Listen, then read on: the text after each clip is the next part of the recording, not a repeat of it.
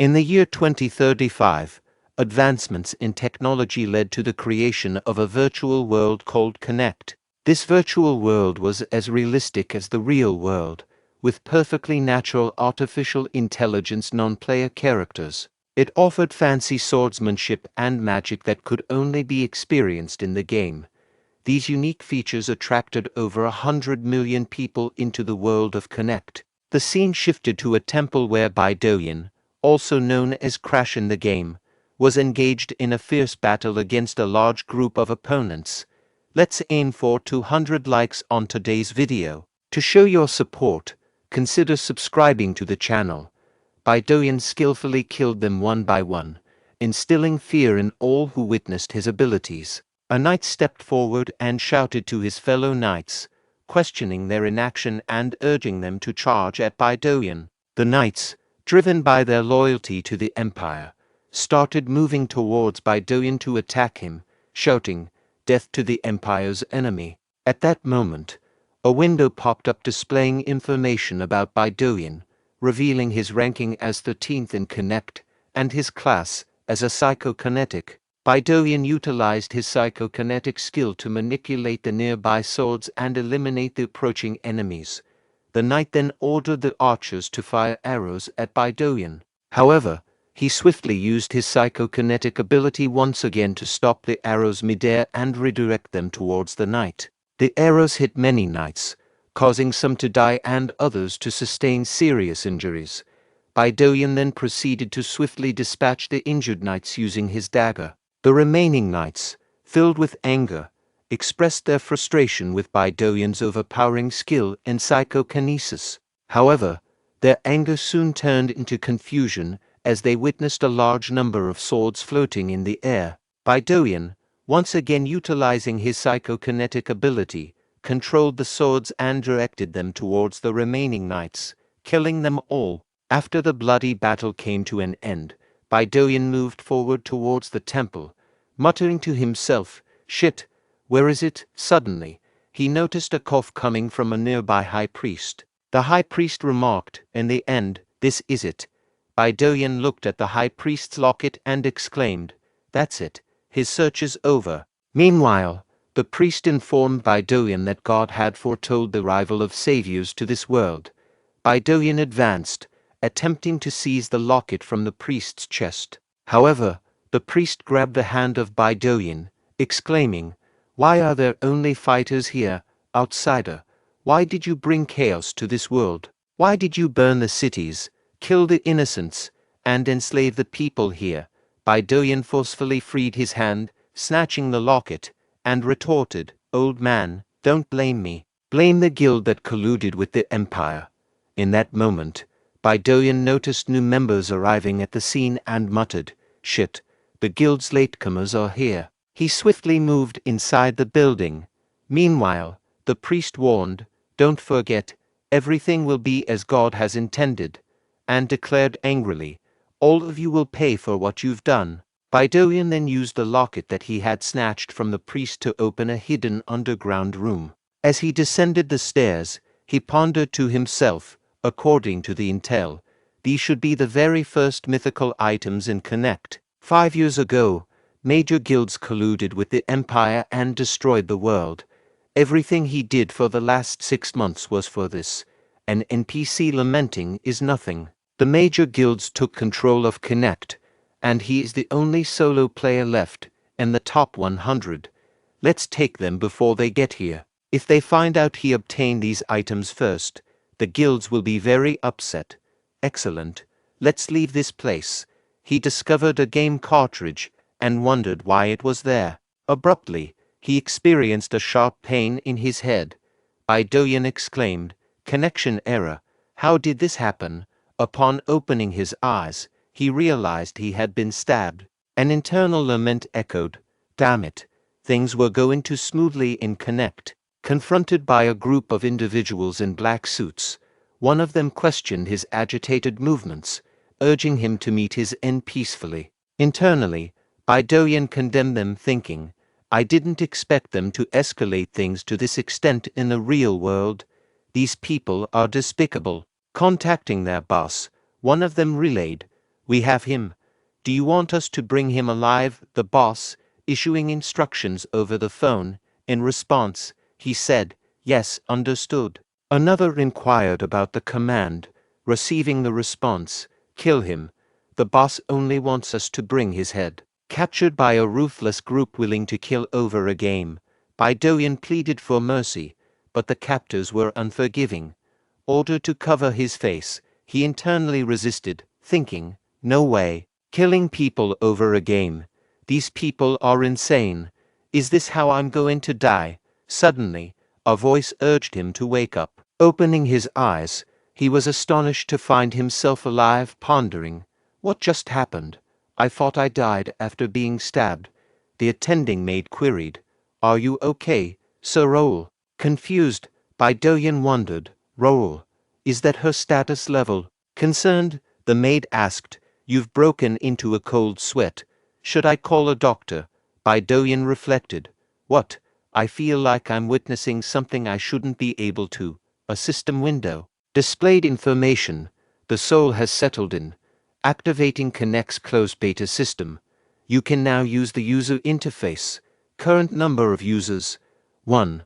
Bae DoHyun muttered, user, are you kidding me? That means this is inside the world of Connect. Raul contemplated within himself, sensing a profound connection.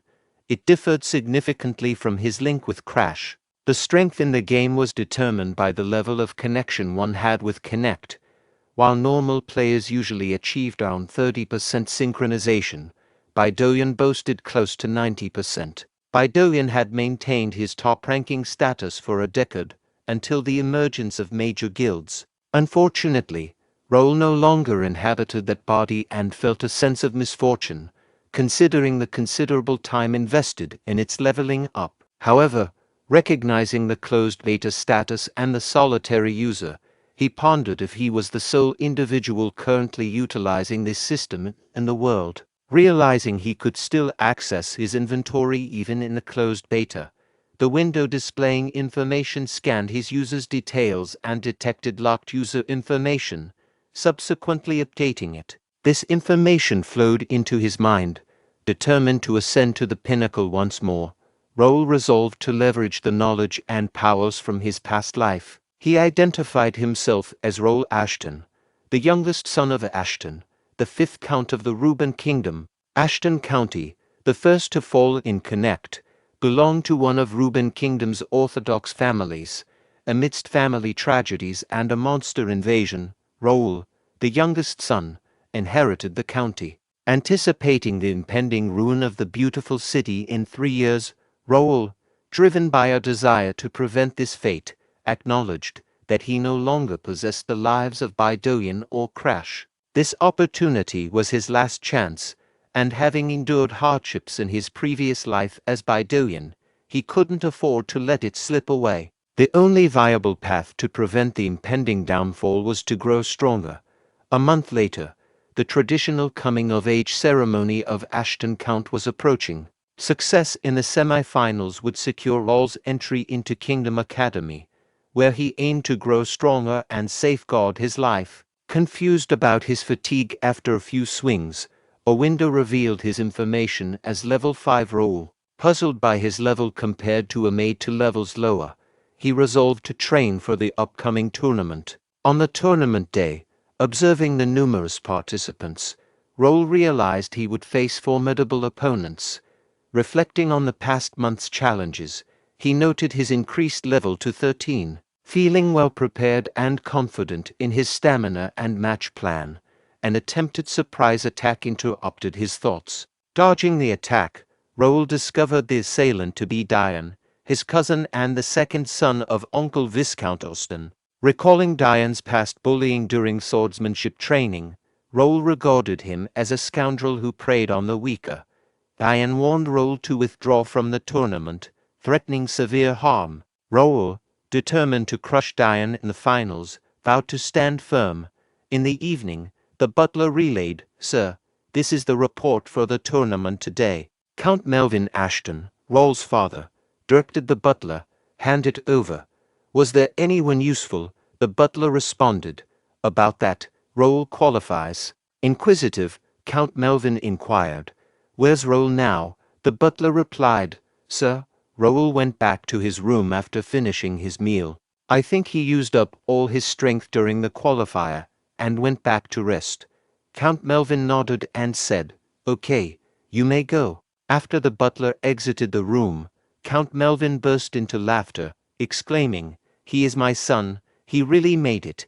He made it to the group stage." He continued, "I never forced him to learn how to wield a sword because he was weaker than his brothers.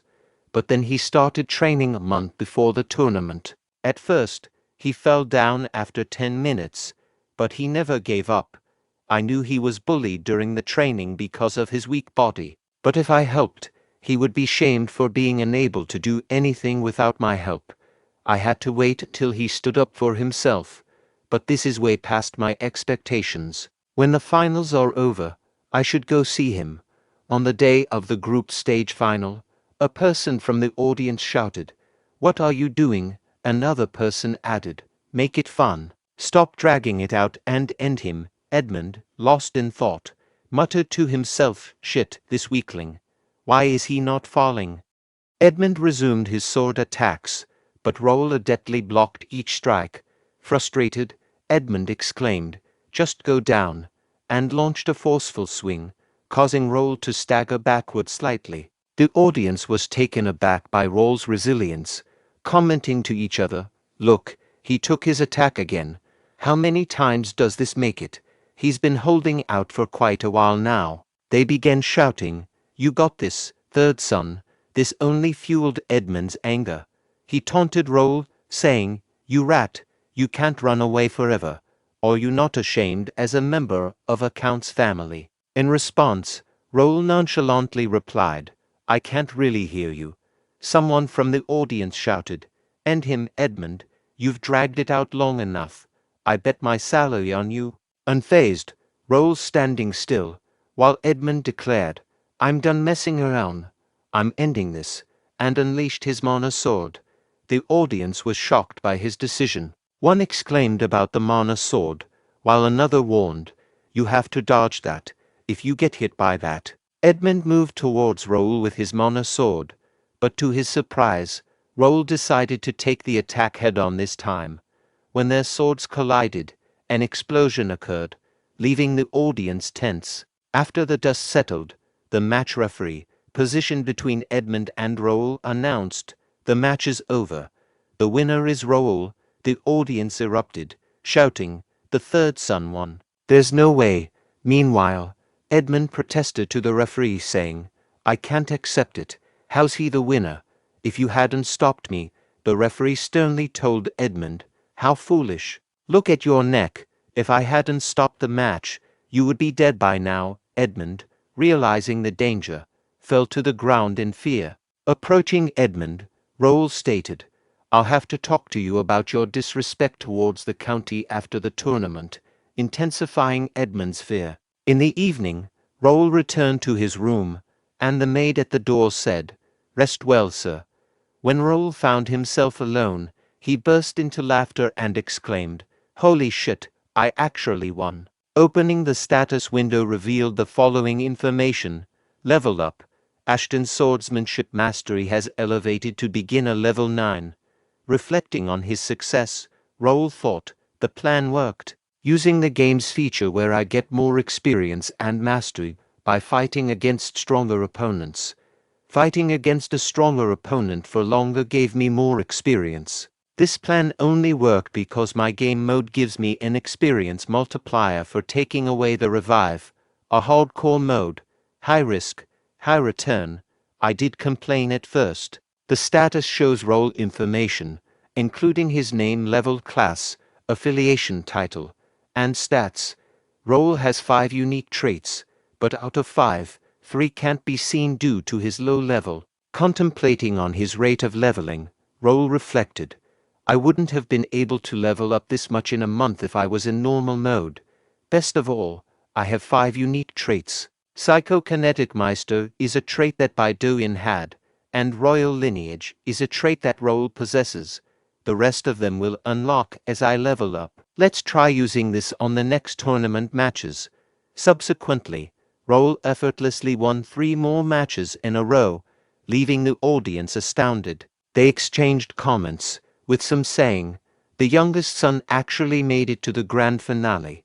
How could this be possible? He's just lucky." One person speculated, "Maybe he's using some kind of a trick." Another responded, "Impossible." Meanwhile, Raul thought to himself, "Connect civilians in the early stages don't know about the powers that the players have. It'd probably be better to keep it a secret that I can use psychokinesis until the players show up.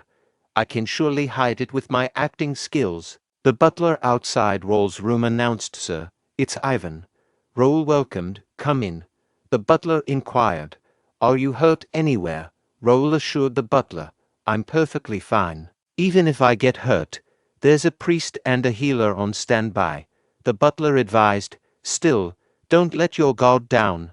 Remember, there are wounds that can't be healed." Raul acknowledged, "Okay, I'll be careful."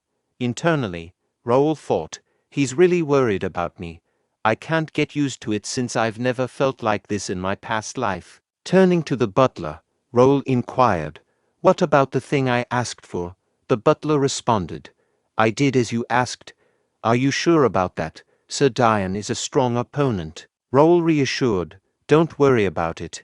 I will win." The butler replied, "I trust you, sir. I'll leave now." While exiting the room, the butler reflected, his confidence matches the Count's when he was younger. But the final opponent is Sir Dian. He brutally wounds whoever he goes against. Simultaneously, Raul contemplated, "How much is this? Ashton County's betting system." The county created a legal betting system for the tournament's success, and the bets also go to the participants. This is enough to ensure my place in the family. The only thing left is to crush him, the referee announced, and now, the final match begins. People rallied behind Raul, shouting phrases like, "You got this, youngest. Be ready to get challenged by Dian. Win with your skill this time, Raul, Raul." In response, Dian addressed Raul, "Hey, weakling. I don't know how you made it this far, but I'll make sure that you consider it your worst decision to come up here. People cheering you will soon find out how worthless you are. It'll be a nice view when you start crawling with your limbs cut off." Raul, unfazed, yawned and provocatively asked Dian, "Are you done stretching your tongue?" This only fueled Dian's anger, and he retorted, "You arrogant expletive," while enveloping his entire body with mana. Observing the intense mana, the audience remarked, "His mana's overwhelming. Raul's no match for him." Meanwhile, Raul thought to himself, "He's acting all tough." Glancing at Dian's status window, the status window displays information: name, Dian, level, 42, class, expert knight sword user, affiliation, Austin Viscounty, title, Ashton Viscounty star, sword genius, stats, potential talent grade B, strength 52, agility 41, stamina 43, intelligence 18, willpower 14, mana 32, senses 21. Raul continued his thoughts. His potential talent is only B. He may look impressive now, but this is his limit. The referee announced, "Match begins." Dian, filled with anger, said to Raul, "I'll kill you, coward." He moved forward to attack, but was surprised by Raul, who leaped in the air to strike Dian. Attempting to block Raul's sword attack, Dian was pushed back. Someone from the audience shouted, "Sir Raul strikes first." Dian, frustrated, said to Raul, "You expletive showing off." Raul pondered, "His elasticity is below my expectations. His strength is also, whatever." Dian exclaimed, "Why can't I hit you?" While continuing his thoughts, Raul reflected, "I can see his sword clearly. A sword skill without any practical experience. A generic nobleman's sword." Raul was bullied by this guy. Dian angrily said to Raul, "You expletive, you tripped me. I will expletive kill you." Raul thought to himself, the only thing he knows is mana sword with all that mana flowing through his body. The audience was shocked by Raul's swordsmanship when he caused Dian to drop his sword. Raul remarked to Dian, boring, "You are really nothing after all." In anger, DoHyun moved towards his sword to pick it up but was tripped by Raul again. Raul said to DoHyun, anger issues and repeatedly falling for the same trick. Look at you. What a shame on Viscounty Austin's name. DoHyun angrily shouted, I'll kill you, and attempted to attack Raul barehanded, only to receive a punch to the face that caused him to fall to ground unconscious. The audience, witnessing this, couldn't believe their eyes. Raul turned to the referee and said, the opponent is down. Are you going to continue the match? The referee announced, the winner of the Ashton Coming of Age tournament, Raul Ashton. The audience cheered, saying, young master, I believed in you. Raul. Raul thought to himself, I'm happy I won. But this awful stamina. The referee said, young master, and called for the healer quickly. At that moment, a window popped up showing information about the Coming of Age tournament quest. Coming of Age tournament. Quest completed. Check the reward. Quest. Coming of Age tournament. Grade D+. Objective. Make it to the semi-final in the Coming of Age tournament. Extra rewards depend on the final place. Result. Tournament champion completed. Reward. Experience. 300 coins player shop. Random skill book grade E or lower. Extra reward. Extra experience. 5 grade D stat points. Random skill book grade D or lower. Raul thought to himself, nice. Quest completed. Now I can make it to Kingdom Academy. Butler Ivan expressed to Count Melvin, I am so proud of the young master. He grew that much in a month. Count Melvin contemplated. He played around with DoHyun. If he really got that far in a month, he's a genius. But in that moment, Raul noticed his father and waved his hand. Raul thought, he was watching. He probably knows that I'm good enough to go to the academy now. At night, when he went to his father's room, Count Melvin said, I can't allow it. Raul questioned, why? I thought I could go as long as I made it to the semi-finals. Count Melvin explained, that's situational. From what I see, Raul, you need to stay by my side longer. You fell after the match. Stay here a little more, and Raul interrupted, asserting, learning about the sword is a lifelong journey. Didn't you always say that? I'm trying to go to the academy to learn more. Just like you said, you can't stop me. Count Melvin, taken aback by his confidence, thought to himself, he has really grown. Count Melvin stood up and said, okay, fine. If you really want to go, you'll have to get past me. I won't go easy on you, son. He then asked Raul, what are you going to do now? A month later, Raul, with a sign of relief, found himself finally out. Raul recalled the memory of his past month. When his father stopped him, he accepted the decision and just charged at Count Melvin. Count Melvin challenged, is this all you got, son? I'll show you a real sword skill. Raul thought to himself, I passed out from his strike. He said it was just a sneak peek of what he had, but that was definitely his full strength. This powerful 5th county lord dies by the time the world of Connect starts, and after that, the county falls quickly. In order to stop the fall, father has to stay alive. I'll have to meet his expectations since he let me leave. I'll get stronger and protect my family. I can't lose it all. Meanwhile, seeing through his window, Count Melvin observes Raul leaving, thinking to himself about that kid. He recalls the memory when he told Raul to give up, asking how many times he had tried. In response, Raul said he would never give up. Count Melvin complimented Raul's persistence. Yes, that's worthy of the Ashton family's dignity. Come, strike me. Surprised by the trajectory of Raul's sword changing midway, Raul thought to himself, I can only leave a small wound even with psychokinesis. Acknowledging that it's about time to admit that Raul is no longer a kid, but a proud swordsman, Count Melvin pondered to himself, go, Raul, go and witness the world. At night, as they gathered near the fire to rest, Raul inquired of Sir Philip about their distance to the destination. The status window displayed details about Philip, a 42-year-old high knight. affiliated with Ashton County and the Golden Bear Order, bearing the title Swordbreaker. Philip, with a level of 92 and grade S potential talent. Philip responded by saying at this speed, "We will make it in 5 days. Should we move faster?" Raul, considering the soldiers' training, replied, "No, we need to train the soldiers as well. Let's keep going at this speed."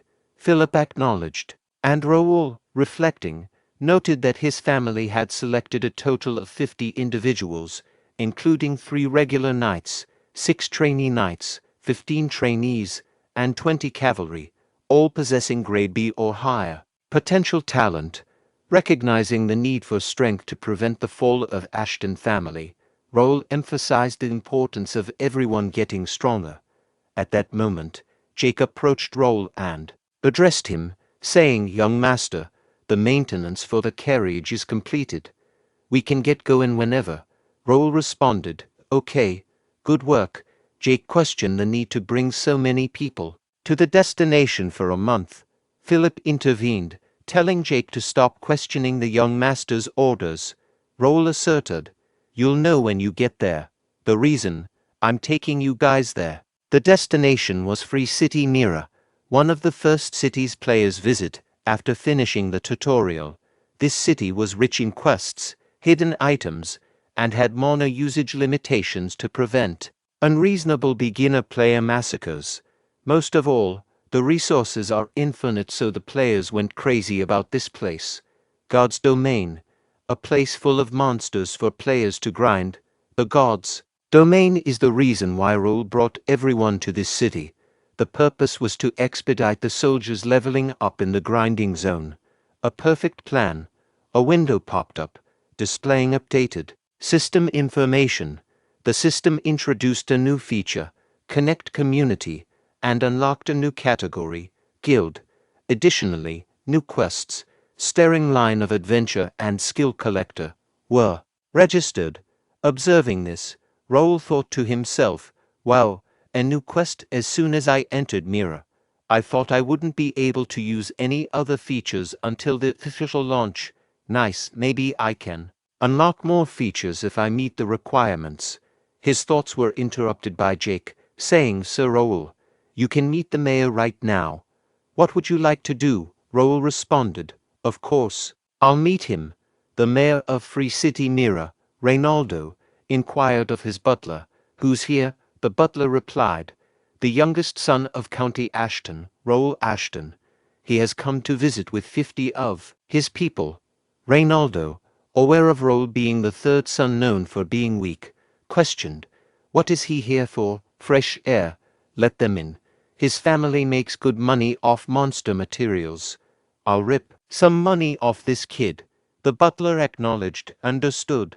A little later, the door opened, and Raul greeted Mayor Reynaldo. The mayor responded, "Welcome, Sir Raul. I sincerely welcome you to the Free City, Mira." Raul expressed his gratitude, and Reynaldo suggested, "Let's sit over there and talk." Privately, Raul thought, "What a weasel. What an obvious fake smile."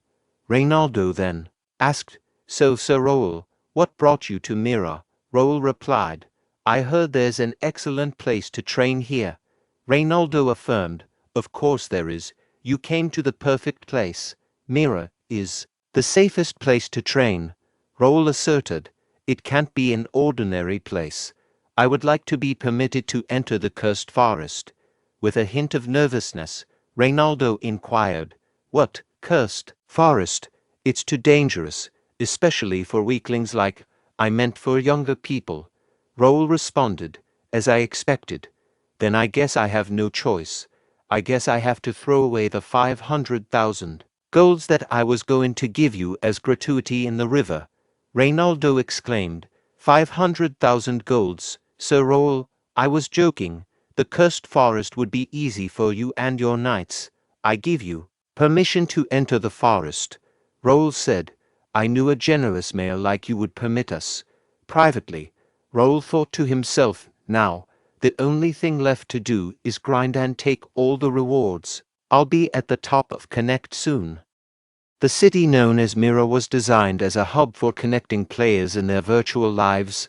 In this closed beta phase, there are no inhabitants except for one individual, Raul Ashton. This unique circumstance has plunged the city into a crisis, given its extensive infrastructure of accommodations, large stores, guild buildings, and various facilities, all disproportionate to its current population.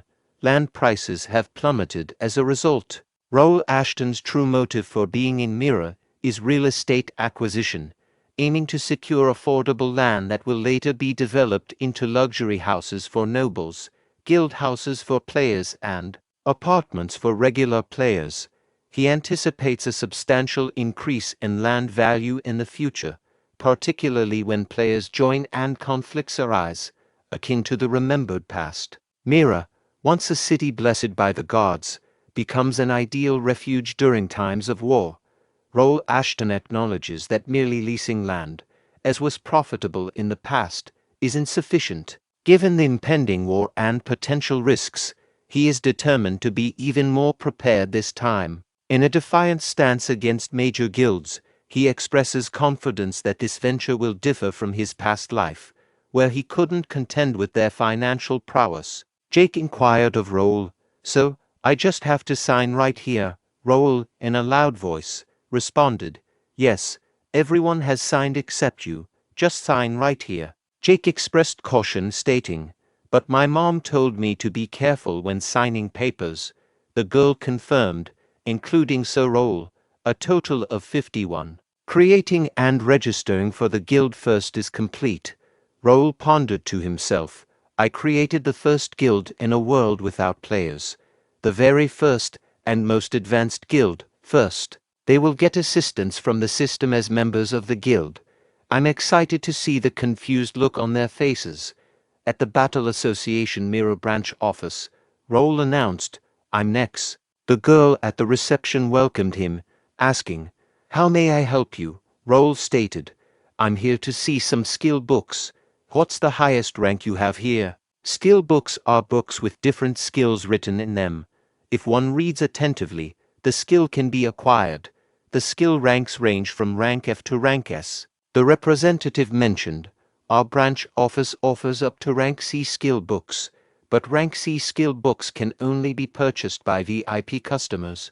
Raul inquired, "What are the requirements to be a VIP?" She explained, "Either through contributing to the association through quests, or stacking up purchases." "But for stacking up purchases, you'd have to spend a lot." Raul further queried, "How much?" She responded, 10,000 golds, sir." Raul remarked, "That's not much." "Here, can I see the D rank ones first?" she asked. "Which line of skill books would you like to see first? Sword, bow magic, or shield?" Raul replied, "All of them." Shortly after, Jake commented, "Too heavy." "Sir Raul, do we really need all these books?" Raul responded, "You may think it's a bother now, but those books will advance you to a higher level." Jake acknowledged, "I guess they are well descriptive skill books, but can't you only train through books at the beginner level?" Philip chimed in, "I agree. We could have bought power armor with the money spent on these books." Raul assured them, "You will know tomorrow. Don't worry and be patient." In the room, Raul contemplated, "Maybe it is too much." There were limits on the number of skills players could use, so normally, players couldn't use various skills. He instructed, "Quest window." Raul further reflected, "When I woke up in Raul's body, there were 2 unknown items in the inventory. I can't click them or use them. But then, yesterday, when I got the quest, I was finally able to use those items. I found out that one of them was sealed skill dex. What if the reward for this quest is the skill dex's activation?" On the information window displaying the quest skill collector, quest, skill collector grade, and known objective, collect at least 10 skill books and register them in the skill dex. Extra rewards will be awarded depending on the type of skill books. Reward, skill dex activation. Extra reward, unlocks trait unknown, acquires skill unknown. Raul muttered, "So I have to open the dex and hold the skill book. then said, "Register." The dex page moved on its own, and a purple light from the skill book moved towards the dex, displaying the first skill on the dex. "Raul exclaimed, "It worked," and thought to himself, "The sliver of mana and the book is gone. It's going to take forever to do them all." He asked himself, is there a way to register them all at once? Suddenly, all the skill books started floating in the air. Purple lights emerged for each skill book, hitting the decks. Raul pondered. What? Does it understand what I said? I guess. It worked. System window appeared, displaying information. Quest. Skill collector quest completed. Check the rewards. Skill Dex Rare has been activated. Extra reward trait Skill Collector Grade X has been unlocked. Extra reward Copycat Grade S has been acquired. Another window provided details about the collector skill, Grade X, effect, activation of Skill Dex. Skill Copycat slightly increases the chance of acquiring skills from a skill book.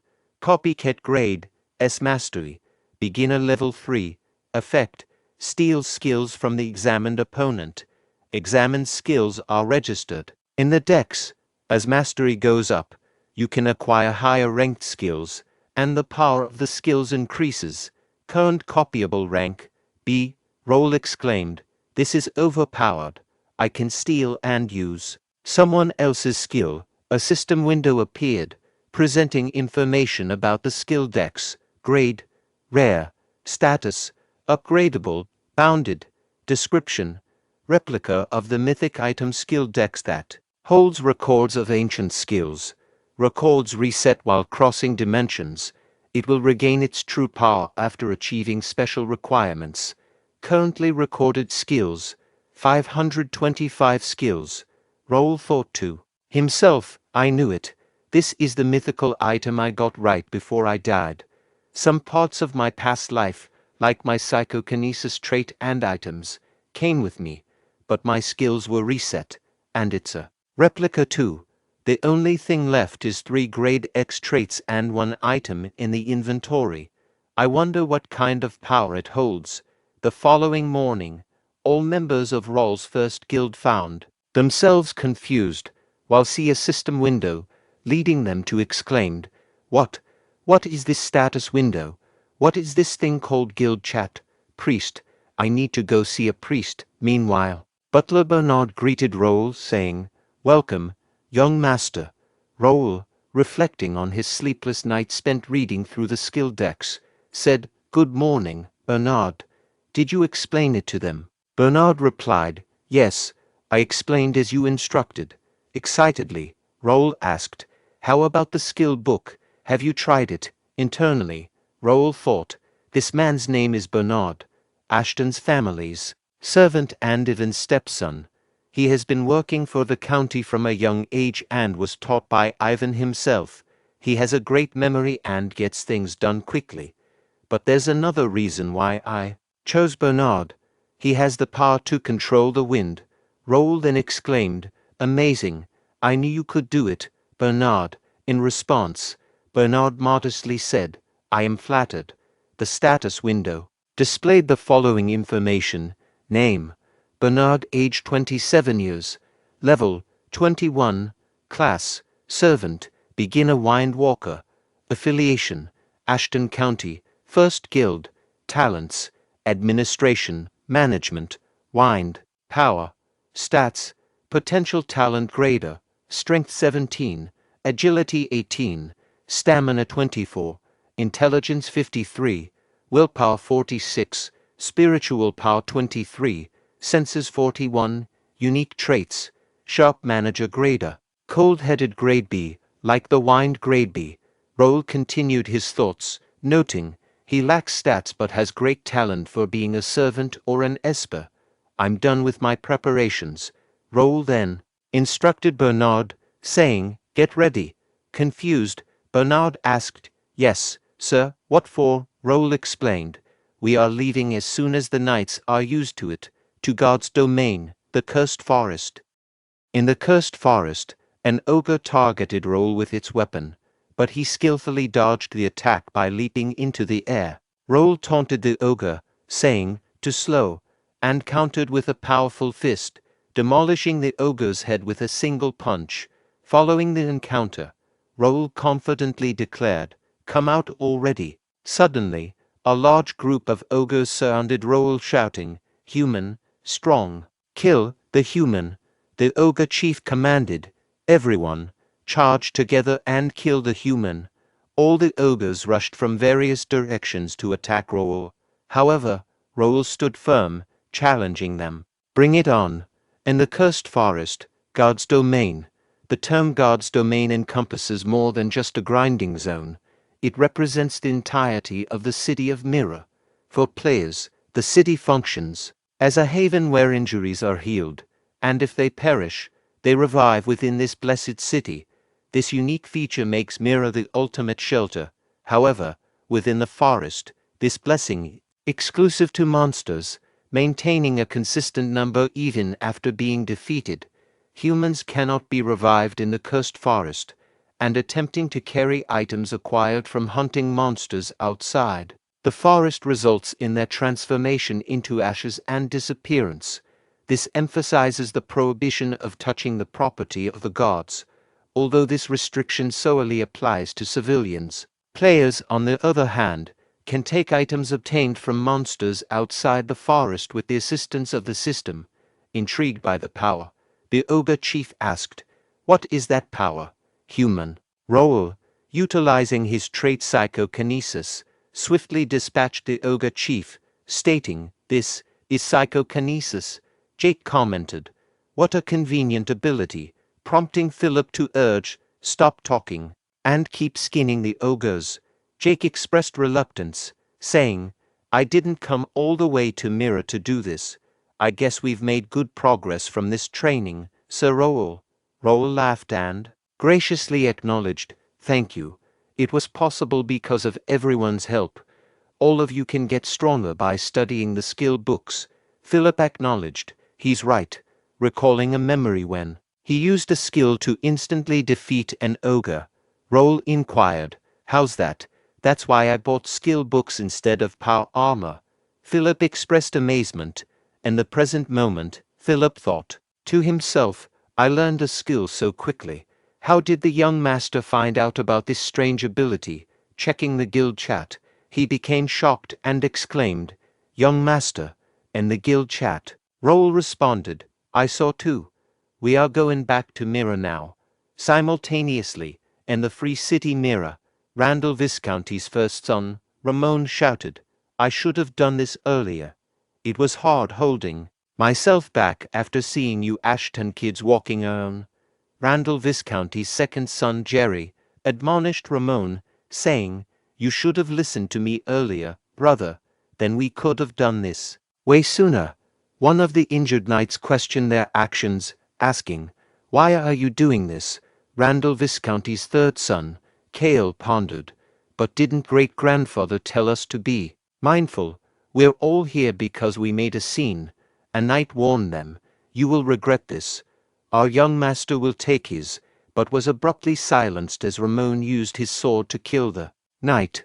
Ramon urgently shouted, please tell him to hurry up.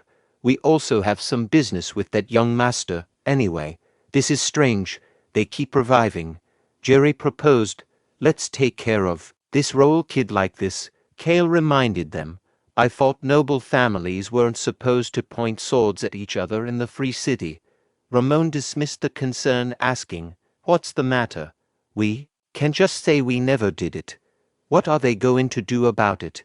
If you think about it, this is good. We can just crush the Ashton family. Maybe great-grandfather will even compliment us. At that moment, Raymond's head burst, leaving Cale nervously exclaiming, brother. They turned their attention backward, only to find Raul standing behind them in anger.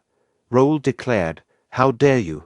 This offense towards the Ashton County. You will have to pay back with more than just your worthless deaths. Jerry exclaimed to Raul, are you crazy? How dare you touch a son of the Randall family? Cale questioned, what are the knights doing? How did he even get here? A knight from the Randall family speculated, I think they're the Ashton family's main force. Philip reported to Raul, saying, "We've surrounded the Randall Knights as you ordered, young master. We also made sure there were no civilians nearby." Raul acknowledged, "Good work, everyone." Utilizing his psychokinesis trait, he lifted all 3 injured knights of Ashton and instructed Bernard, saying, "Take them to the shrine." Bernard responded, "Yes, sir."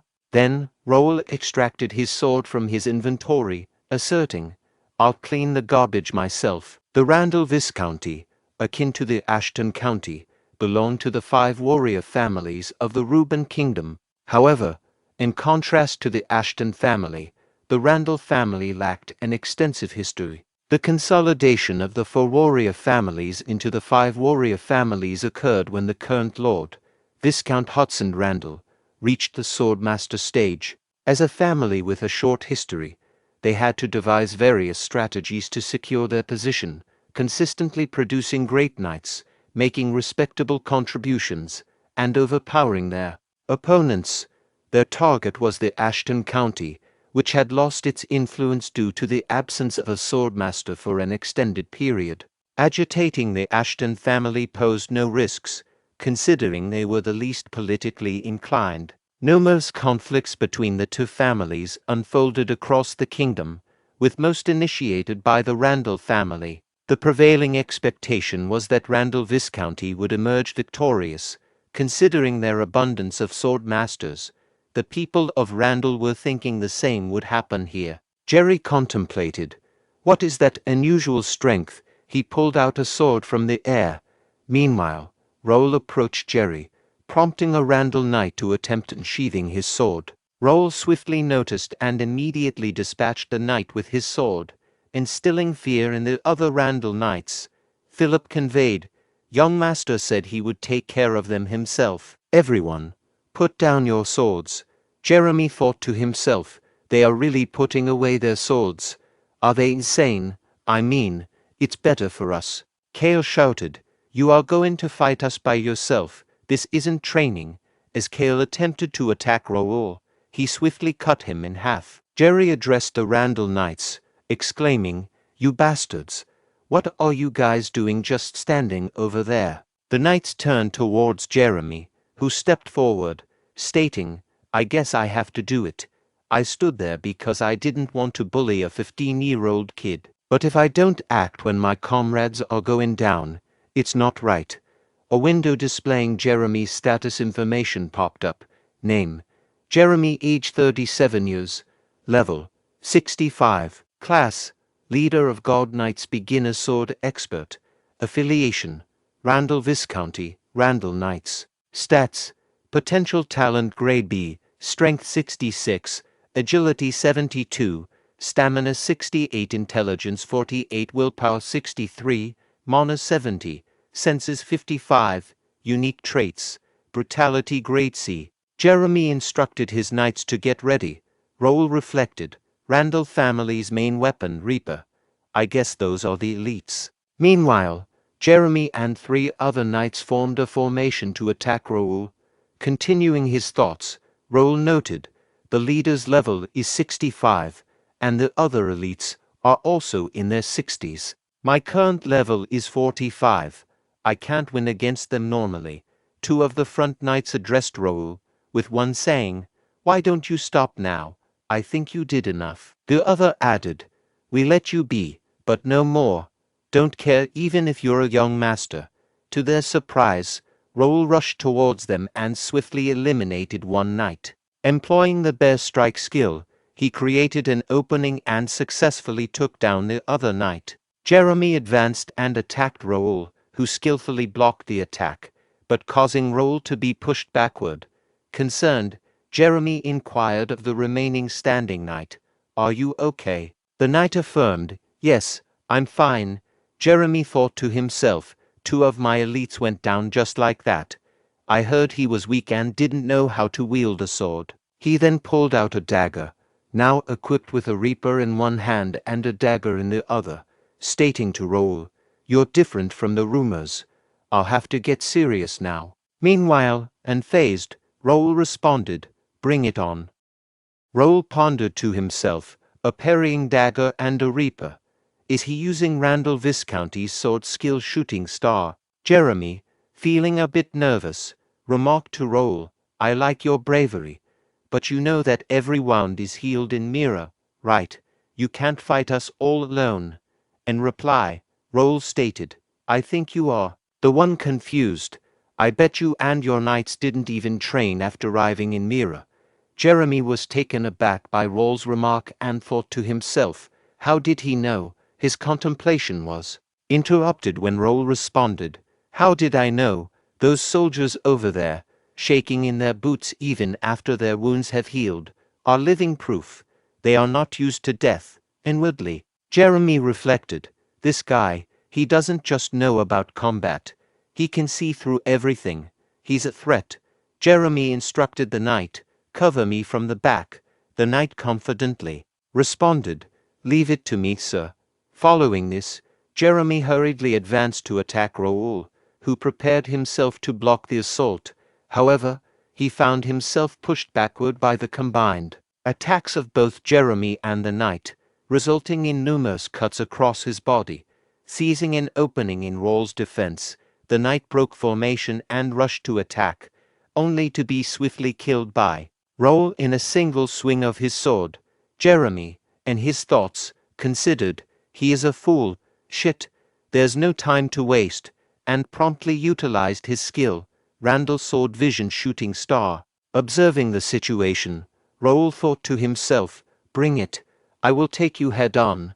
As expected, it is a powerful skill known for its 1 versus 1 combat prowess. I'm struggling even with psychokinesis. I have to keep up. Meanwhile, Jeremy reflected, how, I'm definitely dominating this fight. I've pressed him all the way back. So then, and shouted, what's up with those arrogant eyes? Raul responded with 100%, leaving Jeremy confused about its meaning. In the midst of this, he was attacked by Raul, causing both his sword and dagger to be dropped. At that moment, a window popped up, displaying information. Opponent's skill examination has been 100% completed. Copycat is ready for use. Copy the exact moves using Copycat to engrave the skill into the decks. Raul utilized his trait psychokinesis to control both the dagger and sword of Jeremy, leaving Jeremy visibly shocked. Another window appeared, presenting information. Copycat, activate skill, Randall sword skill shooting star grade B. Raul instructed the system to activate it and employed the shooting star skill to attack Jeremy. Confused, Jeremy thought to himself, how, this is definitely shooting star. Jeremy shouted while blocking Raul's attacks, who is it, who betrayed us and taught you this sword skill? Raul started laughing and replied, you taught me yourself. At that moment, Raul used the dagger to eliminate Jeremy. A status window popped up, displaying information, 100% synchronization, rank S bonus, Randall sword skill shooting star, Grade B mastery level adjusted to intermediate level 1, successfully engraved Randall sword skill shooting star grade B into the skill decks. Equip the skill in the skill deck selection slot 2. Use Randall sword skill shooting star grade B continuously. Raul thought to himself, it's over. Using the rank S skill Copycat is hard since it's overpowered. Copycat is a skill I learned with the skill DX that copies the opponent's skill, but it can only copy one skill at a time, and I can't lose sight of the target once the skill is activated. If I lose sight of the target, the examination rate resets. That's why I didn't even blink when I was taking his attacks. Also, it's impossible to steal a skill unless it's a 1 versus 1 fight. Raul instructed the system, saying, display skill. A window popped up, showcasing the user's skills. Default skill slot, Ashton Vision sword skill Bear Crush grader, intermediate level 2. Psychokinesis grade S intermediate, level 2. Ashton Mind skill grader, intermediate level 1. Copycat grade S, beginner level 6. Basic meditation grade E, beginner level 8. Skill deck select slots, Flash grade C beginner, Level 6. Shield Grade C. Beginner Level 6. Skill Dex Random Slot. Iron Fist Grade D. Intermediate Level 1. Raul contemplated, acknowledging, thanks to the skill dex, I can use 3 more skills. Selection slots allow me to freely use 2 skills registered in the skill dex. I will use it here. Turning towards Jerry, who questioned, Who are you? How do you use the Randall sword? Skill, Raul responded, You're still here. Philip, kill them every time they revive for an hour.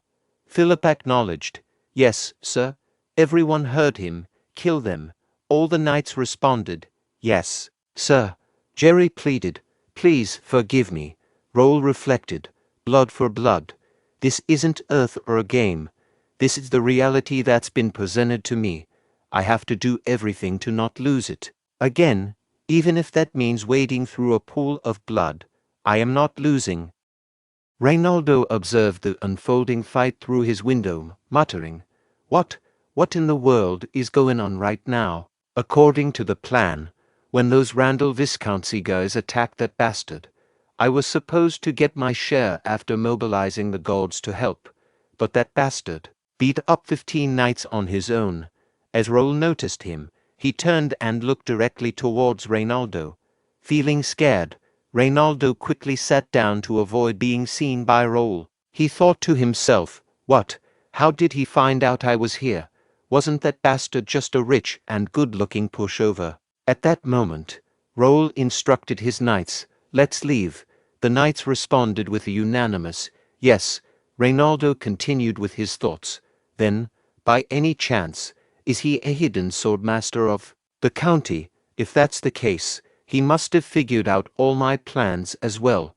I'll have to be friendly with the Ashton County in the future. Back in his room, Raul pondered. I did overdo it a bit. Suddenly, a quest window appeared, displaying information. Rival family challenge. Result, rescue and punishment completed. Measured grade.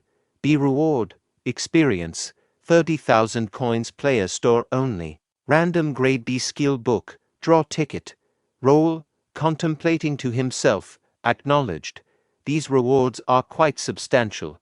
In addition to securing around 5,000 gold, I obtained a space-expanding magic bag capable of holding a carriage's worth of luggage. A unique grade Reaper and a main gauche set were also added, courtesy of those scoundrels from Randall County. The real gem here is the B-grade skill book draw ticket. Did I really get all duds from the tournament skill book rewards? Reflecting on it now, that was quite absurd. I don't need something extraordinary, but please, let it at least be a mid-tier one this time. No, I just hope it's not a dud. Please, please.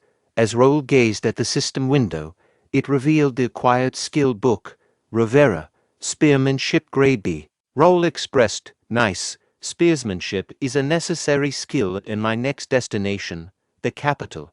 My luck seems to be following me, isn't it? Then, there's only one more important thing I have to do in Mira now. I've invested 1 month here for that, and I will make sure to succeed. A week later, Raul engaged in combat with an ogre in the cursed forest, successfully killing it. A window popped up, indicating level up. Player Raul has reached level 51. You have achieved the level necessary for promotion. You may decide the possible promotion.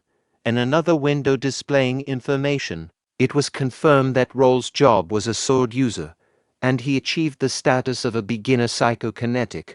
The proficiency of job-related skills, including Ashton family inherited swordsmanship, Bear Crush Grade A+, and Randall swordsmanship shooting star Grade B, was outlined. Additionally, the skill psychokinetic Grade S had advanced to mid-level 2. A separate window conveyed. You have satisfied the promotion requirements. Your job sword user has changed into sword expert. Your job beginner psychokinetic has changed into intermediate psychokinetic. Philip exclaimed, That's amazing, young master. Jake added, That's awesome. A sword expert at 15 years old. To demonstrate his newfound strength, Raul utilized his psychokinetic trait, lifting nearby. rocks and consolidating them into one location. With swift movement, he rushed towards the gathered rocks, unleashing the skill bear strike in a powerful attack. Raul inquired of Philip and Jake. Should it be like this? Philip praised. That's wonderful, as expected of the young master. Jake, with a laugh, remarked, You can now do this without us. Then, we should also take a breather and relax. However, Jake's comment was cut short by Philip, who countered, What do you mean relax? Think about how much you've got to catch up on to keep pace with the young master. Jake addressed Philip, saying, That was a joke, since the young master has worked so hard. I was just saying that we can take it easy. Philip retorted, In any case, you're all talk. Raul stated, Regardless of whether it was a joke or not, I don't plan on taking a break yet. Philip asked Raul, Then what would you like to do? Jake suggested, Shall we contact the family? The Count will be thrilled. In response, Raul conveyed, I'll tell my family myself later. Let's just keep it a secret between us for the time being. Both Philip and Jake agreed. Raul thought to himself, I've hunted enough monsters and leveled up enough as well. I've laid all the bait out. All that remains is for the prey to take the bait. Now, hurry and move, dogs of the Empire. Raul then said, Then, let's go back now. Both Philip and Jake responded, Yes, young master. The alchemist Nokia addressed his customer, Take care. This marks the end of today's work. The potions are very popular these days. It's thanks to the Ashton County who brought these here. In order to produce potions, monster byproducts are needed. As monsters rarely appear in the cursed forest, I wasn't able to easily obtain them all this time. But thanks to the Ashton County's people who started bringing the monster byproducts, I've managed to produce potions every day now. Moreover, the people from the county visit my village shop each morning, inquiring about the night, offering help, and checking on my well-being. Could that have been Raul? He's a bit peculiar, but I'm grateful. And he's good-looking too. Oh my, what am I thinking? Get yourself together, Nokia. He's only 15 years old, 3 years younger than you, and he's a noble. Nokia arrived at her home and, upon opening the door, called out, Nikki, where are you? Annie is back. While searching for Nikki, she was startled to find a letter pierced with a knife. Retrieving the letter, she read, We're taking your little sister. If you want to save her, don't tell anyone about this and wait for the next instructions. In a fearful voice, Nokia exclaimed, This, please, not Nikki. In her thoughts, she realized that her sister's life would be at risk if they ventured outside the city. Aware of reports on kidnappings being investigated by the city government, she acknowledged the validity of the rumors. Contemplating her options, she faced a dilemma. Going to the city government seemed risky, as kidnappers might be watching. The city guards were unlikely to extend help beyond the city limits. Consulting mercenaries or the adventurer guild would take time. She grappled with the question. What should she do? Recalling Raul's words, she remembered him saying, If you are ever in any trouble, come find me. Nokia contemplated, acknowledging that this might be her only option. I have to go see him. A message popped up, indicating Nokia heading towards Raul. Raul, realizing the situation, ordered his knights to take their positions, stay vigilant, and report any changes. With his directive echoed by the knights, Raul accessed the community communication system.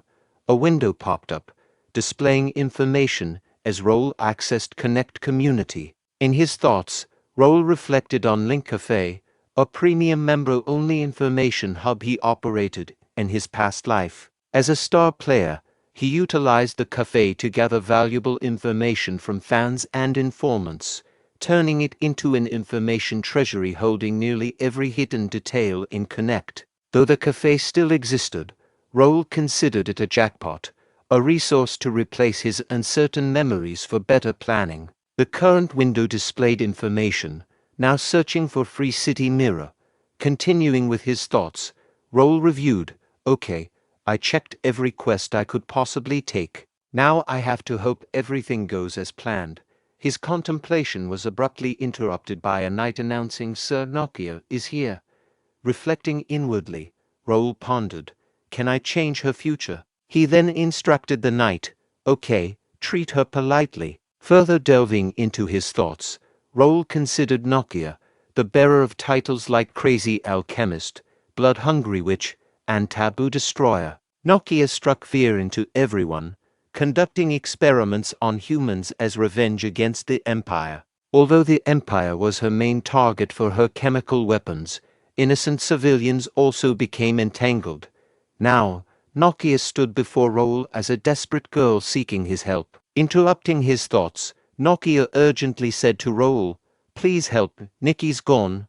Remaining composed, Raul reassured, calm down, she'll be fine. I'll help. Explain what happened. Nokia explained, my sister got kidnapped.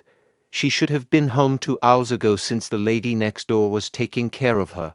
Please find my sister. She's just a poor kid. It's all my fault. Raul comforted her, saying, don't worry, I'll make sure we find her. I think I know where she's at. Nokia pleaded, really, please save her. Raul assured, I'll let you know as soon as I find her, so stay here. Bernard will help you. Bernard responded, please let me know if you need anything. And you made an excellent choice. Young master keeps his promises. Philip shared, Pierce is tracking them down. And this, I got permission to operate from Mayor Reynaldo. Raul acknowledged, nice. A window popped up, displaying information about the raid quest in Free City Mirror. Grade, D to B objective, defeat unknown rogues. Additional objective, rescue hostages and raid the hideouts in the forest. Description, an unknown group of rogues is active in the forest around Mirror City. Mayor Reynaldo has requested a raid on the rogues that have been kidnapping and interfering with trades. Regain peace by raiding the rogues' base. Reward, large amount of experience and coins. Recognition from the mayor, unknown. Raul inquired, good. Did you give him the list of rats? Philip replied, yes, the mayor said he will reward us for it later. Raul reflected, he was surprised as well. I gave him the list of rogues hidden in the city. I used the information from my informants and data from the cafe link. I've already used too many resources, so I made sure that there are no holes in our plan. Addressing his knights, Raul commanded, let's go. The assembled knights responded in unison, yes, sir. Meanwhile, 2 individuals observed them from behind bushes. Simultaneously, in Ashton County, a golden bear knight from Raul's guard named Pierce lurked in the bushes. Internally, he pondered, found it. Judging by the traces on the ground, this must be it. Initiate operation. He then leaped into a nearby tree, contemplating, let's try using the new skill I learned. Detection, phantom magic circles and barriers. Young master was right. I will have to report this. A window popped up, displaying the message. We will be there in 5 minutes. Reflecting on this, Pierce thought to himself, this reminds me of 5 months ago. Youngest son, Raul. He was known for his weakness and talentlessness compared to his brothers. Many servants and knights didn't want to travel with Raul. Even when he was looking for volunteers, no one seemed interested for a long time. When Raul visited the knights' training ground and started talking to knights himself, he had conversed with Pierce as well. Raul said, Sir Pierce, you said you wanted to go past your limits. I can help with that. Raul wielded Pierce's sword himself and started pointing out the issues. Pierce pondered. I did say I want to go past my limits, but how is this kid going to teach me anything? I guess I can try it out. Every move felt smoother. Reflecting on what Raul had said to him previously, Pierce remembered, it'll be hard for you to learn Bear Crush. Your strength lies in agility, not power. You should try polishing your bow skills. I heard you are a talented bowman. Only a few people know about my bow skill, yet he noticed it. Maybe he's the one who can really help me. I'll follow him. Returning to the present, Pierce concluded, it was the best decision I've made. Everyone who declined his offer is probably regretting it right now. I don't know why he's been hiding his power. I reached the high expert stage with the skill books he gave us and was able to practice my other skills. It would be impossible without him. Maybe today will be the glorious day when he shows his true strength. Spotting Raul, Pierce leaped from the tree, bowing before him, and said, "You have arrived, sir." A window popped up, revealing information about the unknown rogue's hideout. Grade unknown, size unknown, status, a 3-circle or higher magic circle that interferes with vision. It also had a 3-circle magic circle that interrupts anyone who approaches. The objective was to destroy the magic circle or get inside to learn more information. Observing the hideouts, Raul mused, hideouts look the same even in different cities. Kranan Empire's spies were hiding in Mira. Normally, Connect players get quests from starting cities like Mira and receive rewards for killing monsters or rogues. However, there are some unusual rogues, the slave trader who kidnaps people in the city, mercenaries trying to make it big. But the most dangerous of them all is the Kranan Empire's spies, the Imperial Hounds. They hunt players and blackmail them to prevent them from gathering together. They are crucial in late game as well, so I can't let them be. Subsequently, Raul signaled Pierce to attack. Utilizing his bow skills, Pierce swiftly eliminated two rogues positioned at the gate entrance. Observing the entrance, Raul contemplated. There's no one near the entrance. I'll dispel the magic circle with the scroll I bought from the shop. Wait, I can see the mana flow. Can I do this? Raul then infused mana into his weapon and struck the magic circle, successfully breaking it. A window popped up, displaying the information magic circle destroyed. Internally, Raul noted, "Nice. Now, instead of buying scrolls, I can save money." Pierce directed his subordinates, saying, "Jackson and Nil, lure them like we planned. I'll let you know when to enter." Both responded, "Yes, sir." Meanwhile, Raul thought to himself, "Nice, I have elite knights here. Let's hunt them all." Near the entrance, Raul instructed the knights, stating, "They don't need captives. They will hunt them all. Don't forget to use this for the last blow." In response, Jake expressed to Raul, "I don't understand why we should use this stick, but I will follow your orders. This doesn't even seem to be a task where we need to use weapons anyway." Addressing Knight Pierce, Raul instructed, "Watch out for us and find where the kidnapped people are. We need to save Miss Nokia's younger sister Nikki. Prioritize her." Pierce responded, saying, "I got it." Raul then commanded, "Let's go in," and utilized his psychokinesis trait to open the door. Together with his knights, Raul entered, walking for a little while until they reached the hideout of the rogues. Pierce employed his camouflage skill to hide himself and moved towards the hideout. After some time, a window popped up displaying information. Pierce has successfully infiltrated the opponent's base. Raul, in his thoughts, considered, "Good. Let's start hunting now." High cave ceiling and wooden fences spread around. Their levels are around 30 to 31, not much different from regular thieves. Since I've checked the base, I should give the orders. Then, Raul issued orders to both Philip and Jake, using a gesture of his finger to commence the attack.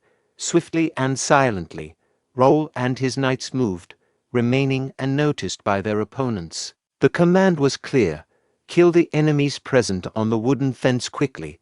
The leader of the rogues, upon seeing them, alerted his fellow rogues, stating, "There are intruders. Guard the fences and kill them all." Inwardly contemplating the situation, Raul recognized the escalating threat. "Their numbers are increasing, and they're even starting to block my arrows," he thought, while concern etched on his face. A rogue, spotting Raul, urgently signaled, "Over there, shoot him down." With precision, they shot arrows at Raul, who deftly employed his psychokinetic ability to deflect the incoming projectiles. The rogue who launched the arrow, frustrated by Raul's skill, muttered, "That bastard," bounced off the arrow. "Hey, get some backup from downstairs. Over there." Panic set in as the realization struck. Arrows don't work on him.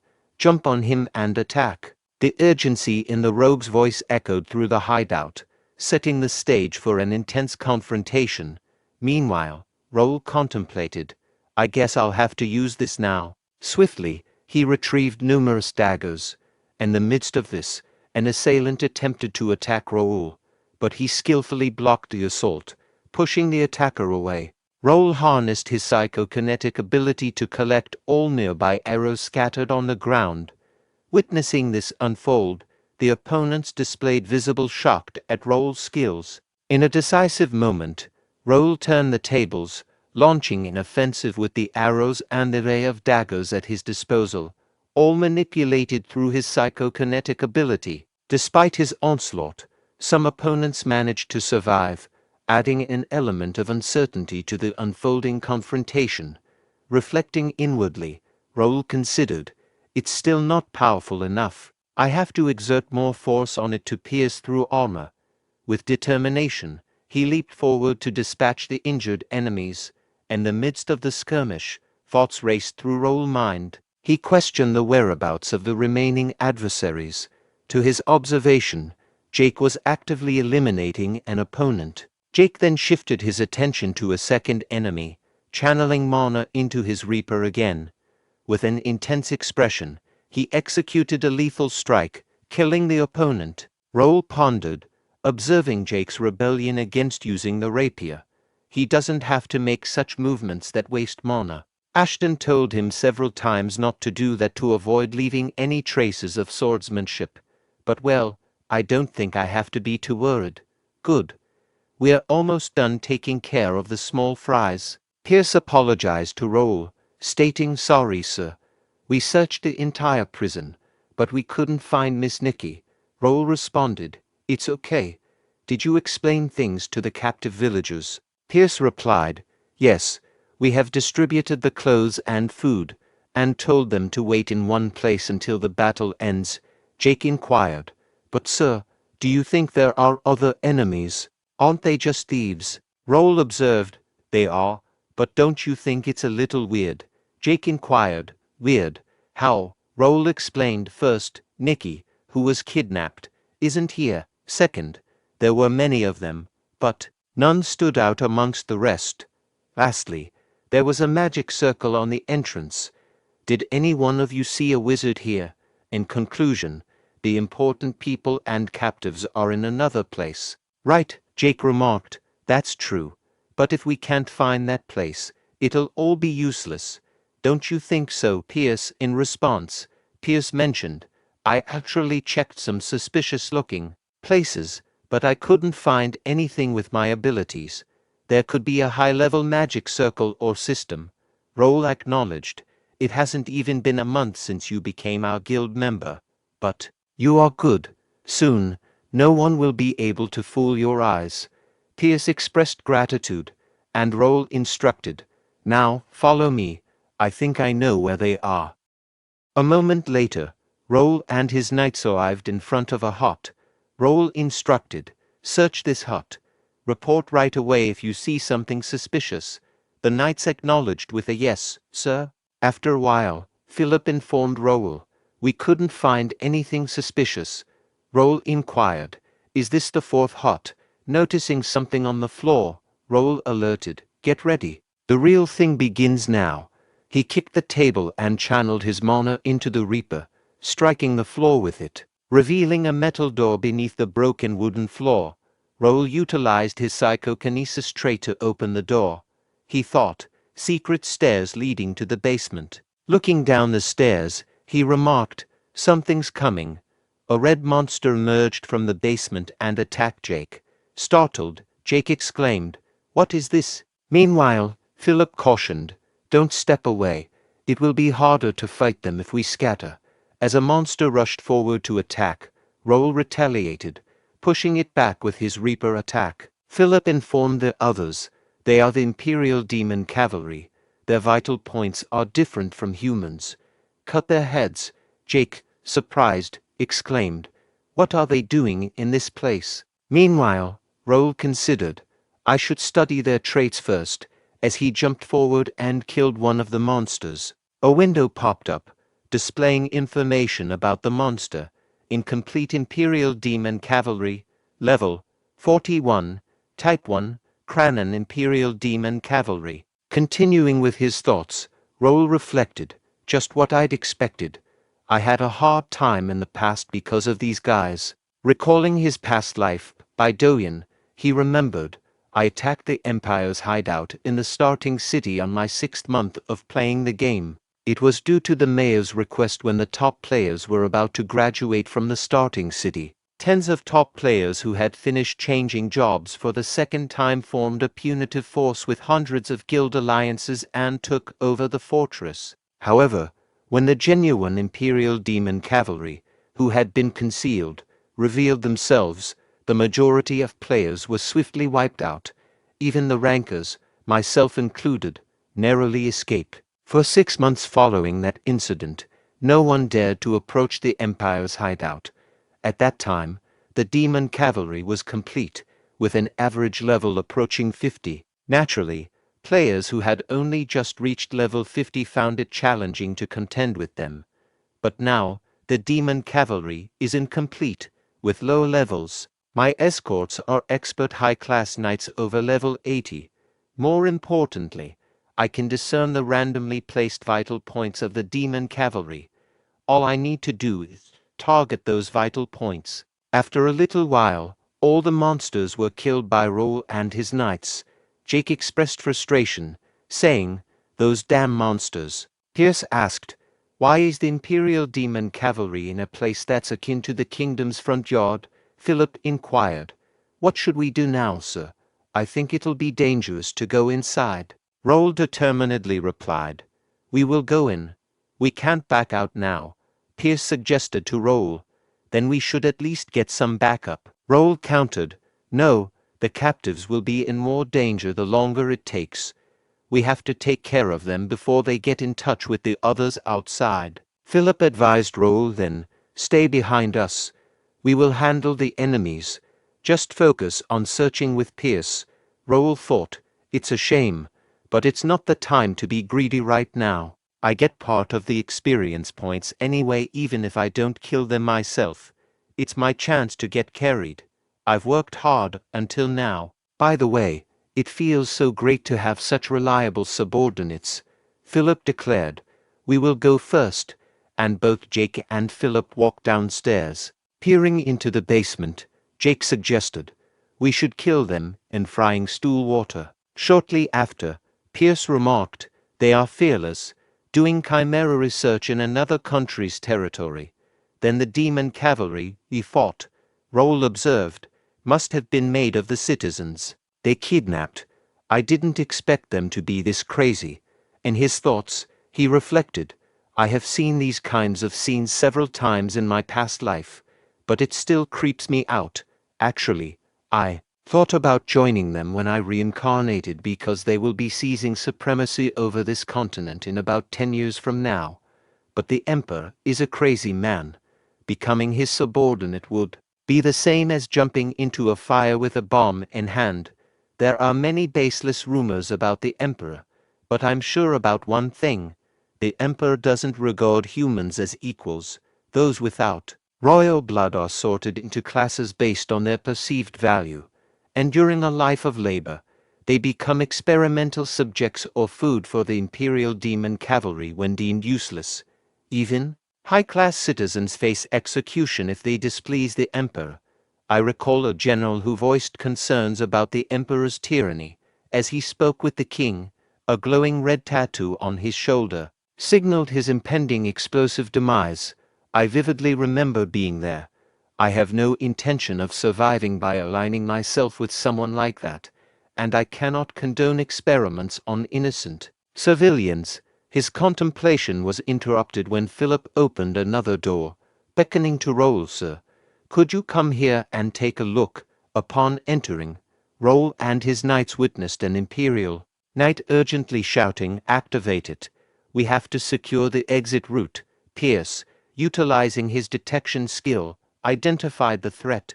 4 knights, 3 wizards, and 10 Imperial Demon Cavalry. The wizards seemed to be attempting to activate the magic circle in front of the cave. Philip assumed command, declaring, "I will handle the knights. Pierce, take care of the wizards. Jake, handle the Imperial Demon Cavalry that are after him. Please provide backup, sir," Jake remarked. "So you want me to clean up the mess from behind?" Meanwhile, Philip cast an angry look in Jake's direction. Pierce swiftly ascended to a nearby elevated position, employing about to target an enemy wizard and successfully eliminating it. Raul then directed his knights to attack, contemplating. Charging shot. They're 5 circle wizards. We have to eliminate them first. That barrier. Ordinary arrows don't work on it.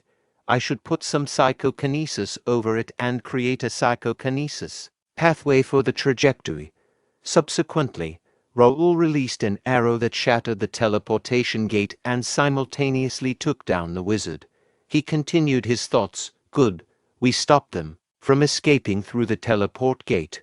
The Imperial Knight Commander, noticing the broken magic circle, exclaimed. The magic circle was broken.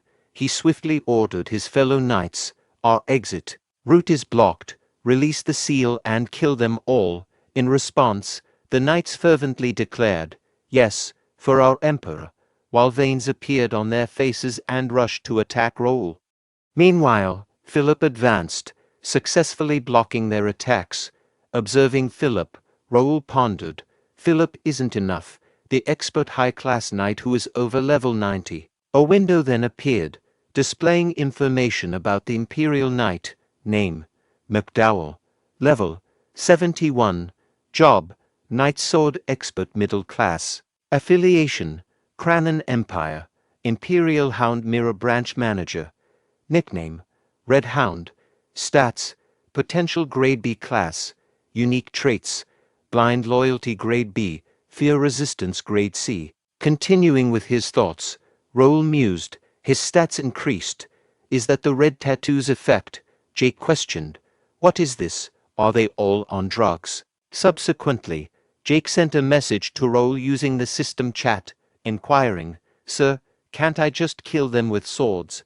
I think it will be hard with just this little stick." Raul replied to Jake via message, stating, "Knight Philip and Knight Pierce are doing fine. But it seems like it's too hard for you, Knight Jake. This plan was made because I trusted your capabilities. But I guess we don't have any other choice." In response, Jake sent message, stating, "What, hard? I just said that because I thought Knight Pierce was having a hard time." He then shouted to the Imperial Knights, "Look what happened because of you. Guy, all of you." Observing this, Raul considered, "I should do something too," and promptly struck down a nearby monster. Witnessing Raul's swift victory, Jake thought, "That's weird. How does he figure out the monster's weak point so easily?" McDowell addressed the situation, saying, "I didn't expect that we would be overpowered. Who are you?" In McDowell's thoughts, he speculated, since they use Reaper, they should be from the Randall Viscounty, but somehow, their swordsmanship looks awkward. Based on my instincts, they aren't from the Randall Viscounty. Jake inquired, "Why does someone who will die soon need to know that?" "If you are done talking, let's start again, you dogs of the Empire." In response, McDowell retorted, "How dare you insult the Imperial Hounds?" As he closely examined Raul and his knights, McDowell pondered, "Is that kid the leader? I think I have found a way for us to survive." McDowell then shouted, "Give your life for the Emperor." For the honor of the Emperor, the remaining knights transformed into monsters and charged forward. Observing this, Raul thought, "That's Black Sacrifice, a skill that sacrifices oneself by burning life energy and mana to obtain incredible strength for a very short time. They must be planning something, judging by the fact that they are using that skill." In that moment, a message from Philip appeared, conveying, "Sir, be careful." Simultaneously, McDowell activates his power armor and charged forward to attack. A window displayed information about the power armor. Empire K2E type power armor. Rank, Grady. Output, 0.8 CP. Uptime, 2 hours maximum. Operation mode, Mana Stone Consume. Defense Skill, 3 circles. Subsequently, another message from Philip appeared, alerting, "They are after you." Philip swiftly rushed forward, attempting to attack McDowell, whose power armor efficiently blocked the assault. Frustrated, Philip thought, "Damn it." The attack was cancelled out by the force field, and he shouted a warning to Raul.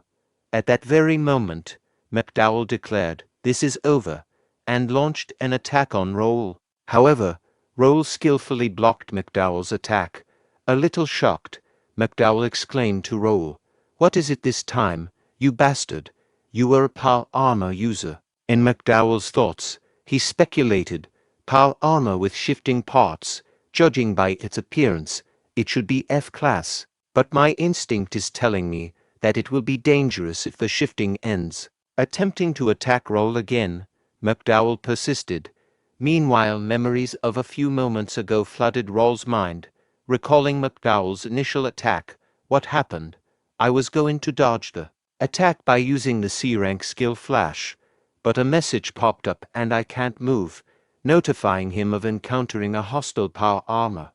Regnator, which was previously dormant, had awakened. Assessing Raul's qualifications, has a unique trait and known, Grade X, Attainment, Sword Expert, Middle Class Psychokinesis. Raul had fulfilled the minimum qualification, prompting the activation of Regnator. However, due to insufficient mana for complete activation, Regnator searched for other energy sources. It identified intermediate grade psychokinesis and successfully fixated its shape using psychokinesis. As a result, Regnator had partially activated. Raul reflected, so this is the power armor, a barrier that blocks all physical attacks weaker than a mana blade, defense skill that cancels out at least 3 circle magic, and a mysterious core that enhances the mana and physical abilities of the user. Even with higher level and experience, you can't win against someone with power armor. That's how great the effects of the power armor are. However, power armor is for NPCs. If you aren't a connected villager, it can't be worn. So for players, power armor became a dream equipment they could never have. For NPCs, it was the only way they could counter the player's outburst. And here I am, wearing that power armor. Raul's thoughts were abruptly interrupted. What's happening? Why aren't the attacks working? McDowell launched another attack on Raul, which was blocked, but the impact pushed Raul backward. Meanwhile, McDowell appeared, fatigued after the last attack. Taking advantage of the moment, Raul utilized his psychokinesis trait to retrieve his Reaper. Subsequently, he employed the shooting star skill to counterattack. McDowell, feeling the impact, thought, "Damn it, he even broke the barrier. Is this the end? But even if it is, I won't die alone," he shouted, "Honor to the Empire." Observing the scene, Raul contemplated. His body is fusing with the power armor. Guess it is almost over. Suddenly, a window appeared with information. Regnator has detected a forbidden piece of power. Confused, Raul thought, what does that mean? Another window provided clarity, releasing part of the seal due to an oath. Shortly after, a golden mana enveloped Raul's entire body. Then, another window emerged with information. Regnator will show his true self temporarily. Raul, clad in Regnator power armor, stood motionless. McDowell, taken aback by the sight of the power armor, collected his composure and leaped forward to attack Raul. Observing McDowell's, Raul disdainfully remarked, "Disgusting." However, when McDowell's fist collided with Raul's power armor, a massive explosion happened. The force of the explosion created a shockwave, causing the knight accompanying Raul to struggle to maintain their stance without being thrown backward. Meanwhile, aided by his power armor, Raul effortlessly thwarted McDowell's attack. Skillfully, Raul pushed McDowell backward, creating a strategic distance. In retaliation, a single, precise punch from Raul proved fatal for McDowell, culminating in a decisive victory for Raul and his knights. As Raul's power armor vanished, He reflected. I did it. I barely met the time limit, accompanied by a cough, causing both Philip and Jake to express concern and rush towards him, asking, "Young master, are you okay?" Raul reassured them, saying he was fine, and contemplated. I've never felt this before, something I've never experienced as a player. It feels like I saw a glimpse of eternal power. I borrowed the item's power this time. One day, I'll reach it with my own strength. After a while, Raul contemplated. Pocket teleportation device and mana stone. Let's figure out how to use them later. Pierce then informed, "Sir, we found Nikki and the other hostages." There was some, however. Raul interjected. "There was nothing we could do. Get their belongings so we can hand them over to their families." Pierce acknowledged. "Yes, sir. Nikki's not well right now." Raul urged. "We should hurry. Let's leave." Jake questioned Raul. "Are we really leaving those here?" Raul inquired. "Why? Do you want them?" Jake replied. "Of course. Many of them are useful. That thing's value can't be measured with gold." Raul considered. He's not wrong. The power armor that McDowell was wearing, I can't use it. But it can prove that we caught the Empire's spies and use it for experiments. The Imperial hounds weren't easy. They can easily take down small nobles. Many users gave up because of them. There's no need to agitate them right now. It's better to focus on our growth and expanding my influence. Raul informed Jake. "It's all part of the plan, so forget about it. Also, I finished him." Jake responded. "That's because you told us to stay away." Raul then promised a bonus for their hard work and told them to rest.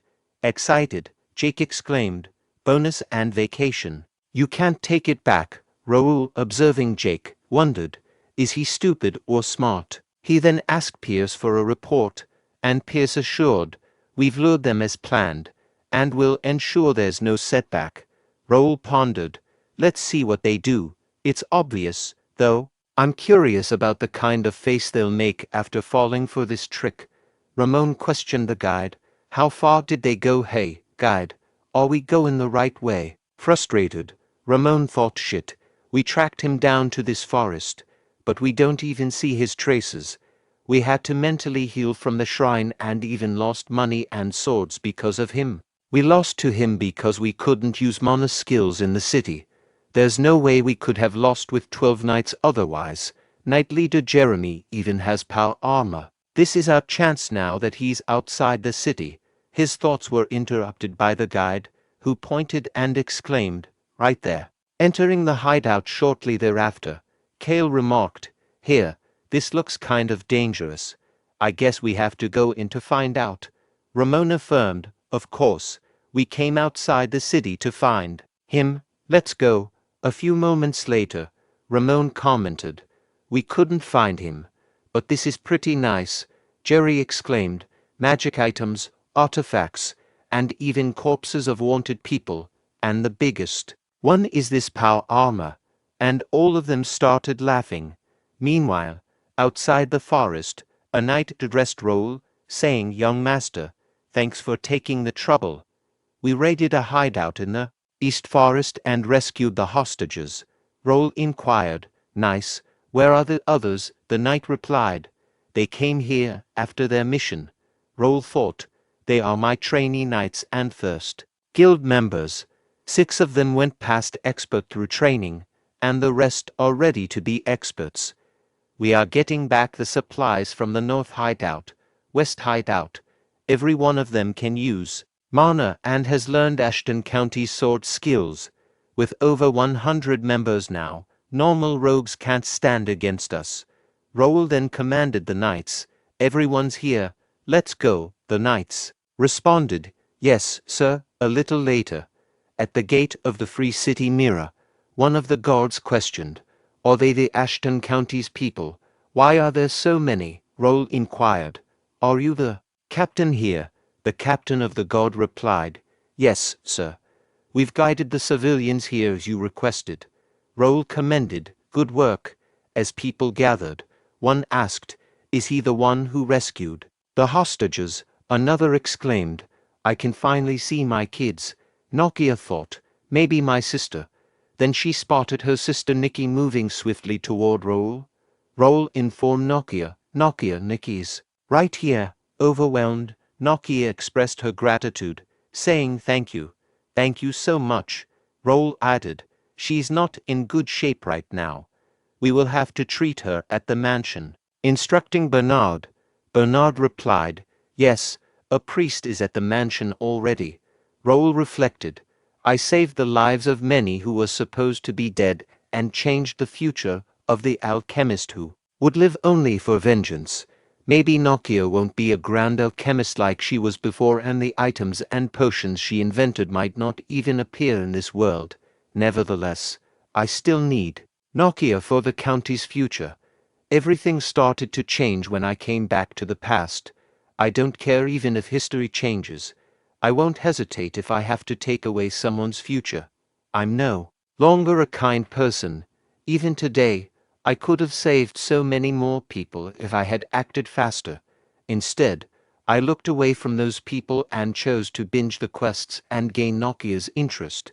Still, I completed the quest overnight and saved everyone I could have. The city will be safe for now, and the mayor will visit with rewards when the sun comes up, but I still feel uneasy. Subsequently, Raul observed a woman in the crowd, tearfully uttering, my son didn't make it back. Reflecting on the situation, Raul thought about the lower-class people who couldn't pay for commissions, those who never even got a chance.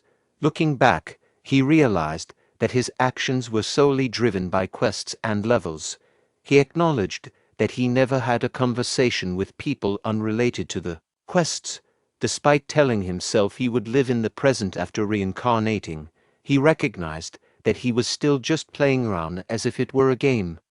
Deep in thought, Raul questioned the merits of living within the system's confines. He pondered whether blindly following the predetermined quest was the right path. Realizing his plans based on the player's perspective might limit him, he sought a unique role as a nobleman of Connect. Worried about repeating past mistakes, he yearned to find a task exclusive to him. Turning to Philip, he asked about the disheartened people nearby, seeking insight into their personal information and circumstances. Philip inquired, all of them? Raul responded, yeah, and provide consolation money to those who lost family or had them kidnapped, helping them find jobs. As Raul contemplated, he felt remorse for burdening someone who came to fight. Philip expressed surprise, stating, I thought you only stepped in when things benefit you. He assured Raul that others wouldn't refuse, except for someone who might say no, gesturing towards Jake. Jake questioned, why is he looking at me? I don't hate doing good things either. In a whisper to Raul, he added, but still, are you going to give me a day off? Right. The gathered people expressed their gratitude, saying thank you. Long live Count Ashton. Long live young Master Raul. Raul considered, Mira's citizen support will be helpful with other guilds. Although calculated, it's like killing two birds with one stone since they appreciate it. Staying here longer to level up and gain practical experience seems like a good idea. Meanwhile, an elderly person in a hoodie observed Raul from a distance. The following day, Reynaldo expressed, I've inconvenienced you a lot. You've given me a much-needed break. Raul replied, well, even without me, you would have resolved it too. Reynaldo countered, no, I couldn't even sleep. After hearing the news about Mira being targeted by the Empire swarming with evil seeds. Without your report, we would have been in big trouble. Raul remarked, he was surprised too. Who would have thought that the Empire's evil forces reached Mira, clearly within the kingdom of Ruben's territory. Judging by their hideout, it seemed they had been working in secret, training demonic soldiers for quite a long time. Reynaldo revealed, to be honest, this wasn't the first time there were missing cases, but we couldn't subjugate them due to the treaty. According to the treaty, Mira wasn't allowed to have an army, only gods, and they couldn't showcase even half of their capabilities outside the city. Come to think of it, someone from Randall Viscounty came, as you said, They claim to have destroyed the spy's hideout and are vigorously demanding compensation. If not for your request, we would have just kicked them out, Raul commented, as expected. But, as he had said before, this matter. Reynaldo interrupted Raul and remarked, "Yeah, we should attribute this to Randall Viscounty. But don't you think it's too bad? Not only will you gain a great reputation, but you may also receive rewards from the royal palace." Raul responded, "Thank you for the concern, but please just do as I asked." Reynaldo teased, "Oh my, you're too careful. That's not fun for your age anyways. I'll take care of this matter well." Raul pondered. The Randall bastards can handle the Empire's hideout and draw their attention. It's their contribution. His thoughts were interrupted by Reynaldo, who said, "By the way, I don't know what I should give you as a reward. I don't think money will be enough. What do you want? I will give you anything." Raul continued his thoughts, thinking that Reynaldo was finally saying something he wanted to hear. Raul then expressed, "Then, I'd like to ask you for a favor. I heard that your mansion has a study with a collection of valuable books. If it's all right with you, may I take a look at those books?" Reynaldo remarked, "That study, it's nothing much, but feel free to take a look to your heart's content. If you want, you can even take one of the books with you. But still, it seems like that won't be enough.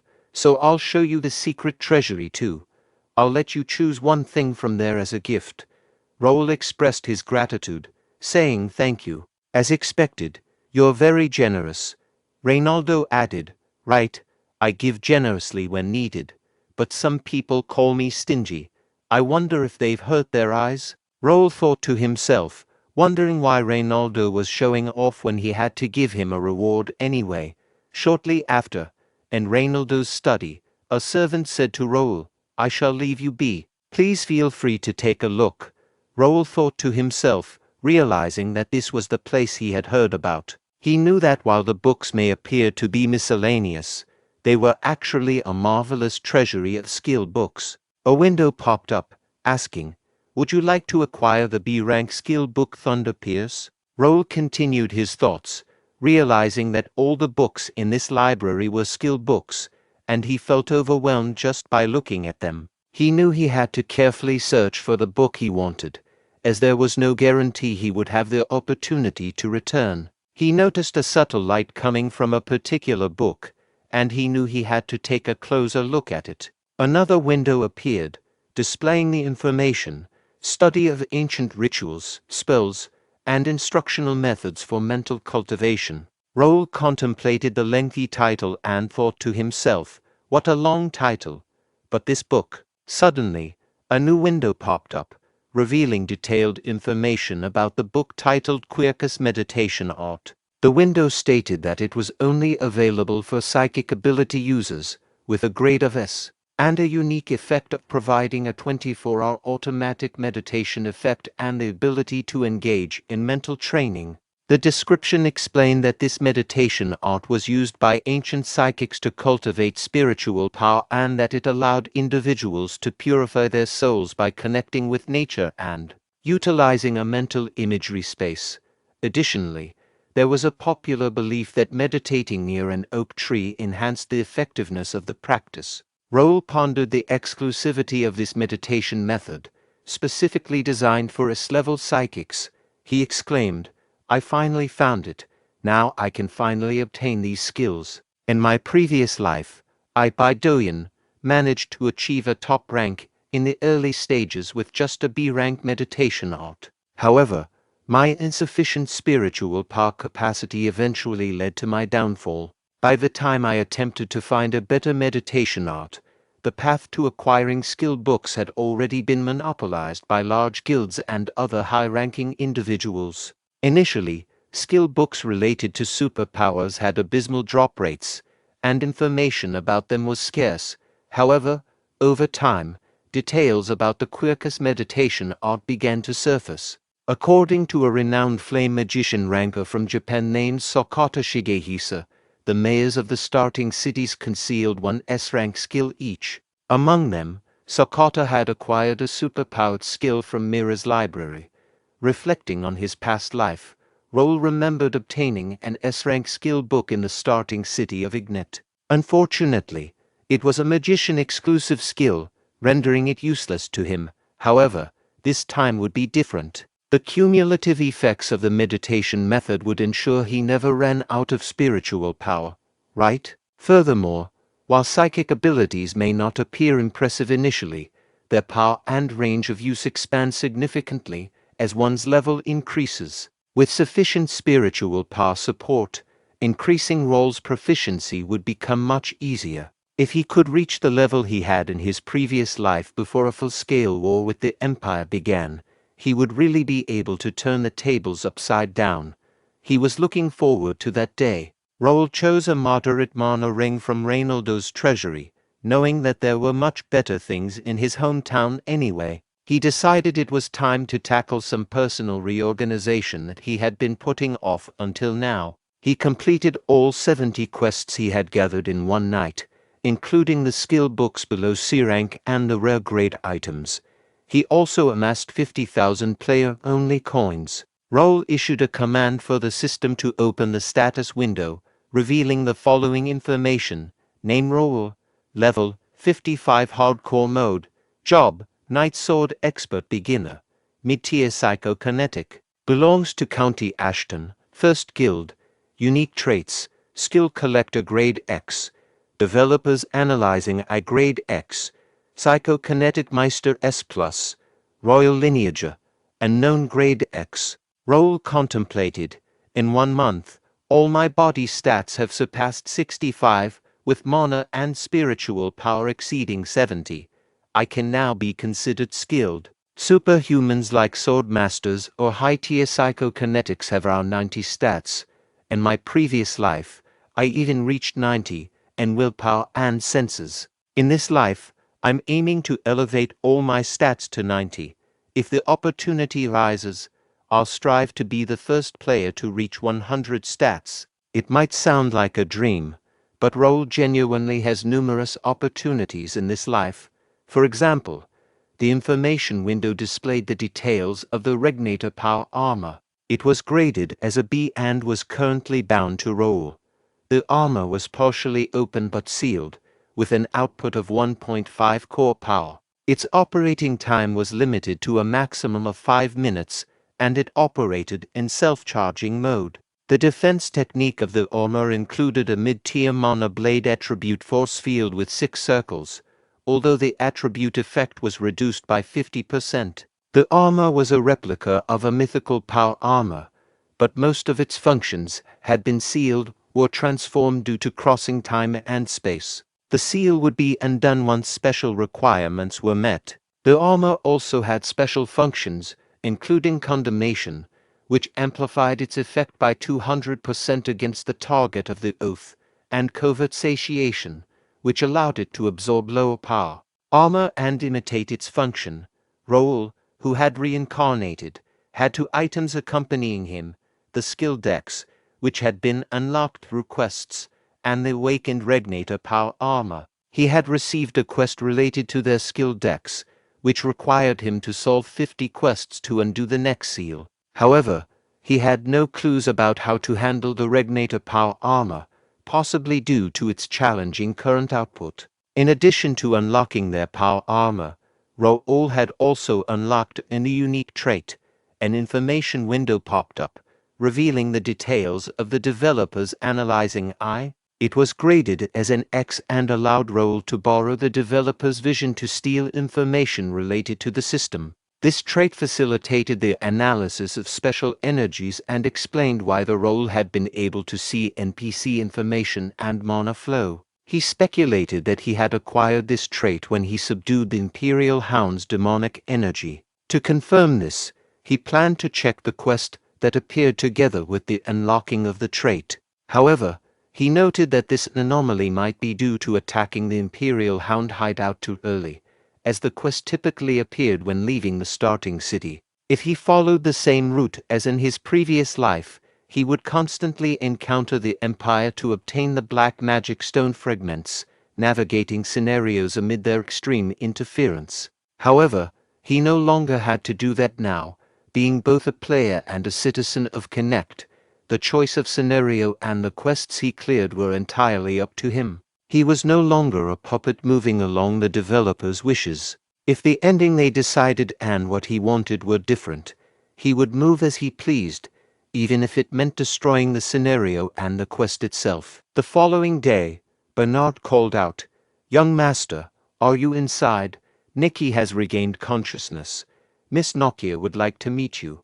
What would you like to do?" Raul responded, "Of course, he should meet her. Let's go."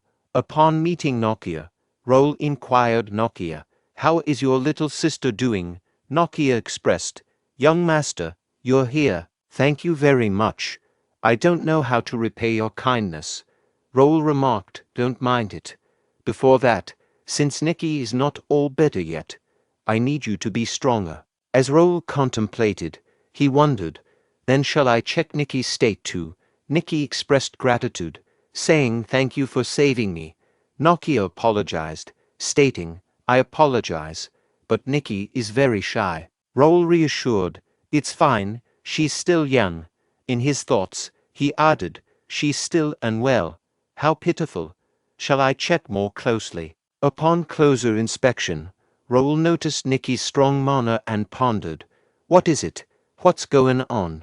Did the others not notice it? I thought my eyes were playing tricks on me, but I'll have to look at it again through the developer's analysis." As he observed Nikki's status window, Raul became shocked.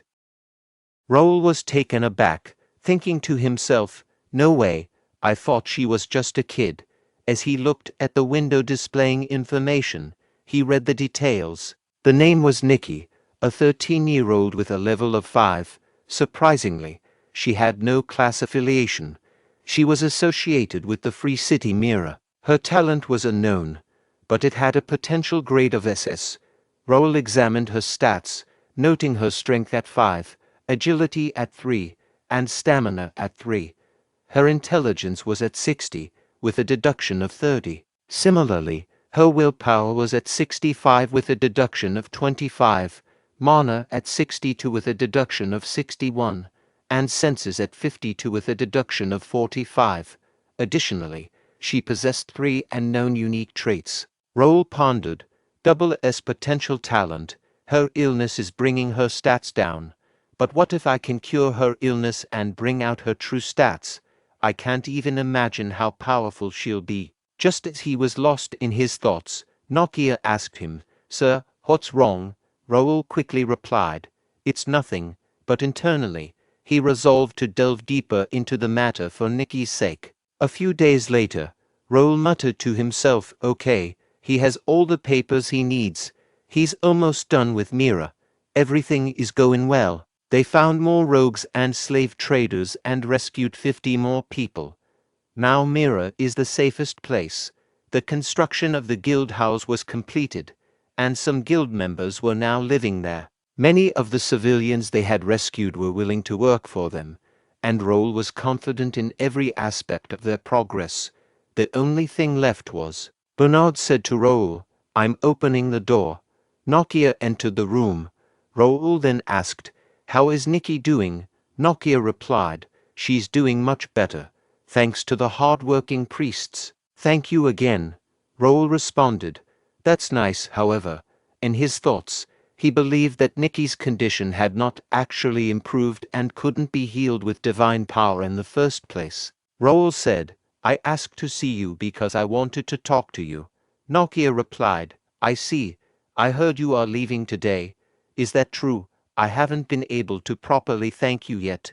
Raul explained, "Yes, I've stayed longer than I was supposed to, so I'm on a tight schedule now."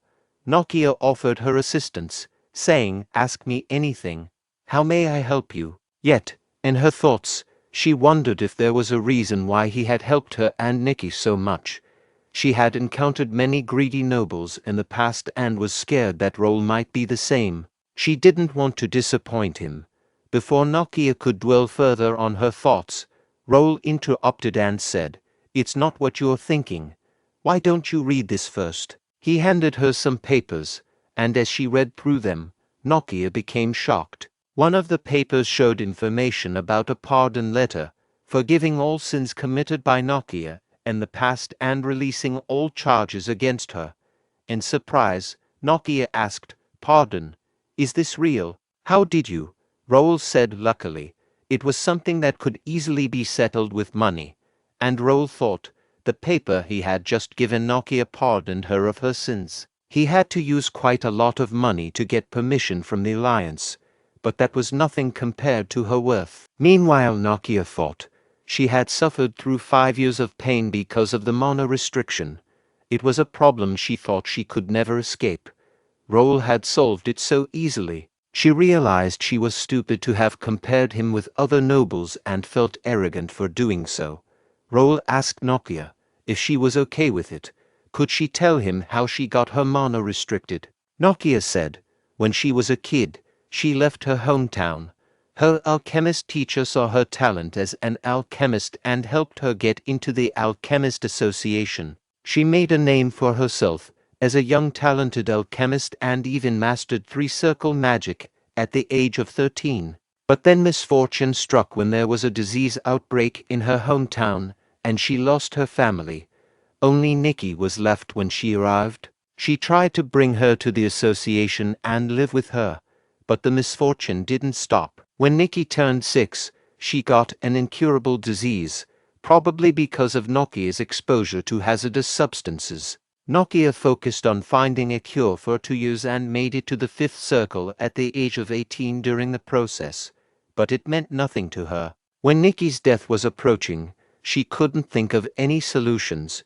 She broke the taboo by using alchemy on a person and kept Nikki alive using materials she stole from the association. However, Nikki couldn't even stay awake without medicine. Then she was caught breaking the taboo and got kicked out of the association with constraints. They settled in their current location after wandering around for a while. The city was safe and the blessings of God helped with Nikki's illness. However, mana restrictions and a sick sister didn't look good to the people here, so his talk was interrupted by Raul, who said, "You've been through a lot. Now drink this. It will free you." Nokia took the potion from Raul and drank it. Nokia thought, it's been 5 years, but it still feels relaxing. I missed it. Meanwhile, the status window of Nokia popped up, revealing information. Nokia was 23 years old, at level 68, and an intermediate alchemist 5th circle.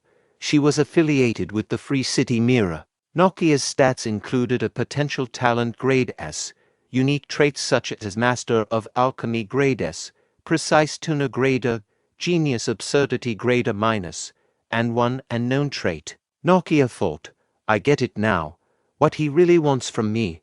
Nokia then said, I, Nokia, will be loyal to Sir Raul. I am eager to see you save many others, just like how you saved me and Nikki. Raul replied, I accept your loyalty, and I won't forget what you said. I'll give you this as well.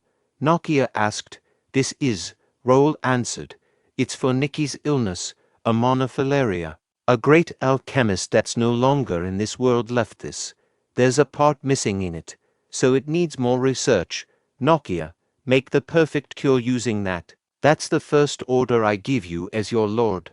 Nokia said, I'll make the perfect cure with my life. And Nokia thought, I decided.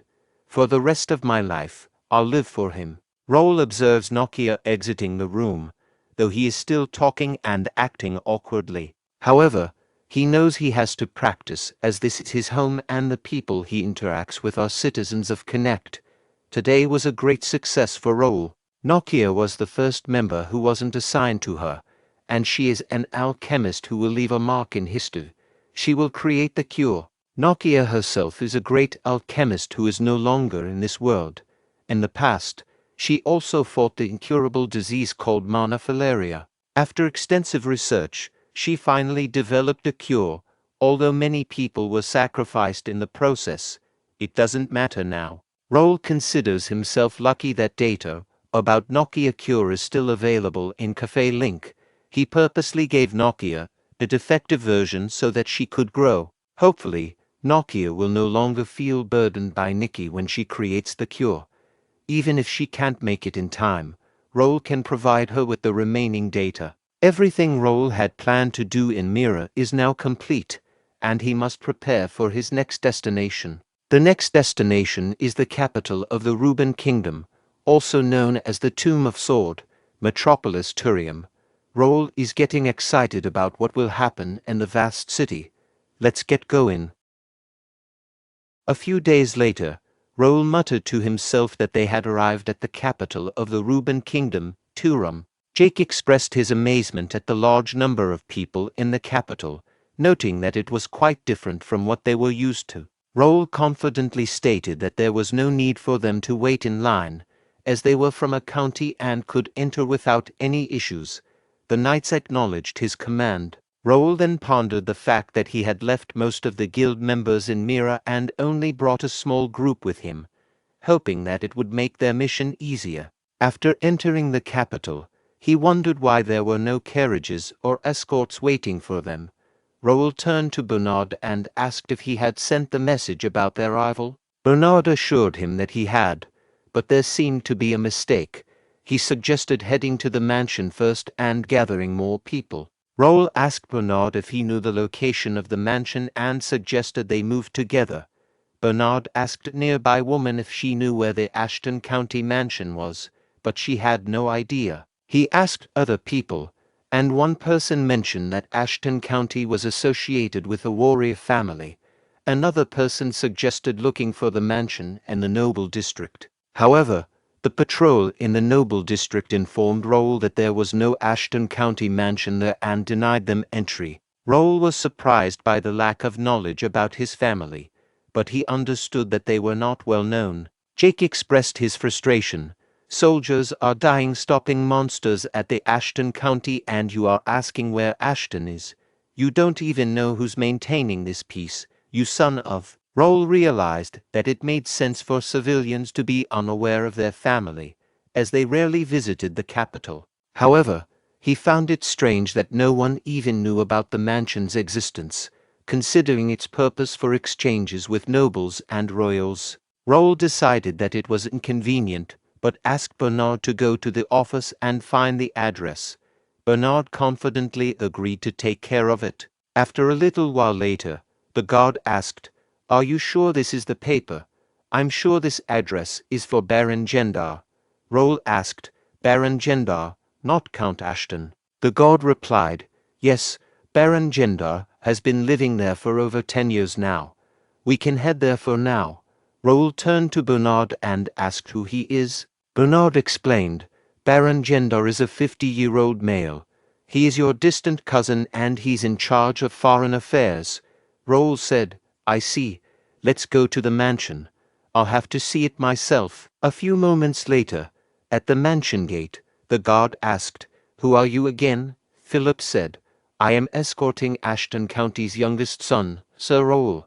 "Where's the foreign affairs officer?" The guard asked, "Ashton County. Do you have an invitation?" Philip asked, "Invitation? What invitation?" The guard said, "You came to a party without an invitation. Please wait over there. I'll be back." Raul was surprised and said, "Party?" Jake advanced with anger towards the guards and said, "What the fuck is happening here? You are asking the owner to wait outside?" "I don't care who Baron Gendar is. Tell him to come out." Meanwhile, all the guards dropped their weapons and ran away, saying intruders. Jake was surprised by that and asked, What the fuck just happened?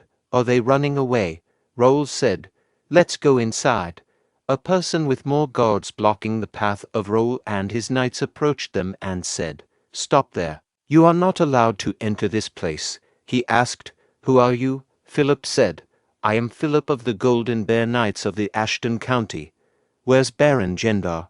The person asked, "Why are you intruders looking for the Baron?" And then the realization hit him. "Wait, Ashton County." He said, "I'm sorry, I heard you were coming, but it was late. I'll let the Baron know right away." "What are you guys doing?" "Bring them to the reception room." His fellow knight said, "Yes."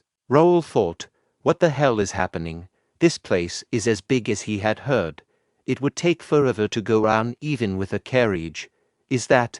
That's the building only the direct lineage of the Ashton County can use. Why do I hear music from the building, and there are strangers rolling in the front yard? Jake asked, is there an event today? Someone said there's a party. The god replied, you didn't know. Today is Baron Gender's third son, Aaron's birthday party. Parties happen too often here, so we get confused as well. Jake asked angrily, what? Whose party, Baron? Gendar said, finally, you are here, let's see. Are you Raul? You grew a lot.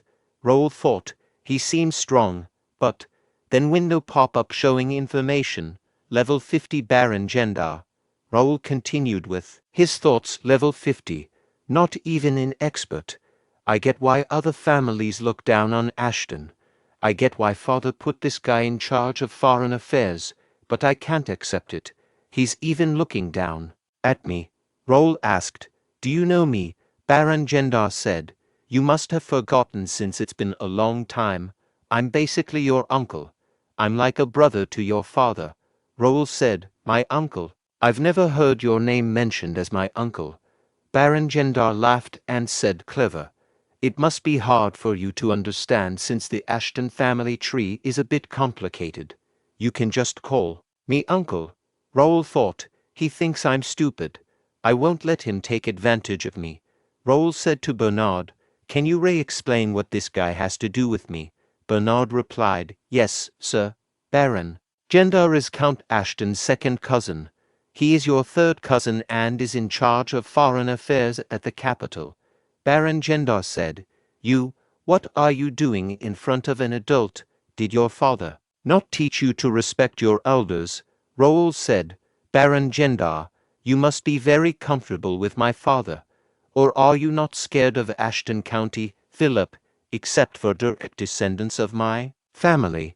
How many people can talk comfortably with me?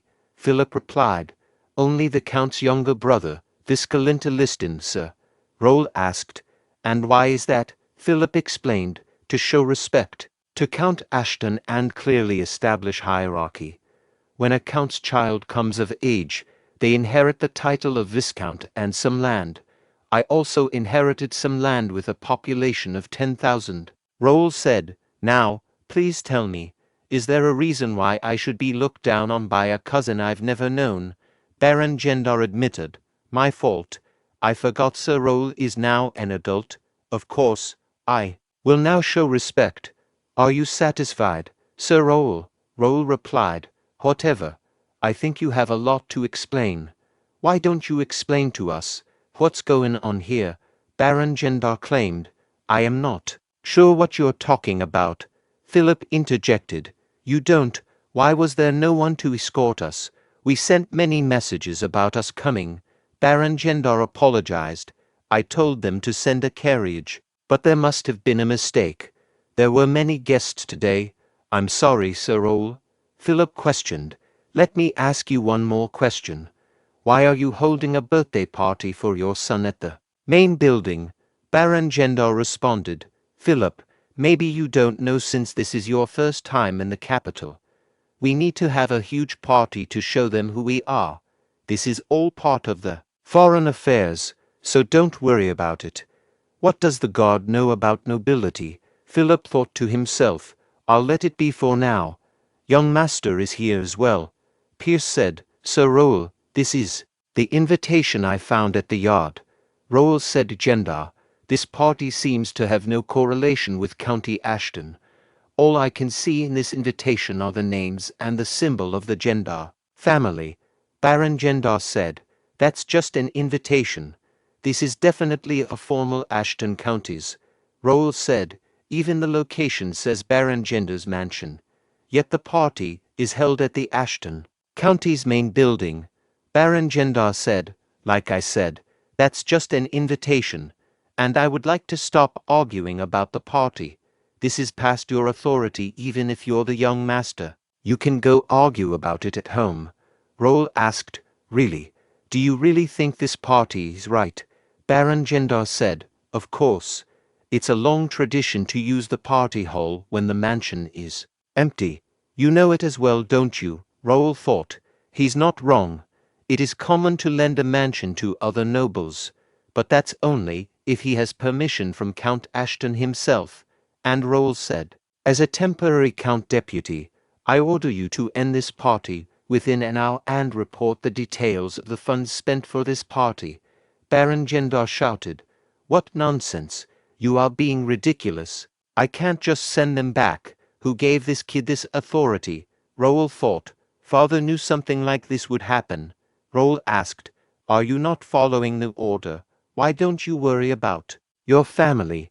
"I don't think there are any guests that I should worry about. I'm giving you an hour with generosity. Should I go to the party hall myself and tell them?" Baron Gendar said, "Okay, I'll wrap up the party. You will regret this." Raul thought, "The worst that can happen is father yelling at me a little. I'm curious what gave him the confidence to do all this. There isn't any concrete evidence about the collapse of the Ashton County. Maybe I can find something about it here. Who knows, maybe I'll hit the jackpot." Looking at the building in front, Raul exclaimed, Oh my," he thought to himself, "the place that they escorted me to isn't the main building, but the mansion's annex." The servant who was escorting them explained, "The Baron said that since the main building is crowded, he wanted us to prepare a quiet place for you." Raul thought to himself, dismissing it as nonsense. He firmly stated, "I don't wish to hear it. I'm going to the main building." The servant replied, "Yes, sir." As Raul opened the door of the main building, he was taken aback and asked, "Are they in their right minds?" He thought to himself, "And the 3-story main building and office where only the Count and his family can stay. The Baron's entire family lives." Raul questioned, "How do you plan to explain this, Baron Gendar? Is it a Count family tradition for ministers and the like to dare occupy the Count's office?" Baron Gendar responded, "We were just borrowing this for a while. You don't even come here once a year anyway. Isn't it a waste to keep it empty?" Raul shouted, "Get lost at once. If you don't empty the mansion by today, I shall slice all your heads even if we're close family. From this point on, I shall strip the Baron of his position as the Foreign Affairs Minister. If you'd like to raise an objection, come to me by tomorrow with documentation showing that you have properly performed your duties as a minister." Meanwhile, anger could be seen on Baron Gendar's face, but he did not say anything and left the room. Seeing Baron Gendar and his family leaving through his window, Raul thought to himself, "Since we're wrapping up with the preparations, I'll have to find the materials I need now. I was worried that the materials would have been discarded due to the condition of the mansion, but I am glad that it's still here." All documents related to the management and finances of the mansion were left in the office. They must be very complacent to think that nothing much will happen overnight. But, in his previous life, as Bae DoHyun, he studied business administration and worked at a trading company. Bernard is considered the foremost expert on mansion-related matters. Philip informed Raul that the Baron had left the mansion with his family. Raul asked if they left quietly, to which Philip confirmed that they had left quietly, taking only the necessary clothes. Raul expressed his belief that it was obvious what the Baron was thinking and that they would eventually return, so there was no need to take all their belongings out. Philip questioned if it would be all right and suggested giving them time to organize, but Raul insisted on quickly removing any unwanted elements. He believed it would be more efficient to confront the Baron when he least expected it. Raul also had plans to use the mansion as a branch of the First Guild until finding a suitable location in the capital. He wanted to maintain control over his house and prevent any unwanted individuals from causing trouble. Pierce mentioned that it seemed like the Baron had other support and wondered if something strange would happen. Raul reassured him, stating that it didn't matter what tricks the Baron had up his sleeve and encouraged Pierce to have more faith in their county. Jake questioned why Pierce was so worried and suggested exploring the mansion instead of engaging in painful discussions. He emphasized that they would follow Raul's instructions regardless. Raul agreed and instructed everyone to rest, except for Bernard, who was to stay. Jake said to Philip, "Now, let's go." Raul asked, "You know what you have to look for, right?" Bernard replied, Yes, young master. This is my expertise, Raul said. We don't have much time, so let's start right away. On the following day, Raul instructed Bernard in harnessing his wind mage abilities to control swords for offensive maneuvers. After some training, Raul said, "You got a lot better, didn't you? I never thought you'd already be able to handle two daggers like this." Bernard replied, "I still have a long way to go." Raul thought to himself, it's been a month and a half since he awakened his superpowers with the skill book. To think that he's already this skilled. He's no ordinary talent. It's not easy for a wind mage to handle a weapon so precisely.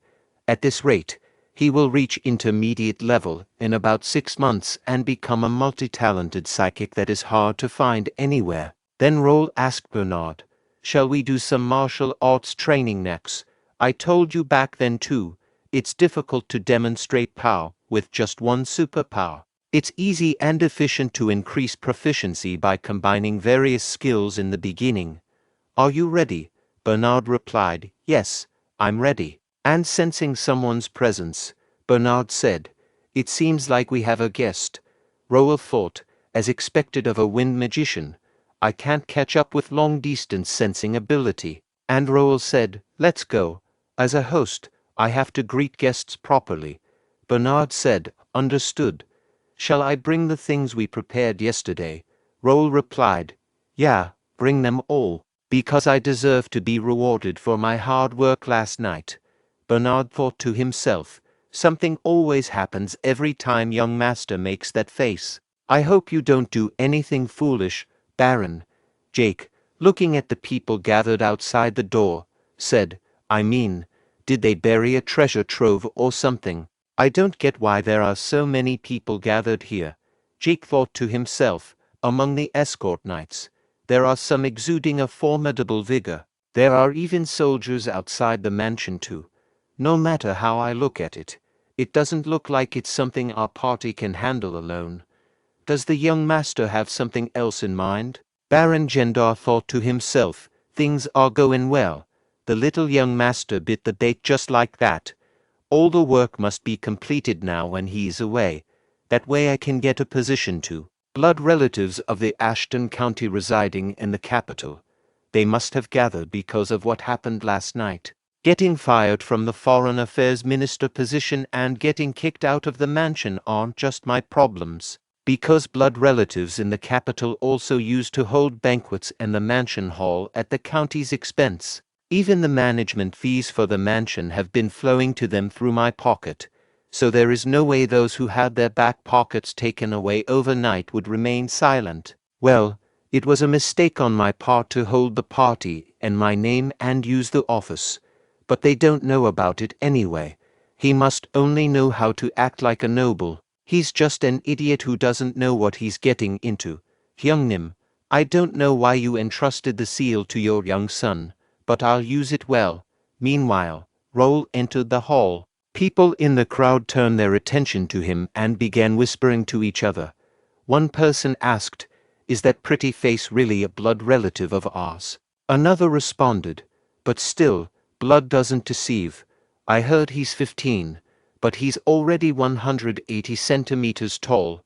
A third person questioned, "Is it that young bastard who's bothering Baron Gendar?" A fourth person inquired, "Is it really true that he won the swordsmanship competition?" Raoul found himself unexpectedly standing in front of a large group of people. He spoke up, "Is everyone here because of the matters with Baron Gendar?" Baron Gendar replied, "That's right. Your blood relatives are angry at your unreasonable behavior and have gathered together here. How about you apologize to the adults and fix this mess now?" Raoul asked, "Then, I can assume that Baron Gendar represents everyone here, right? As I promised, I will try to sort out my rights and wrongs." Baron Gendar scoffed, "How funny of you, your rights and wrongs. In the first place, this mansion has been managed alternately by blood relatives living in the capital for decades now. It's not a playground that can be messed around in by a young brat from the main family who doesn't even know anything." People in the crowd directed their comments towards Raoul. One person exclaimed, "That's right. Is the main family looking down on us? Another added, the Count is too much too. To think that he'd give the authority to represent him to a child. On top of that, he even gave less subsidies. What is he doing when opening additional mansions and improving management methods aren't enough? Raul thought to himself, at this point, I won't have time to tell them what Baron Gendar did and why he was fired. Well, that's not important right now though. Things may get more complicated than expected.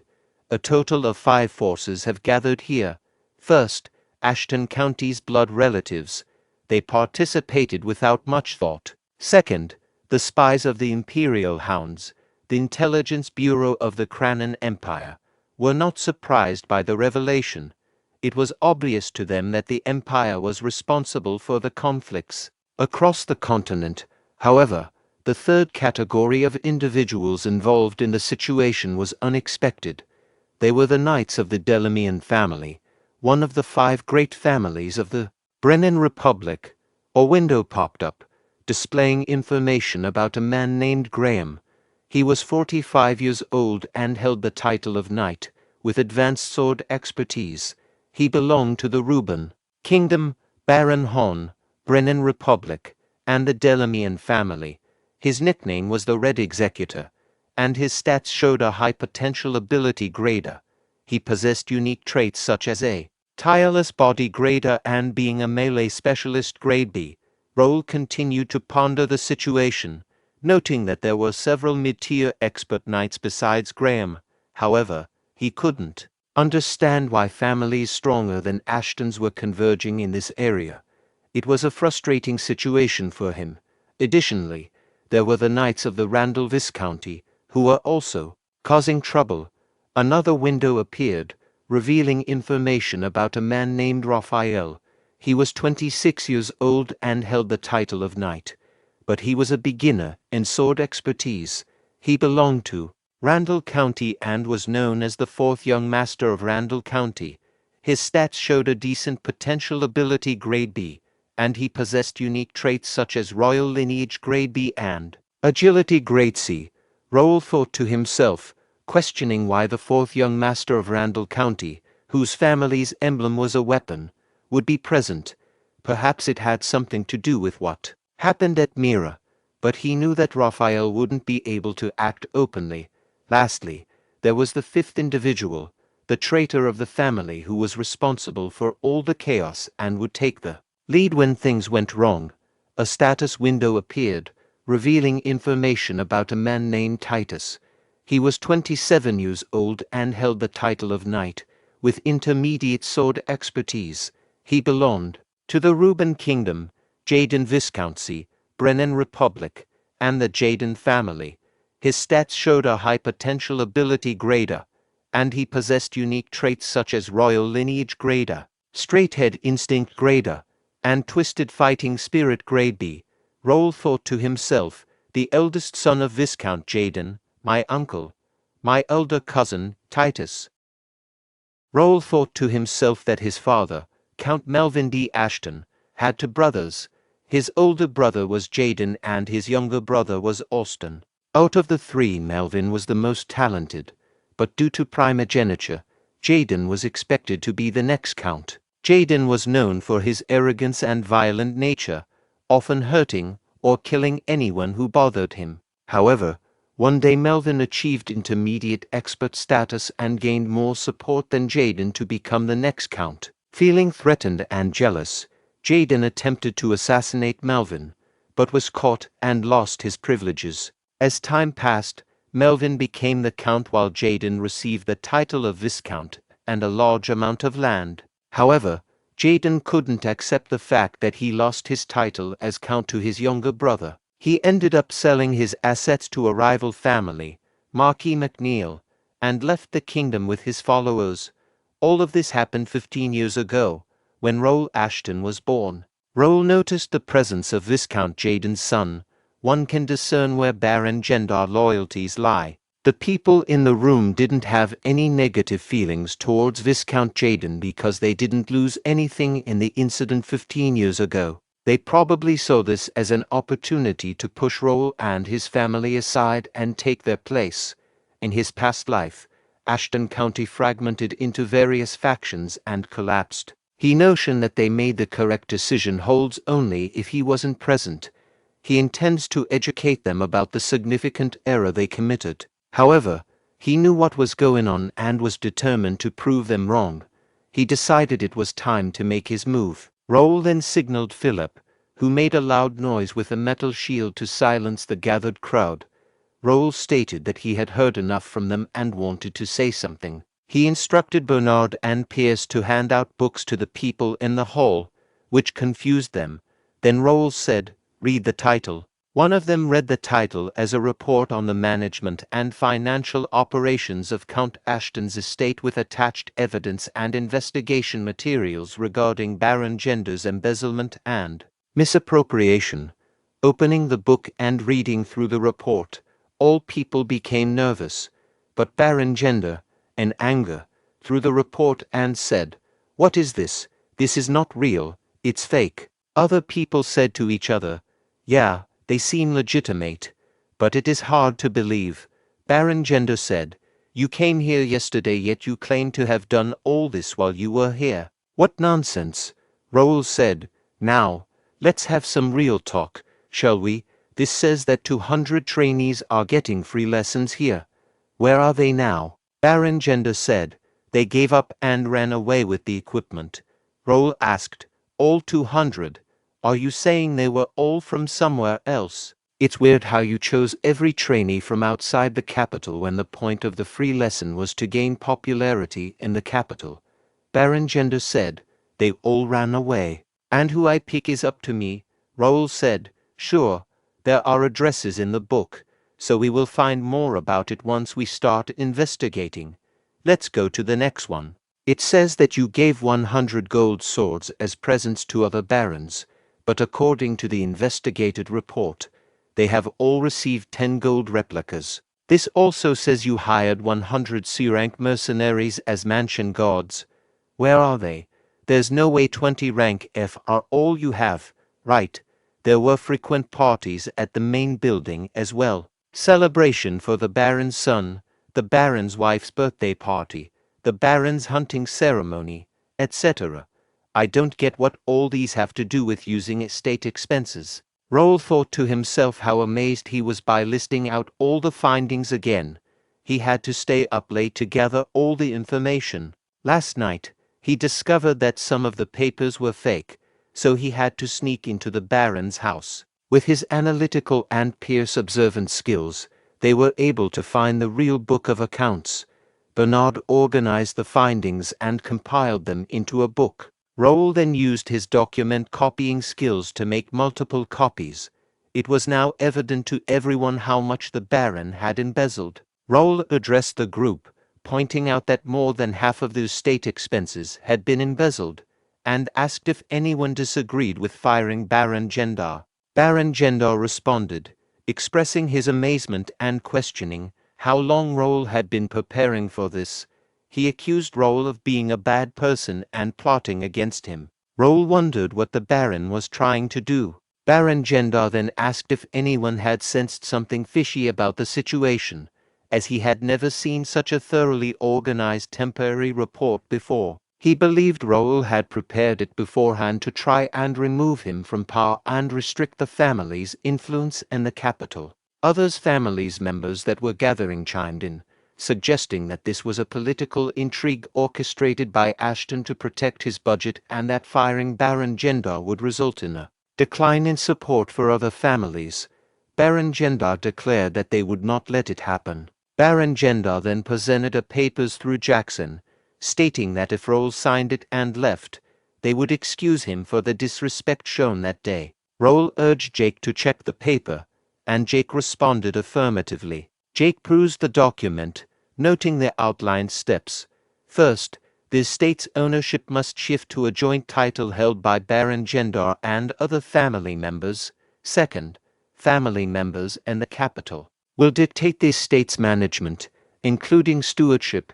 And third, the exclusive sharing of the sword skill, originally confined to the main family, will now be unrestricted among the branch family members. Jake was reading the paper and became angry. He shouted, "They have all lost their minds. They were all having parties with the money we made from killing monsters. And what? Ownership, sword skill. Go screw yourself," Baron Gendar responded. "How rude.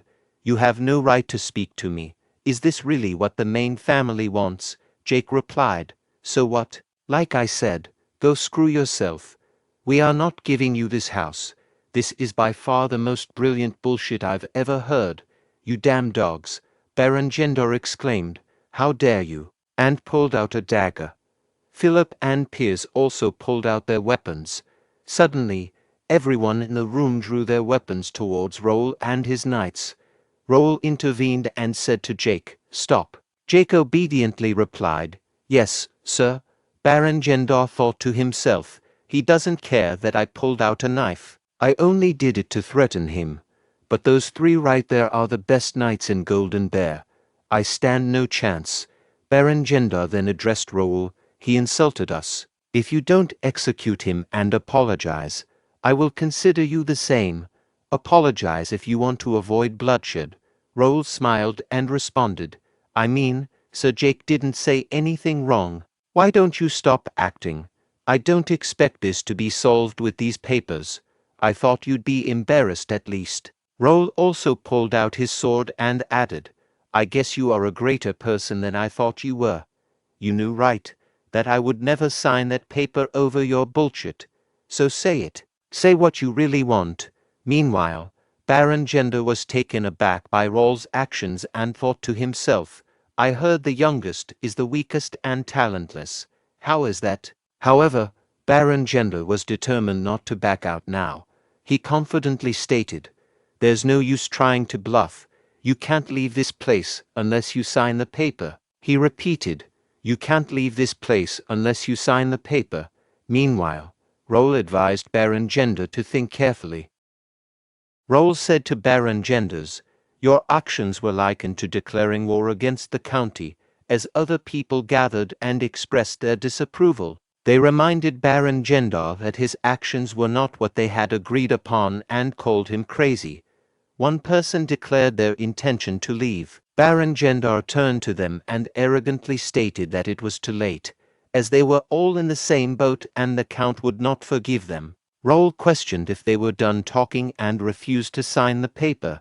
In response, Baron Gendar warned Raul that hundreds of knights and guards would attack him upon his command, questioning if Raul believed Golden Bear could withstand them all. Baron Gendar, in his thoughts, revealed that he had prepared a secret weapon that even Golden Bear would not be able to defeat. Raul also, in his thoughts, realized that some of the people present were merely watching and concluded that there was nothing stopping him. He confidently challenged Baron Gendar's threats. Baron Gendar was shocked by Raul's response and wondered why he was so confident, as he had expected to be able to intimidate him with armed soldiers. Baron Gendar acknowledged that using the secret weapon would lead to war and expressed his desire for Raul to be as weak as the rumors suggested. He demanded proof of Raul's lineage, insulting him with fake documents and disrespecting him in front of the gathered crowd. The people were surprised by this request, as it was a dual request that could only be used once in a lifetime and was typically used against superiors. They questioned the forced nature of the situation, considering that Raul was Baron Gendar's nephew. Raul questioned Baron Gendar's seriousness and refused to accept his request. In response, Baron Gendar claimed that it was his last act of mercy, and that it would be better than having Raul's seal forcibly taken away. Raul said, "And you get the honor of taking away your nephew's seal through an honorable duel." Baron Gendar replied, "Decide. If you decline, I'll have to use force." And Baron Gendar thought to himself, "I know your answer even though you acted all strong." Raul asked, "What are the conditions? I'm assuming you are not the one dueling." Baron Gendar responded, 3 from each side. 1 versus 1 duels from each side and the last one standing wins. And since it's proof of lineage, you'll have to pick 3 from the lineage." Philip objected, "No way. There's only Sir Raul on Ashton's side. That is not fair. Baron Gender stated. There are many others of the lineages here. If they think Raul is right, they can stand on his side. It's not my responsibility if no one stands by you. Meanwhile, Raul stopped Philip and asked, and the bet of the duel? I'll sign the paper if I lose. What are you betting? Baron Gender replied. I don't think it matters. Do you want anything from me? Raul said. It's a fair duel, so the bets should be fair too. If I win, I'll take every family's house that has signed the paper. The members of the families that signed the paper exclaimed, What? That's ridiculous. Raul said, If you don't agree, there's no duel. What do you say? Baron Gender thought to himself, What is he thinking? This will only make the other families stand against him. It's not bad for me. If I can't get him to sign the paper, those houses are meaningless. And Baron Gender said, Sure, I agree. He then asked, Are you accepting the duel? Meanwhile, Philip said to Raul, There are different ways to do this. Raul thought to himself, Philip is right, but I've already decided to accept the duel, and I even got a quest for it. I'm not backing down. The quest window displayed the information for the task at hand, labeled as proof of lineage. It stated that the grade for this quest was C and the objective was to win the duel. There was an extra objective to win the duel alone. The description mentioned that the families and the capital were being unreasonable and the task was to shut them down with skill. The reward for completing the quest was experience points and player-only coins, with one unknown reward. Raul turned to Philip and asked, Do you think I'm going to lose? Philip responded, It's not that. I'm just worried that there might be unexpected variables. Raul then sent Philip a message using the guild chat, reassuring him, Don't worry. If you think there's going to be a problem, you can break in and interrupt.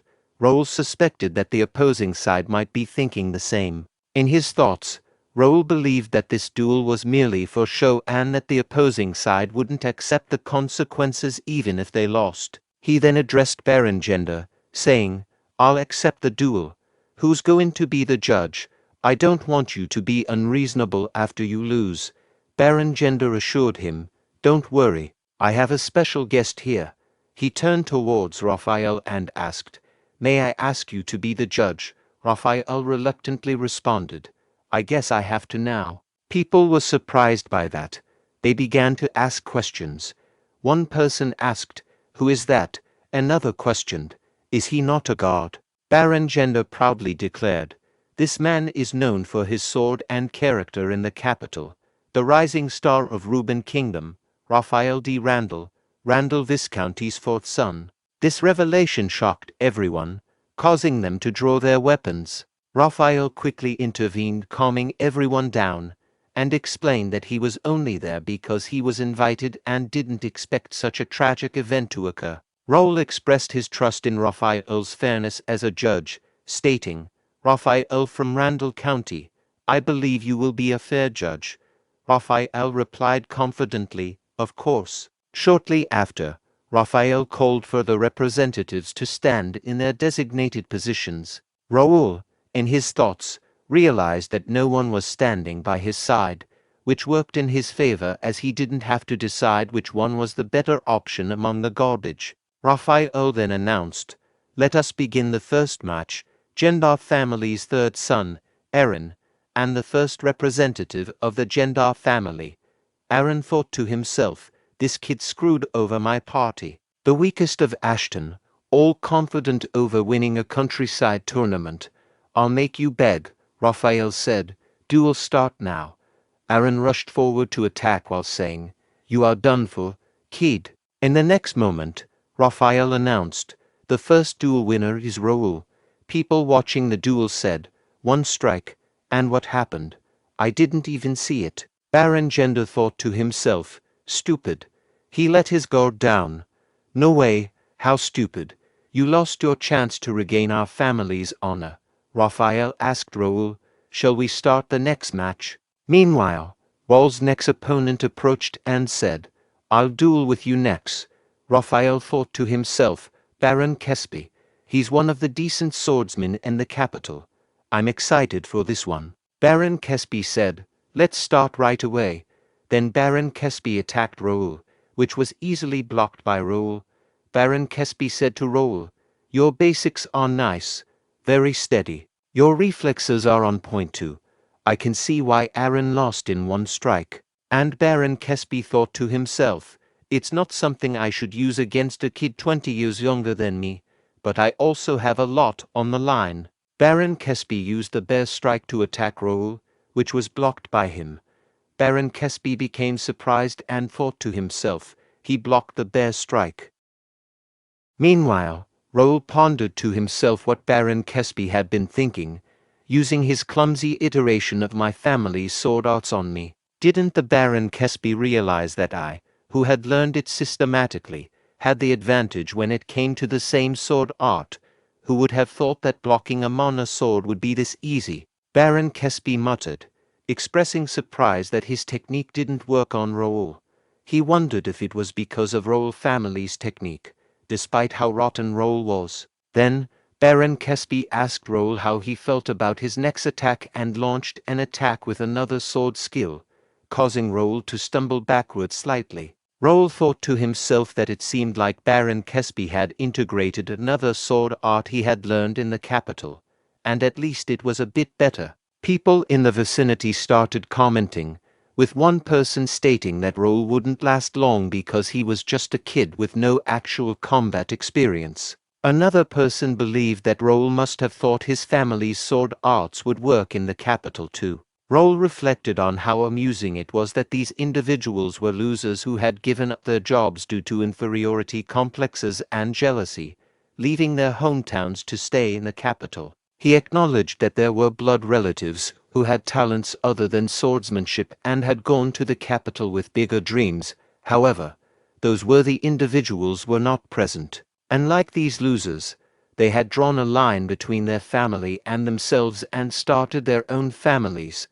Then, Raul swung his sword at Baron Kesby, who barely managed to parry it. Raul expressed his disappointment, stating that it was such a pity that Baron Kesby hadn't delved deeper into the family's sword arts instead of attempting to amalgamate different sword arts. Raul believed that if Baron Kesby had done so, he might have overcome the wall. In response, Baron Kesby scoffed and asked what a young brat like Raul knew to be blabbering like that, considering that he had been mastering the bear crush for the past 15 years. Baron Kesby found Raul's arrogance amusing. He then used the Tempest Wolf sword skill to attack Raul. Someone asked, "Is it Templeton family's Tempest Wolf?" Another remarked, "He must have learned master sword art while in the god troop." A third person inquired, "Will he really win this time?" Meanwhile, Raul effortlessly cut through the Tempest Wolf strike. Raul said to Baron Kesby, "He doesn't get it. What's important isn't what kind of sword art you learn. It's how well you learn that sword art." Baron Kesby replied, "You foolish. Do you think you can fight me with such a basic sword form?" To Baron Kesby's surprise, Raul changed the direction of his sword and attacked his leg. Baron Kesby thought to himself, what was that sword form? He changed the direction of motion in a flash. What is it now? The fifth form of the bear crush swordsmanship, comb and pierce. No, it's the eighth form, horizontal slash. What's the next one? Is it the third form, twist and pierce? No. Is it vertical slash? The sixth form? I can't tell. He's switching sword forms so quickly that I can't react. Was connecting sword forms like this possible? A sword art consists of sword forms. The sword forms are a path that combine basic sword styles such as horizontal slash, vertical slash, and stabbing. However, it's easy to see through these sword forms, so when using swordsmanship, it is common to change them by linking several sword techniques. But that connection is happening several times in a short period of time. Moreover, it's so perfect that it is unpredictable. Is this the difference in talent? Damn it. Raul continued his attacks, causing Baron Kesby to drop his sword. Raul said, "See, Baron, just the standard combination of sword forms is enough, isn't it? After this, do you still think that the family's sword arts are lacking?" Baron Kesby replied, "You monster bastard." And Baron Kesby thought to himself, if you have that level of visual acuity, reaction speed, and judgment, the sword arts aren't important. He fell to the ground unconscious. Raphael announced, the winner of the second duel is Raul. People started saying, Baron Caspi has been defeated. The situation is getting weirder here. I definitely heard that he hadn't learnt swordsmanship properly. Baron Gender said, don't worry. Even so, he's just a young kid at the level of a sword user. Doesn't everyone know who the last contestant is? Hearing that, people became happy and said to each other, indeed, if it's him. No matter how amazing the family's sword arts are, that's all they are. Raphael said, now then, calling the last contestant to the front. Raphael thought to himself, this is pretty entertaining. I get to watch these Ashton bastards, who are such a thorn in our eyes, eat away at their own flesh. I'd like the little kid to lose, but honestly speaking, who wins has nothing to do with me. The third and last contestant said, it's finally my turn. Raphael thought to himself, was he Dave? He isn't exactly a memorable one. He's the eldest son of Baron Gender, a bit older than me. I heard he overcame his wall. Well, it doesn't matter. Struggle until the end, little kid. Raphael announced, the third match begins. People urged, Dave, crush him underfoot. Raul thought to himself, who would have thought they'd put in this much effort? Dave said to Raul, little kid, I won't say this twice. Give up on the match while I'm being nice. If you don't, I will cut off your limbs with this sword. If you plan on dealing with me with those stupid sword arts, it'll be a good idea to quit. People exclaimed. Witness that crystal clear mana blade. As expected from Dave, experts are certainly different. Raul said to Dave, stop saying useless nonsense and bring it on. Dave rushed forward saying, fine. I will give you what you want. Don't regret it later. Subsequently, they clashed their blades in a fierce encounter. Dave said to Raul, you're so good at attacking while making noises. Why don't you keep it up? Raul thought, is the physical increase that much? In the end, how long will the effect last? As I thought, this doesn't last long. Dave said to Raul, you bastard. Are you just going to keep blocking? Raul thought to himself, it cracked the blade. If a user's intermediate mana sword collides with an expert's mana blade, an average sword is bound to break. But as I thought, it isn't a real mana blade. Now that we've seen everything, shall I wrap it up? Raul rushed forward with great speed, leaving Dave confused about Raul's whereabouts. Then, Raul whispered near Dave, this is it, fake expert. No, Empire's dog. Dave said to Raul, what, how arrogant, however, with the clashes of both their blades, Raul's sword broke. Raul immediately attacked Dave, punching him in the face, causing Dave to be pushed backwards. Raul rushed forward to continue his attack, saying, rest in peace. Dave was struck in the face, resulting in him being propelled backward and colliding with the wall behind him. Raul then said, Judge, Raphael announced, the winner of the third and last duel. I declare Raul to be the winner. Raul moved back to the stage and said to Philip, so unfortunate. I like this sword. Philip replied, nice work. Raul responded, it wasn't that hard, Philip. When this is over, rest the one I just went against. I think he has the Empire's stigma on his body. Philip agreed, saying yes, sir. His movements also seemed unusual from my perspective. Pierce said to Raul, sir, I brought an extra sword, handing it to him. Raul turned to the people gathered and asked, now, what should I do? Baron Gendar thought to himself, how did Dave bend the rules? But he's still a sword expert. Why is my son lying down there instead of that kid? Baron Gendar exclaimed, no, he's a fraud. He must have done something. This duel is cancelled. It doesn't count. Baron Gendar thought to himself, it's useless. Everything's falling apart. He then realized, yes, papers. I have to hold on to those papers. That's the only way I can stand next to Jaden or the Randall family.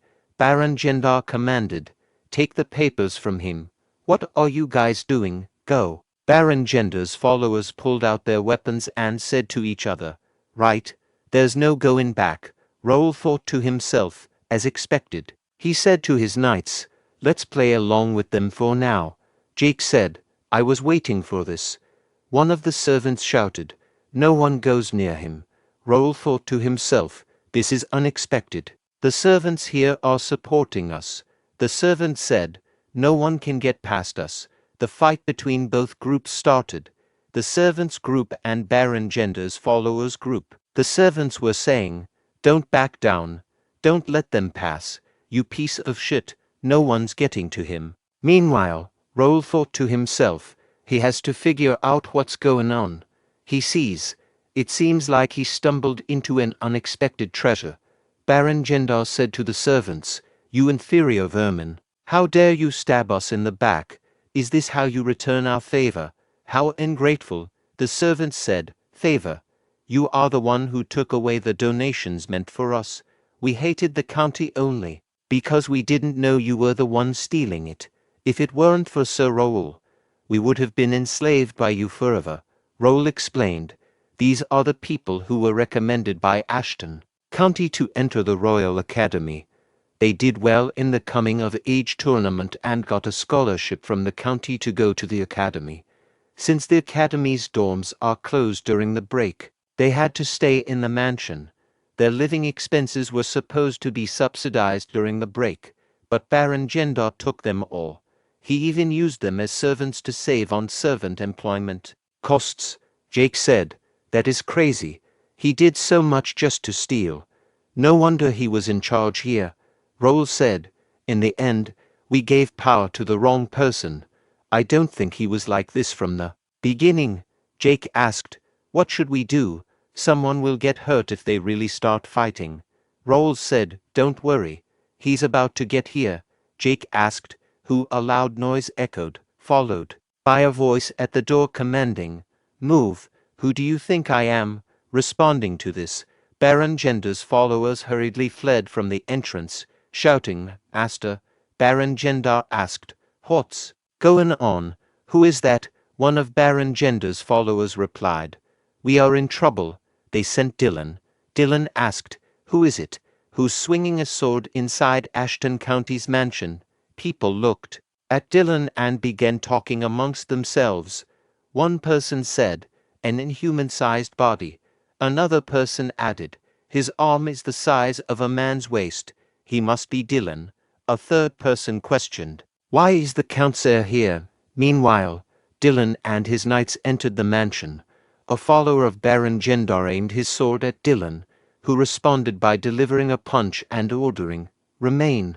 On the ground, people started whispering to each other, wondering how it was possible. One person said, "He's the strongest in the kingdom." Dylan asked, "Where is this kid?" He looked around and spotted Raul, saying, "There he is." As Dylan neared Raul, he drove his sword into the floor and, while lifting Raul like a baby, asked, "My youngest brother, how are you doing? Did anyone bully you? Are you eating and sleeping well? Are you really okay?" Raul replied, "Brother, I'm getting dizzy. Let me go."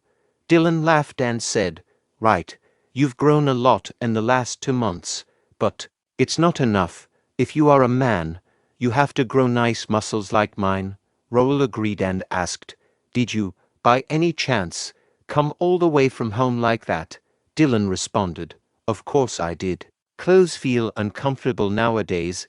It feels nice showing my muscular body to everyone in the capital." Raul thought to himself, "Oh God, the Count's heir is walking on the capital without a shirt on." Dylan declared, "Whatever it is, a man has to stay healthy. Got it. If you had a wonderful body like me, those clowns over there wouldn't even have tried to pull out their swords against you. Now, shall we end this? How dare you shitters pull out a sword in the Ashton mansion?" Raul thought, this should be over now. But what was he thinking, bringing the vice-captain and all high-rank knights, 25 intermediate sword experts? They can destroy the Baron's family easily. Baron Gender thought, shit, he was trying to turn the tables. He's done for now. Randall's fourth son, Raphael, is busy hiding. The Brennan Republic Knights that he had as his secret weapon have turned away. How useless. Dylan observed. Let's see who's here. Look who it is, Randall. Come greet your brother. Raphael greeted. Long time no see, brother Dylan. In response, Dylan remarked, long time no see indeed. You still look the same. Which son were you? Raphael replied. Fourth. Dylan asked Raphael, do you still bully kids with the third and the sixth? Raphael denied. No, that was a long time ago. Dylan inquired. Are you getting mad at me? Raphael clarified. Of course not. Dylan stated. It seems like you've had your fun today. You won't be able to talk with me again if you stay like that. From now on, it's a family problem. I want you to stay out of it. What do you say? Or do you want to stay and talk with me? Raphael responded. I have things to do at home. Do as you want. Dylan told Raphael, okay, go ahead. Oh, and tell the first son to come see me if he ever wants to duel. Dylan turned to the gathered people and declared, let's finish this now. All of you leave. This is a family matter. But whoever pulled out their weapon has to stay. We have to talk. He asked Baron Gendar, what's good? Where's the paper you wanted signed? Same night. Raul said, thanks for coming, brother. But don't you think this is too much? Dylan questioned. You think so? Raul expressed concern. You brought the vice captain and many other knights. There are so many people. What about your wife and son? Dylan said to his brother, brother, you asked for help, of course. I had to bring my best. Raul responded, I still think this is too much. And I contacted you late last night. You must have hurried to gather everyone and come to the capital. Dylan explained, you know why I did all this. Why do you think father gave you the stamp? It was easier to sort this out because I came. Raul thought to himself, he's right. If it weren't for the heir coming here, it would have been much harder. And he got here very fast through the portal.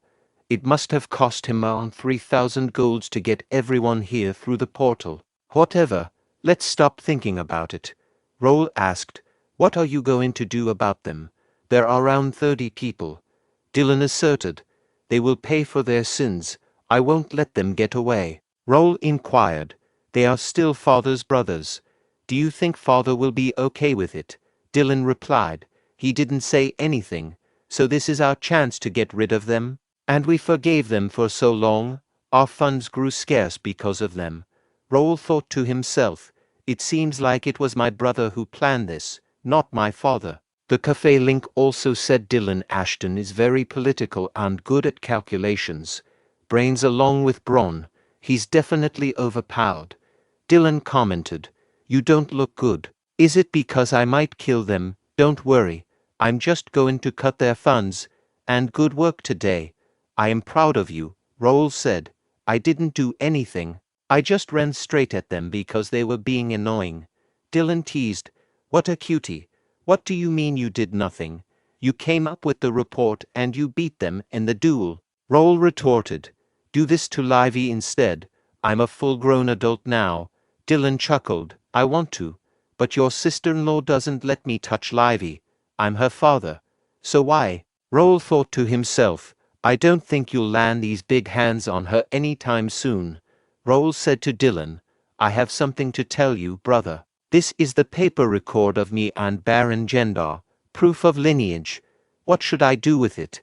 Dylan responded, the houses of all 27 people who asked for your stamp are now in your possession. They are yours now. You can do as you want. Do you need my help? Raul exclaimed, they are all mine now. He thought to himself, that's at least 100,000 gold. I thought the family would take care of it since it was a family dispute. Dylan assured him, brother, this is the reward you earn by fairly dueling against them. They are rightfully yours. You don't have to worry about me or the family. I always tell you, a man has to be confident. You are a son of Ashton. You have to be even more confident. You deserve it. Raul understood and said, I'll try to be a confident man. Can I ask you a favor? Dylan inquired. What favor? Raul requested. Can you take care of this for me? You can leave Baron Gender's house because I want to use it. He thought to himself, this paper's value is different depending on who's holding it. It's going to be a lot of work to sell them all. Dylan agreed. Got it. I will take care of them. And you won't lose a single bit of it. I'll teach you something as a reward too. See me at the field in the morning. Raul asked. A reward? Dylan confirmed. Yes. I'll teach you how to build the perfect muscles. Are you excited? Are you thrilled to learn? Raul replied. Yes, most definitely. Dylan exclaimed. Of course, you are. Father and Lawrence are also curious too. But I'll only teach you. Raul thought to himself. Does he have a secret way to build muscles? I am curious too. I spent a hellish month with my brother and swore to never train with him again. Finally, the day of the academy admission came. Bernard said to Raul, Be safe, young master. I wish for great results on your placement exam. Raul reassured him, I'll go easy on it. There's no need to go too hard on a children's test. I'll be back. Dylan asked, Are you really going to go easy? Raul exclaimed, Yeah. Is there a need to try hard? Dylan replied, Right. I'll go back when your admission is over. Don't worry about me and do you? Raul thought to himself, I thought he would tell me to try my best. I can go easy on the exam and just graduate from the academy. The academy is just an excuse to get away from home. It's not my true purpose. Trying to fit in with the kids will only tire me out. Let's just go easy. As they arrived at the academy, Raul observed the crowd of people gathered for the exam and said, It's pretty busy out here. I didn't expect admission day to be this busy. Dylan responded, This year is special. People who delayed their admission are all here now. Raul thought, Did something happen? The cafe link didn't have any information about the academy. I even got the list of nobles who were expected to enter this year. There must be something happening. I'm not expecting too much from academy life, so it shouldn't matter. Then, the person announcing the names of those who got admission began. The announcer proclaimed, Congratulations to Gerald D. Rubin on his admission. Templeton Family's Pride. Congratulations to young Master Dalton on his admission. Congratulations to Caleb D. Randall on his admission. Congratulations to Raul D. Ashton on his admission. Raul, surprised by this, turned to Philip and asked, What is this? You said there would be no lineages of warrior families this year.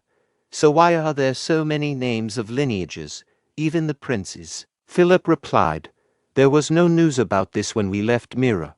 Raul cursed, Shit, I didn't get any news because I spent a month training with my brother. Even Bernard was busy taking care of the house problem. Raul then turned to Dylan and asked, Brother, can you explain what's going on? You knew about this, didn't you? Dylan smirked and said, You will soon find out, brother. Go easy on the exams. Congrats on your admission. Raul thought to himself, Something's going to go wrong.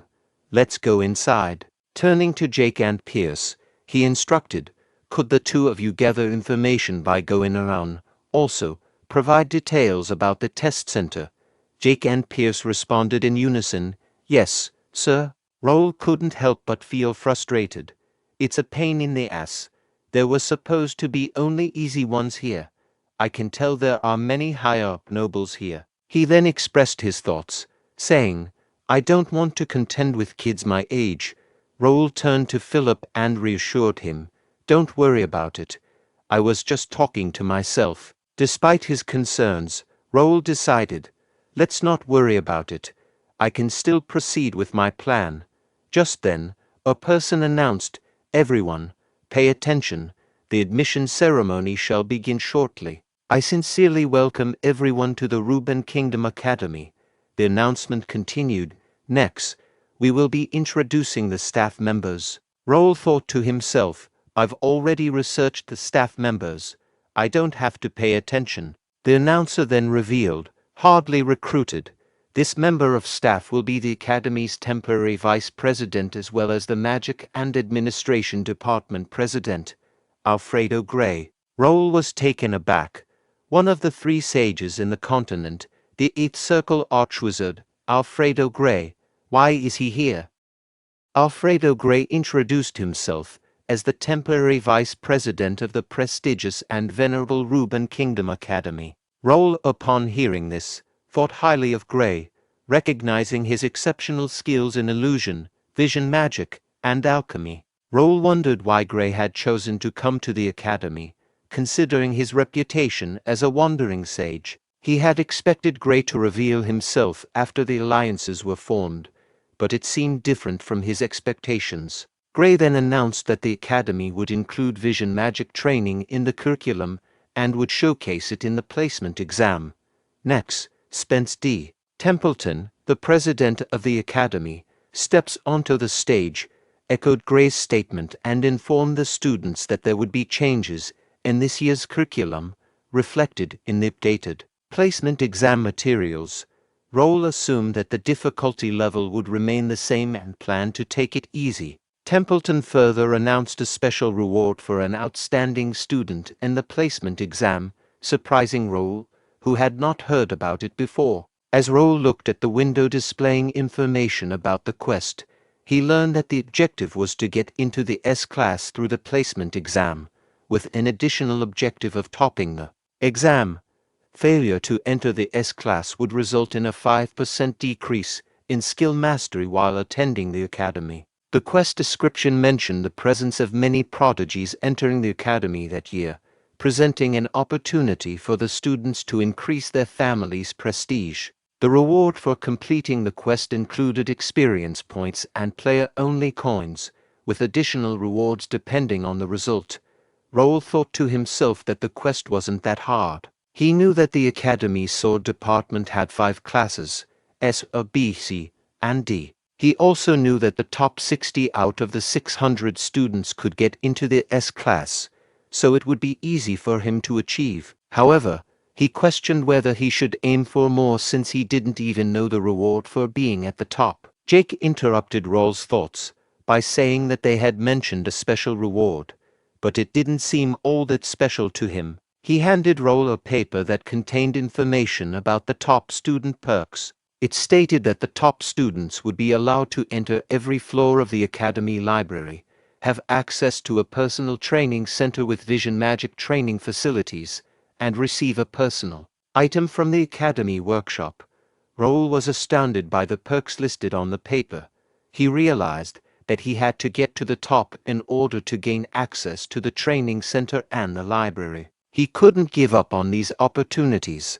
He acknowledged that while the Academy's lectures increased skill mastery, they didn't provide any experience or rewards. Raul had chosen to come to the Academy to meet an important person outside of his homeland, and he believed that hunting monsters and exploring dungeons were more worthwhile than listening to lectures. However, Raul's perspective changed when he learned about the vision magic installed in the training center. He realized that even though the summoned monsters were fake, he could still gain experience from battling them. The only concern was the cost to maintain the magic, but if it was free, he wouldn't have to worry about it. Additionally, the library held hidden pieces, including hidden quests and skill books with valuable information. Although the floors were divided by years, Raul would be able to enter all of them if he reached the top.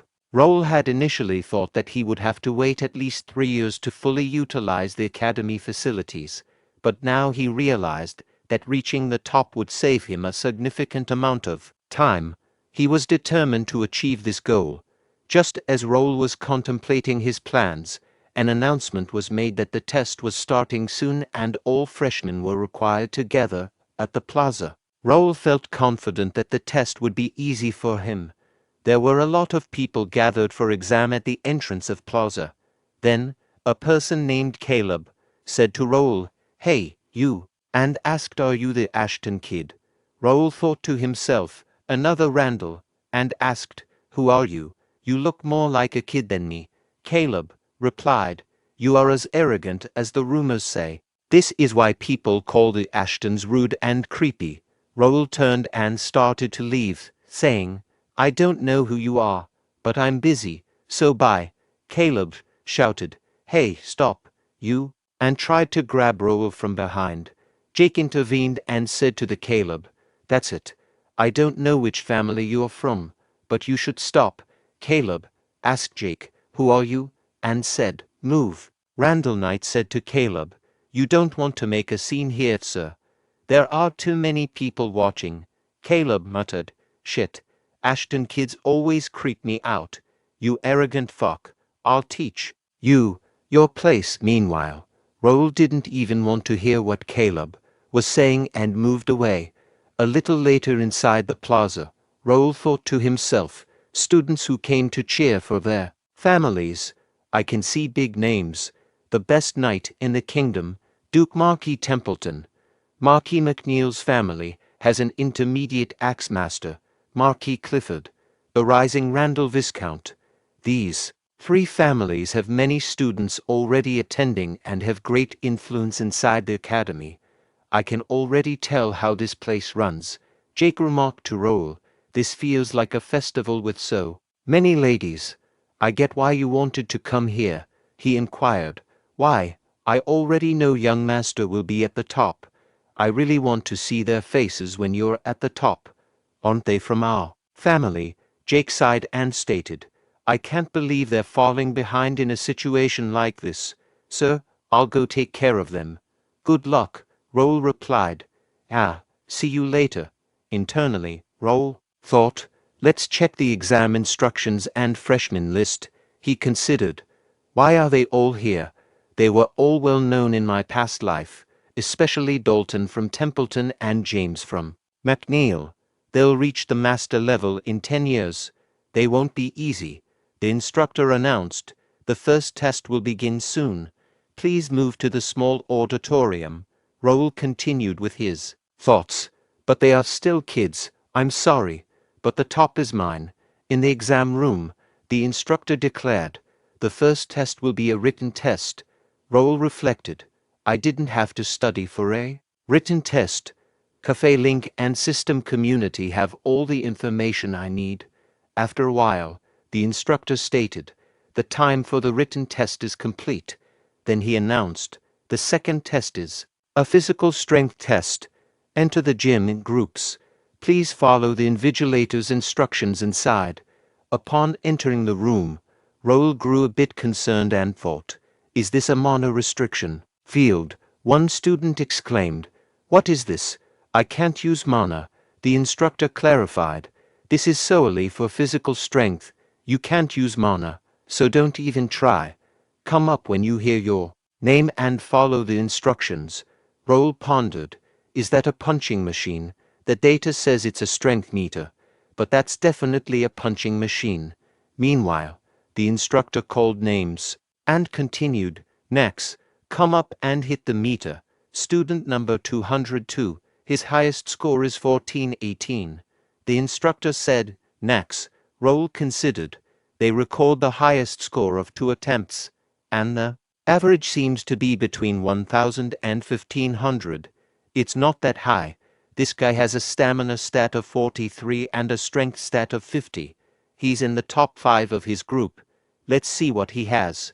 Then the person struck the punching machine, and the score of his punch was displayed as 2250. Students started saying, as expected, "McNeil, that's so high." Raul thought, the first one to score over 2000. If he can get 2250, good. Now he knows the level here. In a room where academy instructors were reviewing students' results on a screen, they remarked to each other, "Impressive scores. Being a kingdom of knights, these results are consistently high. The caliber of freshmen this year surpasses previous years." Many applicants were drawn to the academy after learning about Mr. Gray. Alfredo Gray remarked, "Students below the age of 20 are scoring over 1000. The students at Leslie Kingdom Academy would be frightened." The elderly person seated in front of him chuckled and remarked, "We are flattered. The academy at Leslie mainly deals with magic. I am still curious about what made you come to this academy. Even a month ago, the tower said that we shouldn't be expecting anyone." Alfredo Gray explained, "Like I said, I wanted to see how my newly developed magic circle works in person. This makes it sound like I'm using the students as experimental subjects," and laughed. Spence D. Templeton interjected, "No, we are thankful that you allowed us to implement your new magic circle." The elderly person added, "Indeed, you are even funding the training magic circle for the top student." Alfredo Gray reflected, "Looking at all these young students, I'm glad I came. I heard there are many students from warrior families." Spence D. Templeton confirmed, "Yes, that is what everyone is here for. I introduced him earlier. There he is." Alfredo Gray asked, "Is he the 13th son of Randall, Viscount Randall?" McKenny D. responded, "Yes, his name's Caleb. The Lord trained him since his talent was outstanding. He asked me to let him into the academy." Alfredo Gray commented, "I see. I'm looking forward to it." Meanwhile, Caleb struck the punching machine, and the display showed a score of 3005. Teachers observed and exclaimed to each other, "Wow, he is different. I see why Count Randall favors him so much." The person seated on the right of Alfredo Gray pondered, "They are different indeed. There's a long way before we catch up to them." Spence D. Templeton stated, "Next is interesting. James from Mark E. McNeil's family, the current Lord Clifford's direct grandson." Another teacher asked, "Is he the one the Order of Chivalry wants?" Spence D. Templeton replied, "Yes, I heard his talent is beyond the level of the academy."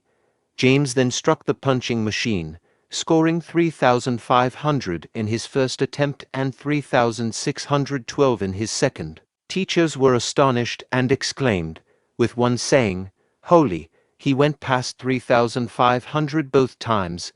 Another added, 3,612. "Isn't that a new record?" A third teacher chimed in, "It's the highest score ever recorded by a freshman."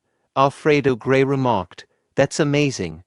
When that machine came out, even the knights barely scored above 3,000. The instructor announced, "Next, get ready."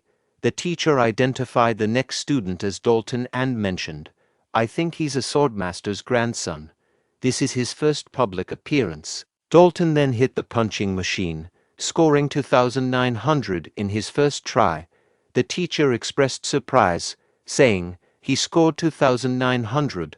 Another teacher inquired, "What's wrong? It's lower than the last student's score." While other teachers discussed the remarkable achievement of hitting the machine with one arm behind his back, they speculated about the potential outcome if the student exerted serious effort. They commended Templeton for his strength, acknowledging his title as the strongest.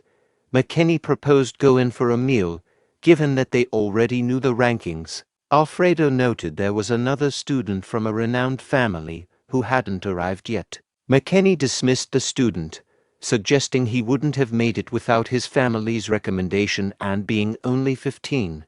The teachers pondered how this student would compete against older freshmen. McKenny mentioned that some students attended for the experience and weren't focused on graduating. At that moment, they heard Dylan's laughter and turned towards him, and inquired about his identity. Alfredo recognized him as the man from Ashton, commenting on his manners and appearance. Dylan greeted Vice President Gray, explaining that he accidentally laughed. Intrigued, Alfredo asked Dylan to share the reason behind the laughter. Dylan found amusement in listening to elderly men converse, remarking that holding onto what one already knows is egotism, as far as he remembered. McKenny D. Randall sought clarification on Dylan's statement, prompting Dylan to explain that the mentioned individual joined the academy at 15 for the experience, suggesting the possibility that he arrived early because he had nothing to learn. McKenny D. Randall dismissed this idea, citing the academy's history of no one graduating before the age of 20. Dylan countered, stating that the absence of precedent didn't guarantee it wouldn't happen. Accusing Dylan of arrogance, McKenny D. Randall questioned if he believed his brother could leave a mark in the academy's history. Dylan admitted uncertainty, emphasizing he wasn't a prophet but expressed curiosity about his brother's thoughts. McKenny D. Randall derided Dylan's words, labeling him as all talk and no substance, a typical trait of someone named Ashton. Spence D. Templeton intervened, urging them not to embarrass themselves in front of guests, and then inquired about the freshman from Ashton. Another teacher asked if Raul was the mentioned freshman. Upon seeing Raul, the teachers exchanged whispers, expressing surprise at his appearance. They questioned the legitimacy of Raul and Dylan being brothers. Dylan confirmed Raul as his youngest brother, referring to him as their family's gem. One teacher excused Raul's lack of sword skills due to his impressive figure, while another humorously pondered if there was anyone single in their family. McKenny D. Randall declared, "Everyone quiet. There's no need to talk so much about a man's face." Dylan mused, "The old man is trying so hard. He knows about Raul's skills because of the Baron Gendar incident. Was it Ketchup or Caleb? He is trying to turn their attention toward his 13th son. Hilarious. Is Raul really going to go easy?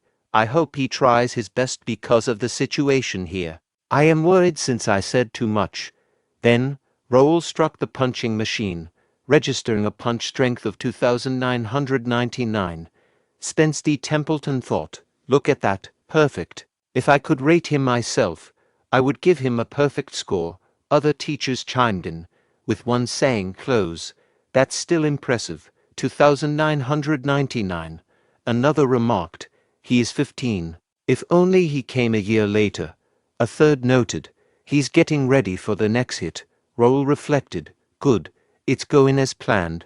The teachers encouraged him, saying, "You got this. Let's score over 3,000, right? Don't be discouraged by your age. Hit it with courage." Raul then punched the machine again. All the teachers erupted in happiness upon seeing the score of Raul's second attempt. Meanwhile, Dylan pondered, "This guy, the score is exactly 3 points higher than the highest score. Clever guy. He really planned it out." Raul breathed a sigh of relief, convinced that everything unfolded according to his plan. Following the instructor's guidance, Raul returned to his seat. Surprised by Raul's performance, onlookers cast glances at him as he walked back to his seat. Raul accessed the guild chat and viewed a window containing messages regarding scores from other testing sites. Test site number 1 achieved the highest score of 2,820, but securing first place seemed unlikely.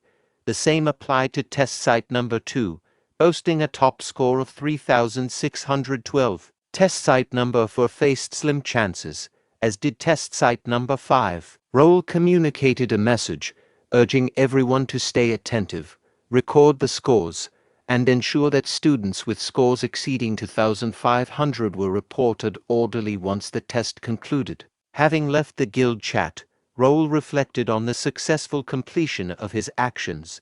He pondered whether anyone had caught on. Since attaining expert level, his physical prowess had experienced significant growth. Rigorous training from his brother elevated his strength stat to 68. Though capable of scoring 4,000 easily, he had to align with the freshman's level, prompting him to gather relevant information. During the test, Raul feigned putting forth maximum effort, utilizing psychokinesis to mitigate the impact when throwing punches.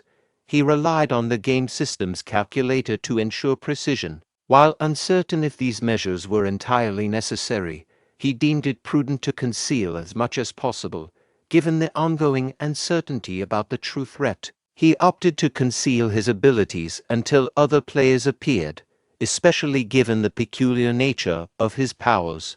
In his previous life, revealing his rank 1 abilities had prompted guilds to analyze and pursue him relentlessly. This constant evasion eventually cost him his life. Now, resolute not to repeat past mistakes, he vowed to remain hidden and eliminate those who chose to showcase their powers. He had become the hunter. As the instructor declared the imminent conclusion of the first test and instructed everyone to prepare for the next one, Raul realized he had been overthinking and opted to check his status before the test concluded. Examining the status window, Raul observed his details. His name registered as Raul. His level fluctuated between 55 and 56 in hardcore mode. He belonged to the night class with proficiency, beginner sword skills and intermediate psychokinesis.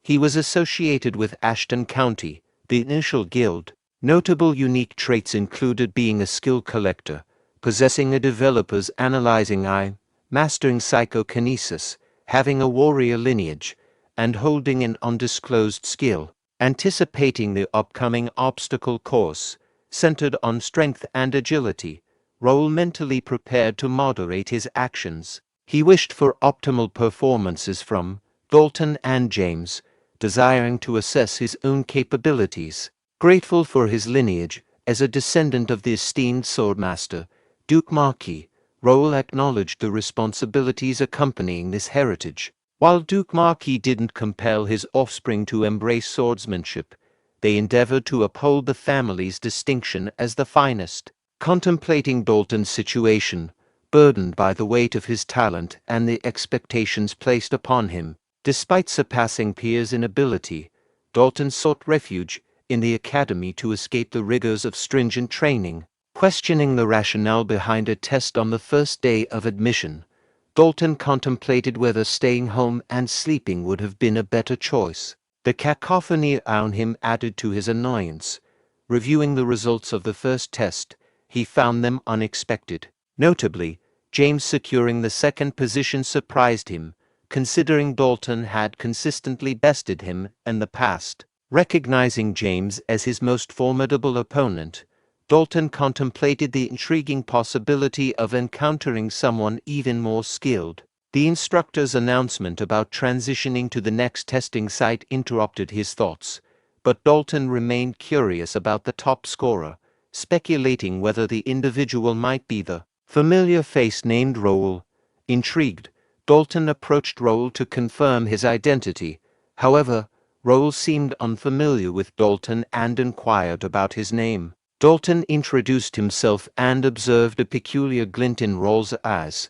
Despite acknowledging Raul's attractiveness, Dalton was confident in his own appeal. As Raul began to walk away, Dalton requested him to wait, surprised by the rare experience of being overlooked. Puzzled by Raul's lack of recognition, Dalton contemplated the usual attention he received due to his well-known identity. Dalton found Raul's newfound curiosity intriguing, anticipating the expression Raul would wear when facing defeat in the upcoming test. As they reached the second test site, Raul contemplated the apparent simplicity of the challenge, a timed obstacle course in full steel armor. However, the complexity lay in navigating traps strategically scattered throughout the course. Following the instructor's announcements disqualifying specific numbers, the participants in the second test exchanged whispers, trying to gauge how many had been disqualified. Raul pondered the situation, realizing that despite their low ranks, a significant number of students, around 100, had already been eliminated. He suspected there might be more to this test than met the eye, as discussions arose within the crowd about the test modifications. As Vice President Gray entered the academy, speculations circulated among the participants regarding the changes, as nobody seemed to be succeeding. Shortly thereafter, the instructor declared the success of 2 individuals in the second test. The initial participant finished the run in 13 minutes and 33 seconds, followed by the second participant completing it in 12 minutes and 52 seconds. Raul found this intriguing and pondered how fast subsequent participants would perform. After a brief period, the leaderboard revealed the fastest completion time for the second test, 9 minutes and 12 seconds. Observing the leaderboard, Raul contemplated the best time so far. No significant shift. Let's see how they perform now. Dylan remarked, "My turn is approaching. Time to prepare. Is it my turn already?" Concurrently, Raul accessed the guild chat and inquired, "Any noteworthy developments?" Philip informed, "Not yet. The current top score is 7 minutes and some seconds." Raul instructed, "Examine each one and keep me posted. Also, stay updated on my group."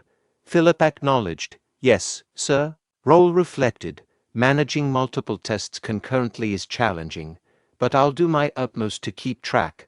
The instructor called out, Number 285, Raul. Let me outline the rules. Raul responded, "Yes, sir." The instructor explained, "The traps and obstacles are all illusion spells, but the inflicted damage will be recorded as if they were real. If the recorded damage exceeds your armor's capacity, you will be disqualified." Raul affirmed, "Understood." The instructor instructed, "Number 285, start." Raul contemplated. "This old armor is cumbersome and challenging to maneuver in. I understand why many struggled initially, but it's manageable for me. My strength has grown significantly since reaching the expert level." Facing the first obstacle torrent, Raul reflected, "Despite being an illusion spell, it appears remarkably authentic. How many mana stones did they expend? Did they genuinely set up all of this just for the entrance exam? What a waste." Navigating to obstacle number 2, the forest traps, Raul inadvertently activated a trap, launching arrows in his direction. Yet, he effortlessly evaded the arrows with his swift reflexes and high speed.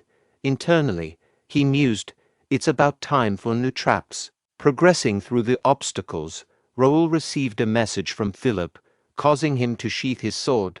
Intrigued, Raul contemplated, "There it is, let's see." Navigating the traps, Raul checked the guild chat and absorbed the information from Philip.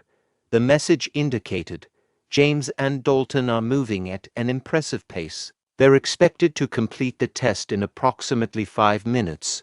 Curious about other participants, Raul messaged Philip, asking for information. Philip replied, "Caleb from Randall is doing well, but he's not at James and Dalton's level. There are skilled individuals here, evident in their relaxed demeanor as they effortlessly navigate the traps, seemingly unconcerned about their time." Raul directed Philip to track their progress separately and provide regular updates about James and Dalton. Meanwhile, facing a swinging bridge and a cliff with fireball shooters, Raul paused, thinking, "It might be annoying, but it won't hinder me."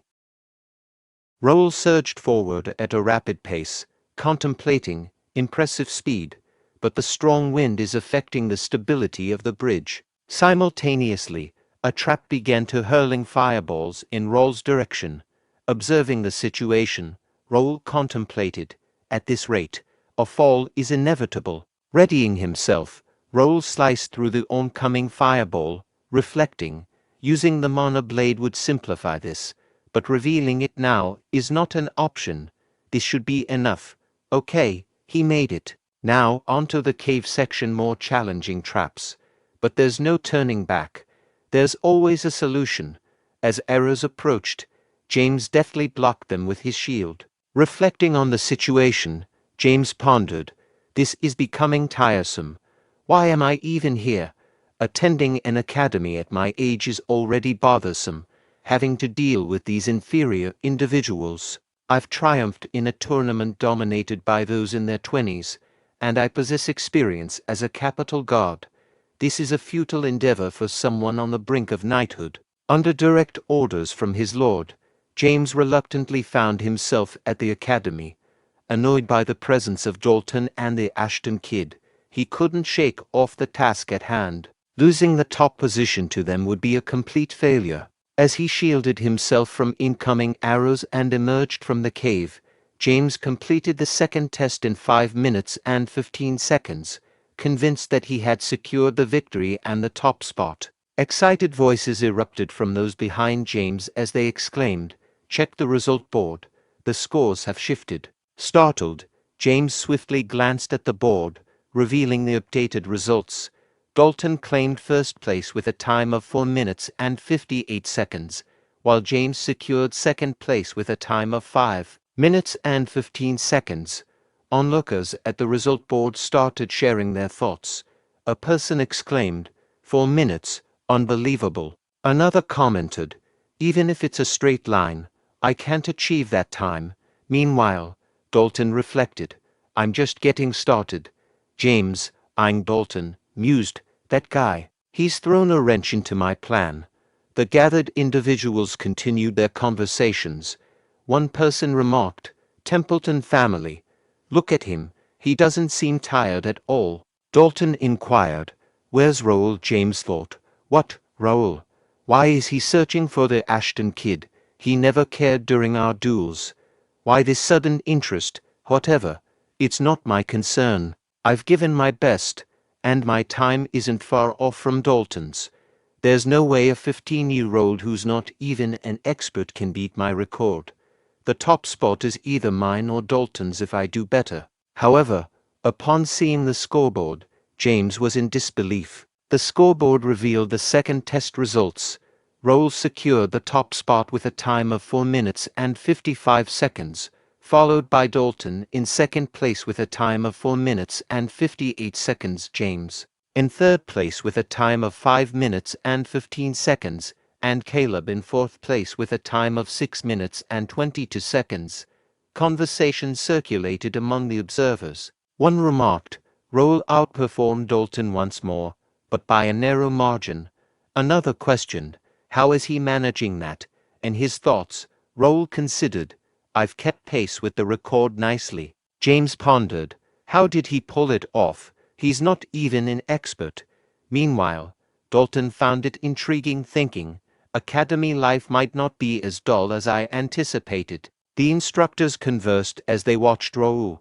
One remarked, he secured the top spot in the previous test too, so Raul is set to claim first place overall. The teachers congratulated Sir Dylan, expressing their admiration.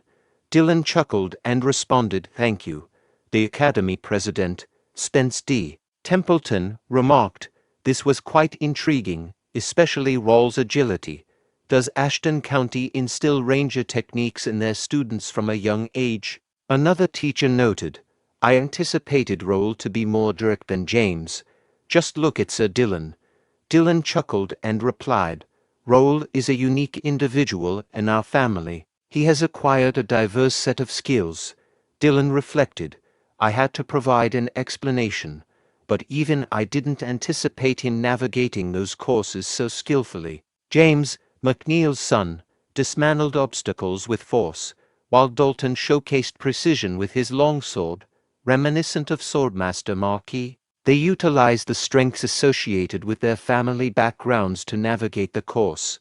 Raul wielded a two-handed greatsword, a common choice among Ashtons. However, his remarkably precise maneuvers exceeded everyone's expectations. Notably, he managed to navigate the cave without triggering a single trap, showcasing skills typically associated with experienced rogues or rangers. It's noteworthy that he accomplished this without resorting to a mana blade, and like James and Dalton, Dylan pondered, he concealed his expertise and adept use of rangers' navigation skills. We'll need to have a serious conversation about keeping such things from me. Nonetheless, I am immensely proud of Raul.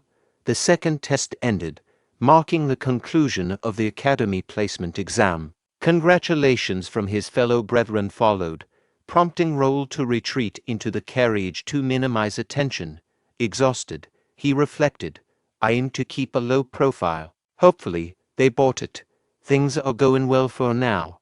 I just need to lay low now and get some rest. Closing his eyes for rest, he experiences a dream of his past life, when Bae DoHyun questioned, what motivated you to do this? The Descent Guild Master, Han Gilju, retorted, you're acting as if your family perished. Oh, my mistake. You don't have one, being an orphan and all. Apologies for that, followed by laughter. I extended a polite invitation for you to join us. If you had accepted, none of this would have occurred. Despite your rank 1 status, did you genuinely believe you could triumph over all of us? Quite arrogant, Han Gilju exclaimed. What's with that intimidating look just because we killed an NPC? In his thoughts, Bae DoHyun mused, merely an NPC. But for me, she was more than that. We crossed paths during the main quest, and she's been my guide ever since. I dedicated over a year to safeguarding her from all threats. She was, in essence, my family. And now, I've lost her to a guild unrelated to the quest. Han Gilju remarked, give it a shot. I was planning to take you down anyway. Instructing his guild members to attack Bae DoHyun, they closed in on him.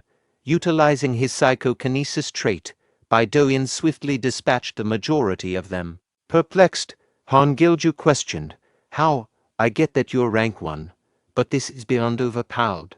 Damn gacha company. After spending so much, I only got crappy skills." Bae DoHyun, employing psychokinesis to brandish a dagger at Han Gilju, inquired, "I need answers.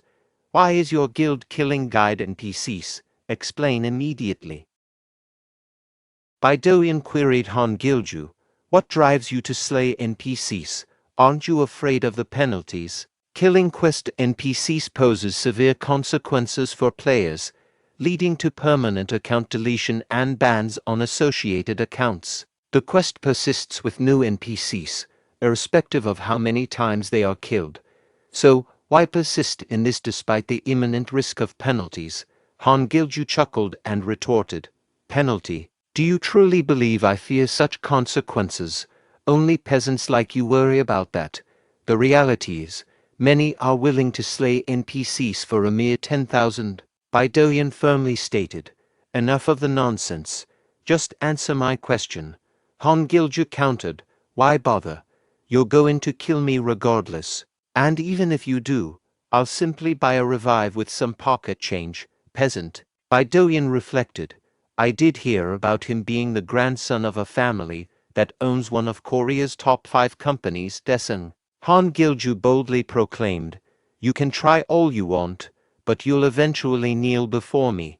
In both real life and the game, the one with the most money emerges victorious." Bae DoHyun contemplated while eliminating Han Gilju. "That doesn't sway my resolve. On that day, I pledged in front of the girl I failed to protect. Why not? Let's go for it. I'll hunt you until you grow tired of dying in this game. I'll erase the Daesung Guild from this virtual world." Raul awoke and pondered. "What a dream. It's the first time I've dreamt about my past life. Something feels peculiar. I couldn't fulfill the promise I made to that girl. What is this icon? Does it have some connection to the notification I just heard?" The information window showcased details about the upcoming update, with the company extending appreciation to all players utilizing their Connect system. They unveiled the launch of their latest update, named Pre-Scenario 1.0, encompassing elements like the unveiling of a concealed ancient dungeon, the implementation of a dimension gate system, and the conversion of specific NPCs into quest NPCs. Moreover, there was an enhancement to the guild system. The scheduled release date for the update was set a month from the present, on May 28th. Upon learning about the upcoming update, Raul reflected on his anticipation of such a development, although the earlier timing caught him by surprise. Realizing that this meant a reunion with someone significant to him, he pledged to protect her this time. However, the uncertainty of the update's exact timing left him feeling unprepared. With just a month remaining, he acknowledged that immediate major events were unlikely, but missing this opportunity could significantly impede his plans. Urgency gripped him, motivating a resolve to dominate scenarios and amass resources before other players joined. Recognizing the impact of his decisions on future outcomes, he understood the crucial importance of utilizing the time effectively. Prioritizing leveling up and guild expansion, Raul also aimed to explore the academy library and other free cities. Concerns lingered about the time available for these tasks. Driven to optimize every moment, he dedicated an entire night to meticulous planning, crafting a well-structured and efficient strategy. The beginning of their meeting was signaled by Silver Zero, the leader of the Imperial Hounds, declaring, "Let's begin." As the first thing on the agenda, it was conveyed that he would provide an update on the royal house. It was highlighted that the king had refrained from making public appearances, aside from the routine meetings. Additionally, attention was drawn to the absence of the Sword Emperor at his grandson's enrollment, with Marquis McNeil's freshman president taking part instead. Silver Zero acknowledged the report, commending it as well done, and conveyed that the Central Command had issued the directive earlier that morning. They revealed that the comprehensive strategy would commence precisely 1 month from that date. The assembled individuals shared their enthusiasm, expressing anticipation that their diligent efforts would finally yield results. Silver Zero hushed the assembly, emphasizing that this marked only the initial phase, and everyone's roles had gained increased significance. Following this, Number 8 inquired of Number 7 about the progress of their inquiry into Mira. Number 7 conveyed that the preliminary investigation was complete, yet uncertainty lingered due to the kingdom's involvement, posing challenges in approaching the matter closely. Silver Zero sought clarification on their statement, and Number 7 affirmed their certainty that Randall was involved. Number 4, skeptical, noted the absence of any noticeable actions from Randall and pondered if those banished to Mira had attacked their camp. Number 7 clarified that the events aligned, with the Randalls announcing their takeover of Mira on the exact day, and the presence of power armor and gear with tracker spells unmistakably pointing toward Randall. Expressing doubt about Randall's capabilities, Number 4 questioned how they could achieve such a feat with their strength. Silver Zero interjected, declaring they had heard sufficient discussion about Randall, and inquired if there were any additional updates. Number 3 added that the youngest son of Ashton County had been sighted, clarifying that he hadn't approached their base but was present in the city. Silver Zero questioned whether there was a possibility of collaboration between Ashton County and Randall. Number 3 expressed doubt about Ashton County's involvement. In response, Silver Zero directed them to remove Ashton County from the investigation and inquired if there were any other updates. Number 3 mentioned uncertainly that one of their team members had spotted someone who might be Gray. Silver Zero opted to temporarily halt the investigation on Gray, stating that it was unnecessary to focus on minor matters when the grand plan was on the horizon. They proposed issuing a warning to Randall for the time being. Silver Zero inquired, "What transpired at the academy?"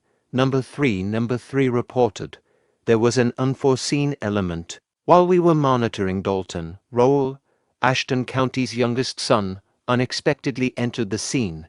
Silver Zero questioned, "Raul?" Number 6, "What's the situation? Weren't you overseeing Ashton?" Number 6 admitted, "Honestly, I'm puzzled. He displayed no remarkable talent last year, but this year, he's demonstrating significant skill. While we have a handle on him for now, I can't guarantee he's not concealing something." Silver Zero inquired, "Could he pose a threat to our plan?" Number 6 reassured, "I highly doubt it. He's just a 15-year-old. I initially intended to utilize him later, but if that falls through, I have a backup plan as well." Silver Zero pondered, "Raul seems to be popping up everywhere, but we can't afford to focus on a kid with the grand plan looming." Silver Zero instructed, "Gray holds more significance than Raul. Find out why he surfaced now. Since the top entrant approach failed, initiate the next plan." Number 8, "How's the progress on the underworld?" Number 8 responded, "There's a guild causing some issues, but it's nearly resolved. I'll ensure it's taken care of before the grand plan kicks off." Silver Zero emphasized, "Once more, a month from now, ensure there are no complications. Stay vigilant until then. Keep in mind, a small variable could jeopardize our entire plan." Working late into the night, Raul focused on his plans. The following day, he reflected, "Staying up is exhausting, but it ensures a trouble-free future. Opting for commuting over dorm living allows me to handle tasks more efficiently.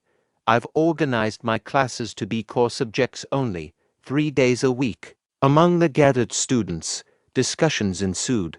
One inquired if the top entrant was indeed the 15-year-old prodigy this year. Another acknowledged the abundance of talent but emphasized that this particular individual claimed the coveted first position. A third student highlighted the top scorer's intelligence, skills, and attractiveness, expressing frustration at the seemingly unfair advantages. Fourth student questioned why someone from a prestigious family needed to attend the academy when they didn't need the diploma. Meanwhile, another student shared a sentiment that with advanced sword skills like the top entrant, they would have become a night already. Meanwhile, Raul reflected that he could disregard the students' gossip since the academy was a minor aspect of his overarching plans, serving specific purposes. Abruptly, a window appeared, revealing the placement exam results and class assignments. Raul found out that he had clinched the top spot in the rankings, with James and Dalton trailing closely behind. Deep in thought, Raul considered the implications of his ranking and pondered if there were additional details to be aware of. Another window materialized, displaying details about a scenario quest and the placement exam. Despite the grade D of quest, Raul had managed to secure a spot in the S-class, claiming the highest position. His reward consisted of experience points, 500 coins, and an undisclosed bonus. Reflecting on the achievement, Raul deemed it not overly challenging and found the reward somewhat trivial. Despite anticipating the extra reward to be minimal given the quest's low grade, curiosity lingered. Nonetheless, he shifted his attention to attending class. During his academy classes, Raul discovered that they were more elementary than he had envisioned. Despite expecting some attention from Caleb, Dalton, or James, his classmates opted to avoid him. Deciding to let things unfold, Raul perceived the first day as tolerable. One of the senior students inquired, "Raul, is Raul present?" Raul confirmed, "Yes, I am Raul. What's the matter?" Senior proceeded, "Here are the perks for being the top entrant. Present this at the library or training to get registered. Vice President Gray seeking you, so kindly visit him immediately." In his thoughts, Raul mused, Vice President Gray. So, this is the additional reward, Alfredo Gray, the historical hero who battled against the Empire. Meeting him exciting, yet concerning. Knocking on the door, Raul awaited permission. Alfredo Gray welcomed, "Enter." Raul stepped into the office and courteously said, "Excuse me." Alfredo Gray extended a welcome, stating, "Greetings, Raul. Could you wait over there for a moment? I have some paperwork to attend to." Raul responded, "Certainly." Inwardly, Raul reflected, "Incredible. Though I've never encountered him in person, he matches the images and videos shared by other players. He carries the air of a standard noble, yet there's an intriguing aura about him. I'm eager to learn more. Perhaps a discreet glance won't hurt." Upon attempting to view Alfredo Gray's status window, Raul was met with limited information, only displaying details already commonly known such as his level, class, affiliation title, stats, and unique talent. Raul pondered, "Strange, I can't access his full information. Everything visible here is already widely known."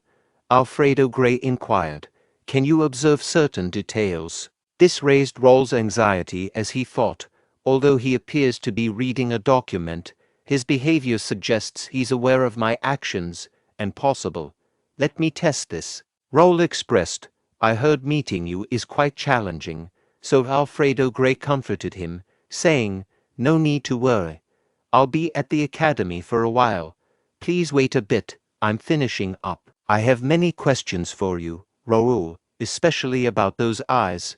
Raul wondered, "Who is this person?"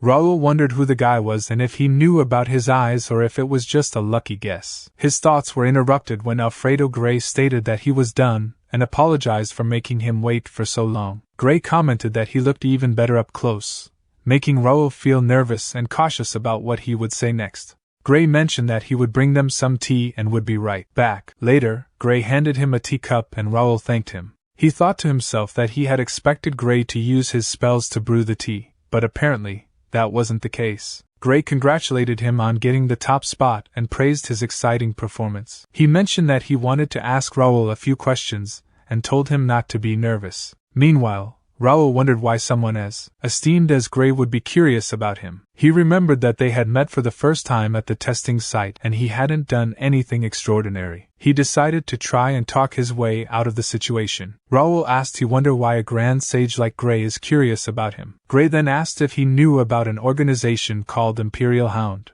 This question made Raul tremble a little. The scene then shifted to 50 years ago, when the continent of Connect was in chaos due to the invasion of the Cronin Empire. 4 kingdoms were on the verge of destruction, but heroes emerged during those difficult times. These heroes risked their lives to stop the Empire and push them back behind the Monster Mountain. Peace had prevailed for the past 50 years, and conflicts between the kingdoms had been resolved during their fight against the Empire. However, they hadn't forgotten to prepare for the possibility of another invasion. Alfredo Gray had built a tower to train talented individuals and had traveled around the continent. One of the people he looked after was an alchemist named Nakia, whom Raul had saved.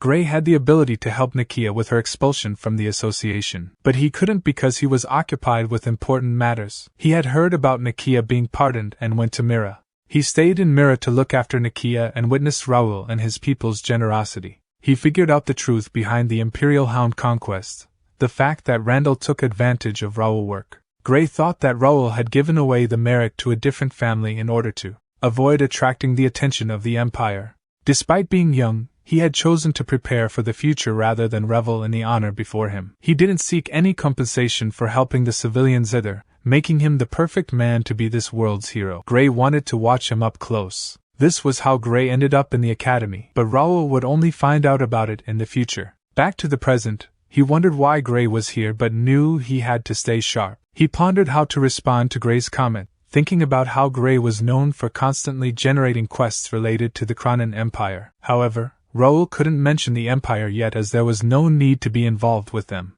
Raul's thoughts aligned with Gray's caution, acknowledging that it would be good to stay silent if anyone else asked about the situation. It was too dangerous for Raul to handle, and Gray admitted to having been watching him since his time at Mira. Gray praised him for handling conflicts well with his outstanding skills, noting that Randall would struggle a little. He was surprised by Gray's knowledge and worried about what would happen if Randall found out. Gray reassured him, stating that he hadn't and wouldn't tell anyone about it. Gray believed that he had made the right choice to stay anonymous and commended him for his amazing decision. Curious, he asked Gray how much he knew and why he was keeping quiet about it. In response, Gray asked him if he knew why the Cronin Empire was dangerous. Raul speculated that it was because of their military strength. Gray agreed but encouraged him to think deeper. Raul considered that although the Empire had a large amount of land, most of it was desolate, and their population was similar to one of the kingdoms due to the harsh climate. Gray said he think the only way the Empire can be a threat to them is their information. They are exposed to Empire but they don't know much about Empire. As you know, the Empire is behind the Monster Mountain and the Forbidden Barrier. The only way to get to the Empire is through the rift. We built a wall near the entrance and have an army there to prevent an invasion, but the Empire still manages to send spies down here. This means that the Empire has a full advantage over them. If they invade them right now, they'll do it knowing that they have a good chance to win. Hearing this, Raul thinks frightening. It happened the same way in his previous life. The Empire used the players to start the war and were close to victory around the time when he died. Gray said they need more people like him. Young people like him are their wildcards against the Empire. Raul thinks was Gray related to Nakia's growth in his past life? If that's the case, his attention might be helpful. He don't need to struggle after declining his offer. He can accelerate his growth and defeat the Empire. Gray said he only have one thing to say. Something is happening out there. He need him to lay low and make smart decisions. Raul said he will make sure of that. Gray said good. It's getting late. Let's get up. He would like to give him a gift for listening to him for so long. Raul asked a gift? Gray said he will need this in the future. Instructions on how to use it are in the box as well, so read it carefully later. Raul thinks a ring. This looks really expensive, and he can feel mana from it.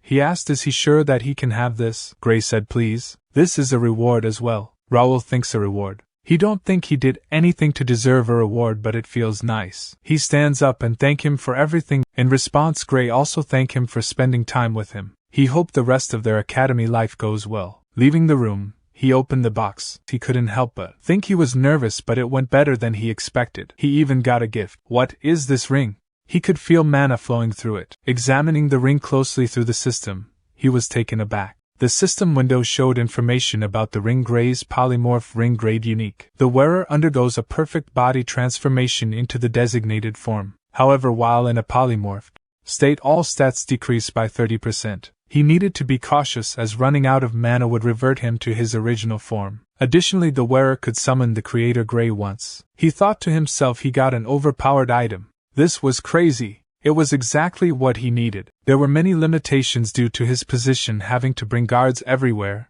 and watch every move. He had been looking for an item that could hide his identity, but this ring not only hid his identity, but also his appearance. Only a few magicians could use polymorph spells because it was a sixth circle spell. Moreover, he could even summon the Grand Sage Grey. He felt pressured by Grey's expectations, but he didn't need to worry about that now. Grey would be helpful to him in every way. He would use this wisely. 2 weeks later, Raul thought his academy life was going pretty well. No one was hostile towards him because he was staying quiet. But this guy Dalton stuck to him 24/7. Dalton asked him, "Is he free today? He found a good armory." In response, Raul said he had already told him he was busy, so he should go by himself. Dalton asked, "Can't he just come with him? If he go back right now, he'll have to train with his teachers. Think of it as saving his friend, please." Raul thought he would have a quiet academy life, but an unexpected variable showed up. A guy appeared and started sitting next to him. He started bothering him 24/7, and this guy wasn't even looking for any other friends besides him. Raul initially found himself annoying, but he hadn't caused harm to anyone.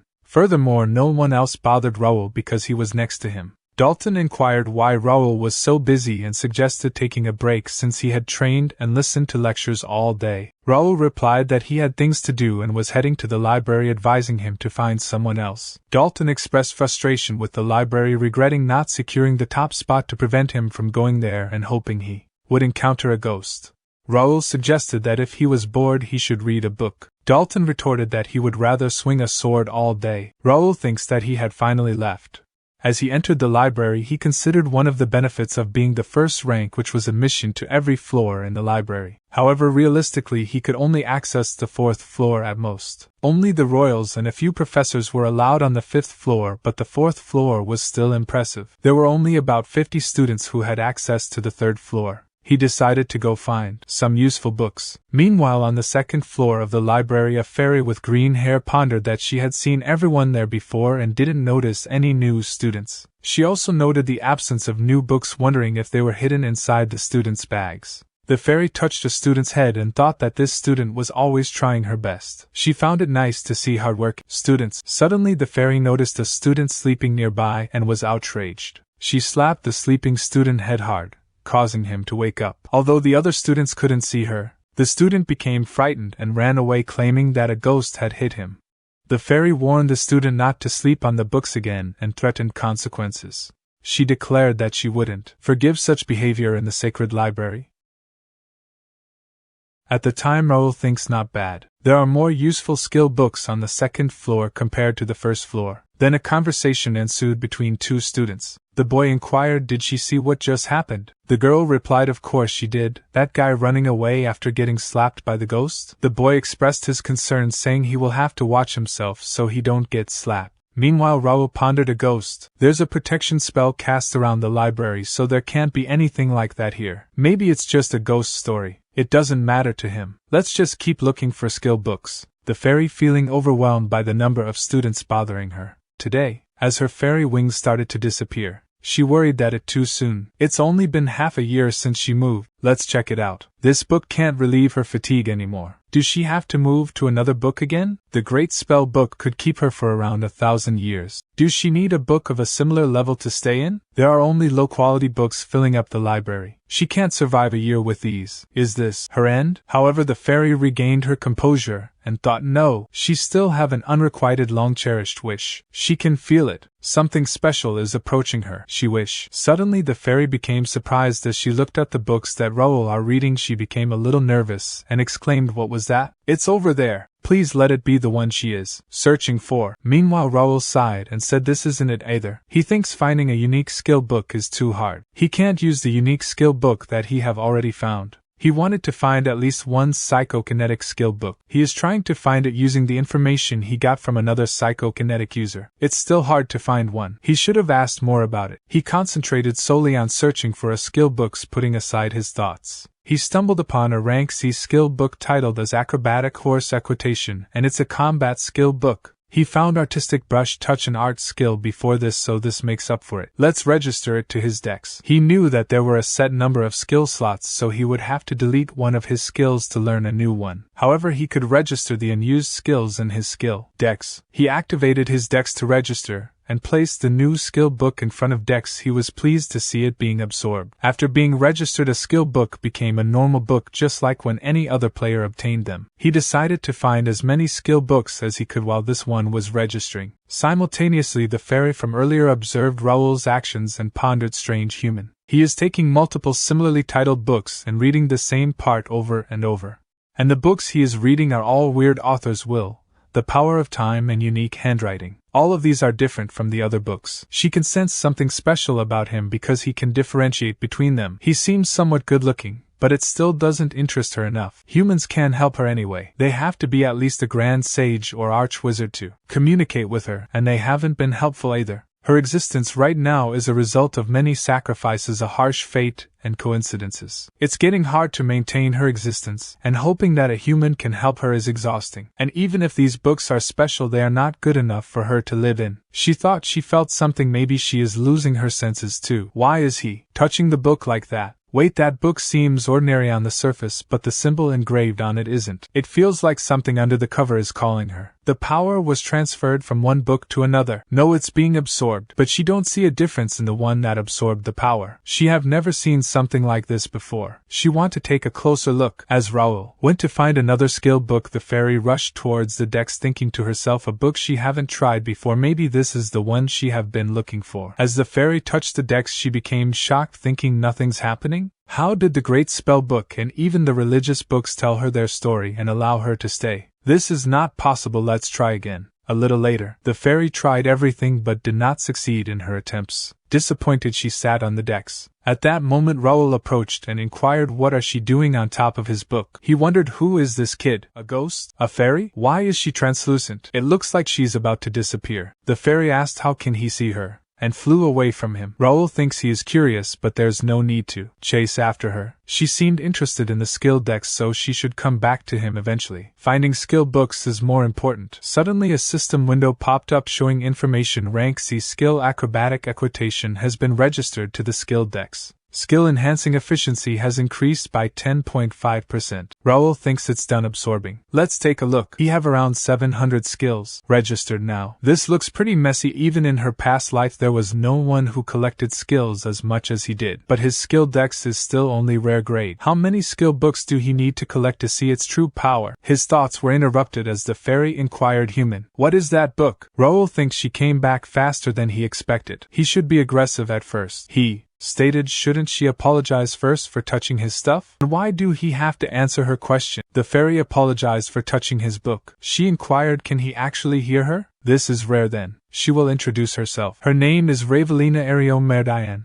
He can call her Ravel. She is a forest fairy, one who cherishes harmony and order. In response, he introduces him as Raul. He enrolled into the academy this year. He stated, she don't seem like a normal fairy. Ravel stated, she actually more of a ghost. Humans call her the library ghost as well. He inquired, a ghost? Like a specter? She responded, excuse me, does she look like a monster to him? She is just a soul on the border between life and death, a being that defies the ordinary. He questioned, sure, why she is interested in this book. She explained, this book is special. It's special even among the special ones. He inquired further, do she even know what book this is? She admitted no, she doesn't. This one didn't talk to her, but she is sure this book is special. So could Raul please let her take a look? He thinks, to be honest, he don't even know much about the skill decks. There wasn't much information about it in his past life either. Maybe she can upgrade the skill decks for him? The item is bound to him, so she can't run away with it. He agrees, but she have to promise to tell him everything she learned about this book. She reassured him and expressed gratitude. And he opened the decks as she said, let's see, and touched the decks. She noted there is a lot of energy flowing through her. She became surprised, quickly moving away from the decks. She exclaimed, what? How is this possible? There's no way. Did he truly predict something like this? But the appearance of this book now goes against the rules. He concerned inquired about her well-being. Excitedly she turned towards him and inquired, human, she mean Raul, where did he find this book? He advised her to calm down and she was the one who was supposed to tell him about the book. She explained to him this book contains the power of the Creator God, not just any god, an ancient Creator God who's known to have disappeared. This revelation made him nervous, and he stated, "Ancient Creator God?" He asked her if the power of the ancient Creator Divine is embedded in the book. He thinks that he is not sure what it is, but it doesn't really appeal to him. She responded by inquired if he is not very interested, stating that this is the problem with humans and the Creator Divine in the past. He interrupted her and expressed his lack of interest in divines, requesting her to tell him what he found out about the book. She sighed and admitted that she doesn't know much about the book's detailed contents either, as she only saw it briefly. However, she mentioned that the book is currently under a curse and lost its power after taking a shock. He inquired about how he can restore the book to its original state, to which she replied by asking how she would know, as the prickly kid refused to tell her. He stated was it of no use, and she questioned how she is supposed to figure that out so quickly. She then suggested making it possible for her to enter the book. Suddenly the system window popped up, displaying information about Ravel's request to reside in the tome as its librarian. The window explained that appointing a librarian can enhance the rank, functionality, and efficiency of the skill tome, and once appointed, the librarian cannot be forcibly dismissed unless the contract is dissolved. The window asked if he would appoint her as the skill tome's librarian. He thinks that she is trying to sneak into the skill tome, and although the conditions don't seem bad at a glance, he can't let someone he hardly knows come in without any cost. She questioned about his expression, and he responded by saying that he doesn't need to hear more from her. He already knows that the skill tome is under a curse and believes he can handle it himself. As it was getting late, he decided to head back. She requested, "Don't go. Please listen to her story a bit more." He stated, "Well, he have urgent matters to attend to, so he need to go. Let's talk another time." He is not sure when he will come again. She inquired if she upset him. She is really sorry. It's just that it's been so long since she have talked to a human. He thinks, okay, let's get more serious for the negotiation. He stated he is busy too. He can't really listen to her situation right now. She stated she promised she will be helpful to him. She swear that book is really precious to her. Can't he listen to her story a bit more? He thinks this enough for now. Time to start negotiating. At the moment she started crying while stated it's true. Why won't he believe her? He stated, "No, it's not like that, just calm down." She exclaimed he too much. In response, he expressing regret for upsetting her and offering an apology. She reassured it's okay. However, Raul added, but still he can't give her the book yet. It holds great importance for him, so he'd like to hear her story first. Explain why she ended up like this and why she's interested in the book. He'll decide afterward. She agreed, mentioning that it might be a lengthy tale. She began by recounting a forgotten war that took place on the Connect continent involving various races and divine beings as well as demons. The war had brought the continent to the brink of destruction, and her own race, the forest fairies, faced extinction. In an attempt to save her, the fairies used a certain magic to trap her soul in the book while they themselves were scattered across different dimensions. She explained that he had fallen into a deep sleep, and upon awakening she found herself constantly moving from one special book to another, barely surviving. Each time he woke up he lost many memories, leaving her unsure of how long he had been living. Despite his situation, she had a purpose to find his scattered kin and pass on their tribal wisdom and essence. However, she was bound to the library by the book and struggled to find books that would accept her. She believed that the book in question held a similar aura to the great magic book that had initially accepted her, possibly even possessing a greater hidden power. She pleaded with him to allow her to enter the book, as she believed she would aid him in his quest. He considered her story and decided it was enough to grant her permission to reside in the book. However, in exchange she would have to become the book librarian and potentially be bound to him. He inquired if this arrangement was acceptable to her. She stated, of course, as long as he allow it, but before that may she ask what he want to do with the power in the book? He replied he want to protect his family and his homeland. She might think it's a modest reason, but it's really important to him. She responded that's a noble enough reason. Then she looked forward to working with him, but she won't be able to help him right away. She needs some time to adapt to her new home. She thinks she'll be asleep for about a month, but don't worry, the book functions won't change. He reassured no rush, he just hopes she wake up safely. She thanked him, and she stated when she wake up she will do her best to help him. See him in a month, and that's how Raul gained a little fairy girl as a companion. Time flew by after meeting her, and now there's only a week left until the update. He thinks there's so much to prepare, and it's gotten really tight. Dylan said to him, working hard as always. This brother is proud of him, and he was right. A real oracle came down from the temple, can he believe it? He is an amazing guy. He inquired what did the prophet say. Dylan replied, well, it's a bit vague. In a week, what disappeared will return and what was severed will reconnect. To prevent the rise of evil, one must open the door, enter, and pick the void fruit. Raul thinks it's definitely ambiguous as an oracle, but it's unsettling to ignore it. He inquired how did the temple respond. Dylan stated nothing special, just preparing the troops as much as possible in case of a major crisis. Raul inquired what about the reaction of the royal family and nobles. He can guess, but Dylan answered just as he expect, most of them are treating it as nonsense or suspecting the oracle as a pretext to gain something. Well, he would have thought the same if he hadn't listened to him. There's precedent for it. Raul thinks that there are many precedents, such as the Holy Empire ruled by the Pope here in Connect. The Holy Empire consists of Garnelia, where the papacy is located, and several small and medium-sized cities. Although it is small in size, it holds the title of an empire and is designated as a permanent non-aggression area due to its religious influence, delivering numerous oracles. Raul expresses his worry, stating that it will be too late if something happens. Dylan reassures him, telling him not to worry and to do what he can now. He mentions that he has already passed response methods to their domain and hinted at their friendly families. He advises Raul to stop worrying like an old man and to use his strange power. Raul continues to think that their family never sits still when it comes to something mysterious, just like their father and brother. However, he acknowledges that because of this, when he presented the update information as divine revelation, he took it seriously instead of laughing it off. He also mentions that his brother discovered his telekinesis during the process and now pesters him to show it every chance he gets. A little later at the training field, Dylan shouts, "Alright, next." Raul struggles to block the impact of the strike. Dylan reminds him that he had told him to focus on physical development and not just rely on his strange power. Raul thinks no matter how many times he does this training, he never gets used to it. Although the training was initially started for his brother Dylan, it has also increased his strength, and he has managed to elevate his telekinesis enhancement to the level of his previous life. Dylan's only interest is in physical strength. Despite his superhuman body, he lacks in combat skills. If the world spirals into war, the enemies he will face will be formidable. To overcome that crisis, it's necessary to foster Dylan's growth. If he could just add proper combat skills to that incredible body, Dylan must be realizing that the gap between them is narrowing through their repeated sparring. Soon he'll understand that there are limits to overpowering him with just physical abilities. When that time comes, he will have to find the right skills for him. Once the dungeon opens, he can acquire more skill books,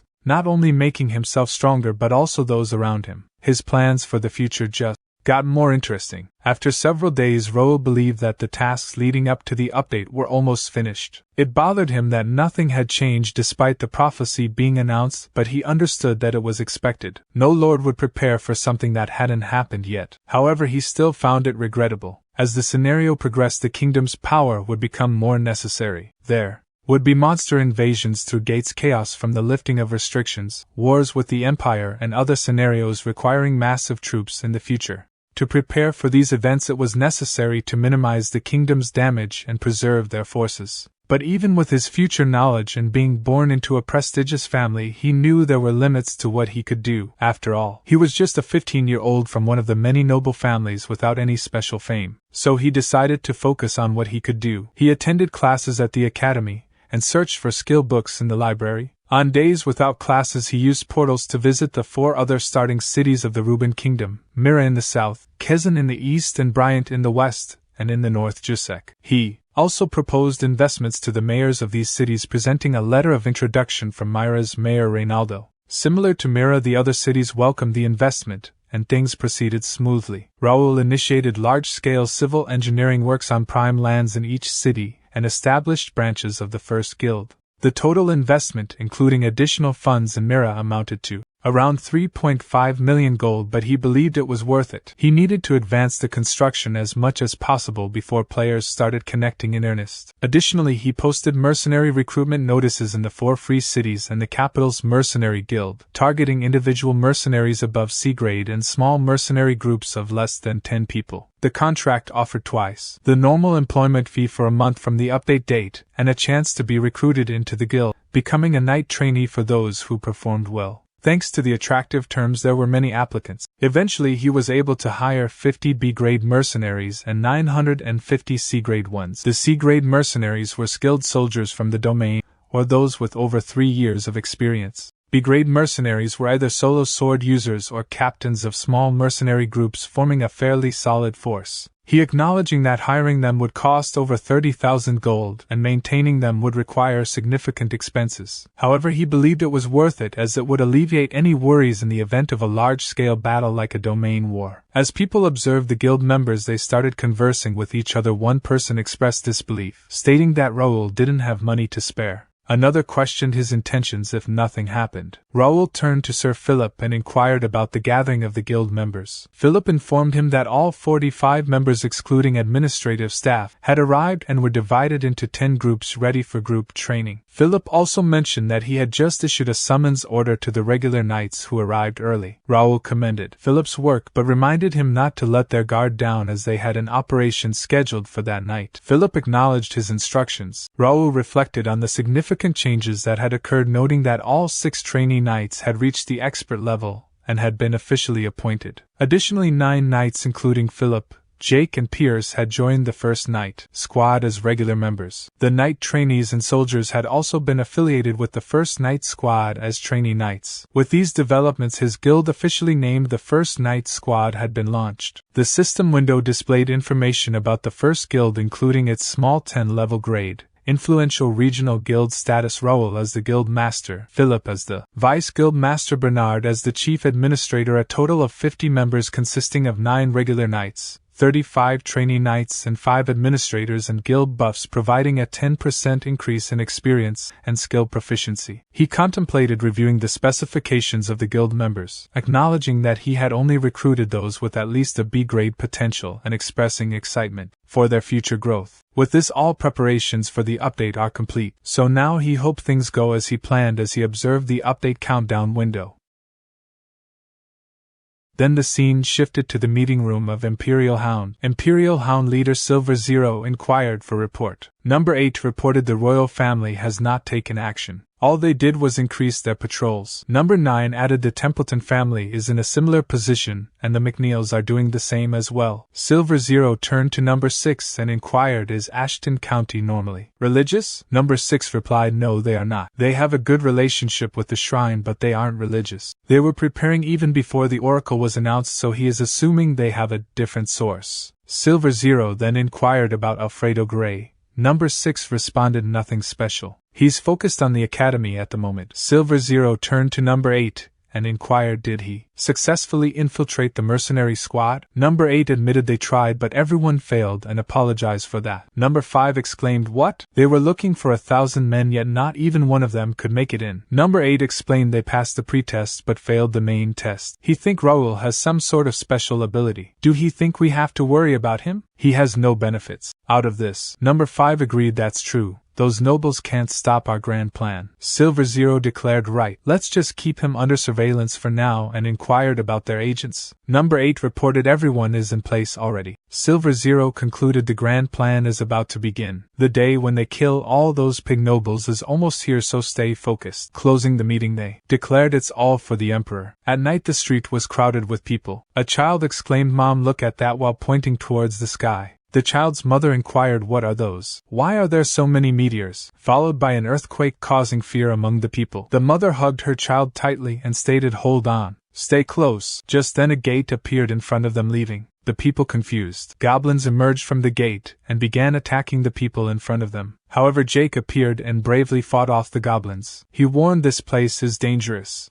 Everyone, evacuate to safety. Jake then reported, this is Outer Wall 4 Area B Section 32. He have found a gate, engaging defense mechanisms. He urged evacuate the civilians and keep their guards up. Pierce reported, this is Outer Wall 3 Area F Section 21. He found a gate. A few monsters have come out, but there has been no damage to the civilians. Philip reported, this is Outer Wall 1. A gate has appeared in the Noble Area, Section 3. We will control the area and hand it over to the guards. Raul acknowledged, stating, good, keep reporting. Another report came in stating Outer Wall 4 Area B Section 32. A gate has appeared, requesting backup. Raul responded, understood. Everyone at Section 14 head over to Section 32 to support them. Another report message displayed information, Outer Wall 3 Area F Section 21.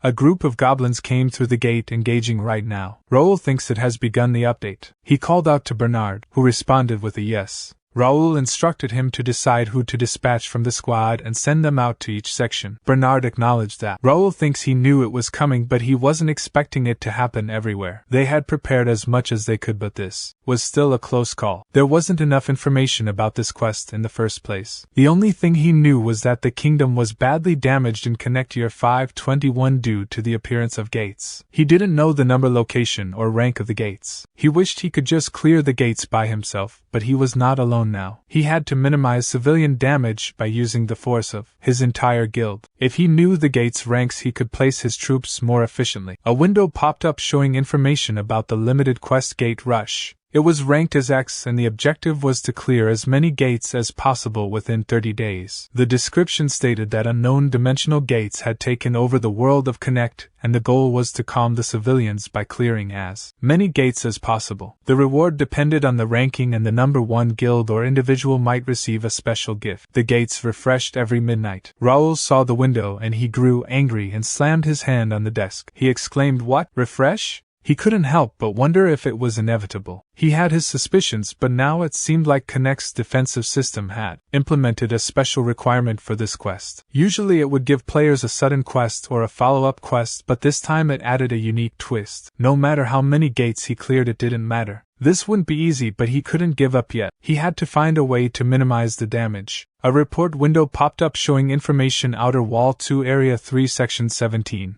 Philip found the Golden Gate he mentioned. Philip added, "Nothing is happening at the moment, but the force is getting stronger." Raul shouted, "Do not engage, that gate can suck in anything. Be careful, deploy 3 rank B mercenaries. We will be putting that area under special watch." Philip grasped the situation. Raul thinks a rank D appeared. He can't just stay here and command anymore. He will have to deal with this himself.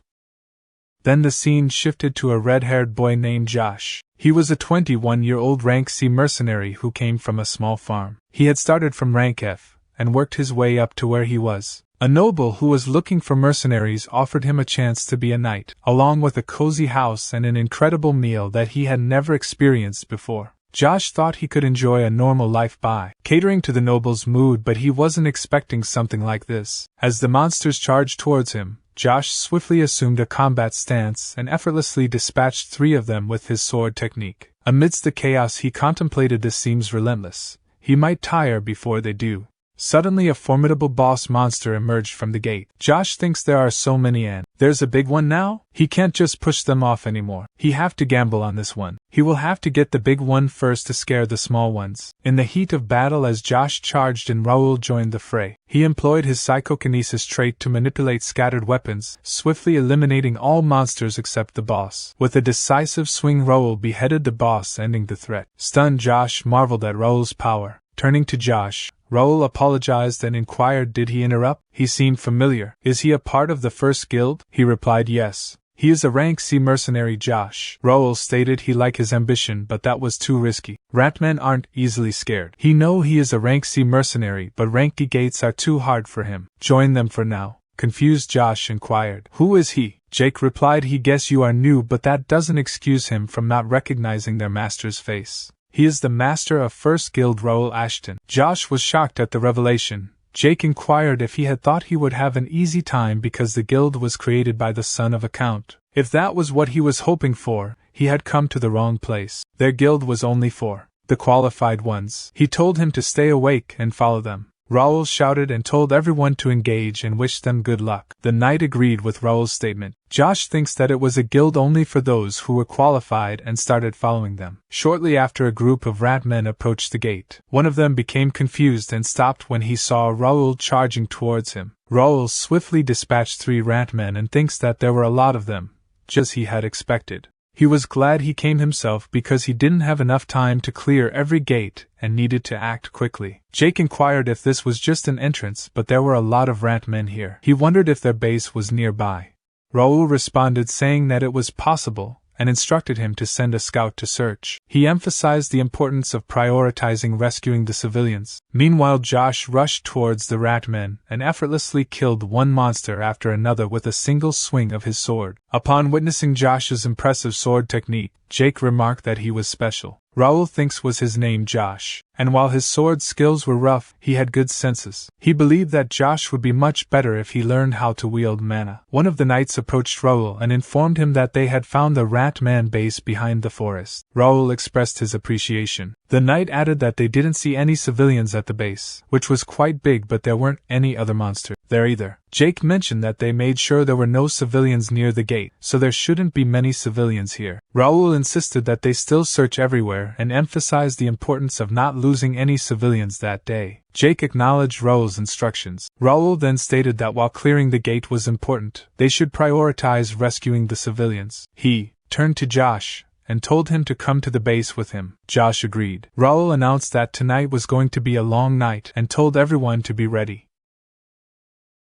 The following morning at the base, Dylan noticed that Raul looked exhausted after just one night. He asked him if he had been exhausted the previous night and suggested that they should work out together more. Raul, however, responded by saying that it wasn't a good time for jokes and asked what had happened. Dylan, puzzled by Raul's worry, questioned why he was so concerned and assured him that they had all the necessary information and were perfectly prepared. Raul then inquired about the number of gates that appeared at home, to which Dylan replied that there were about 100, with 10 of them being ranked E, making it an easy task. Raul, shocked by the numbers, exclaimed that it was worse than they had expected. Dylan admitted that he had thought it was less. Raul, feeling the need to assist, suggested that he should come there. However, Dylan, confused, inquired what Raul was talking about it since all the gates had already been cleared. This made Raul nervously laugh. Dylan then mentioned that it took them only half a day, maybe that their father got to stretch a little. He also mentioned that Golden Bear High Master Trevor and Commander Ernest were all excited, as if it were a festival, and that they were bored with ordinary life. Raul continued to nervously laugh. Dylan remarked about how amusing it was to see all those old men running around excitedly. This made Raul realize that his family wasn't normal, and he thinks that he had forgotten about it. He then told Dylan that he knew it ended safely, but it was reckless. He had warned Dylan not to mess with the Ranky gates since they were too dangerous. Dylan, however, questioned why they should leave it and wait for Raul to come and solve it with his mysterious power. He emphasized that Ashton County was strong and that he and their father were not weak. They didn't need Raul's knight's help and were always ready for an enemy. The number of gates didn't matter to them. Dylan shouted Raul's name, causing him to tremble in confusion. Dylan continued by telling Raul not to worry about home and to do what he wanted, as he and their father would clean up after him. Raul breathed out a sigh of relief and admitted that Dylan was right. He had been too arrogant.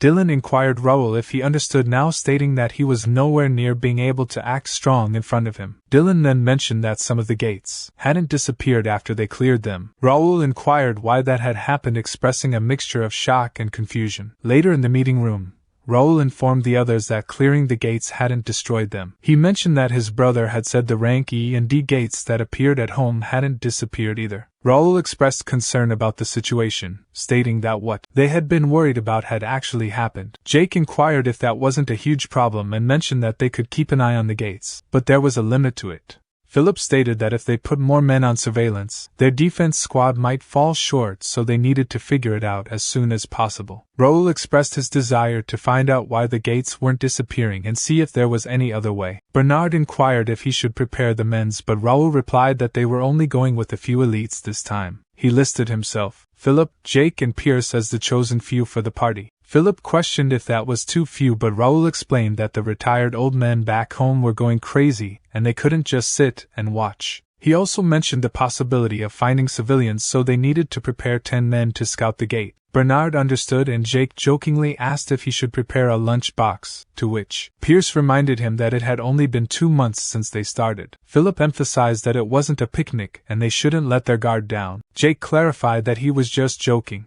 As they fought goblins and rat men at night, Raul asked if anyone was tired. Jake replied that he wasn't even warmed up yet. Raul stated that they didn't have much time to waste, so they needed to move quickly. As the monsters rushed to attack, Raul, Philip, and Jake started killing them. A little later, Jake inquired if those were all the monsters expressing boredom. Meanwhile, a goblin approached Jake from behind, attempting to sneak attack him. However, it was struck by 2 arrows, causing the goblin to crash to the ground and die, much to Jake's surprise. Pierce chimed in, saying no need to thank him. Jake shouted back he didn't need his help. He was doing fine. Pierce responded, of course. Jake then inquired, do he want to bet on who can get more? Philip intervened, saying, stop it. They aren't here to play around. Raul thinks, is this it? There isn't anything special here except for the rough terrain. Just then Josh approached Raul, reporting. While Raul gave him permission to proceed, Josh reported the rough terrain is a bit troublesome, but there wasn't anything out of the ordinary. It seems like there are no civilians here either. Raul thinks they are designed in a way that only players can approach them. He expected this, but a gate or dungeon can easily be cleared by the NPCs of Connect because they are significantly stronger than the players. However, the players would not be okay with that happening. That's why there are strong restrictions on gates and dungeons. The NPCs are not allowed to enter gate guardian or dungeon boss rooms. No matter how strong he is, if they aren't a player, they can't close the gate. He need to figure something out. Just then a window popped up displaying the message, gate clear, conditions have been met. Warning, hidden space discovered. Hidden quest guardian elimination has been triggered. If you do not accept the hidden quest, it will automatically expire after 30 minutes.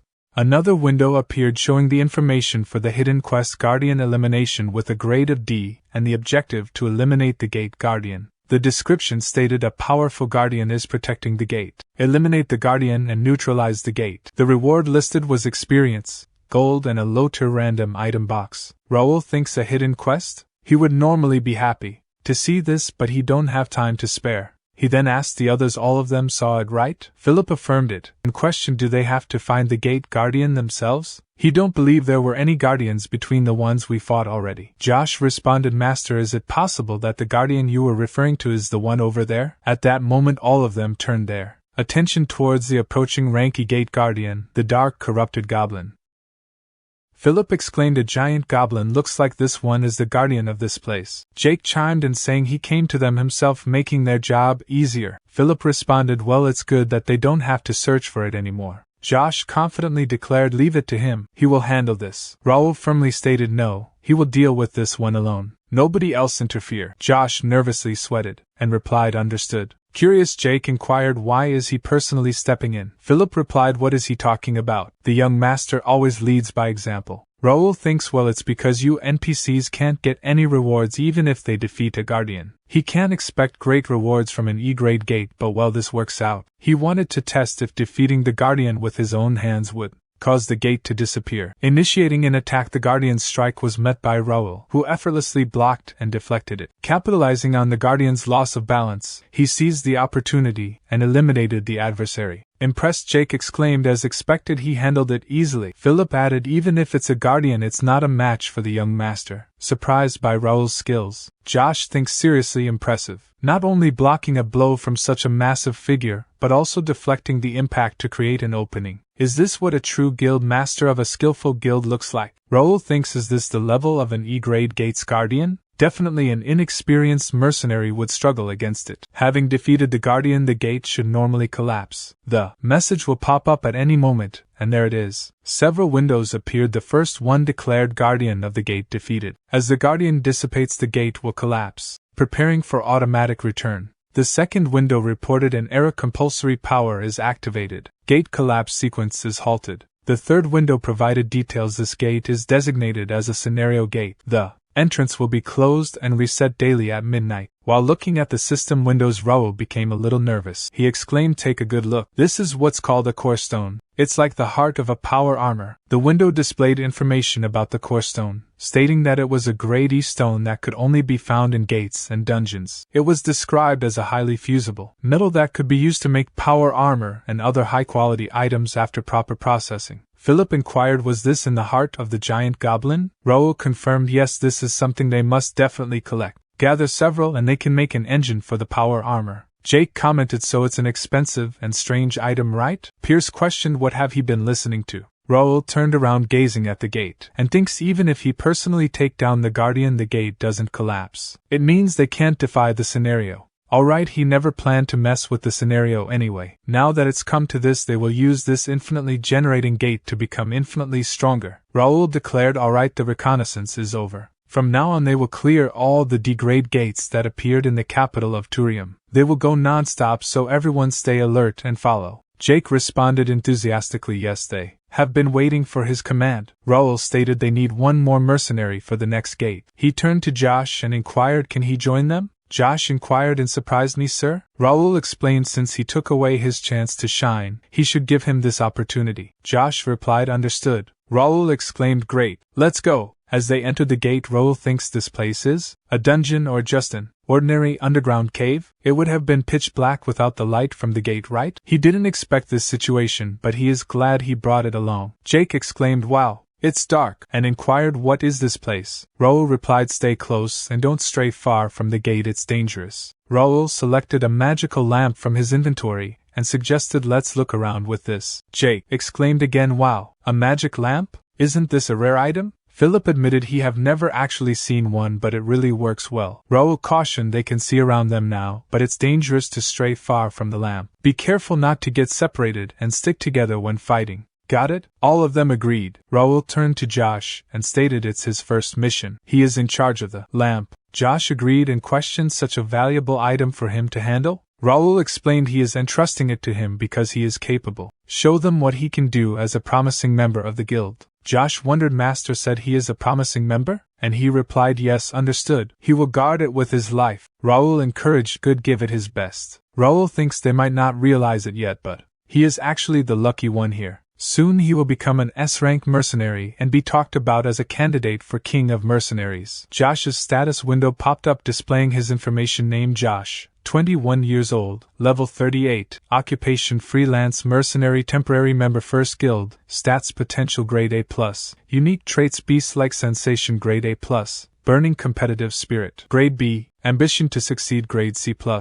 Raul inquired to Pierce, how's it looking up there? Can he see anything? Pierce replied there's movement in the darkness. All he can say for sure right now is that they also carry a chilly murderous intent. In an instant Pierce observed something and swiftly shot an arrow, which elicited a scream upon impact. Jake inquired what's that? Did he find something? Did he hit it? Pierce replied right now one could hit them even with their eyes closed. They're already spread out all around them. Suddenly a large number of giant bats rushed towards them.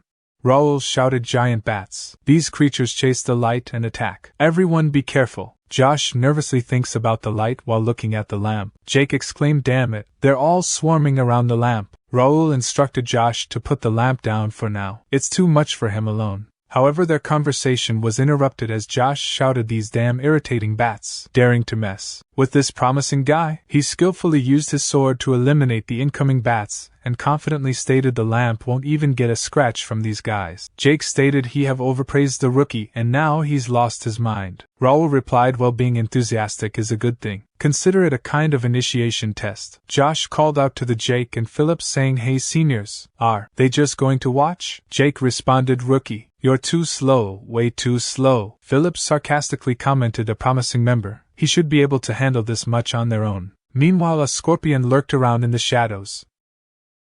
As they moved inside while checking the surroundings, after quite a while later Jake stated they are in pretty deep but he still don't see anything. He inquired is this cave just full of bats? Philip replied it's still AD rank 8. Don't let his guard down. Young Master is also staying vigilant, so keep up. Josh looked at Raul nervously and turned to Philip inquiring Mr. Knight their boss. He mean how strong is the master? This made Philip a little confused but he immediately regained his composure and stated it depends on what his definition of strong is. The young master is getting stronger every day and he lacks nothing as a member of the Ashton family. But judging by just pure sword skills he's probably weaker than Jake. Meanwhile Jake shouted disgusting. Why are these bugs so big? Philip continued saying he may look stupid but his sword skill is amazing. Noticing the incoming monster in the dark, Raul stopped in his place. Philip alarmed Raul but Raul stated he was already aware of it and said there you are. Meanwhile the group of scorpions approached them. A window popped up showing information armored scorpion level 45, rank D.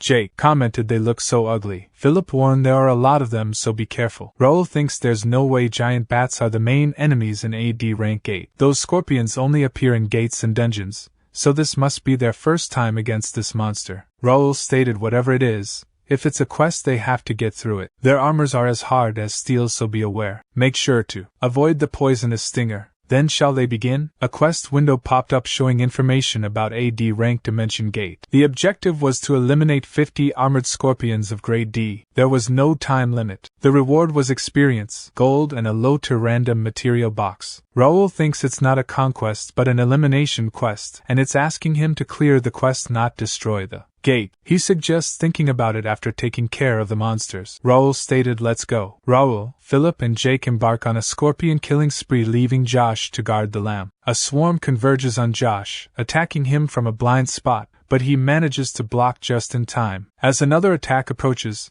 Josh thinks he can't dodge this. Suddenly several swords strike the scorpion, eliminating it. Perplexed, Josh questions why are the swords floating. Raul stated protecting a lamp and fighting is hard. He feel like he is stealing his chance to shine. He want to focus on protecting the lamp here, and directs the swords at the remaining monsters, killing almost all of them. Jake stated young master took care of most of them. He thought he could stretch a little this time. Josh, shocked at witnessing Raul's power, thinks he is not real. He heard he's only 15 right now. This isn't just a noble role-playing a knight. This is the master he will serve. Then Raul kills the last one of the scorpion, and thinks that's number 50. Now he have met the minimum requirement to clear the gate. Raul stated, "Let's go deeper." Jake chuckles and stating he thought the quest was over. Raul stated they have to make sure since they are here already.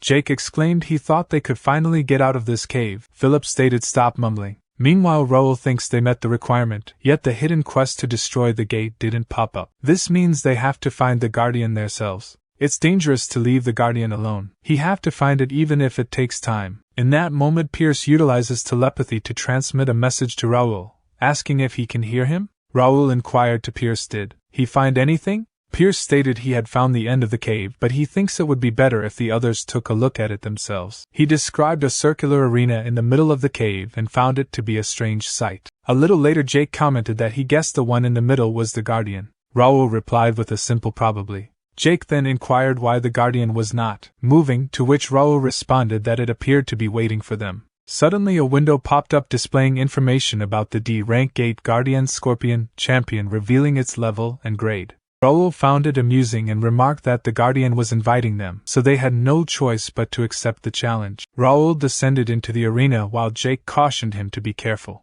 Raul thinks that he felt sorry for the Guardian but acknowledged that it would be a tough opponent. He couldn't back down from this fight, not just for the reward but for other reasons as well. Raul apologized for making the Guardian wait and told it to come at him with everything it had. The battle between Raul and the Scorpion Champion commenced.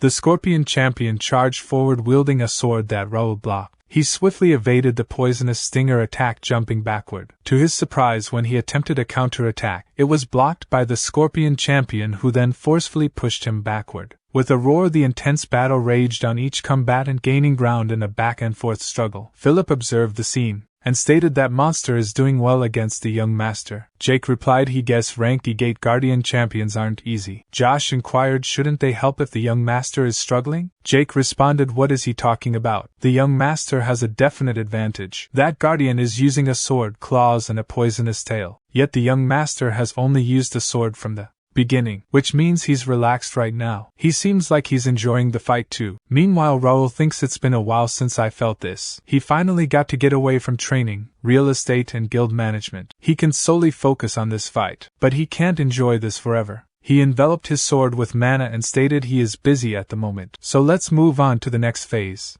He did enjoy fighting him, but unfortunately, he is short on time. It's time to end this. The Scorpion Champion chuckled, revealing his mana blade to Raul, instilling a hint of nervousness. Without warning, he shot poison toward Raul, who narrowly dodged it. The poison splattered on the ground, melting the surface beneath. Raul, surprised, thinks he can shoot poison? He have to watch out for that too. The battle persisted as the Scorpion Champion rushed to attack Raul, who skillfully blocked the assault. The clashes of their mana swords generated a powerful wind, hindering Knight's visibility of the ongoing fight. Pierce shouted that monster can use a mana blade. That's unexpected. Josh stated he think it's an emergency now and inquired is he sure they don't have to help him? However, Raul thinks How did he forget and live without this? The days when he used to live to fight and fight only. He forgot about the thrill of a life and death situation and the intensity of combat. He will use Crash as much as he can, the paramount solo player. This guy isn't easy at all. Mana Blade and ranged attacks. He has high strength and agility, but his moves are simple and big. He can use that. Charging forward, Raul thinks, what's first this time? Sword, claw, or tail? The Scorpion Champion opted for the claw, but Raul agilely dodged by leaping backward. As the Scorpion Champion's claw stuck in the ground, Raul seized the opportunity, rushing forward to cut off the creature's tail, eliciting a roar of pain. Swiftly, Raul landed a lethal strike, eliminating the Scorpion Champion. Raul stated it was nice.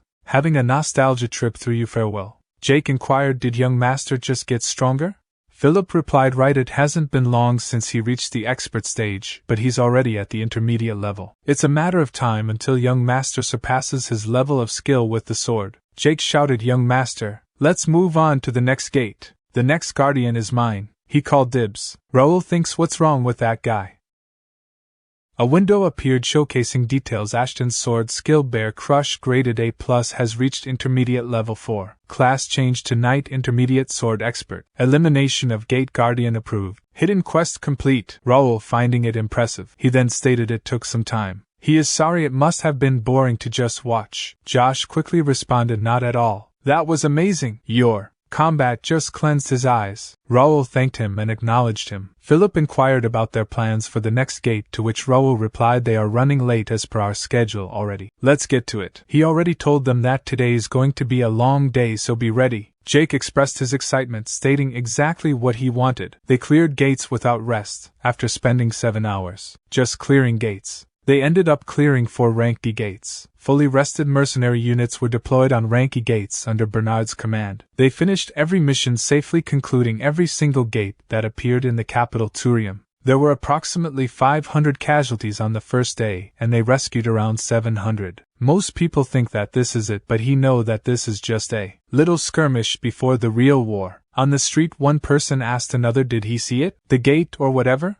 The second person confirmed, of course he did. He even saw orcs coming out. At the bar, someone mentioned he heard some people were dragged into it. The bartender responded that's why he saw many mercenaries and knights. The person added they predicted this and were preparing for it. Girl mentioned she heard they were from the prestigious Ashton County. Another girl chimed in saying yes, she heard the youngest son was in command. A third girl exclaimed, for real? That's so cool. The second girl wondered what was his name, Raul or something. Meanwhile, at the Randall County mansion, the Count of Randall, Hudson D. Randall, read the newspaper aloud, reporting on the neutralization of gates in the capital Turium. The prestigious warrior family Ashton County had made a comeback and was selected by Turium citizens. One particular individual, Raul Ashton, was being hailed as the man of the hour. Hudson D. Randall wondered who this Raul Ashton was and contemplated the significance of Ashton County's progress, possibly indicating a need for involvement in politics. Hudson D. Randall expressed his disbelief, stating that everything they had prepared had been destroyed in just a week. He turned to Brian and questioned whether any of it made sense. Brian reassured his father, saying there was no need to worry. Using his mana, Hudson D. Randall exerted pressure on Brian, causing him to crash to the ground and kneel in pain. Hudson D. Randall lamented the fact that he had fathered over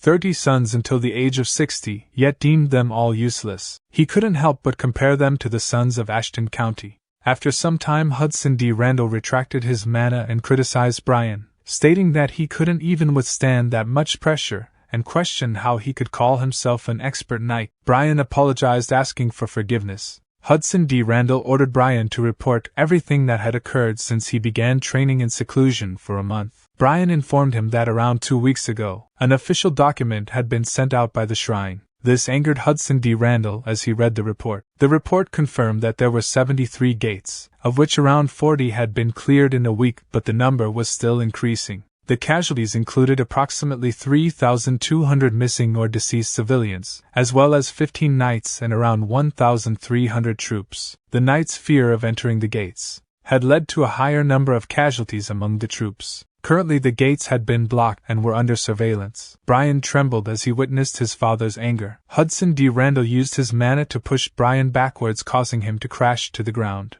Brian pleaded for mercy. Hudson D. Randall angrily shouted, "Get the fuck out. There's no place for him in Randall anymore, don't he? ever think about stepping onto Randall territory until he call for him. If he see him again, he won't care about he being his son. He will kill him. Tell the third oldest to come here on the way out. As he was escorted out by a knight, Hudson D. Randall expressed his frustration, yelling, "Ashton!" At Kingdom Academy, one maid said to another, "Isn't that him? The young Master Raul of Ashton County." She heard he led his knights and made a great contribution. "He is so handsome." Another maid chimed in, "He's the youngest ever to have achieved the top rank." One of the fellow students added he heard his knights get paid well. A red-haired student dismissed their praise, saying stupid, praising the guy who didn't actually do anything. Another student speculated he bet his family did everything for him. The students continued discussing so loud for saving a few civilians from the gate, or whatever. Once reinforcement from his family gets here, he will show everyone that he is better than him.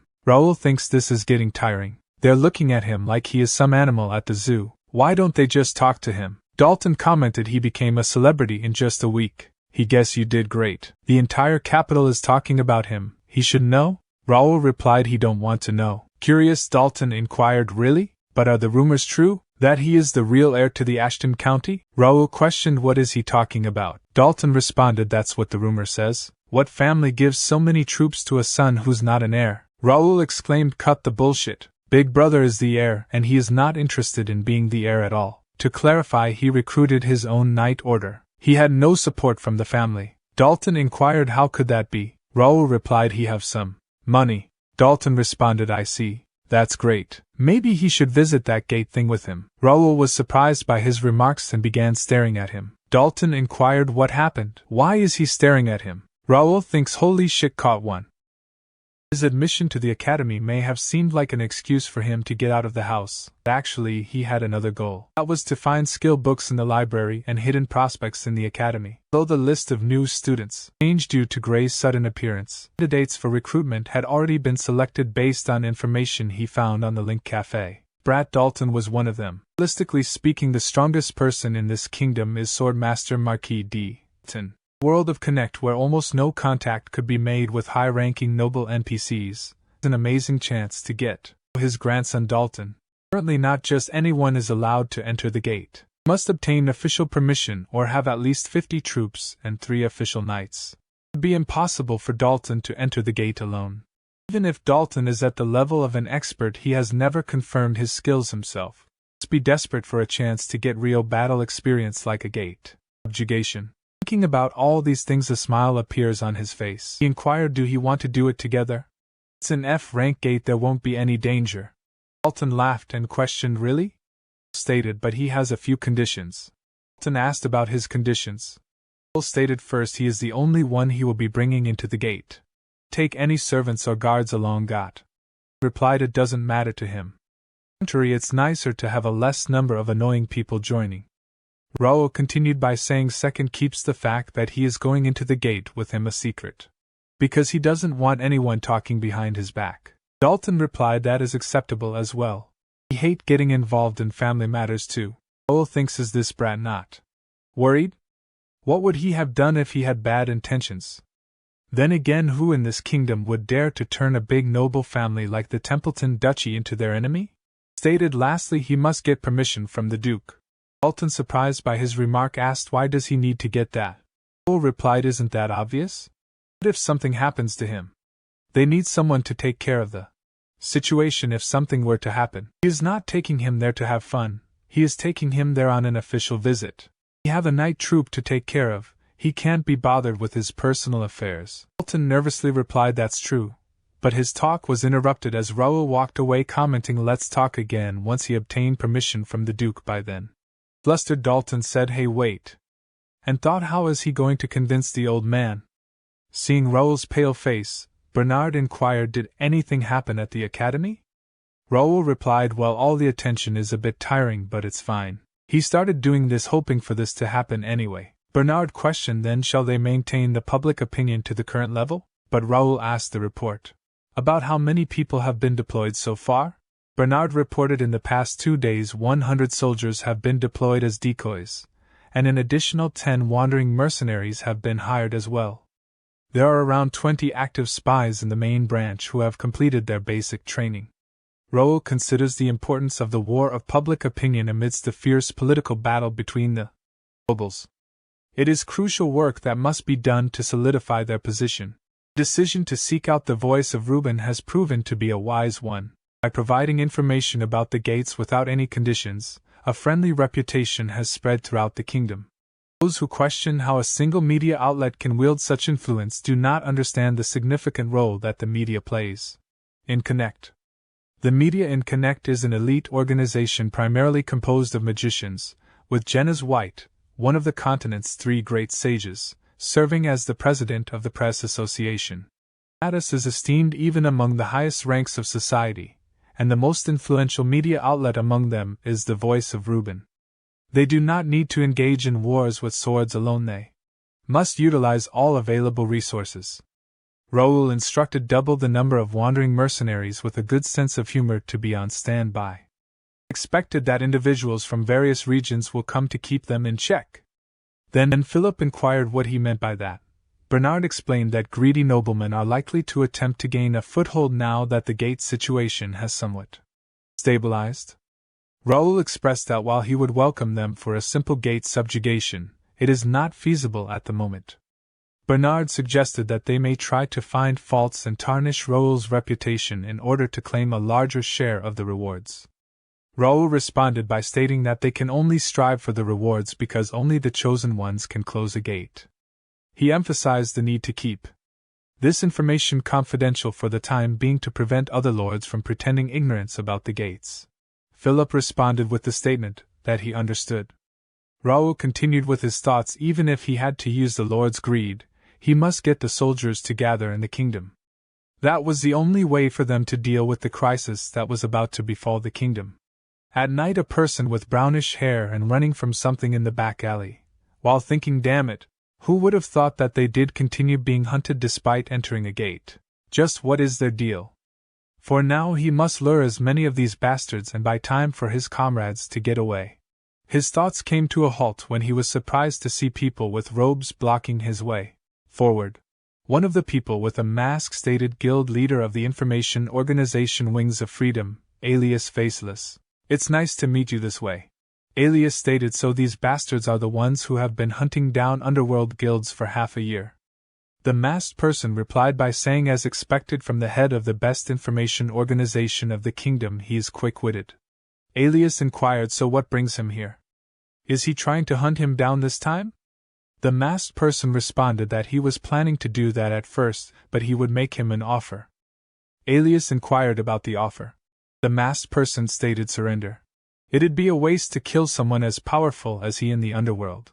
If he promised to join them, that is, they will spare his life. What does he say? Alias unsheathed his sword and rushed towards him to attack while asking stop saying nonsense. But his attack was blocked by the masked person with his power armor. As he looked at the armor, he immediately identified it, and then Alias stated, you bastards. I was on the fence about it, but they really were bastards from the Empire? The masked individual declared, what a refreshing deduction, or should he call it a dangerous suspicion? Now that it has come to this, he leave him no choice. He commanded his companions in blue robes to eliminate him. They all swiftly moved towards their target, his faces turning pale as he see their attacks. However, the target known as Alias vanished before their eyes. Confusion spread among the group as one questioned, is it stealth magic? Another responded, no, he used an artifact. Couldn't have gotten far. Search the surroundings. Meanwhile, Alias, who had teleported to the rooftop of a nearby house, pondered to think the mysterious organization that has been hunting guilds were bastards from the Empire. What the hell is going on in this kingdom? At the Ashton County Mansion, a guard captain named Bill informed Raul that the first night's rank F gate permit had been cancelled. Jake shouted in anger, questioning the decision, but Philip quickly silenced him. Raul calmly responded, acknowledging the news and inquiring about the status of the rank E and rank E gates. The guard captain assured him that those gates were still permitted for entry. Raul expressed relief at the news and asked who would be taking care of the rank F gates moving forward. The guard captain admitted he was unsure but mentioned that multiple families were expected to participate. Raul nodded in understanding, noting that rank F was less dangerous and could potentially be profitable. He made it clear that his team would be ready to handle any issues that arose. Pressed by Raul's sense of duty, Guard captain remarked on his righteousness, expressed a wish that other nobles were like him. Raul reiterated the importance of protecting the city and its citizens, emphasizing the need for cooperation. Meanwhile, the guard captain whispered to Raul about a rumor linking Randall to the cancelled permit. He speculated that the Ministry of Finance may have been involved, noting the close ties between the department and the Randall family. After some contemplation, Raul thanked him for the information, showing his appreciation for the warning. As the guard captain departs, Raul inquired, "Did everyone hear the news?" anticipating this so it shouldn't come as a surprise. Jake replied, "But isn't this excessive?" To the revocation of their permit? Raul stated, "It's a direct order from the royal palace, so they must comply. There is no need to be despondent about it. I haven't lost anything." Jake inquired, "How so?"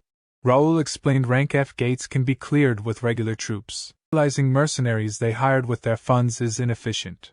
The rewards they provide are subpar. It would be more beneficial to focus on gates of rank E and higher." Jake agreed, saying he is correct. Philip asked what should they do with their men once they are withdrawn from the rank F gates. Raul replied, "Assign them to gates outside the wall for training. Let's utilize this opportunity to clear some remaining gates outside. Those who are indifferent to the rewards won't last long anyway. It may prove advantageous in the future. Managing the gates is a challenging task. What they require most at present is merit, renown, and personal growth. Let's disregard external affairs and concentrate on themselves. Please emphasize commanding the mercenaries and their personal development." All of them responded by saying understood. Raul contemplated. A week from now the official knight investiture ceremony, which occurs annually, will take place. It is the prime opportunity for their knights to shine. They must strive diligently until the ceremony to garner attention and ensure their reputation reaches beyond the kingdom. The scene shifted to a gate where a guard inquired if he was sure they were coming. Guard Captain Bill replied that he didn't know, so the guard shouldn't ask him. Guard asked what they would do if something bad happened there. Captain Bill replied, asking what he meant by that, and stated that they would have to take care of it, as they were both worthless unless they obeyed the nobles. The knight told them to back off. At that moment Austin D. Carrington, the fourth son of the Viscount Carrington, arrived at the gate with his knights. His knights shouted that the son of Carrington was there and ordered everyone to move out of the way. Captain Bill stepped forward and said it was an honor to meet him, introducing himself as Bill, the person currently in charge of controlling the gate. Austin D. Carrington asked if that was the gate, and Captain Bill confirmed that it was. Austin D. Carrington then ordered his men to get moving. Captain Bill asked if he was saying that he would be going in right away, but Austin D. Carrington didn't answer and told his knights to follow him inside. Captain Bill asked about their horses, and Austin D. Carrington became angry and kicked him, causing him to fall to the ground. Austin D. Carrington then told Captain Bill to know his place and not to ask him to get off his horse. Captain Bill tried to explain, but Austin D. Carrington told him to shut up and called him a peasant before ordering his knights to go inside. Guard approached him and asked if he was okay. Captain Bill declared forget it. He clearly warned him. It's not his fault if their horses go crazy inside the gate. He thinks to himself that he knew horses were not allowed inside due to the high mana density. Even if he was lucky enough to survive, he would suffer greatly. He anticipated that they would be busy moving bodies that night. They emerged on the other side of the gate. Austin D. Carrington questioned, "Is this what's inside a gate?" "He doesn't see anything," his knight explained. That there were only orcs or goblins present, so there was no need to be nervous. Austin D. Carrington thought to himself, he thinks he would find some treasures. If only Raul Ashton, that fraud, hadn't shown off. He became a star in the capital for killing a monster using his wealth. He will clear every gate left open to bring him down. He ordered his knights to clear the gate, instructing them to eliminate every monster. He divided them into units and commanded them to eliminate the creatures. Mako Praetorian Guard expressed, "Sir, dividing the troops inside a gate is very dangerous. Let's keep their men together and use scouts to look around." In response, Austin D. Carrington questioned his fear and doubted their ability to clear all the gates in such a manner. Suddenly Marco heard a sound from behind and turned to see incoming monsters, causing him to tremble. He shouted, "Young master," to get behind him. Austin D. Carrington, noticing the monsters, also started trembling in fear. Meanwhile, Marco ordered the knights to stay calm, hold their positions and prepare for combat. Night Guard Captain Bill came to Raul's office and reported about the missing people. Raul asked what he was talking about, specifically mentioning the people who had entered the Rank F gate. Captain Bill confirmed that yes, he was referring to those individuals, explaining that every team that had entered the gate had gone missing. Concerned, Raul asked how many teams had entered the gate in past 2 days, to which Captain Bill replied that 10 teams had disappeared, all of whom met the requirements to clear the gate. Raul pondered the possibility of the gate transforming, phenomenon typically seen in higher-ranked gates. Wondered if there was something else inside the gate that was causing the teams to vanish. Before he could delve further into his thoughts, Bernard approached him and called his name. Raul instructed Bernard to gather the high-rank knights including Homer. Bernard questioned whether the training instructors should also be included and asked what was happening. Raul simply stated that they were heading to the gate for a rescue mission. A little while later, as they arrived at the gate, a frog monster rushed to attack Dalton, but he swiftly dealt and expressed frustration at the situation. He commented on the gate's boring and nasty nature, to which Raul reminded him that they couldn't predict the terrain inside a gate, and that they were not there to play around. Philip approached Raul and informed him that the scouts had returned. Raul inquired about their findings, learning that monster sightings had decreased as expected. Raul exclaimed, "Right, they are well prepared," and he believed he already possessed information about the gate. The window popped up displaying information on the Rank F dimension gate, with a maximum capacity of 300 and no concurrent access limit. The current occupancy was 132 out of 300, with a current stack of 0 out of 2, and the gate type was elimination. Raul continued his thoughts, suspecting that no one else should have entered besides the conquest teams, but the data indicated otherwise. He realized it was a trap, but he was confident that they were not expecting to be the ones trapped instead. After a brief moment, Raul questioned that here should be good. He believed it was a suitable spot and asked Homer for his opinion.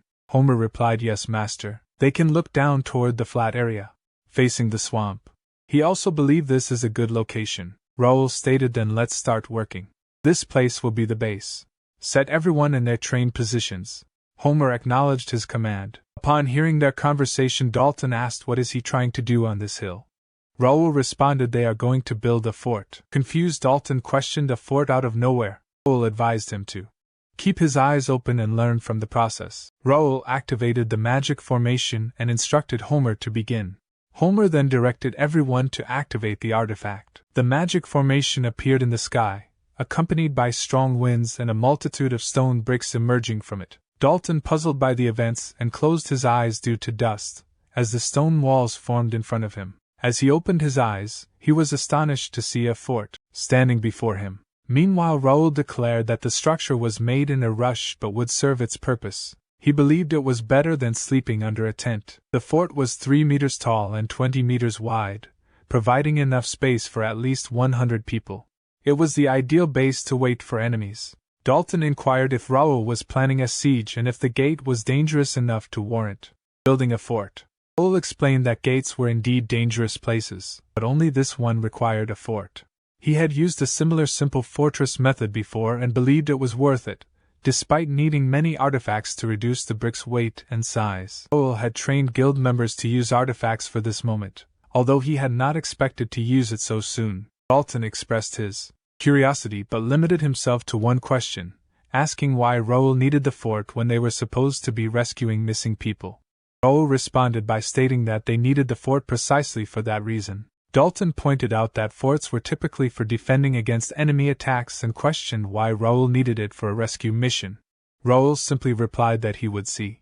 Raul pondered that their opponents likely believed they were fully prepared for the mission, but he doubted they were anticipating any chance of failure. He concluded by stating, "Let's see whose preparation is more thorough." Meanwhile, Jack, the commander of the Imperial Hound from Reuben Kingdom District Team No. 8, sat comfortably on a chair while enjoying his meal. One of the members of the Imperial Hound reported that they had successfully held their hostages as he had requested. Jack inquired if the rescue team had arrived yet. The person replied affirmatively, stating that they had found a rescue team similar in size to the one they had captured, and that the scout team was closely monitoring them. Jack expressed his hope that they would be able to entertain him this time, as he had found the nobles of the kingdom to be weak and lacking in excitement. He decided that they would have to follow the captain's orders and go out for a hunt. At that moment, the person nervously shouted for Jack, reporting an urgent update.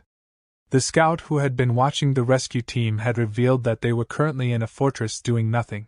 Jack was surprised by this news and questioned the person about the fortress. Meanwhile, at the fortress, Dalton yawned and expressed his boredom, questioning whether they were certain that they were coming for them. Raul reassured Dalton not to get comfortable, as they would be arriving soon. Dalton asked Raul to at least inform him of who was coming for them, to which Raul suggested that Dalton ask them himself.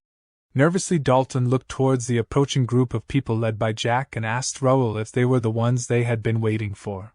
Raul confirmed that they were indeed the ones. In anger, Jack inquired, "What is that fortress? How did they build that?" Scout replied that he was not sure.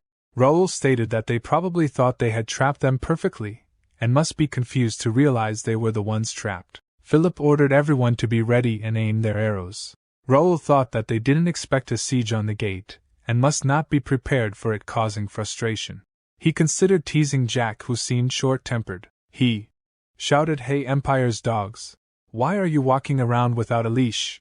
Is he lost by any chance?" Jack chuckled and called the young man arrogant, wondering if he was from Ashton. He admired his guts and vowed to personally kill him and take the fortress. He ordered his subordinates to charge. Raul believed that they had fallen for their plan. Confused, Dalton stated that he still didn't understand what was going on but was sure they were from the Empire. Raul ordered the members of his guild to fire their arrows. The Imperial Hound did not back down and rushed to attack, proclaiming for the Emperor's glory. As two Imperial Hounds approached the fortress wall, Dalton swiftly dispatched them, calling them dirty Empire dogs. Jack observed and laughed, calling Dalton another arrogant youngster. He decided it was time to show some respect and signaled his subordinate to blow the whistle. Two dark red monsters appeared, surprising Raul. Jack remarked, "Let us observe how much longer he can continue to open his mouth." Dalton inquired, "What are those creatures?" Raul responded, "They are the Empire's mana soldiers." He noted they appear to have been enhanced since the last time he encountered, which is likely their peak performance. Therefore his strategy is flawless. As the Empire's mana soldiers began to move towards the fortress, the members of Raul's first guild became panicked. Philip instructed them to stay focused and reassured them that they could win this. As they saw the mana soldiers roaring and rushing towards them, Dalton inquired about the monstrous creatures the Empire had created. Philip ordered everyone to not let the soldiers get close to the fortress and to fire their arrows, but the arrows were deflected. Dalton commented on the soldiers' ability to deflect the arrows, and Raul confirmed that ordinary weapons would not harm them. Dalton asked Raul what he planned to do about the soldiers, to which Raul replied that he had a plan but needed some assistance. He asked Dalton if he was up for it, to which Dalton agreed. Raul then stated that they would proceed with the plan. Meanwhile, a mana soldier reached the fortress wall and punched it with great force, causing cracks to form. The guild members became frightened, but Philip urged them to stand their ground and ordered the spearmen to move forward. Jack laughed and exclaimed at the guild members' belief that they would be safe within the fortress. He vowed to show them the consequences of fighting against the Empire and to destroy the fortress. However, Jack was shocked when he saw Raul and Dalton jump down from the fortress wall to attack the mana soldier. Dalton expressed shock at the ineffectiveness of his sword against the soldier, and Raul acknowledged that the situation would not be easy. Jack mocked them for leaving the fortress undefended, praising their foolishness. Dalton turned to Raul and asked, his words getting more annoying than those monsters? Is he just going to listen to him talk trash? Raul replied, definitely not, as he enveloped his sword with mana and stated, let's shut him up. Dalton smiled and also enveloped his sword with mana, exclaiming, he said he could do whatever he wants, right? That's all he needs. As mana soldiers rushed towards them to attack, both of them used their mana swords to dispatch the monsters immediately. They then rushed towards the remaining two mana soldiers, defeating them in an instant. This shocked Jack and grind his teeth in anger, while guild members became happy and started cheering for them. Dalton thought, damn it, that was close. Raul inquired, he is quiet now. Was this all he had? They were saying for the Emperor or some bullshit. He guessed their loyalty depends on whether or not they have those mana soldiers. Jack laughed and exclaimed, this is getting interesting. He will be able to have some fun. He will have to send his regards to his family since he have to face him. Dalton warned Raul he's a commander of the Empire. Which means he's stronger than those monsters. Does he need help? Raul stated no, he can take care of him by himself. And he think he have his own opponent, while pointing towards an incoming mana soldier carrying a shield and a flail as a weapon. Raul exclaimed he's smaller but he's armed well. Can he do it? Dalton replied, who does he think he is? Did he forget his family name? Don't worry about him and make sure to teach that guy a lesson. Raul thought he's Templeton's grandson after all. This is his first real combat experience, but he seems trustworthy. Raul moved towards Jack and stated his back's covered now. Shall they end this? He is sorry for making you wait. Bring it on.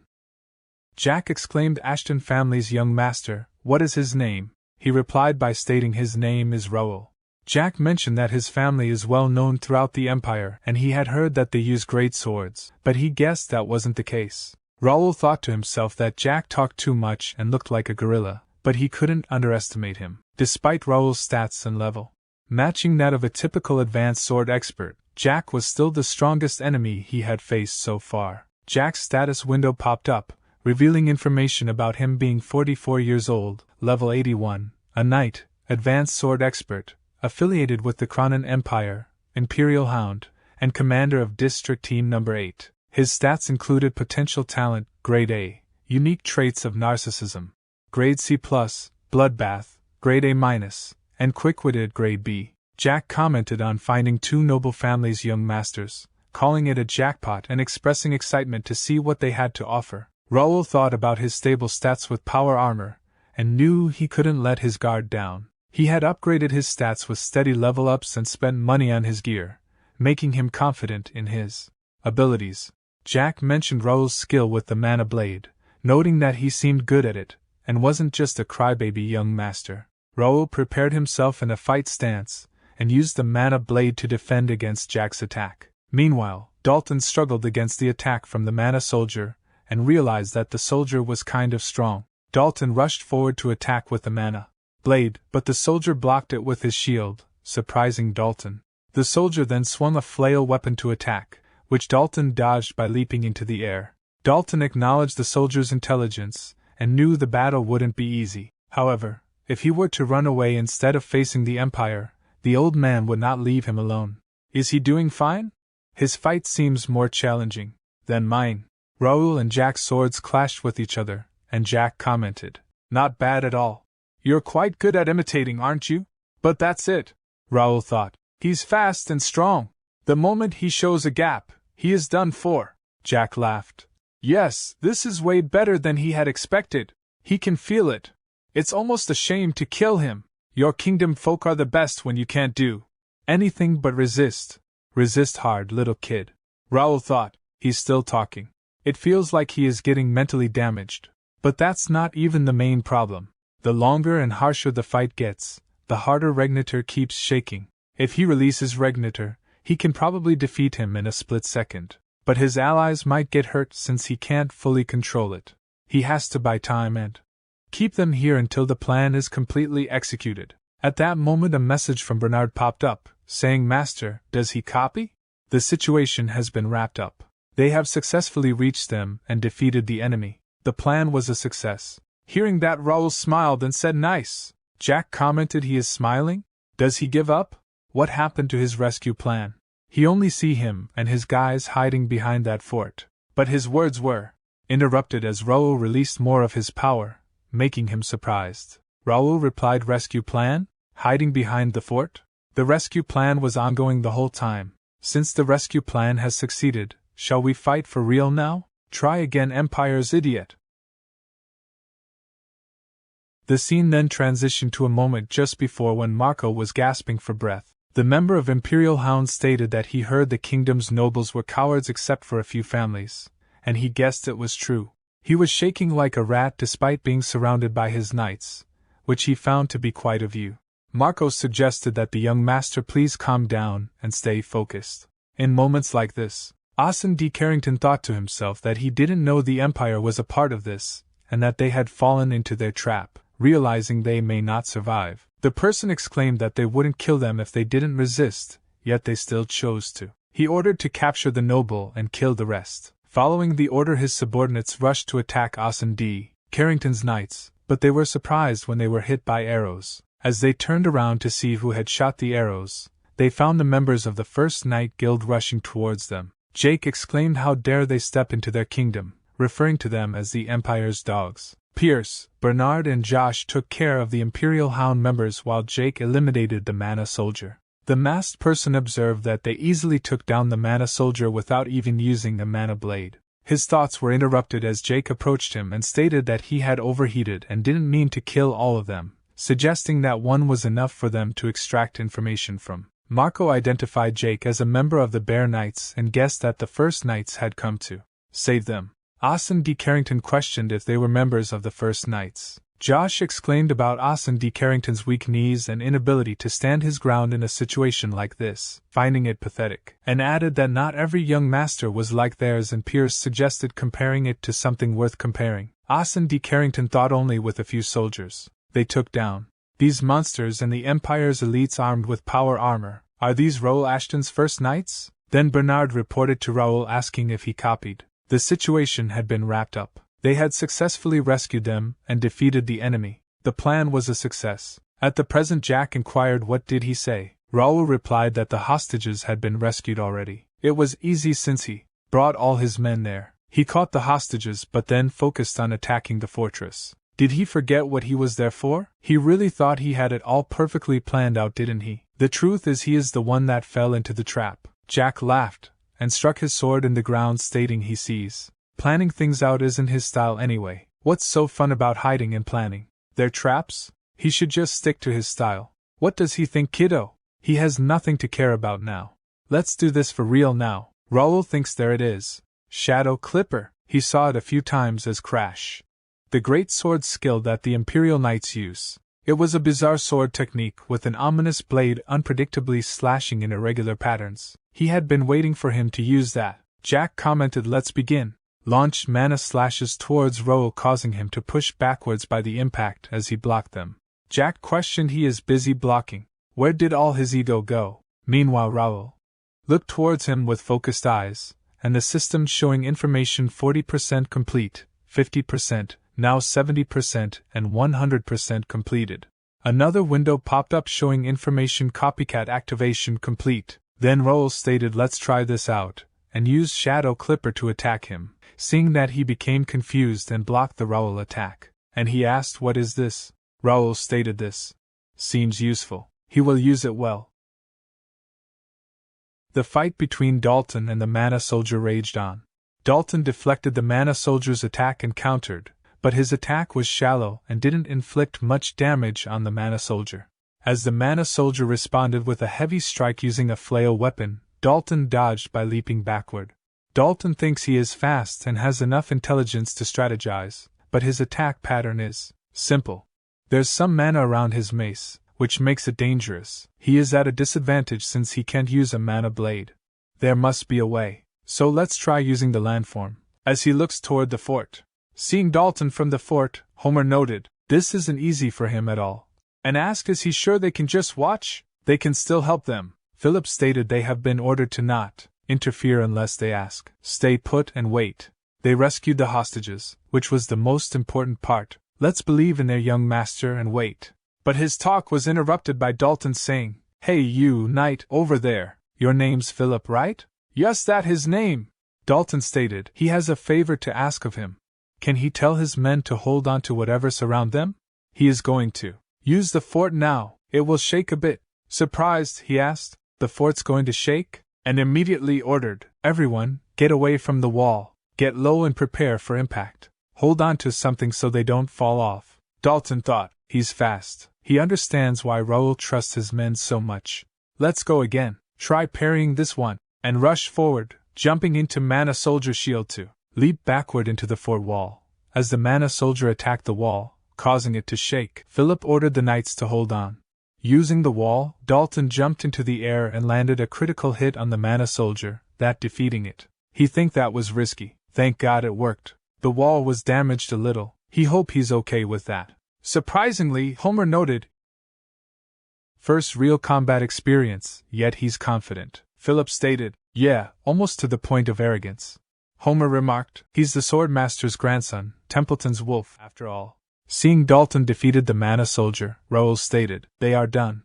It's about time they conclude their fight too. Standing here is getting annoying." Jack exclaimed, "That's what he wanted, but it won't end the way he think." He copied it pretty well. But a replica is only a replica. He will show him the difference between them, and rushed to attack while covering his sword in dark red mana. In response, Raul easily blocked his sword attack and pushed him back, then used a charged-up attack that Jack barely evaded.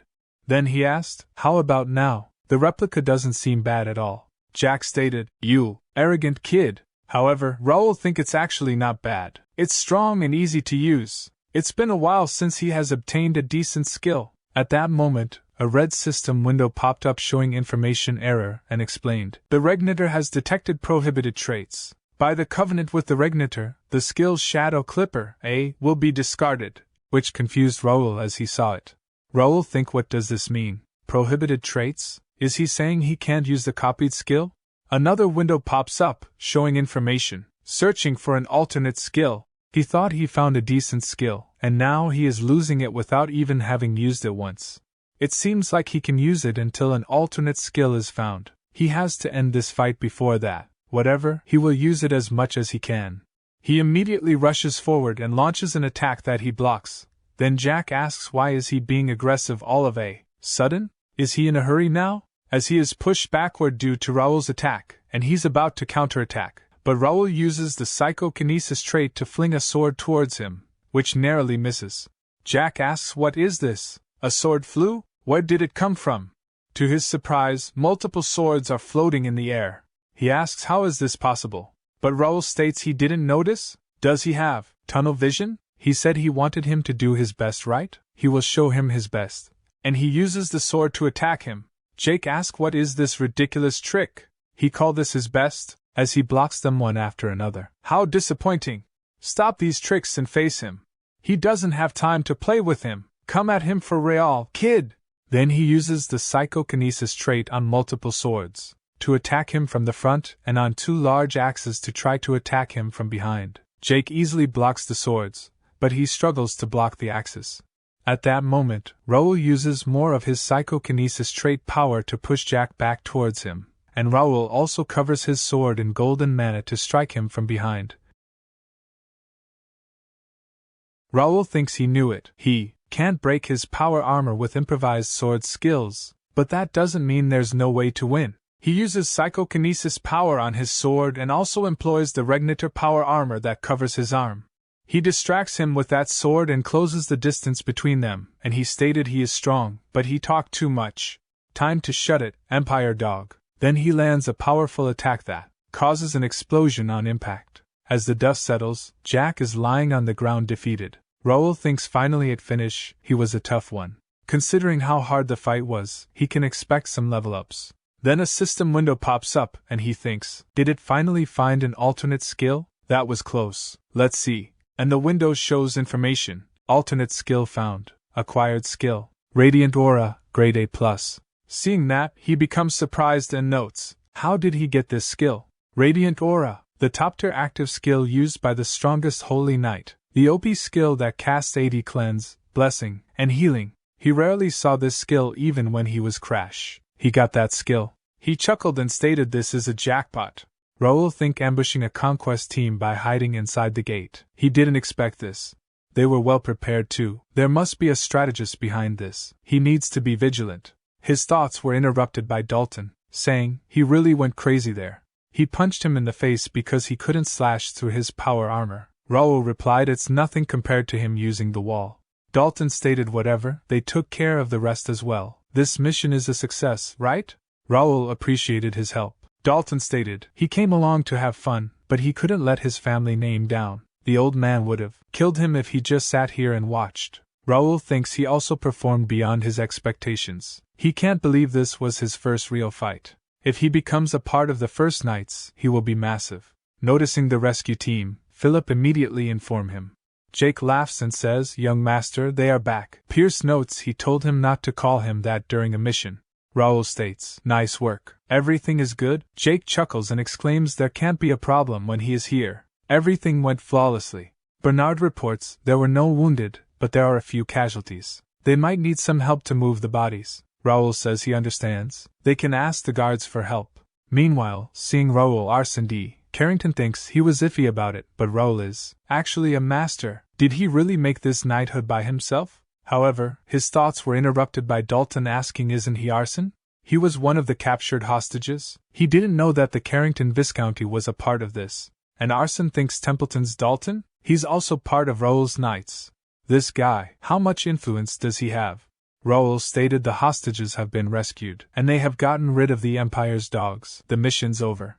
And he thinks he got an insane skill too. What satisfying results. And he orders them, let's head back. The next day, at Ashton County Mansion, Raul asks what did they do with the Empire's soldiers that were held hostage. Philip replied they secretly handed them over to President Gray like he asked. Raul inquires about their condition. Bernard replied still the same. It seems like the Empire cast a spell on them that makes them lose their intelligence upon capture. It'll be hard to get any information out of them without President Gray's help. Raul states President Gray might not have a solution for this either. Damned Empire. And he asks what about their motive? Philip exclaims, they only know they disguised themselves as guards to get into the city.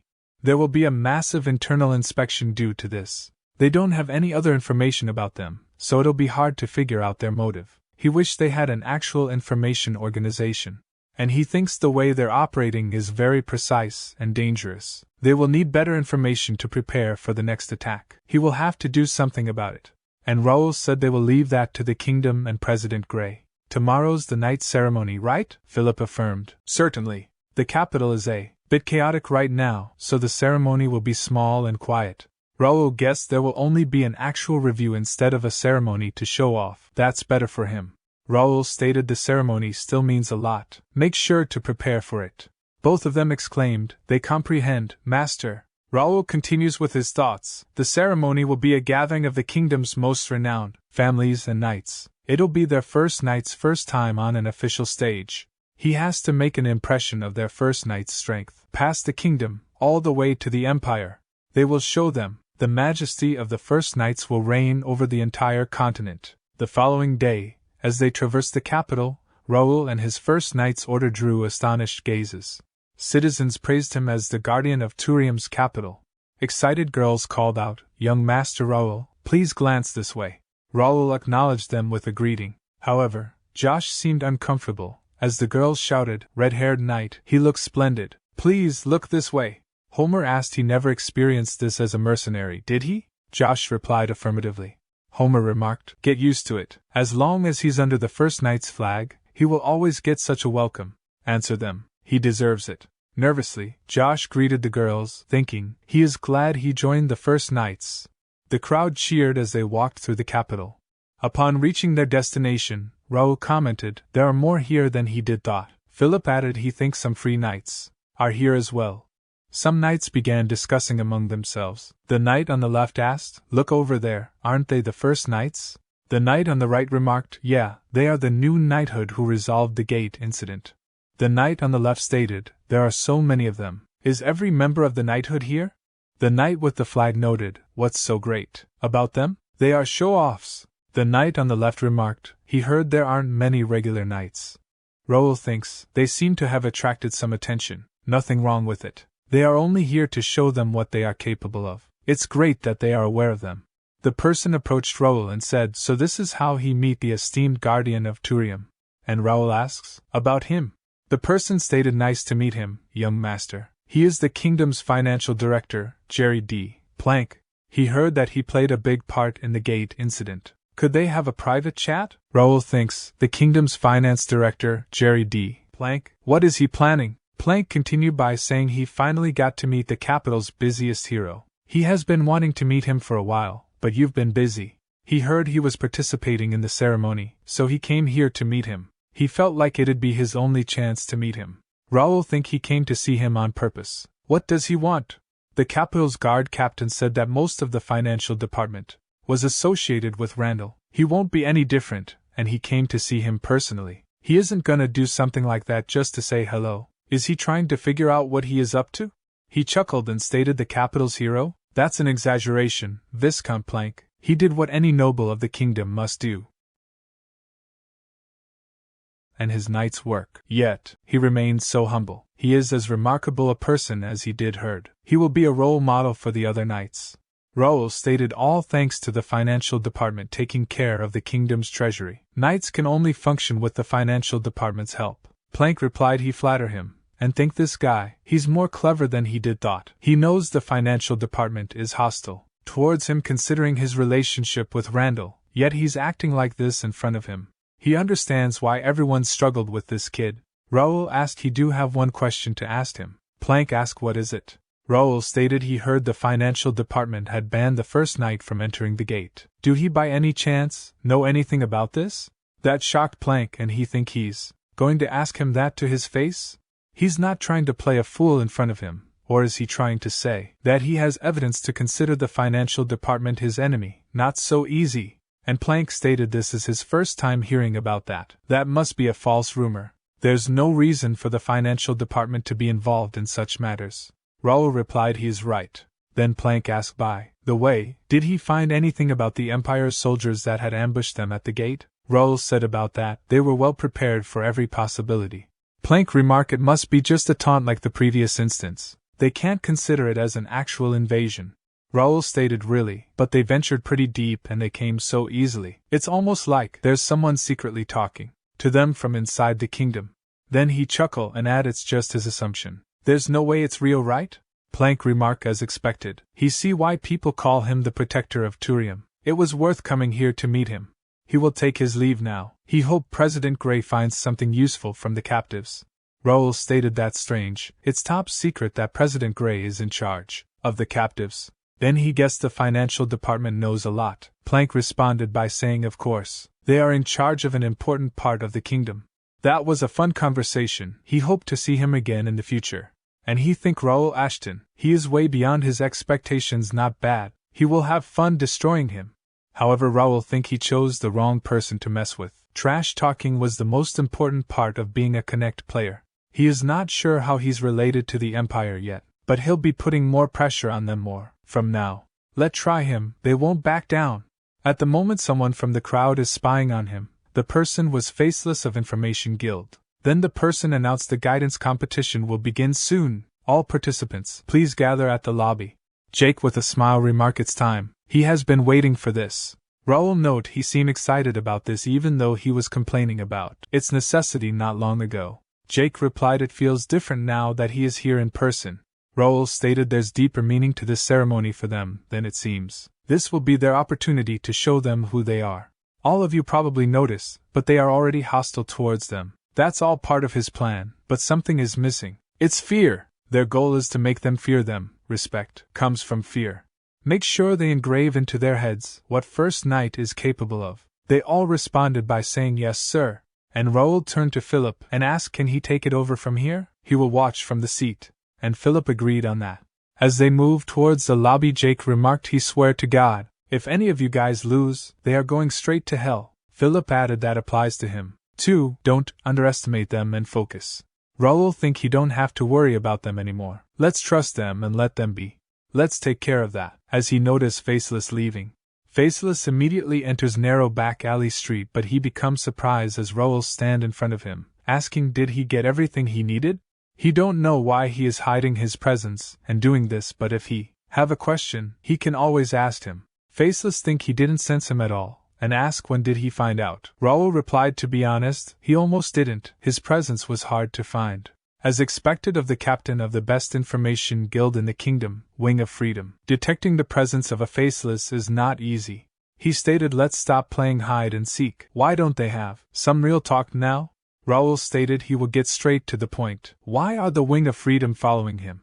He would prefer to resolve this without conflict. He doesn't want to use force in public. Faceless asked do he know what it means for a member of the Information Guild to talk? Raul noted he does, but he doesn't think he has a choice here.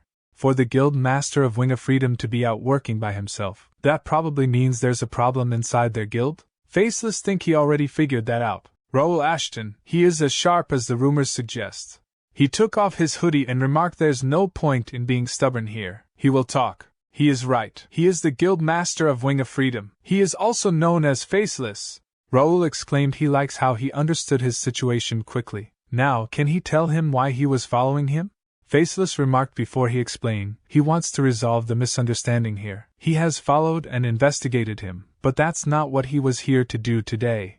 The man he just met, Jerry D. Plank, if he is right, that man is way more dangerous than he think. However, in the arena, Jake skillfully outmaneuvers the knight, leaving the crowd in awe as they erupt into cheers. Incredible! Jake, the undefeated knight, triumphs once more. How many victories in a row is that now? They're surpassing all the renowned knights. The knight thought, what a monster. How is he moving so fast with that ginormous sword? Jake asked, is he not going to surrender? If he wants to continue with bare hands, he is down for it. Then the knight admitted his loss, and the referee announced, victory goes to the first knight. Pierce remarked, he's growing egotistic again. He needs someone to humble him. But Josh was excited about Jake's win. Philip think young master is late. He was the one who kept emphasizing how important the ceremony is. Did something happen? Outside, Raul asked Viscount Plank. He's someone the Information Guild is wary of. Faceless remarked, whatever he may have imagined, he's beyond that. If he is right, they are a big threat to the entire kingdom. Raul asked, what does he mean by they? Faceless explained, Imperial Hound. Have he heard of that name before? Raul stated, Cronin Empire's Special Intelligence Unit. A unit that's also called a myth since there is no information about them at all. Faceless remarked, he is right. It'll be easier to explain since he know about them. Recently, many small guilds were raided one after another. However, since there was no evidence left at the site, the investigation went nowhere. This is known as a guild hunt between information guilds. Raul asked, do he suspect that the Imperial Hound do that? Faceless remarked, he is not suspecting, he is certain. They, the Wing of Freedom, became their target and faced them. Raul asked, what does that have to do with Viscount Plank? Faceless remarked, this one is just an assumption. He think many nobles of the kingdom are secretly cooperating with the Empire. Raul asked, he think one of them is Financial Director Plank? Faceless exclaimed, yes. There are many allegations against the financial department. Close connection with many families related to the capital's safety, indirect intervention when the gates appeared, and them trying to ban the first knight from entering the gates. These actions are all hard to understand, stopping the knighthood that did the most during the gate incident from entering the gates. Right after that, the party that went to investigate the gate was ambushed. Families that are close to the financial department didn't do anything about it.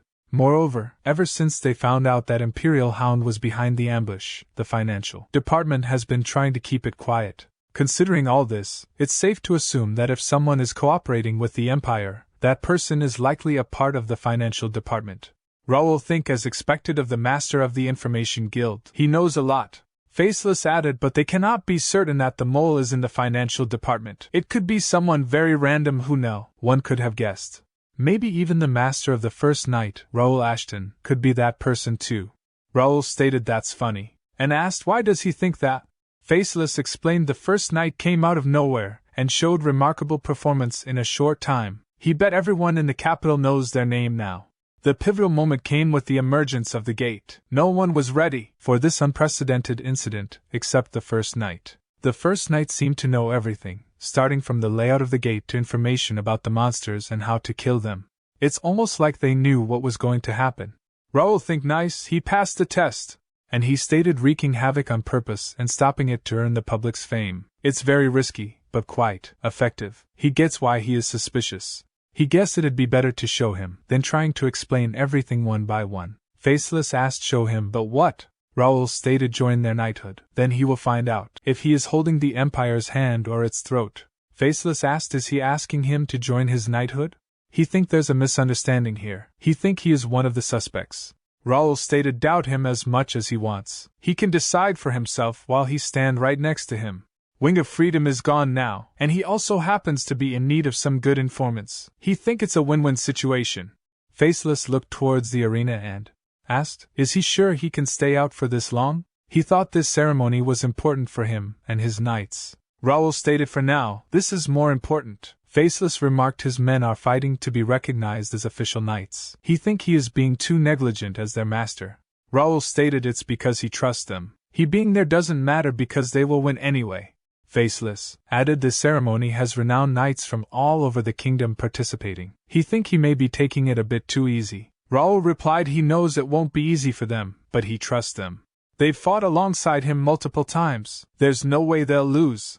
Faceless think he trusts his men that much? Then he exclaimed, okay, he will cooperate with the first knight. He will consider officially joining the knighthood after some time.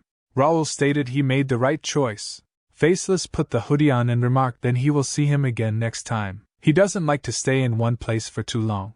Raul said he will be waiting for him, Faceless. He replied just call him Cain, his master, and he left. Raul think things went well. He needed a skilled informant for which he ended up getting the master of Wing of Freedom on his side. He hoped they understand his absence since he had a little more important thing to do. But he can't be a no-show throughout the entirety of the ceremony. Let's see how they're doing. In the arena, Randall's knight wins against another knight, and people begin talking excitedly about Randall's victory. And they won with the shooting star move once more. They're hyped up about Randall's victory and see the ceremony as a showdown between Randall and the first knight. Meanwhile, Jake asked, why are they so aggressive? Isn't that too much? Philip remarked it's because of us. They are trying to make a good impression. Pierce asked only they and Randall are left undefeated? They haven't gone up against them yet. Are they avoiding them on purpose? Homer remarked probably not. The opponents are paired randomly. Jake stated Randall is already aggressive enough. They'll fight for real against them. He then asked Josh, how are you feeling? Does he think he can do it? In that moment, Raul came and stated he has to. It'll be a problem if he can't. Josh exclaimed he is here, master. Raul stated is he his opponent? Randall's so-called genius, the 10th son, Roy D. Randall. It won't be easy, but it's still winnable. They are probably happy right now. Their first opponent is a newbie who used to be a peasant. Prove them wrong with his skill. Josh stated yes, master, and moved forward. Homer asked is he sure about this? Randall will actually try to kill him. Raul stated don't worry. He won't lose even if he wants to. Roy and Josh stood face to face, ready to confront each other, while the crowd discussed the match. Roy chuckled and remarked he thought he was finally going up against the first knight. He didn't know he did have to fight against some peasant. He has lost interest already. He will shut him down in one move, kid. Meanwhile, Josh thought to himself, he's a noble from one of the 5 renowned families. He'll be stronger than any enemy he has ever fought against. But he can't give up. He is no longer a peasant or a mercenary. He is one of the first knights. He can't lose for his master and the rest of the first knights. With determination, he took a defensive stance. Roy rushes forward and launches a sword attack that Josh blocks successfully. Observing Josh's skill, Roy remarks he guesses he can track his sword. He rushes towards Josh again, exclaiming how about this? However, Josh easily blocks this attack as well. Angered by Josh's defense, he throws numerous sword attacks, but Josh blocks each one with ease. Frustrated, Roy exclaims he is damn peasant. Once more, he charges forward to attack, but Josh thrusts his leg forward catching Roy's leg and causing him to fall to the ground. Roy grew even angrier, but Josh thought is this all he's got? He can anticipate every move he makes. He doesn't even feel threatened. If that's all he has, he can definitely win. The spectators erupted in shouts, with one exclaiming did they see that? The Randall kid can't do anything. Another questioned is he sure he was a mercenary? He's experienced. Roy stated angrily how dare he, a peasant, embarrass him. Josh retorted embarrass? He didn't think he had to care about his feelings right now. Does he want him to match his mood or something? Roy, growing increasingly frustrated, asked does he know who he is? Josh responded firmly that's weird. He had heard that every knight participating in this ceremony was going to be treated equally. This might be a mock battle, but it's still quite real. There's no time for us to care about our opponents or show manners. Arguing over being a noble or a peasant doesn't make sense in the first place. There's only the stronger and the weaker here. As Roy rushed forward in anger, shouting you bastard, shut up, Josh effortlessly blocked his attack. Meanwhile, Jake commented he thought he was supposed to be a rookie but he's nothing. Philip replied no, he is considered highly skilled by the Randall. Raul added thing is, Josh is just overwhelmingly stronger than him, that's it. Homer remarked he knew Josh was talented, but this is way beyond what he did expected. Raul explained Randall probably thought he could overpower him by going hard from the beginning. That was a mistake. Josh has already successfully returned from a gate conquest. There's not a single chance of Josh losing this. Josh swung his sword for the first time in the match, catching Roy off guard. Roy struggled to block it, and the force of the blow pushed him back. Undeterred, Josh rushed forward, declaring blocking isn't fun anymore. Let's do this for real now, Mr. Noble. As Josh attacked again, Roy managed to block the strike. Then, Josh attempted to land a punch, but Roy quickly jumped backward to evade his fist. Roy stated, "You damn mercenary, he dare use his fists in a place to exhibit sword skill? Do he think this is some sort of a street fight?" Josh and Roy swung their swords at each other, that meeting their match. Josh retorted, "What do he think real combat is? There's no honor in real combat. He was the one who tried to kill him. Surrender if he is scared." But Roy shouted back, "He will make him shut that mouth." He launched an attack that Josh successfully blocked. The crowd became excited and started shouting, "There he is. Randall's son isn't that bad after all. Now this is getting fun." Philip remarked, "He's persistent, unlike other Randalls." Raul stated, "That's probably why he's known as a rookie." However, persistence isn't enough to beat Josh. In the meantime, Josh seizes Roy by the neck and delivers a headbutt, causing Roy to stagger backward. Roy asked, "What was that?" Josh replied, "Sometimes he has to use his head in real combat. Remember that." Roy stated, "No wonder, you are from the streets. He used dirty tricks. This isn't for mercenaries like him, but he will have to use this. Since he have insulted him so much, he has no reason to hide." Josh think there it is, Randall's shooting star. A lot of renowned knights of the kingdom lost to that skill, but his will be much stronger since he's the rookie. Can he block it? Roy rushed forward exclaiming, "He will obliterate him. Think of it as an honor to die by a Randall's sword." Josh think it's different. It is fast and threatening. But compared to what he have experienced during his time with the first knight, this is nothing. Josh surged forward, landing a decisive sword strike, defeating Roy. The crowd was in surprise, while Raul stood confidently, wearing a smile. Josh exclaimed, "Peasant this, peasant that. He talked too much. Did he not understand him? It doesn't matter if he is noble or a peasant. In real combat, strength matters." The referee then announced, "Victory goes to the first knight." As Josh struck a victory pose, the audience erupted in cheers, exclaiming that the first knight had won and defeated Randall's shooting star. They expressed amazement at his performance, noting that Randall had lost to a newcomer mercenary. They proclaimed the first knight as the best knighthood in the ceremony.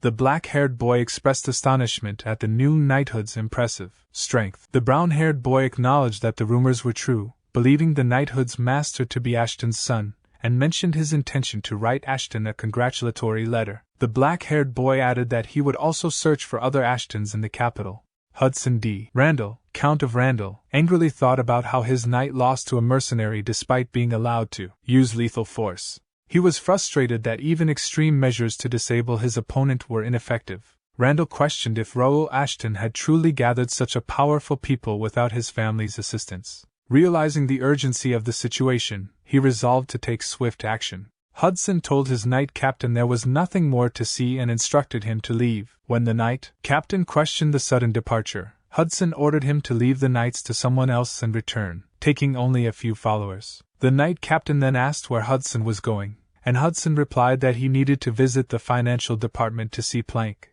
After they leave, the duel continued. This time, an expert knight advanced to face Philip in combat. The knight initiated an aggressive attack, only to have Philip skillfully block it, leaving the knight visibly stunned. Sweating profusely from the unexpected turn, the knight's distraction allowed Philip to maneuver behind him. With a swift leap, Philip launched a decisive sword strike from the air. However, at the last moment, just before his blade would have connected, Philip skillfully halted his attack. The knight, taken aback by Philip's rapid movements, showed signs of confusion. Despite this, Philip complimented the knight, acknowledging the intensity and quality of their fight by saying, "It was a nice fight." Acknowledging defeat, the knight conceded, and the referee declared the first knight the victor. The crowd erupted in cheers, celebrating the first knight's continued winning streak. Jake commented that Philip's victory seemed effortless for him. Meanwhile, Josh expressed his admiration for Philip's win.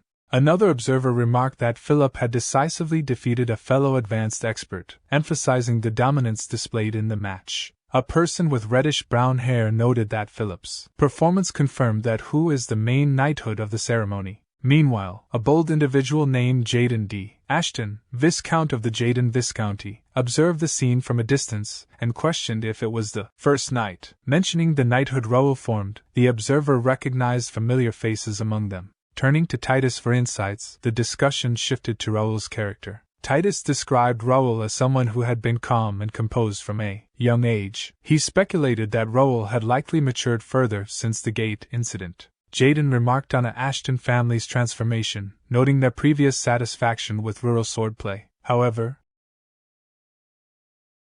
impressed by their recent developments. Meanwhile, Medeiros, commander of the kingdom's holy knights, expressed his interest in the first knight and their knighthood. He mentioned hearing from the capital that they were considered the finest in the kingdom, attributing this reputation to their exceptional performance. Medeiros likened their prowess to that seen in pre-war ceremonies. Sitting beside Medeiros was Carson, commander of the Royal Guards and president of the Reuben Kingdom Knights Association. Carson questioned the validity of crowning the best knighthood through a ceremony where prominent families like Templeton, Greer, and Ashton's Golden Bear did not participate. He expressed skepticism about the ceremony's ability to truly determine the kingdom's finest knights under these circumstances. Medeiros responded, acknowledging Carson's point but also highlighting the surprise that a new knighthood had managed to defeat Randall, one of the 5 renowned warrior families. Seeking his opinion on the matter, Carson interjected with an intriguing detail, mentioning that he had heard the master of the first knight was a student at the academy. Noting that they had met a few times before, Carson inquired about Raul Ashton's character, prompting Gray to humorously request permission to pose his own question first. Gray then asked Carson and Medeiros whether they believed the kingdom currently enjoyed peace. In response, Carson conveyed his belief that there are no peaceful times for knights, emphasizing the constant need for vigilance and readiness against potential threats. Gray acknowledged Carson's perspective and admitted his limited knowledge of Raul. He refrained from making definitive statements about the kingdom's safety compared to Carson and Medeiros, but speculated that Raul might emerge as a savior should an evil force threaten the kingdom in the future. However, he emphasized that these were simply his personal thoughts and not certainties. Medeiros chuckled at Gray's praise for Raul, jokingly suggesting that Raul must be Gray's favorite student given the admiration expressed. Carson, however, maintained a serious tone and expressed his desire to test Raul himself. He emphasized that true greatness in a knight isn't defined solely by honor or reputation but by strength and demonstrated ability. Carson was determined to ascertain whether Raul's reputation was grounded in reality or merely an illusion, indicating his intent to evaluate Raul's true mettle firsthand. A little later, amidst the anticipation of the kingdom's official knight induction ceremony, a knight announced the commencement. He called for Sir Raul Ashton, the representative and master of the first knight, to step forward. The crowd erupted in cheers, expressing their admiration for the young master. Before proceeding, the knight turned to Carson and asked if they should begin. However, Carson paused and addressed Raul directly. He expressed a request to Raul, asking him to humor him. Before they officially started the ceremony, Raul contemplated Carson's words carefully, reflecting on the current president of the Knights Association's intentions. Carson acknowledged the exceptional performance displayed by the first knight during the ceremony but expressed disappointment that only one of the esteemed warrior families had participated. He continued, stating that as the president of the Knights Association, he desired to personally gauge the strength of the first knight. Carson then turned to Raul directly, seeking his opinion and asking if he agreed with the assessment. Raul pondered the significance of Carson's challenge, recognizing the immense reputation and skill of the Viscount. Carson was not only the president of the Reuben Kingdom's Knight Association, but also a captain of the Royal Knights and a beginner sword master. The gap between a sword master and a high expert was vast, making Carson the strongest opponent Raul had ever faced. As Raul weighed his options, Carson addressed him again, noting Raul's hesitation. He expressed surprise, expecting the master of the first knight to accept the challenge without delay. Raul knew that accepting Carson's request would test his limits and possibly redefine his standing as a knight. Pierce turned to Philip and asked, "What's going on? Why is he trying to fight Master?" Philip responded, "He wants to test us for himself, and think this one is a lot different from before. Young Master can't beat a sword master yet, but if he avoids him here, the work we did to bolster our reputation will amount to nothing at all. An unavoidable fight with no chance of winning. What will young Master do?" After a brief moment of contemplation, Raul agreed, saying sure. This response confused Carson. Raul clarified, "A duel with the respected president of the Knight Association." He can't miss out on such an honor. He wished to learn a lot from this president. Both Raul and the president unsheathed their swords, preparing for the fight. Carson remarked, since many people are watching them, this duel should do justice to the name of the Knights of the Ruben Kingdom. Raul respectfully acknowledged the president, saying of course, thank him for this opportunity. The audience erupted in excitement, shouting, wow, President versus Sir Raul? This is amazing. This is the actual highlight of this ceremony. Meanwhile, Josh asked Philip, what is going on? This duel wasn't planned, Philip replied, and it shouldn't happen. Not in a normal ceremony, at least, Pierce added. However, this ceremony has undergone significant changes in both schedule and scale, which means there's no point in sticking to the previous standards. Jack commented, that just means they have to prove themselves twice. Homer noted, President Carson is a strict person, so he wants to be certain. Philip concluded, Master must have accepted the duel because he's got something. They just have to trust his judgment. Gray laughed and remarked, he think he put Raul in an awkward position by talking too much. Medeiros asked awkward, and added he think this is better for him. A duel with the president of the Knight Association isn't something he can experience anywhere. He has known Sir Carson for a long time, but it's been a while since he last saw him like this, with such enthusiasm. Raul then asked, shall they begin? And rushed towards Carson, who took a defensive stance. Raul launched a forceful attack with his sword, which Carson blocked. Raul leaped into the air and attacked again with more force, and Carson blocked this attack with some effort. Carson then swung his sword at Raul for the first time, and Raul blocked it with his own sword. Raul thought he can't give him any space. He will counterattack if he stops for even a split second. He has to keep up. To his surprise, Carson's sword was about to hit him, but Raul immediately swung his sword to deflect Carson's strike. Raul realized that was close. Carson was one step faster than him. He tried taking control of this duel by striking over and over, but Carson came at him with an even faster move. Is this what a sword master is capable of? He can't give up already. Determined, Raul launched one attack after another, which Carson blocked. Carson then counterattacked with sharper and more forceful strikes. The audience stood up from their seats, shouting, this is another level. They can't even tell what's going on because they're so fast. Josh exclaimed, holy shit, that's a sword master. Raul thought as expected. He's strong. He can't find any gaps. He can only trade blows with him.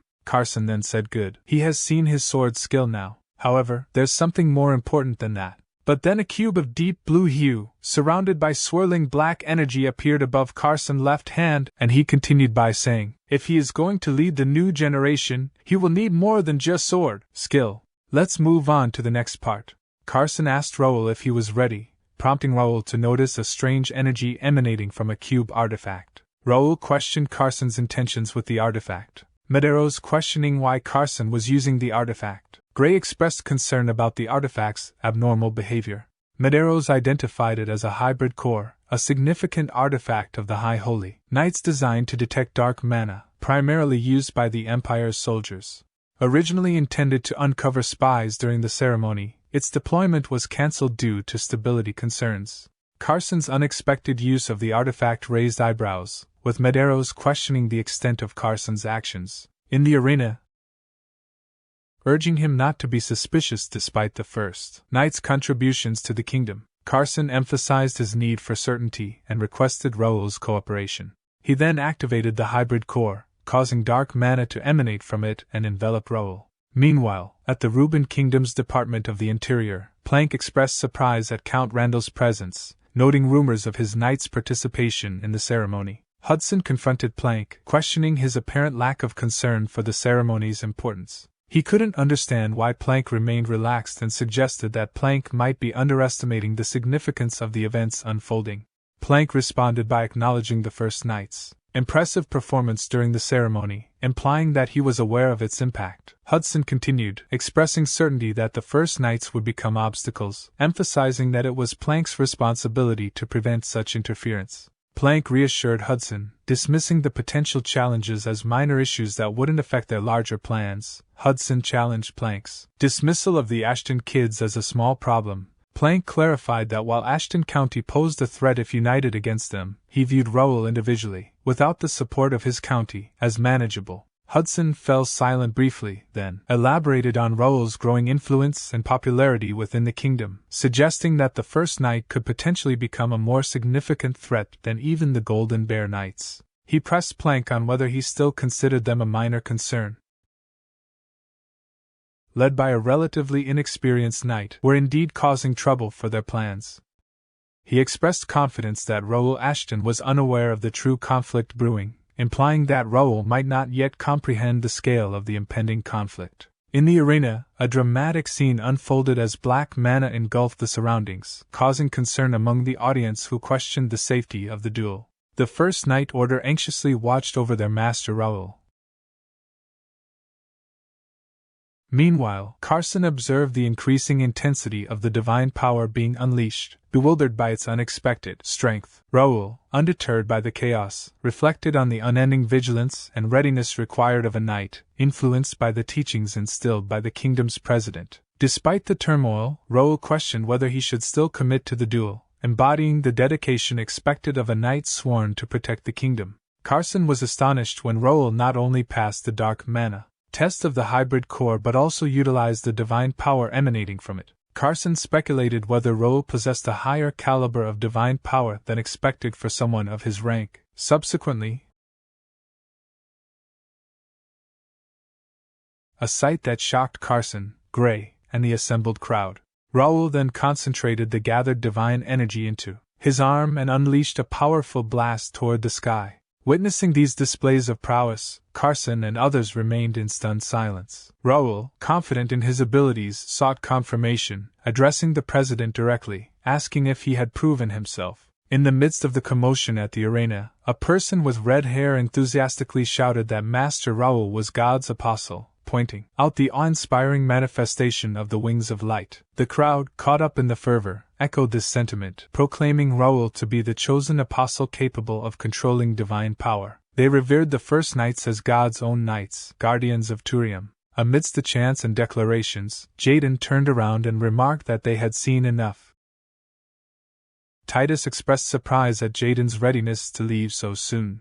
Jaden explained that he now understood why Randall was cautious of Raul, despite his young age. He reflected on the unexpected emergence of such a formidable figure from their lineage and anticipated the unfolding events with excitement. Shortly thereafter, a knight proclaimed the announcement, heralding Raul D. Ashton as the leader of the Order of Knights, the First Knight, and the head of the Knight Order. The audience erupted in cheers, calling out.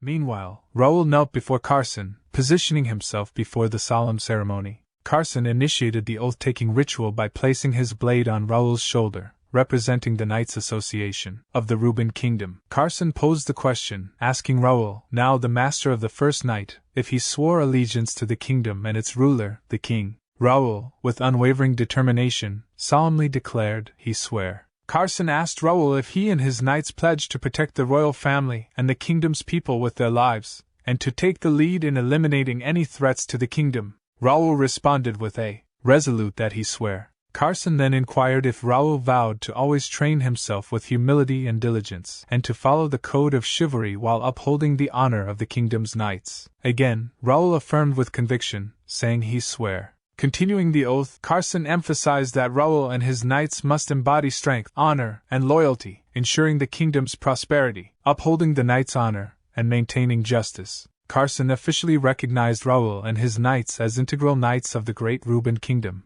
After the ceremony concluded, Medeiros approached Carson and inquired about his feelings regarding Raul Ashton. Carson initially feigned ignorance, prompting Medeiros to clarify that he was asking about Carson's impressions after dueling against Raul. Carson, somewhat dismissively, asked if Medeiros had not witnessed the duel, noting that Raul displayed all the qualities expected of a knight of the kingdom. However, Medeiros persisted, indicating that he wasn't interested in Carson's assessment of Raul's combat skills. Carson then questioned what is then he wants to know.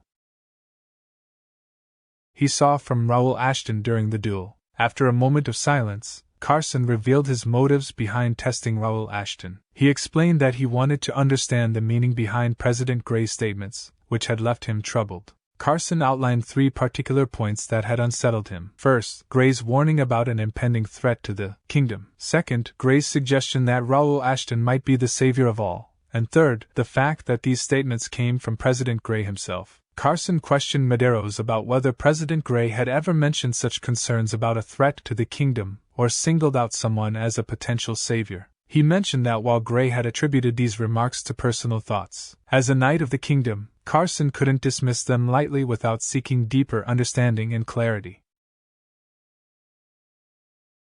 Asking if Carson believed President Gray. Stating that Gray had indeed sensed an imminent threat that necessitated a savior. Medeiros then questioned Carson further, asking if he saw Raul Ashton in the same light as President Gray did now. Carson admitted uncertainty but asserted one certainty. If Raul remained loyal to their cause, he could potentially fulfill the role of the kingdom's savior. However, should Raul turn against them, Carson warned that he could become their worst nightmare.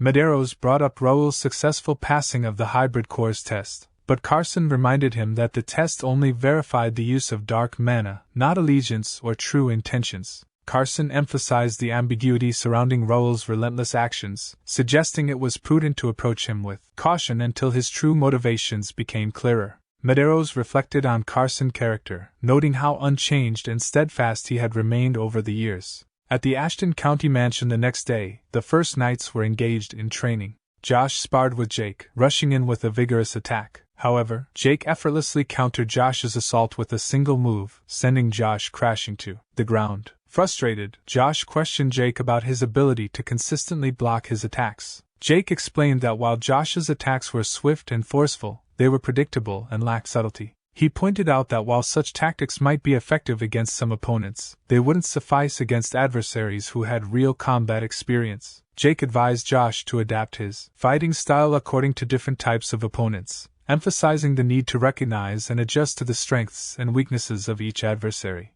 Acknowledging Jake's advice, Josh accepted the need to modify his approach in combat. Jake remarked to Josh that many new recruits had joined after witnessing the ceremony, largely inspired by Josh's performance. Flustered, Josh asked after watching him. He emphasized that Josh now bore a responsibility to serve as a role model for these newcomers. Jake expressed concern that this situation would likely lead to significant trouble. Josh sought clarification, asking Jake to explain what he meant by his ominous statement. Meanwhile, Raul observed the exchange between Josh and Jake from his window, sighing at the situation unfolding.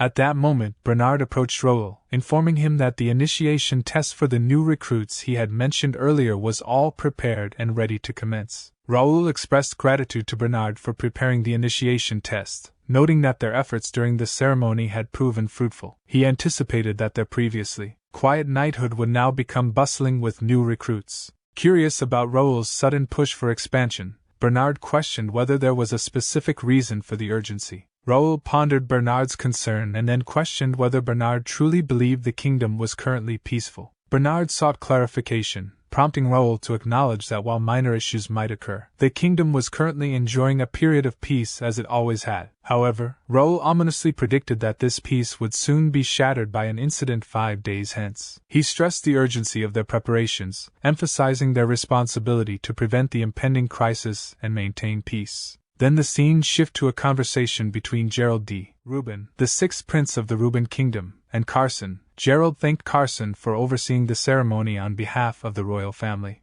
Carson humbly responded that he had simply carried out his duty. Gerald explained that due to recent incidents at the gate, the royal family couldn't participate in events and hoped Carson understood their position. Carson acknowledged the uncertain times and stressed the importance of prioritizing the safety of the royal family, a sentiment he believed all knights shared. Gerald expressed his gratitude and mentioned hearing that a new knighthood had performed exceptionally well at the ceremony, specifically inquiring about the first knight. Carson confirmed that only one warrior family had participated. The first knight remained undefeated, distinguishing himself in the competition. Gerald expressed admiration for Raul Ashton and that he also sensed something from him when he saw him at the academy, and that recalling he and his knights, they had stood at the forefront during the appearance of the gates in the capital. They bravely protected the city and even defeated Empire scouts inside one of the gates. Impressed by their valor and dedication, Gerald suggested that they deserved recognition from the royal family, possibly even a medal.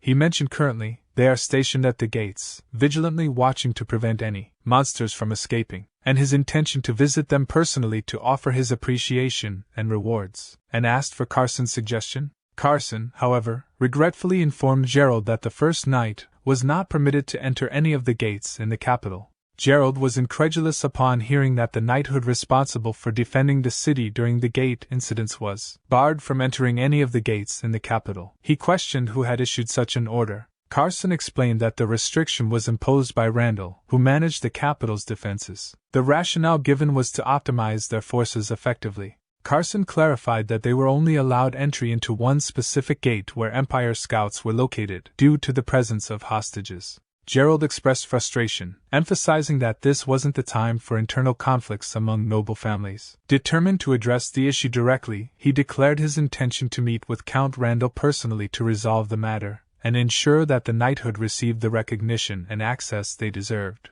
Inside one of the gates, a system window displayed information about the monsters in that gate, including an armored boar at level 55, rank D, with mutated molars and arm traits. Meanwhile, Raul entered the gate and swiftly defeated several armored boars near the entrance. Reflecting on the situation, Raul noted the abundance of armored boars inside the gate and realized the potential chaos that would ensue in the capital if these creatures escaped. Determined to prevent disaster, Raul resolved to handle the threat within the gate. However, as he strategized, the armored boars regrouped and launched a coordinated attack from all directions. Inside the gate, after Raul had encountered the armored boars and faced their coordinated attack, members of the First Knight arrived to assist. Philip, Josh, Pierce, and Jake swiftly engaged the armored boars, joining forces to defeat the creatures that had threatened Raul. Assessing the situation, Philip remarked that dealing with the armored boars would take considerable time. Jake emphasized that they were only at the entrance of the gate, and that this was just the beginning of their task. Pierce stressed the importance of halting the armored boars within the gate to prevent them from escaping into the capital. Josh expressed concern about their ability to achieve this daunting task. In response, Raul assured them not to worry, stating that they were not the central figures in this gate's scenario. As he said that alchemist Nakia arrived on the scene, apologizing for her tardiness due to the time needed to brew a potion. Raul reassured her, emphasizing her crucial role in the mission. Encouraged by Raul's words, Nakia unleashed her alchemical power, creating a massive explosion. The brightness of the explosion surprised Josh, while Jake marveled at its display, questioning if it was indeed magic. Philip recognized that what they witnessed was not just ordinary magic but a potent blend of alchemy and magic. While battling inside the gate, Nakia unleashed her alchemical magic once more, blasting the monsters with powerful force.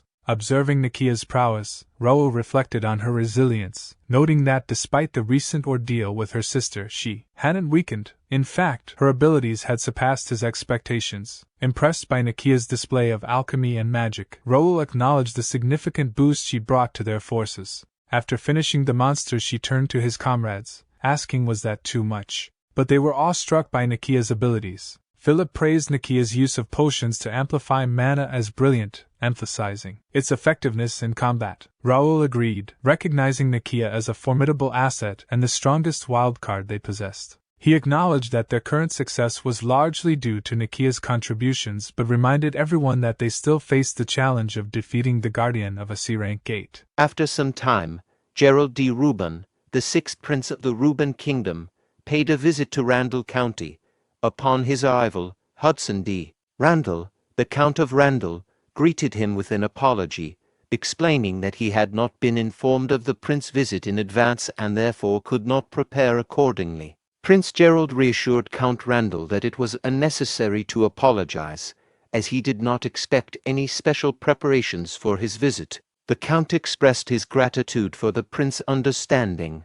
The prince then shifted the conversation to a pressing matter, stating his desire to discuss it immediately despite his wish for a more relaxed conversation. He mentioned that he had heard about a ban on gate entry requested by the Randall family, specifically affecting the First Knight, and asked for clarification on the situation. Count Randall explained that the gate entry ban was a strategic decision aimed at efficiently managing the gates and the capital. He clarified that this measure was taken in consultation with the capital god and was not exclusive to the First Knight but applied to all knighthoods.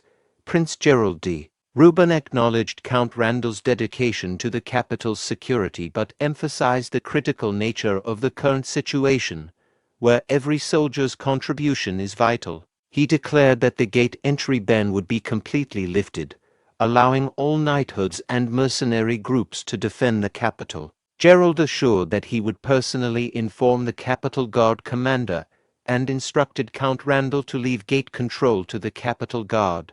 Count Randall complied with the prince's orders. However, as Prince Gerald departed, Count Randall's frustration and anger surfaced. He felt disrespected by the sixth prince and internally fumed, vowing that Prince Gerald, the first Knight Ashton, and others would soon regret their actions. Meanwhile, the first Knight's party, having entered the gate, was engaged in combat with monsters. Jake expressed frustration over the narrow terrain hindering his ability to wield his sword freely, while Philip noted that at least they couldn't be surrounded. Pierce encouraged his team to stay focused, reminding them that the terrain would remain challenging for a while. Jake commented on how well Nokia was managing in the narrow space despite the challenging terrain.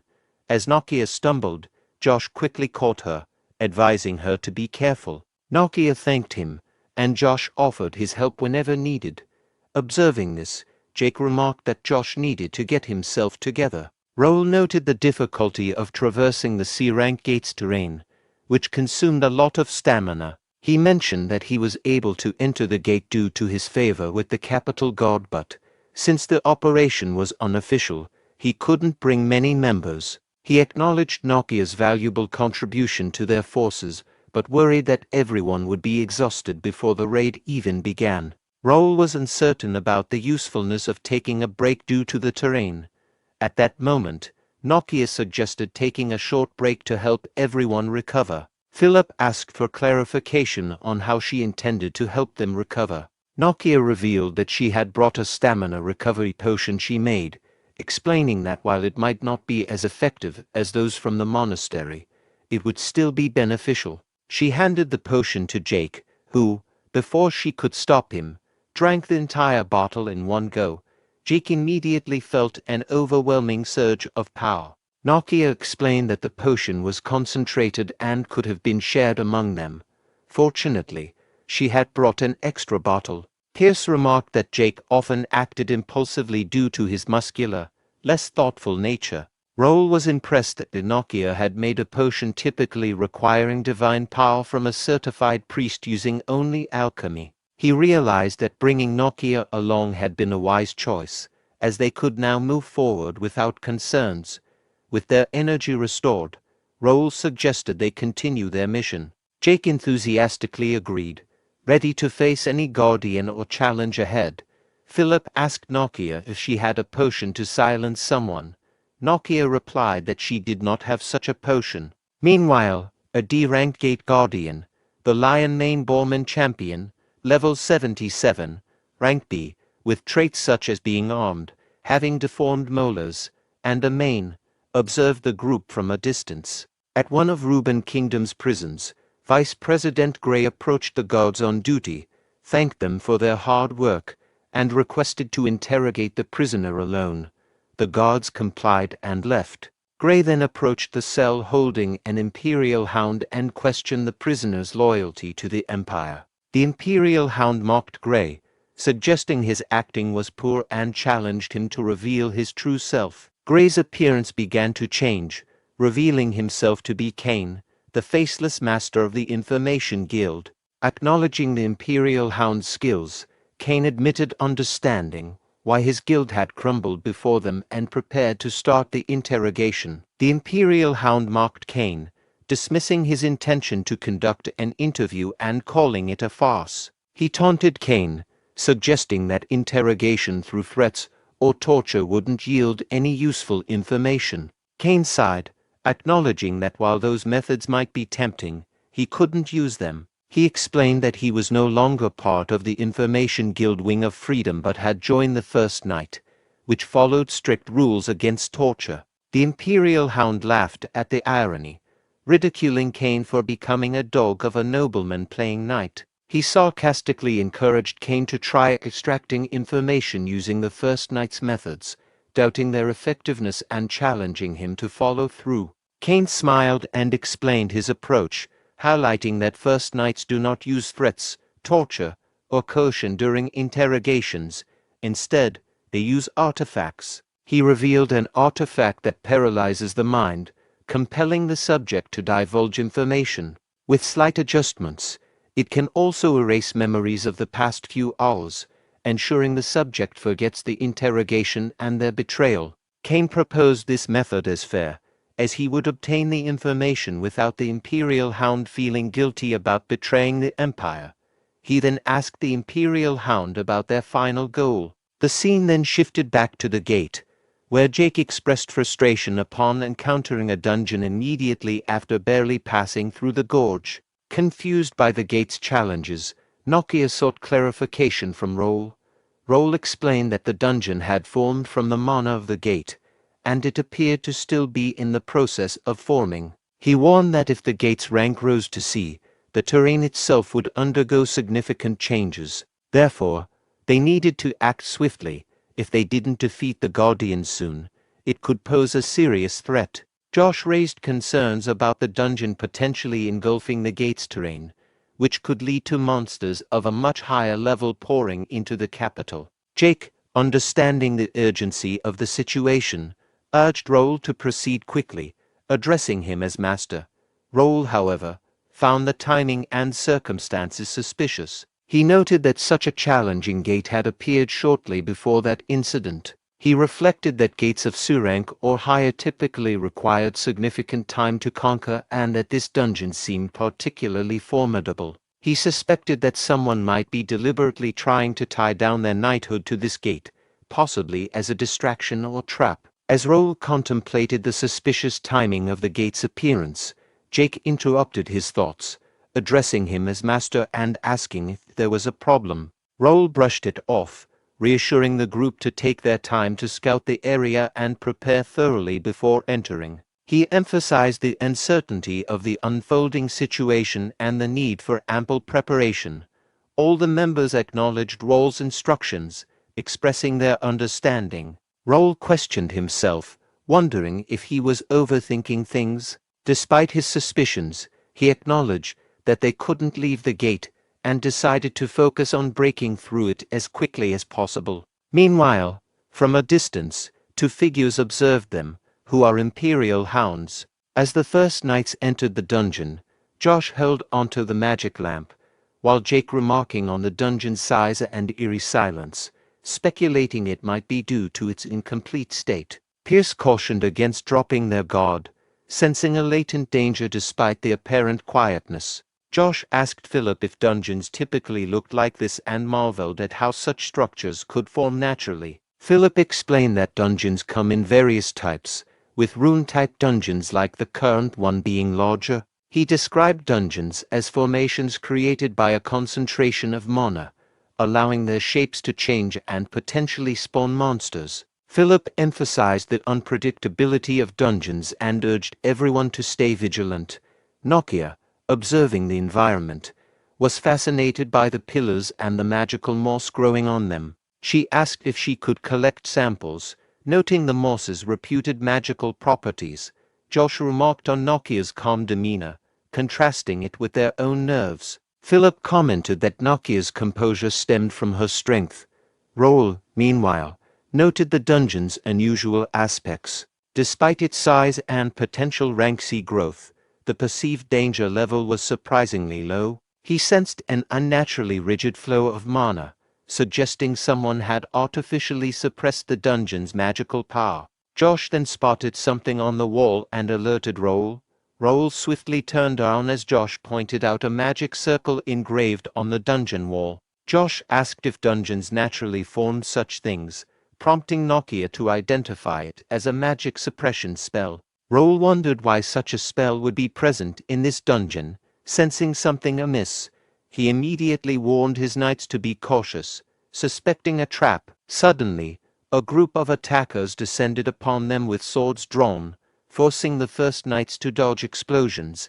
Jake voiced confusion over the sudden attack. Meanwhile, Imperial Hounds blocked their path, with their leader acknowledging the knights' unexpected arrival and thanking them for making their infiltration easier. Seeing the Imperial hounds, Raul realized they had infiltrated the dungeon and likely suppressed its mana flow. He questioned their motives and swiftly drew his sword from his inventory, preparing to confront them and determined to uncover their plans.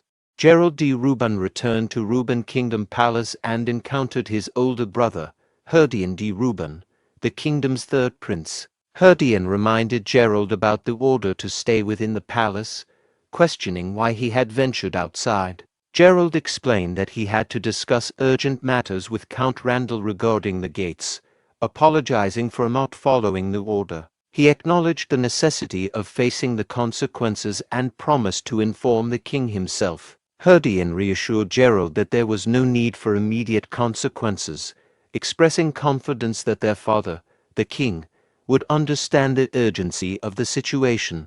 However, he advised Gerald to use messengers or call meetings in the future, emphasizing the king's absolute orders. Gerald respectfully accepted his brother's advice, affirming that he understood and would comply with proper protocol moving forward. As Herdian D. Ruben walked away, he pondered when Gerald had started concerning himself with the gates, wondering if the king or another brother had influenced him. A girl accompanying him clarified that Gerald acted on his own, likely inspired by his classmate Raul Ashton's achievements. She asked if they should take any action. Herdian instructed her to secretly summon Viscount Plank for a discussion. Meanwhile, inside the dungeon, the Imperial Hound group leader taunted the First Knights, mocking them for falling into the trap and confirming the rumors about Raul's fascination with gates. The First Knights, now aware of their opponent's identity, became nervous. Jake angrily called the Imperial Hounds weirdos for hiding in the dungeon, while Philip questioned if their plan was to lure the Conquest Squad. The leader smugly replied that regardless of their thoughts, the knights had indeed walked into his trap. Raul felt something was off, questioning why the Imperial Hounds had set a trap with only a few members and no high-ranking personnel. He nervously considered a possibility and turned to Nokia, asking about the effectiveness of the magic circle for mana restriction. Nokia confirmed that it was a powerful high-class restriction spell, further enhanced by a dagger artifact in the center. Raul deduced that the magic circle had restricted the mana within the gate, causing the condensed mana to enhance the gate's rank. Nokia agreed with his assessment. Raul pondered whether the Imperial Hounds had manipulated the gate's rank to lure them in and if there was another purpose behind it, given the small number of enemies present. Jake taunted the Imperial Hounds, questioning their confidence in defeating the First Knights. The Imperial Hound group leader retorted, asserting that they were stronger than the kingdom's forces and that their bait had successfully lured the First Knights into the trap. Hearing the Imperial Hound leader refer to themselves as bait, Raul nervously pondered the implications. Jake, Philip, and Josh charged at the Imperial Hounds, with Jake sarcastically hoping they weren't trapped just for a conversation. Philip swiftly defeated 2 Imperial Hounds, Jake took down another 2, and Pierce eliminated 2 more. Josh defeated the group leader, who dropped to his knees, and his sword falls to the ground, and admitted he expected defeat but hoped for a better outcome. Philip questioned why the leader had planned such a stupid trap if he anticipated failure. The leader cryptically replied that everything was going according to plan. Meanwhile, Nokia approached the magic circle and noticed another spell cast on the artifact, realizing there was more to the trap. As Nokia recognized the spell cast on the artifact, she started trembling. The Imperial Hound leader declared that they were not weak and that death was part of their plan, proclaiming their success for the Emperor. He then began to tremble and foam at the mouth. At that moment, the magic circle activated. Jake turned to Raul, asking what was happening, while Raul looked toward Nokia. Nokia explained that the artifact had a self-destruct spell chain. When the caster died, the restricted mana would be released, causing the condensed mana in the dungeon to go berserk. A loud noise echoed through the dungeon, causing everyone to turn towards it. Jake asked Raul about the noise and Raul, feeling nervous, sensed something approaching from deep within the dungeon. Soon, they saw a large number of armored boars rushing toward them. Philip remarked on the gravity of the situation. Raul shouted that there were too many boars and ordered everyone to run and escape the gate. They followed Raul as he led them, urging them to run faster towards the gate's entrance, which he indicated was just past a set of stairs. Meanwhile, the gate guardian stood before the dungeon entrance, weapon in hand, blocking their escape route. At Ruben Kingdom Palace, Herdian D. Ruben, the kingdom's third prince, apologized to Viscount Jerry D. Plank for the short notice and the difficulty of entering the palace secretly due to the king's order to restrict entry and exit. He emphasized the necessity of the meeting to prevent their plan from falling apart. Plank, the kingdom's financial director, reassured Herdian that it was his fault for causing concern. Herdian dismissed the formalities and directly asked about the execution of Plank's plan. Plank reminded Herdian of his initial advice about the need for patience to achieve his ambitions. Frustrated, Herdian expressed his unwillingness to wait any longer, having risked everything for the plan. Plank then shared that he was pleased to bring good news, finally delivering results that justified Herdian's patience. Herdian asked Plank what he meant by good news. Plank cryptically replied that Herdian would see the results of patience after tonight. Meanwhile, as Raul and his team ran towards the exit, Raul announced that the exit was visible but abruptly stopped as he noticed a monster blocking their path. Jake exclaimed in shock, asking what the monster was, while Philip speculated it might be the gate guardian. Raul, feeling nervous, wondered why the guardian was in that place. His thoughts were interrupted by a system window displaying an urgent quest: eliminate the gate guardian.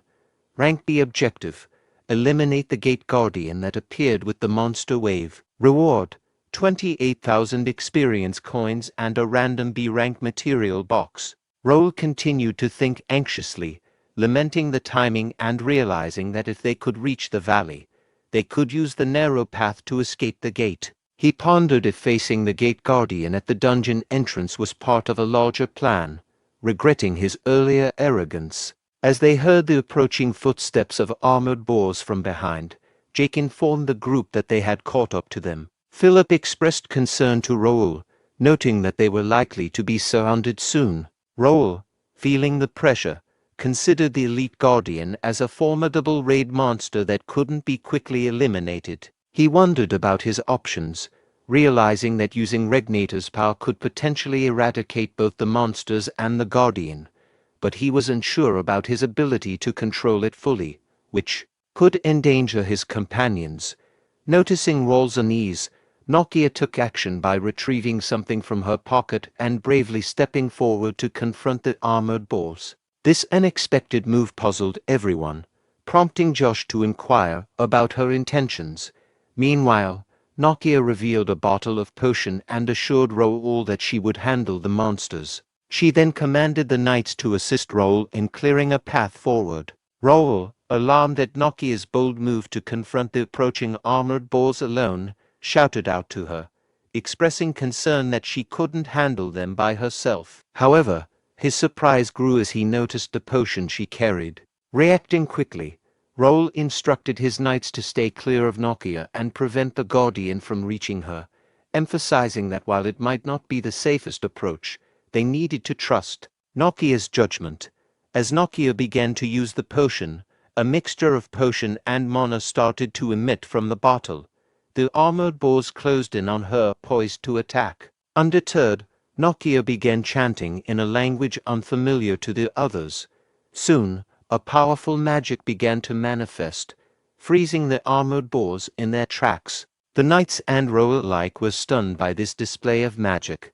Raul realized that Nokia had already attained a remarkable level of skill, employing a form of magic known as the Dragon's Tongue. This ancient magic was considered the highest form below that of a god's, allowing her to wield draconic magic with incredible proficiency. Meanwhile, at the dungeon gate, 2 soldiers were stationed at a gate. One soldier inquired about the time and expressed frustration over the delay caused by the Randalls, a group known for their tardiness. The second soldier, dismissing concerns about the absence of the Randall standby team, implied they were likely just neglecting their duties. When the first soldier questioned why the Randalls were in charge of the gate, the second soldier noticed them arriving and called out for their tardiness. At that moment, both soldiers were attacked by an individual they assumed was from the Randall, but who was actually from the Imperial Hound. Additional members of the Imperial Hound arrived,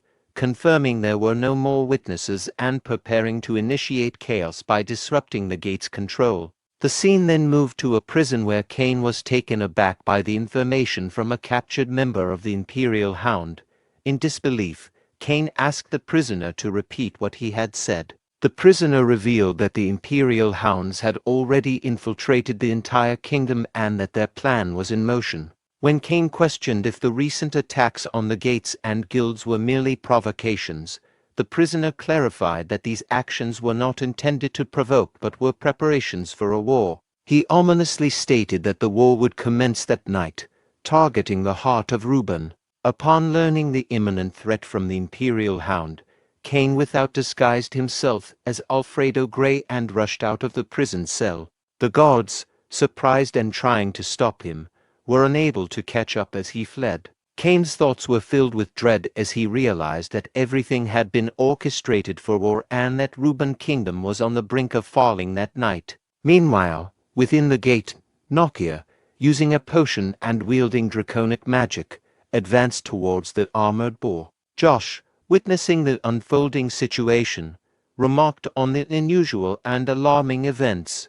Raul, observing Nokia's formidable power and the tremors shaking the dungeon, speculated that her strength might be enough to defeat the boss in a single blow. Raul, turning around, saw the boss monster laughing off his attack, which he had blocked with his sword. Realizing that the boss monster was targeting Nokia, Raul instructed his team to prevent the monster from disrupting her efforts, urging them to deny the boss any opportunities. As his team prepared to engage the boss monster, Nokia unleashed a draconic magic attack.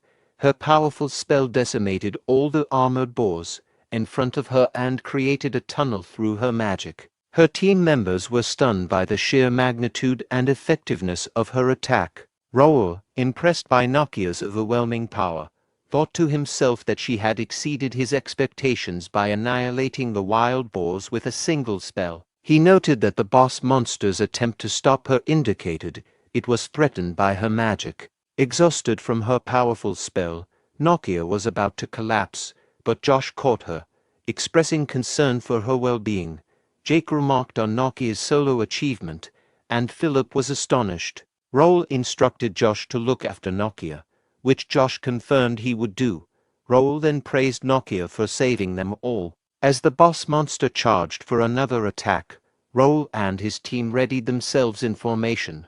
Raul assured her, "Leave the rest to them," signaling their readiness to confront the boss monster. At the western border of Reborn Kingdom, Dylan, after defeating the last orc, inquired about the situation. The Knight Captain reported that there were no significant threats, with no monsters or wild animals present.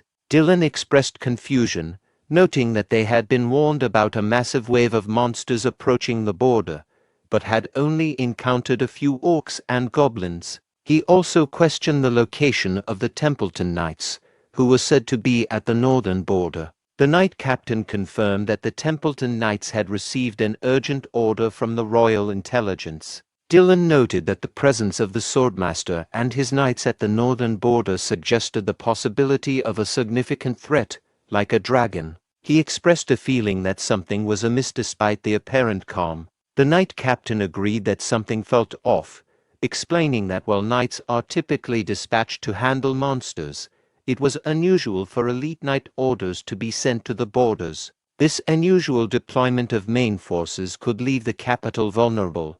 Although the McNeil and Randall Knights remained in the capital, the situation still posed a potential danger. Dylan pondered the situation and decided they would continue searching until sunrise. He instructed the Knight Captain to form two scout teams, one to inform his father and the other to head to the capital. When the Knight Captain questioned the need to send a team to the capital, Dylan explained that they should secretly investigate the situation there due to his uneasy feeling. Meanwhile, inside the gate, the boss monster launched a ranged attack that Raul had blocked with his sword.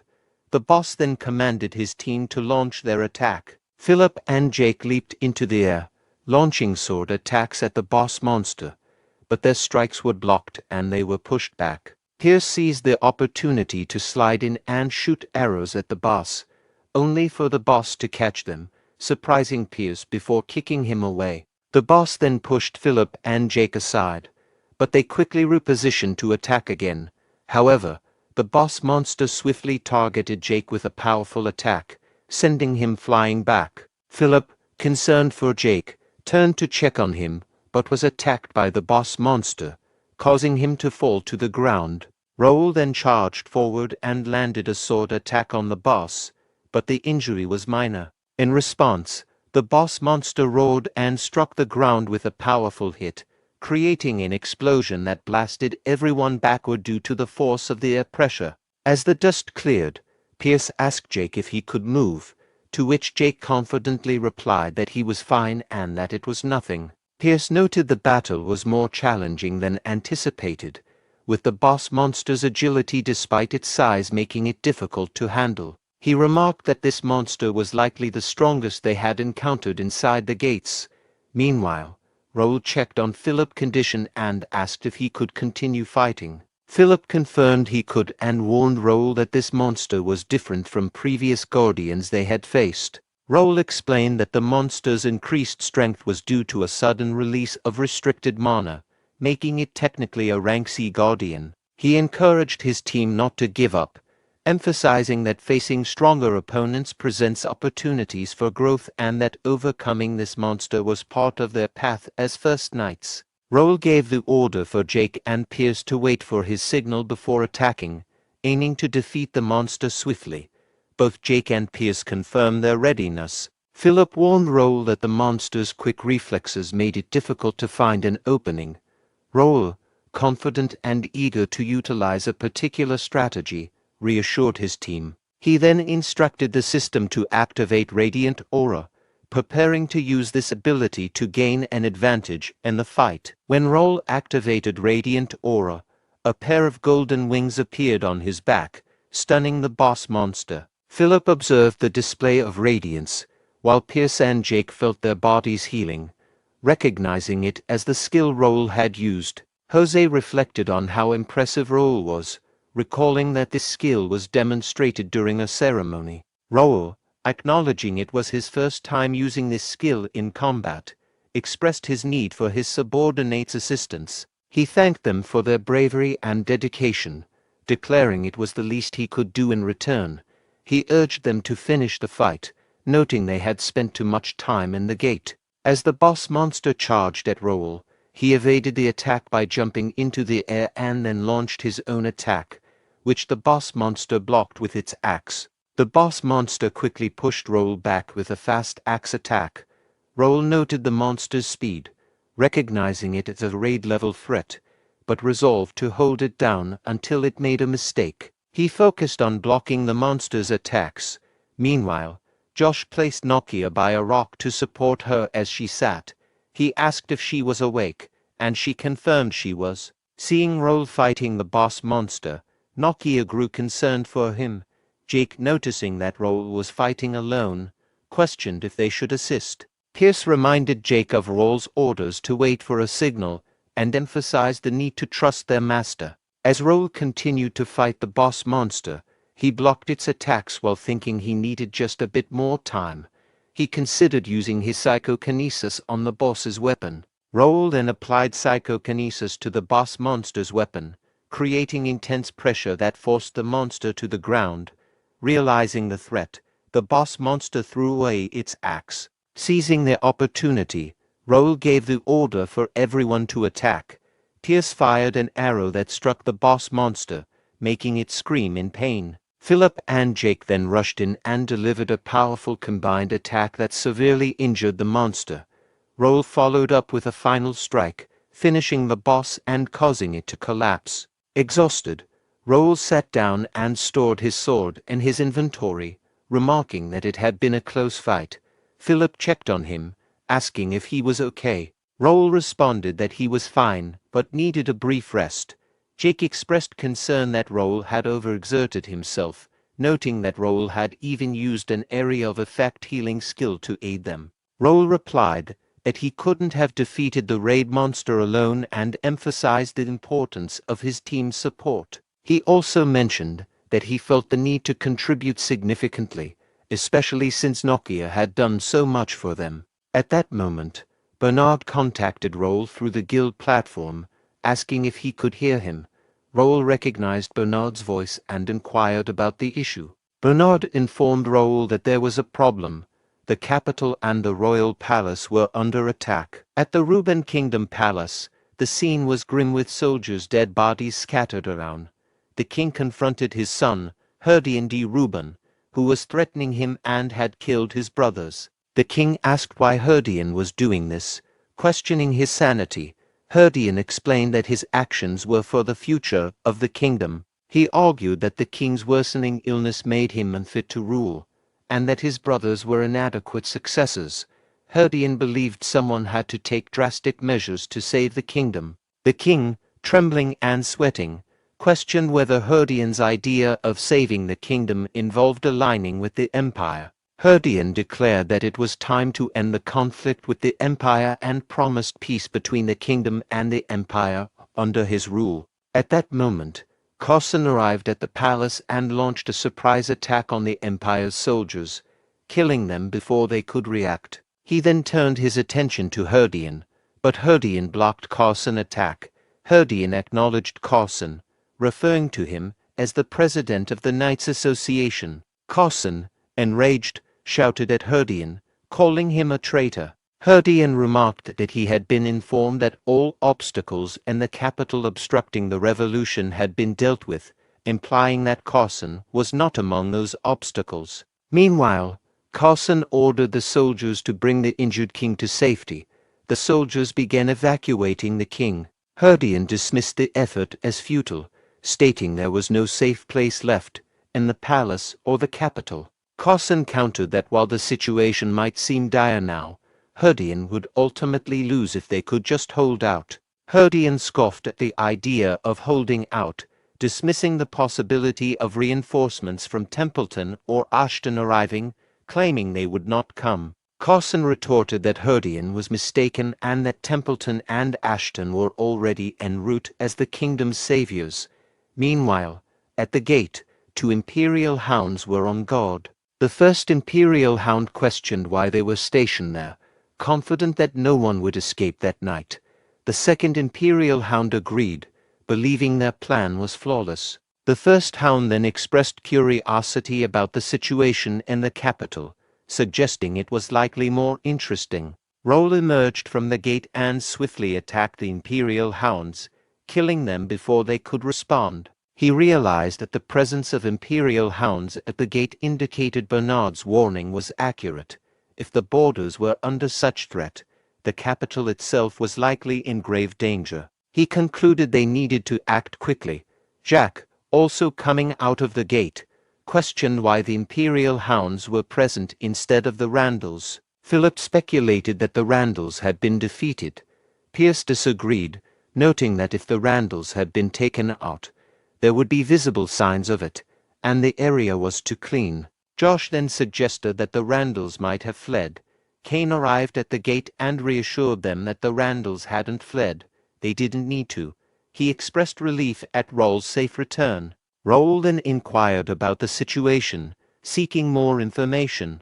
Kane explained that the situation was dire, revealing that the Imperial hounds, who had been hiding in the capital, had launched an attack. He confirmed that the Randalls were leading the Imperial hounds in the assault on the capital, verifying that the Randalls were indeed collaborating with them. The revelation that the Randalls were collaborating with the Imperial hounds shocked everyone. Raul reflected on the situation, recalling the Ruben Kingdom Rebellion, a historical incident where key factions within the kingdom conspired with the Empire to stage a rebellion and seize the throne, leading to the ruin of Ashton County.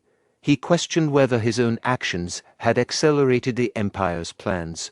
Raul then asked about Bernard and the knights. Kane reported that Bernard and Harmer had led their forces out, but it was challenging to approach the palace due to the absence of the kingdom's main forces in the capital. Raul acknowledged that the Randall's significant role in the rebellion made sense given the circumstances. Jack, infuriated, demanded that they take action against the rebels, expressing his frustration over their alliance with the Empire. Pierce advised him to remain calm, noting that they were low on stamina and mana, and would be ineffective if they rushed in immediately. While they were discussing their next steps, Josh helped Nokia by setting her down nearby and told her to rest. Nokia thanked him. Meanwhile, Jake was visibly distressed by their depleted stamina and mana, worrying about their ability to continue. Philip asked Nokia if she had any potions remaining. Nokia responded that she did, but they would be ineffective as everyone had already reached their daily dose limit. Taking more could even cause side effects. Kane speculated that the rebels had planned the situation to eliminate any obstacles that could interfere with their plans. Raul, realizing that he couldn't use radiant aura due to their exhaustion and the energy spent in the gate, was concerned about their next steps and what they should do. A system window appeared, showing a request from librarian Raul to use a rank D mana stone from the inventory, asking Raul for approval. Raul was surprised by this and wondered about its significance.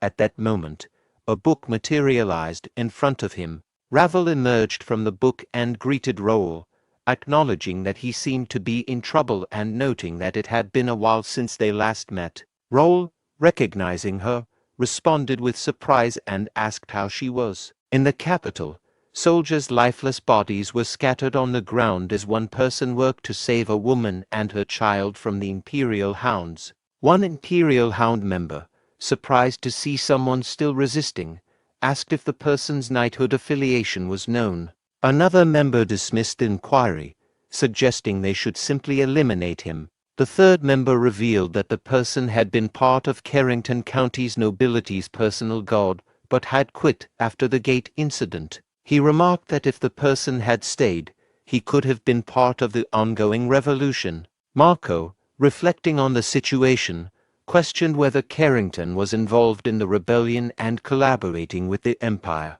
With Templeton and Ashton at the border and McNeil and Greer's whereabouts unknown, he feared that the only force left to oppose the rebellion were the guards. Contemplating whether this was the end, the Imperial Hound member threatened the person, assuming he would have rejected any offer to join the rebellion and promising a quick end. At that moment, Dalton arrived from behind and confronted the Imperial Hounds, questioning their audacity. He then swiftly defeated all the Imperial Hound members with a single, efficient sword attack before they could react. Dalton's swift defeat of the Imperial Hounds astonished everyone. Dalton expressed regret for killing all the hounds, wishing he had spared one for interrogation. Turning to Marco, Dalton recognized him as a knight from Carrington and asked if he was indeed Marco. Marco confirmed his identity and expressed surprise that Dalton was still in the capital, given that he thought the Templeton Knights were stationed at the northern border. Dalton explained that he had sneaked out of the northern border, noting how difficult it had been to avoid detection and expressing surprise at the turn of events in the capital. Marco agreed with Dalton's assessment. The woman expressed her gratitude to Marco for saving them. Marco redirected her thanks to Dalton, indicating that Dalton was the one who had truly helped. The woman's child asked if the Templeton knighthood would protect them. Marco, feeling anxious, did not respond. Dalton, however, explained that the Templeton Knights could not provide protection as they were far from the capital. He reassured them by mentioning that Raul, the guardian of Turium, was present, implying that he would provide the necessary protection. Meanwhile, at the gate, Raul greeted Raul, questioning whether he had forgotten about her. Raul responded by asking if Raul was now okay. Raul assured Raul that she was fine, her mana overflowing due to Raul's earlier assistance, and expressed her gratitude. Raul expressed his relief and happiness that she has recovered and is feeling better. Raul, noticing how tired everyone was and recognizing their predicament, requested to borrow the Mana Stone to help them. Jake, puzzled by Raul's conversation with seemingly no one, asked if Raul was okay. Raul realized that Jake couldn't see Raul, but chose not to explain. Instead, he turned back to Raul and asked if she could help them with their current situation. Raul confirmed that Raul could trust her. Josh, confused by Raul's use of the guild comm and who he was talking to, voiced his concerns. Nokia noticed Raul and speculated that Raul might be communicating with someone important, suggesting they wait and let him sort things out. Jake agreed to wait. Raul explained to Raul that she could use the Mana Stone to temporarily heal everyone with her spirit spell, which would bypass their potion immunity. She clarified that temporarily meant she would forcefully increase their maximum stamina, emphasizing the need to finish their mission before sunrise. Raul asked Raul if she could indeed use the Mana Stone to help them. He then addressed his party members, stressing the urgency due to the capital's dire situation. He acknowledged their exhaustion but assured them he had a way to boost everyone's stamina. Raul promised to explain further later but warned that the upcoming fight would be different and that their safety couldn't be guaranteed. He asked if they were still willing to fight with him. All party members, despite their fatigue, agreed enthusiastically. Meanwhile, in the capital, guards were engaged in combat with the Imperial Hounds. One guard urged another not to retreat, emphasizing the need to protect the civilians behind them and to hold the line. One Imperial Hound member questioned the recklessness of their enemies, wondering why they were fighting so hard when their fate seemed doomed. Another Hound commented that there was no one left to assist them, asserting that the kingdom was already under the Empire's control. Meanwhile, Raul used his psychokinesis to attack the Imperial Hounds from behind with multiple swords. This unexpected intervention surprised the guards. Raul then rallied the defenders by shouting, "Awaken their dormant bravery, warriors of the Ruben Kingdom. The first night is here." Raul, displaying impressive combat skills, struck down 2 members of the Imperial Hound, sending them crashing to the ground. This act inspired relief and joy among the guards nearby, who cheered, recognizing Raul as Young Master Raul, and acknowledging the presence of the First Knight, also referred to as the Guardian of Turium. Motivated, they rallied together, shouting, "Follow the First Knight," as Raul and his knights made their way towards the palace. Amid this movement, Philip voiced his concern to Raul, pointing out that the rebels had likely already infiltrated the palace, suggesting they regroup their forces to reclaim it. Frustrated by the situation, Jake angrily cursed the predicament, specifically targeting the Randall rebels, exclaiming that it was absurd they had to fight to retake their own palace. Raul decided to proceed with a solo infiltration of the palace, instructing his companions to search for Bernard and Homer while defending the capital. Philip, surprised by this decision, questioned whether Raul should go alone. Forest Fairy Raul expressed concern about the dangers of facing an entire army by himself. Raul countered that he didn't need to confront the entire enemy force. Instead, he aimed to create a disturbance that would unnerve the rebels. He emphasized that their priority should be to eliminate the rebels within the capital. Philip agreed to this plan, wishing Raul a safe return, while Jake encouraged Raul with confidence, saying that today the First Knight will demonstrate their strength to the Empire. Pierce informed Raul that they would join him at the palace after securing the capital.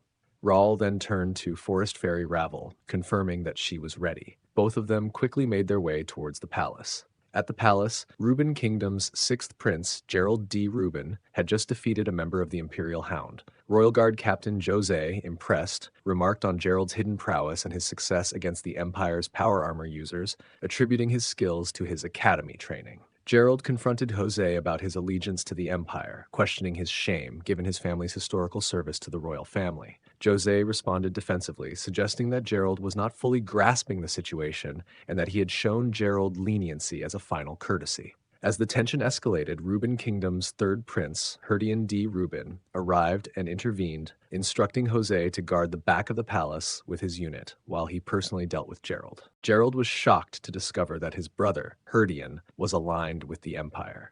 Jose, surprised by Herdian's presence, noted that he had expected Herdian to be with Sir Carson. Herdian explained that a report indicated the kingdom's guards had regrouped at the rear of the palace, and he needed to handle things there, urging Jose to move quickly. Jose complied, leading his troops away. Once they were out of sight, Gerald confronted Herdian, accusing him of betraying Reuben by joining the rebellion. In response, Herdian revealed his true identity as Cain of the First Night, showing that he had been undercover. He assured Gerald that they were safe for the moment and apologized, explaining that he was there on Raul's orders to rescue him. Cain also mentioned that Raul was on his way to the palace, surprising Gerald. When Raul and Ravel arrived at the front gate of the palace, Ravel observed with surprise that only a small number of soldiers were stationed there. Raul attributed this to Cain's effective diversion and prepared to proceed inside. Ravel questioned how Raul would overcome the wall, noting that jumping it was impossible. Raul responded confidently, saying he would create his own path. He then used his psychokinesis to manipulate the scattered stones near the wall, forming a set of stairs that allowed him to scale the wall.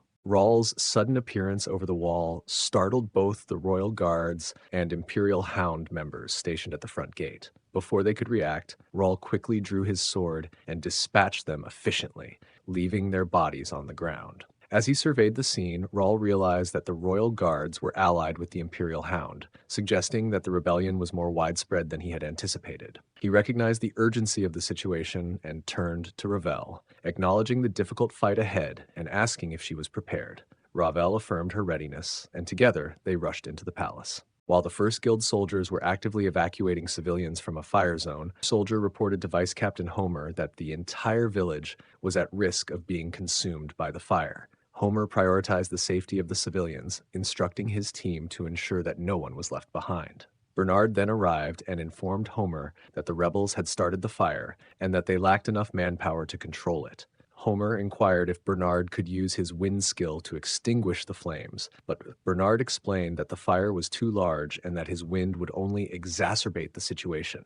Nakia arrived on the scene and took charge, apologizing for her late arrival. Bernard, surprised, inquired about her condition, noting her earlier difficulties at the gate. Nakia emphasized the urgency of stopping the fire and suggested that if controlling the arson was not feasible, creating conditions that made control unnecessary was the solution. She then cast a spell that conjured a large magic circle in the sky, astonishing both Bernard and Homer. The spell caused clouds to form and rain to begin falling. The soldiers, seeing the rain, celebrated and resumed evacuating civilians. Nakia expressed relief that her magic had been effective, while Homer admired the rain magic's power.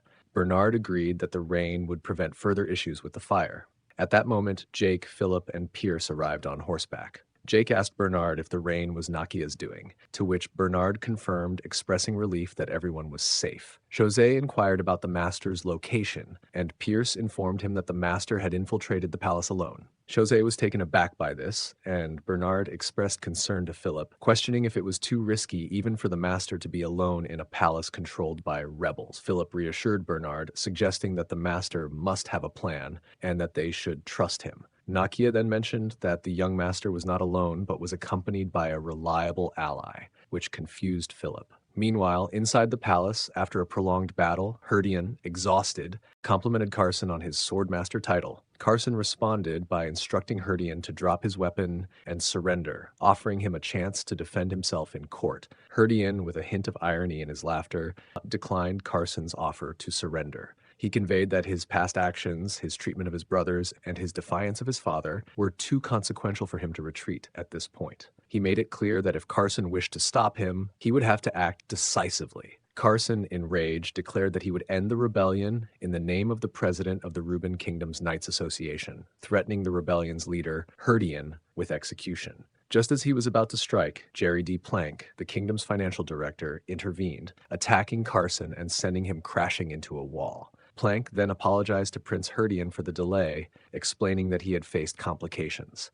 Herdian, relieved by Plank's arrival, questioned why Carson hadn't been removed from the capital. Plank explained President Carson had too many doubts and might interfere with their plan, but now Carson was powerless to act on his own. Carson, struggling to stand, wondered if Plank and the Randalls had orchestrated the rebellion together and questioned Plank's true nature due to his unusual mana. Plank then advised Prince Herdian to move quickly, as his survival amid the royal family's fall could cause future complications. Herdian agreed, acknowledging that being branded a traitor would complicate his succession. He asked about Carson, and Plank coldly responded that Carson's knowledge and resolve made him a liability. Plank then attacked Carson, but Raul intervened, blocking the attack with his sword. Plank was taken aback by Raul's unexpected appearance, and Raul greeted Plank with a smile, expressing pleasure at seeing him again. As the king sat on his throne, his anxiety was palpable. 2 guards stood at the ready, their presence a reminder of the danger surrounding him. The king lamented the dire state of his kingdom, expressing his despair at having to flee from his own son, who was leading a rebellion. He questioned the value of his life and his ability to rule under these circumstances. One of the guards urged the king to remain resolute, stressing that surrender would lead to the kingdom's downfall. The king, however, was deeply troubled. With the crown prince and second prince dead and the third prince now leading the insurrection, he considered surrendering as a possible means to avoid further bloodshed. Just then, Cain and Gerald entered the room. The king was taken aback by Gerald's presence. Gerald approached the king with relief, expressing his gladness at seeing his father safe. The king, visibly relieved to see Gerald, expressed his deep concern over the madness of his son Herdian, who had not only killed his brothers but now threatened the king himself. Gerald reassured his father that his safety was their priority. When the king questioned how they could possibly overcome the rebels who had already taken control of the palace, Gerald confidently mentioned that there was still one person who could save the kingdom. Meanwhile, Raul encountered Plank, greeting him with a hint of sarcasm about his apparent promotion from the financial department to rebellion leader and his new interest in dark mana weapons. Plank was taken aback by Raul's unexpected presence. Raul then pushed Plank, commenting on the pain it caused, further surprising Plank. Carson, observing Raul, asked how he had managed to arrive at the palace. Raul responded that he was still familiarizing himself with the palace layout, but had evidently arrived at an opportune moment. Carson was surprised, remembering that Raul had been stationed at a high-ranked gate controlled by rebels. He recalled Alfredo Gray's words about Raul potentially becoming the savior in the face of a great threat, and he realized what President Gray meant back then. Plank, now recovering from Raul's shove, expressed his surprise at Raul's arrival, admitting he had underestimated him. Raul responded with a chuckle, noting that he hadn't anticipated such meticulously executed revolution. He praised Plank's strategy, which involved using the Randalls to spark internal rebellion, manipulating the guard captain to introduce the Imperial Hounds into the palace, and removing potential threats from the capital. Raul acknowledged that if he had been delayed at the gate, there would have been no one left in the capital to counteract Plank's plan, highlighting the complexity and boldness of the scheme. As the conversation unfolded, Herdian abruptly interrupted, noting Raul's perceptiveness and accusing him of a grave mistake by returning. Raul's demeanor turned menacing as he narrowed his eyes and told Herdian to be silent. Startled, Herdian asked for clarification.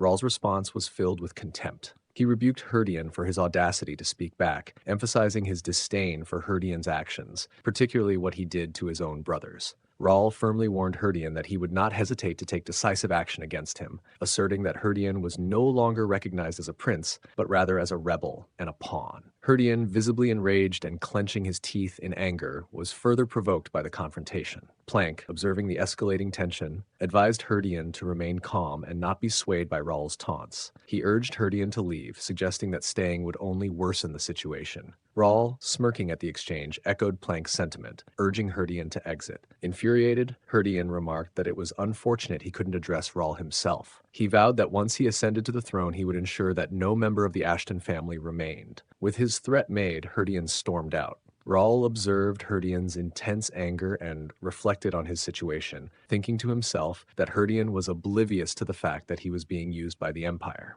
Raul then addressed Plank, noting the extent of Plank's manipulation. He pointed out that Herdian was fully convinced he would become the next king as a result of the revolution. Plank, with a satisfied grin, confirmed Raul's assessment. He acknowledged that while he hadn't lied about Herdian's future, the reality was that Herdian would be a puppet ruler. He would hold the throne, but only as a figurehead until the Empire consolidated its full control. Raul, reflecting on the situation, thought to himself that the Empire's manipulation was predictable but still infuriating. Carson, concerned for Raul's safety, warned him about Plank's possession of an unknown and potentially dangerous power. Raul, intrigued, asked for more details about this mysterious power. Carson explained that it appeared to be dark mana, but its nature was unusual and not fully understood. He described it as extremely dangerous. Raul, unfazed, smiled at the mention of the unknown power and commented on his own experience with such powers. His statement puzzled both Carson and Plank, suggesting that Raul was well acquainted with dealing with unfamiliar and perilous abilities.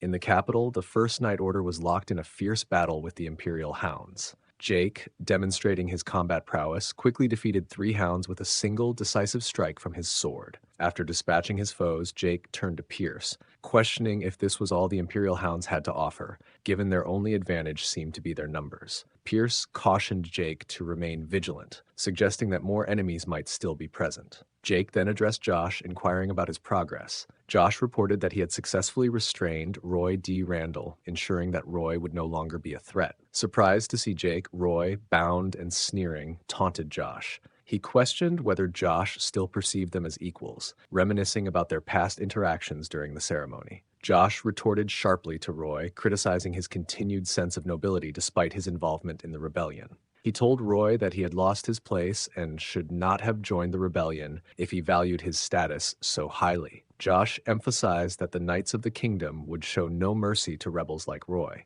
Roy responded with a mocking laugh, taunting Josh by pointing out that the palace had already fallen to the rebels. He questioned the value of their honor now that the king was gone and made a derisive comment about preparing for Raul Ashton's funeral, implying that Raul had foolishly gone to the palace alone. Jake, frustrated by Roy's provocations, proposed dealing with Roy immediately. Philip stepped in, recommending against it and suggesting that keeping Roy as a hostage might be strategically advantageous. At that moment, Count Hudson made a dramatic entrance, praising Philip for his tactical insight. His unexpected arrival left Jake, Philip, and Josh stunned, while Roy laughed hysterically at the unfolding situation. Count Hudson addressed the group, acknowledging their success in defeating the Empire's elite forces and even managing to elevate the value of his son, Roy. He expressed respect for their achievements, which left Philip flustered and questioning why Count Hudson, the head of the Randall family and a formidable swordmaster, was present. Roy, relieved and hopeful, called out to his father, believing he had come to rescue him.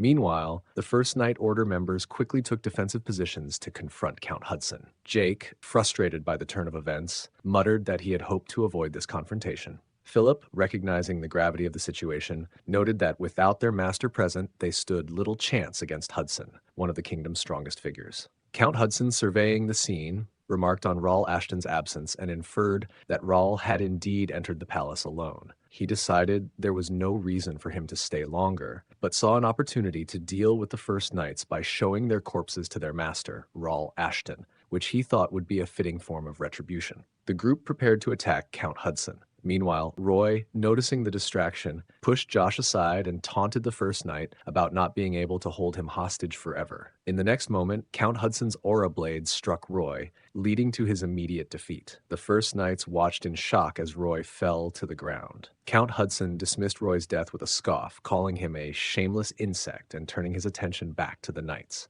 Jake, in disbelief, remarked that Hudson had managed to deal with his own son effortlessly, displaying a concerning level of detachment. Pierce echoed this sentiment, suggesting that Hudson was even worse than the Empire's forces. Bernard, observing the cold-blooded nature of Hudson, was taken aback by his ruthlessness, which exceeded his expectations. Count Hudson, smirking and noting that he had spoken too much, signaled the start of the battle, urging that they should not prolong the confrontation. Meanwhile, in the palace, Plank faced off against Raul with a smirk, intrigued by the clash of their unknown forces. Raul agreed to start the fight and charged at Plank, landing a direct hit. However, Plank remained unharmed and began to laugh, expressing that Raul's attack had been worth the wait. Ravel, witnessing the exchange, asked what was happening. Plank, unperturbed, suggested that the current location was unsuitable for a real battle and proposed moving to a more appropriate place. With a powerful strike, Plank sent Raul crashing backward through a window. Carson and Ravel expressed concern for Raul, while Plank's maniacal laughter signaled the beginning of the true battle.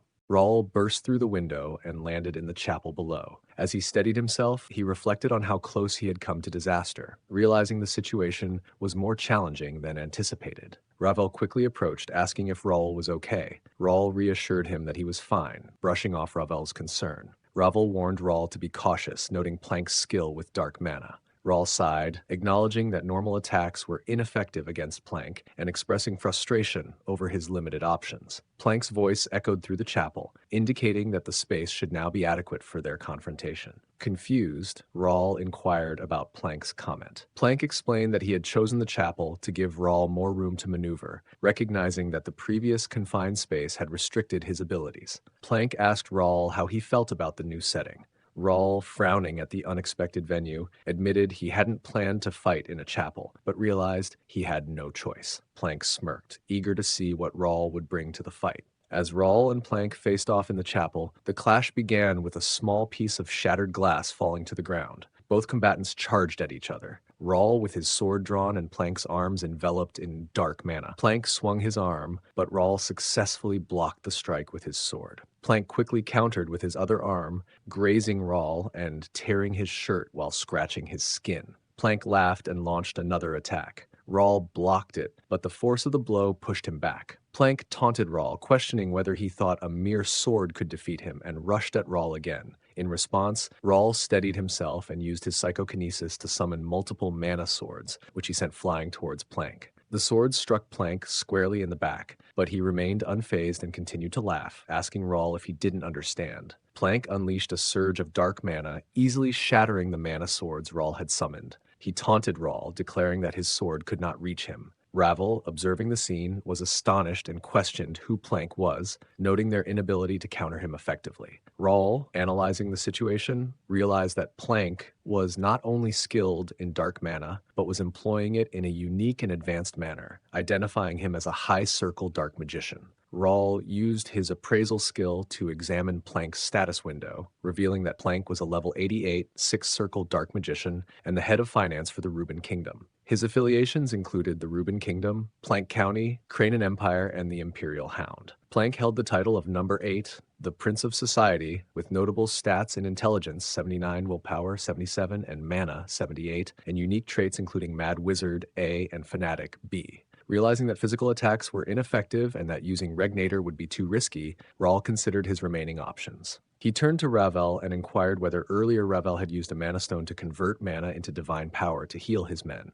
Ravel was taken aback by Raul's request, but confirmed that he had indeed used a mana stone to convert mana into divine power, a process known only to a few fairies. Raul asked if Ravel could also convert divine power into physical force capable of countering dark mana. Ravel agreed to give it a try.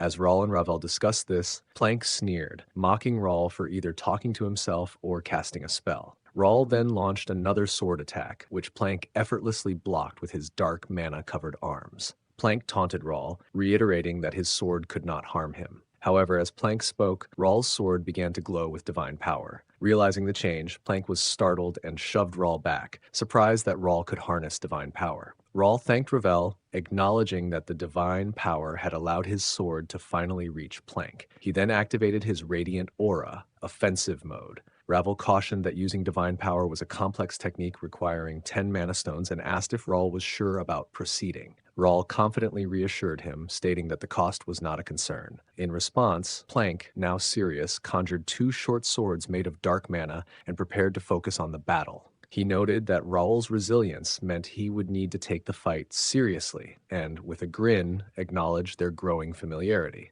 Raul smirked and invited Plank to continue, signaling that he was ready for the next phase of their duel. Both combatants charged forward, their swords clashing in a fierce encounter. Plank's blade, infused with dark mana, met Raul's glowing sword. Plank attempted to exploit an opening by swinging a second sword, but Raul successfully blocked both strikes. As Raul struggled to maintain his defense, he used his psychokinesis ability to push Plank back, causing him to crash to the ground. Plank quickly recovered and smirked, complimenting Raul's skills. The two charged at each other again, their swords clashing in a rapid exchange of strikes. During this intense melee, Plank activated a magic circle he had secretly drawn when he fell earlier. Shadowy hands emerged from the ground, seizing Raul's feet and immobilizing him. Plank, taking advantage of Raul's predicament, grinned triumphantly and taunted him, declaring that Raul had fallen for his trap. With Raul restrained, Plank launched another attack that Raul barely managed to block. Trapped by the spell and struggling to keep up, Raul found himself at a significant disadvantage. Plank taunted Raul, expressing disappointment and implying that Raul's power was insufficient against his magic. He ridiculed Raul's efforts, suggesting that despite his abilities, he couldn't counter Plank's spell. In response, Raul used his psychokinesis to lift the ground beneath him, shattering the magic circle and freeing himself from the shadowy hands. Plank, clearly entertained by Raul's unique power, laughed and praised his creative use of object manipulation. He released even more dark mana, eager to continue the fight and enjoy the challenge. Raul, reflecting on the close call, thought to himself that he had narrowly escaped a dangerous situation and felt uncertain about his chances of winning. Meanwhile, at the back of the palace, two Imperial Hounds stood guard. Let us refer to them as Imperial Hound 1 and Imperial Hound 2. Imperial Hound 1 noticed the rain and wondered if it was magical, impressed by the apparent advanced magic of the kingdom. Imperial Hound 2 shrugged and questioned the significance of the rain, considering that they had already taken control of the palace. They discussed their guard duties when Imperial Hound 2 noticed someone approaching.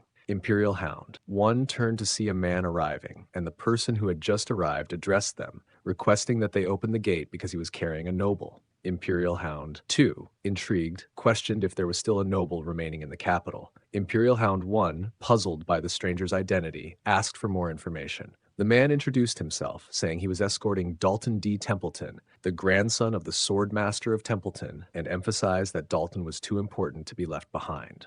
Imperial Hound 2 was surprised by the mention of a Swordmaster's grandson and wondered why someone from Templeton was still in the capital. Imperial Hound 1 decided to investigate further and instructed Imperial Hound 2 to open the gate.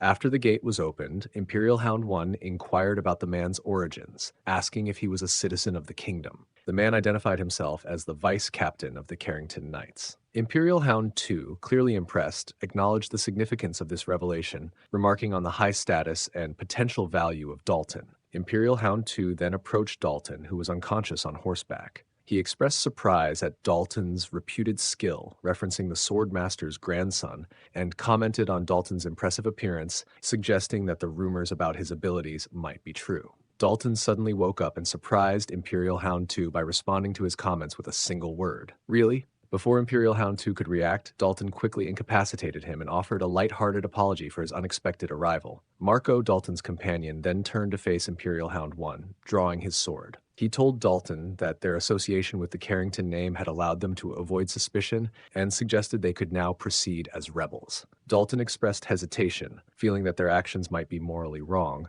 but agreed that if the palace had indeed fallen, their mission might no longer be relevant. Marco inquired about their plan after infiltrating, but Dalton admitted he hadn't planned beyond that. At that moment, a man named Jose arrived and commented sarcastically about the lack of activity at the palace's rear, implying that the prince's request for help was misguided. Marco recognized Jose as Viscount Jose, the captain of the Royal Guard. Dalton was dismayed to learn that even the Royal Guard had betrayed the kingdom. Jose, with a smirk, taunted Dalton, mentioning that the Swordmaster had given up on him and that Dalton had defied orders by staying in the capital. Dalton retorted by disparaging Jose's abilities, suggesting that despite his title, he hadn't achieved the rank of Swordmaster and was relegated to mundane duties. Jose responded with a sneer, indicating he could easily kill Dalton but preferred to have some fun first. Dalton laughed off the threat, and Jose, still smiling, said he planned to deliver Dalton's head to the Swordmaster upon his return. Dalton, unfazed, challenged Jose with a mockingly casual tone,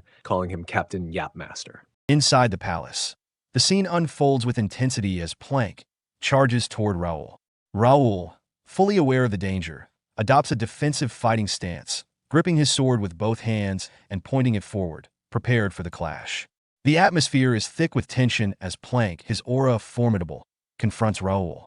Plank acknowledges Raul's strength, admitting that Raul has surpassed his expectations. However, he asserts that this encounter will mark the end of Raul's efforts. Plank reveals that the power he wields rivals the might of the kingdom's greatest sword masters, but it comes with a cost that Raul, in his current state, cannot hope to match.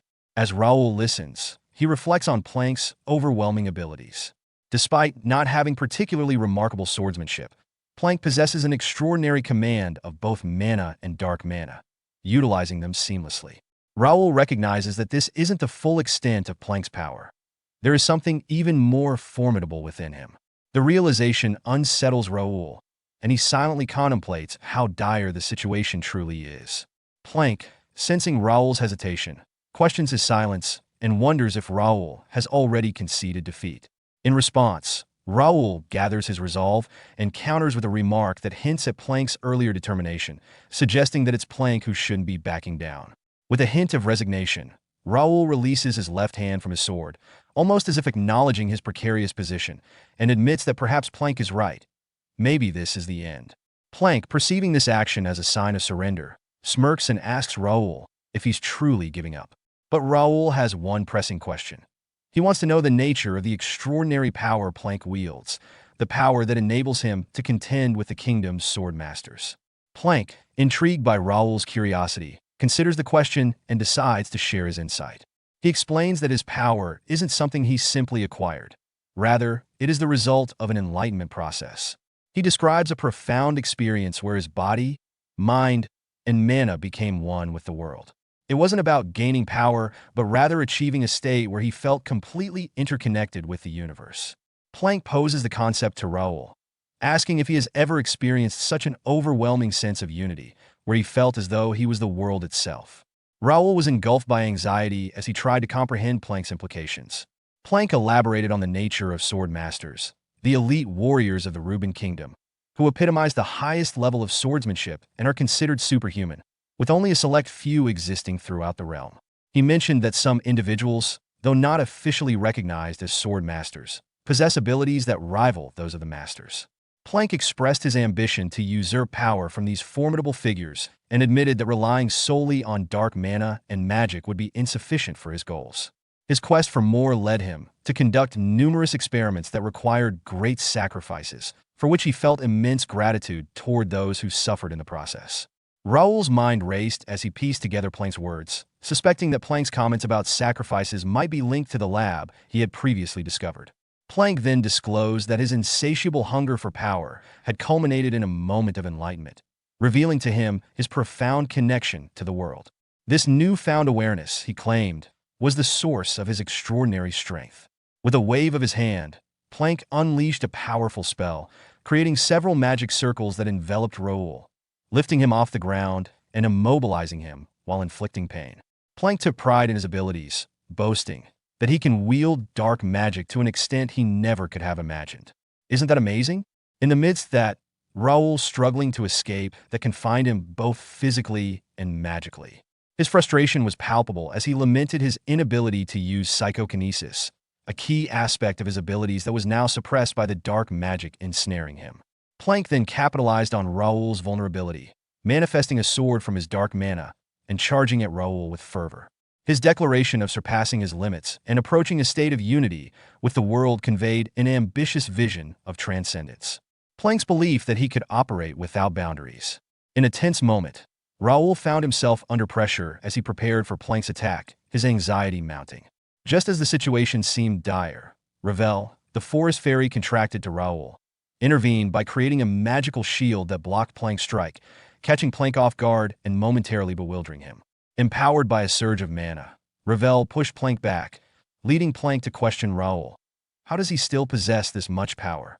However, the strain was too much for Ravel, who soon collapsed and disappeared back into Raul's book.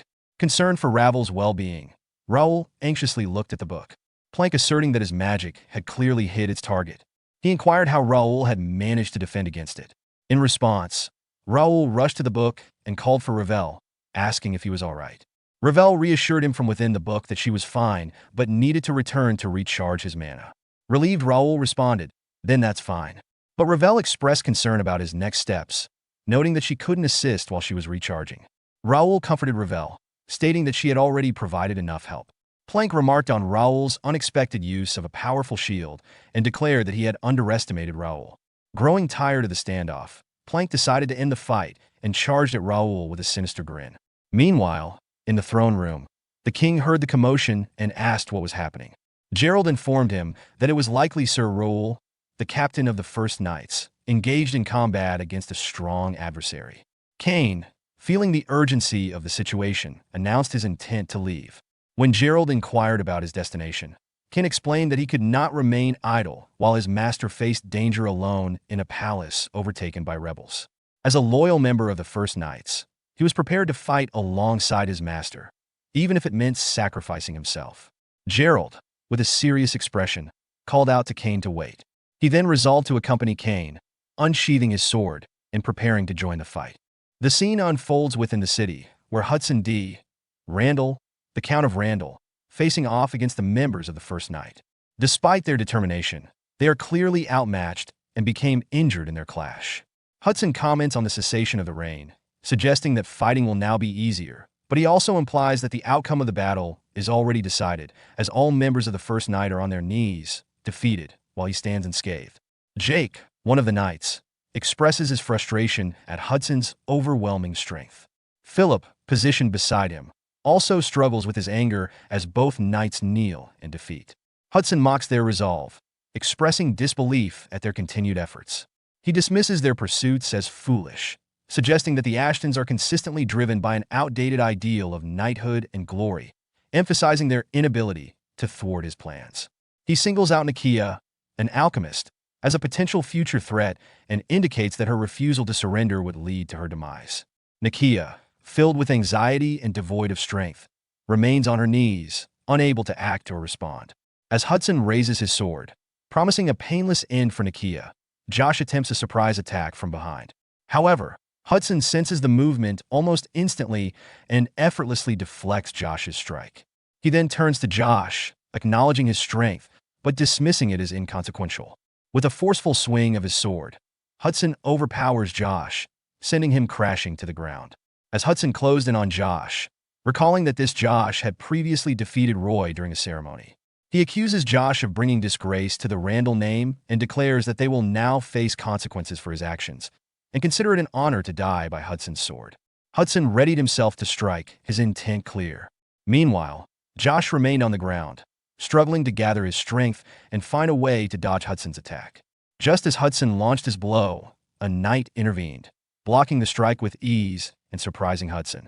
This knight was Grand Paladin Medeiros, who greeted Randall while saying it's been a while, acknowledging their past encounter at the last Foundation Day ceremony. He noted the unexpected nature of their meeting, with swords drawn against each other.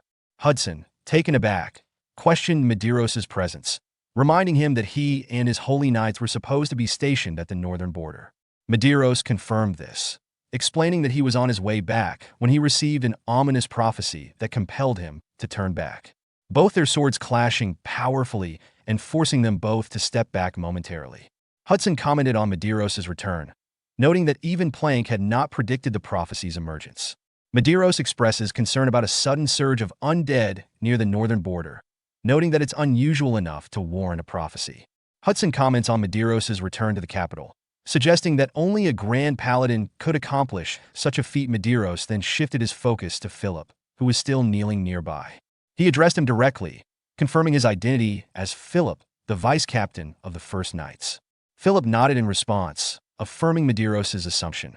Then Medeiros announced that the Holy Knights were en route and urged the First Knight Order to join them, expressing his determination to manage the current situation. He surrounding his with his aura, signaling his readiness to engage. Hudson responded with a mocking laugh, challenging Medeiros' assurance. He pointed out the catastrophic consequences of a duel between two sword masters in the capital, unleashing his own sword aura, which radiated dark red with even more ferocity. He warned that their clash would annihilate the surrounding area, suggesting that he would welcome such destruction. Just then, Alfredo Gray made his entrance, stating firmly, "No, that's not what they want." Hudson's demeanor shifted as he sensed Gray's authority and presence, feeling a flicker of apprehension. Bernard, recognizing Gray, informed the members of the First Knight Order, "It's Sage Gray." Hudson acknowledged Gray, noting his return to the capital and implying that the failure of Plank's scheme. Gray, however, took responsibility for the situation, admitting he is the one who failed. He expressed remorse over the casualties that had occurred due to his inability to avert the crisis. Gray reiterated that if two sword masters fought in the capital, the destruction would be catastrophic, leading to even greater loss of life, and insisted that this conflict was futile. He urged Hudson to withdraw and regroup for a future attempt. Hudson pondered Gray's perspective and concluded soon the other knights will return. There's no point in him staying any longer. He sheathed his sword and began to withdraw, while stating he has great respect for him. He has managed to derail what was intended to be a perfect plan. Yet, as he turned to leave, Hudson's thoughts lingered on the possibility that not everything had gone awry. Then the sea shifted to Raul, who lay on the ground, unconscious and injured. Ravel, confined within the book, calls out to Raul, urging him to wake up and check if he's okay, but he remains unconscious, unresponsive to her pleas. Meanwhile, Plank floats menacingly above, taunting Raul by stating he has been the most significant obstacle in his path. Without him, his plan would have succeeded flawlessly. He must acknowledge his impressive insight and effort, but ultimately, he is merely the youngest son of an outer county. His limitations are clear, and whatever actions he takes are futile against him. He is a being that evolves continually, intertwined with this world, and his resistance is meaningless. As Ravel struggles to break free from her confinement, she urgently reassures Raul, expressing determination to find a way out of his predicament. Her frustration is evident as he questions why her escape out of book is taking so long. Plank, filled with malice and a sense of superiority, is poised to unleash a powerful spell against Raul. His sneer conveys both disdain and a twisted sense of respect. Plank's words reveal his belief that if circumstances were different, if Raul were not his enemy, he could have been celebrated within the Empire. By stating that he will leave no trace of Raul behind, Plank emphasizes his intent not just to defeat Raul but to obliterate his very existence. With that, he releases his spell, creating 3 enormous serpents that race toward Raul. Ravel, in a panic, calls out Raul's name, fear gripping her heart. The serpents strike where Raul lies, generating a massive cloud of dust and debris.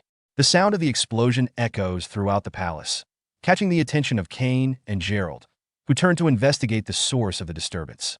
Gerald, concerned, inquired, "Is this also a result of Sir Raul's battle?" Cain stated he assumed so.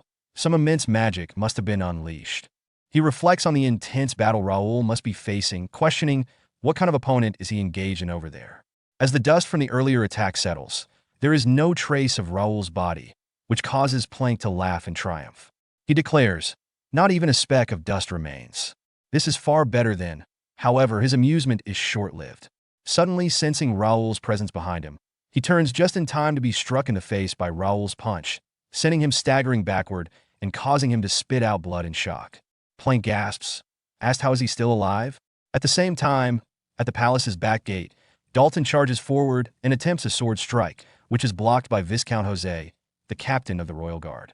Jose pushes Dalton away with considerable force, but Dalton quickly regains his composure and lunges again, catching Jose by surprise with a swift counterattack. Dalton delivers a double sword strike, forcing Jose to retreat and creating significant space between them. Frustrated by Dalton's tenacity, Jose shouts, "You arrogant fool!" as both combatants take their fighting stances and rush at each other once more. Dalton continues to press the attack, pushing Jose backward with relentless blows. Members of the Imperial Hound observe the fight and comment on Jose's struggle. One remarks, "He's really having a hard time against that kid," while another adds, "What a pity. No wonder it was so easy to take over the kingdom." Marco notes, Captain Jose earned his title through his family, but he's still a high expert. Sir Dalton, he is much stronger than he had anticipated. Meanwhile, Jose, feeling the pressure and growing increasingly flustered, mutters under his breath, "This is getting annoying." Dalton reflects inwardly, realizing he has been talking a big game, but this is harder than he anticipated. Jose earned his title for a reason. He can't back down. He needs to keep him busy to distract the others. Jose's demeanor becomes serious as he tightens his grip on his sword and states firmly, "Enough of these childish tricks." He is done playing around. It's time to end this, releasing his sword aura to envelop his blade. Suddenly, an explosion echoes behind him, causing him to turn around in alarm. He demands to know what was that noise. A knight rushes in, panting heavily, and called out to Captain Jose, shouting they have a problem. The Holy Knights have returned to the capital and are charging toward the front gate. Most of their troops are stationed on the opposite side. The front gate won't hold for long. Jose's anxiety grows as he absorbs the news about the Holy Knight's arrival. Marco interjects, "So Paladin Medeiros is here." Dalton adds, "Thank goodness he noticed something was wrong." Jose's subordinate knight looks to him for guidance. Jose urgently instructs the knight to abandon the palace and retreat, emphasizing the need to relay the same orders to the Empire's soldiers. Jose tells Dalton that they will settle their conflict later, and remarks that Dalton is fortunate to escape this encounter. In response, Dalton taunts him, warning him to be careful as he makes his escape.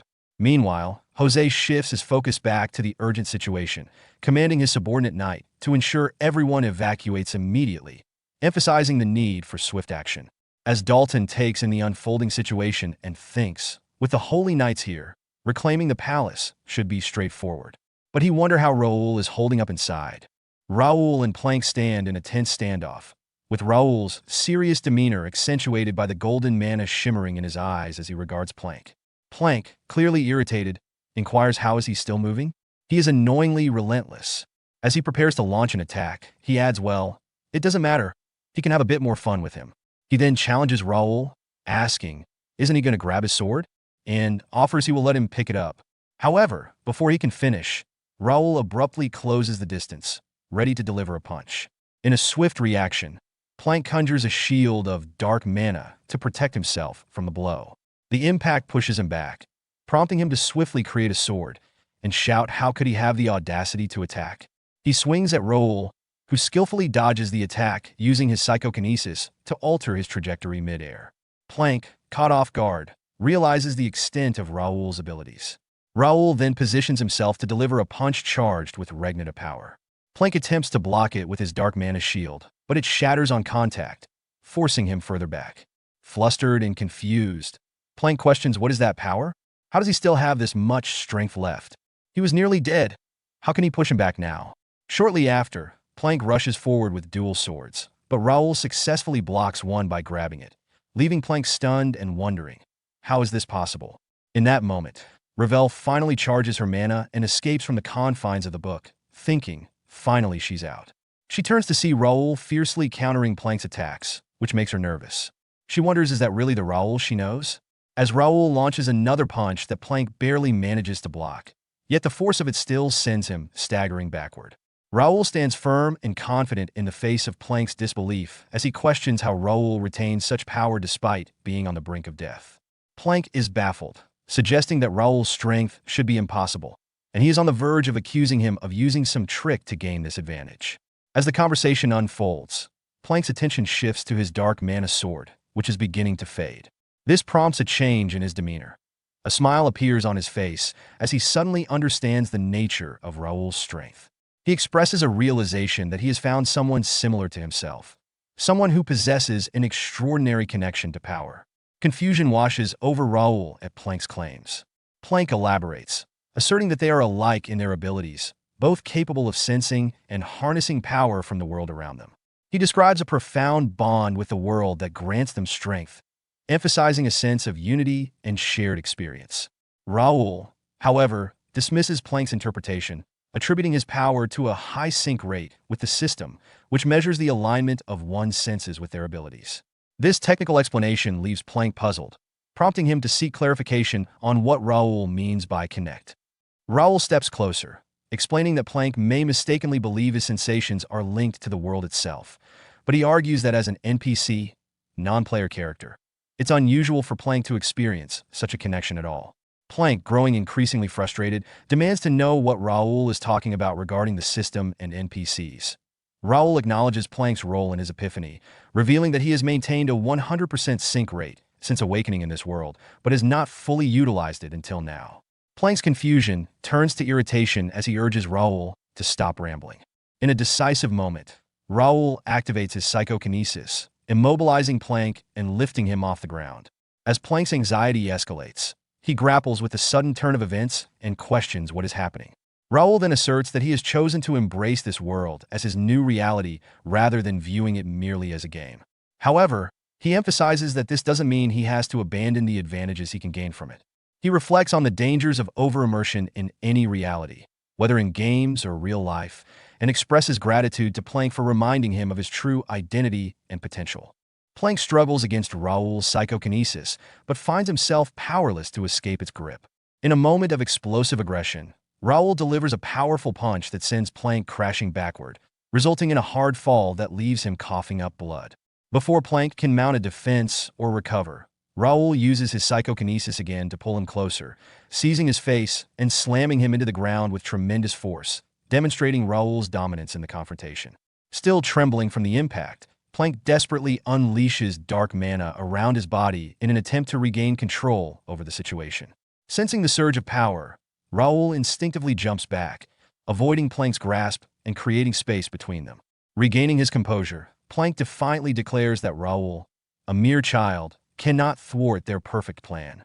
He dismisses Raul's efforts as futile, proclaiming that the kingdom is doomed to fall to the Empire and dark mana, with Raul's family and knights destined to be remembered as failures.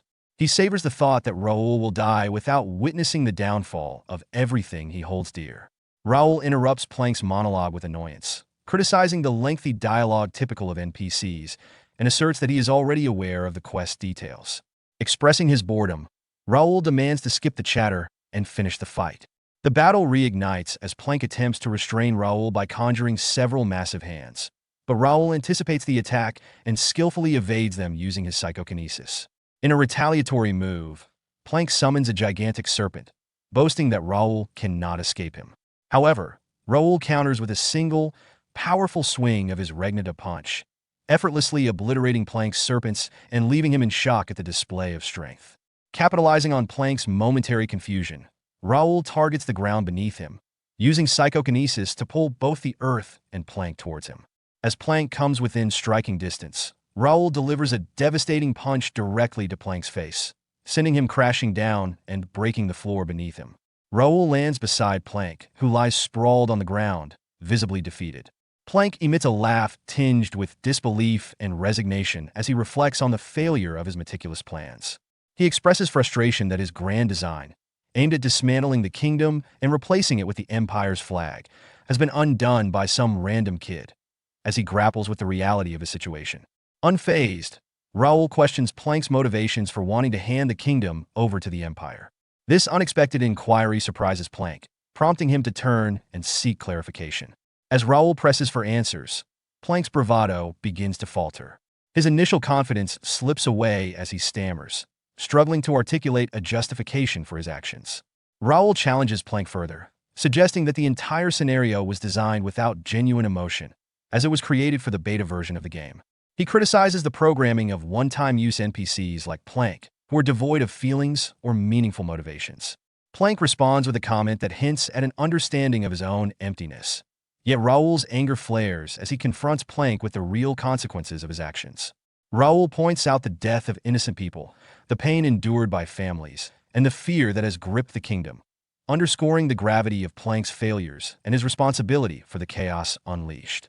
As the tension escalates, Raul emphasizes his commitment to accepting this world as his new reality, making it clear that he cannot forgive Plank for his attempts to destroy it.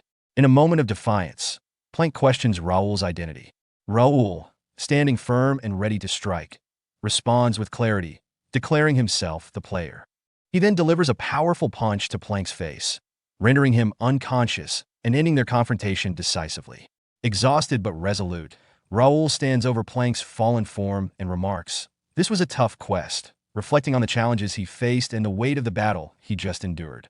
Raul lets out a deep sigh, feeling a sense of finality as he reflects on the conclusion of the rebellion. He had expected unrest, but had not anticipated the specific events that unfolded, which proved to be perilous in many ways. As he contemplates the situation, he questions whether his actions were shaping the scenarios within the world of Connect. Despite the challenges, Raul acknowledges that he cannot afford to stop. He must prepare better and grow stronger for what lies ahead, realizing that this is only the beginning of his journey. At this moment, Ravel speaks up, expressing her relief that Raul has won. She admits her fear that everything was over when he fell during the battle and questions why he had hidden his power until that moment. Raul begins to explain, stating that he had not been intentionally hiding his abilities, hinting at his true identity, but he does not get the chance to finish his thought before collapsing from exhaustion. Ravel rushes to him in concern, asking if he is okay. As she approaches, she realizes that he has merely fallen asleep from sheer fatigue.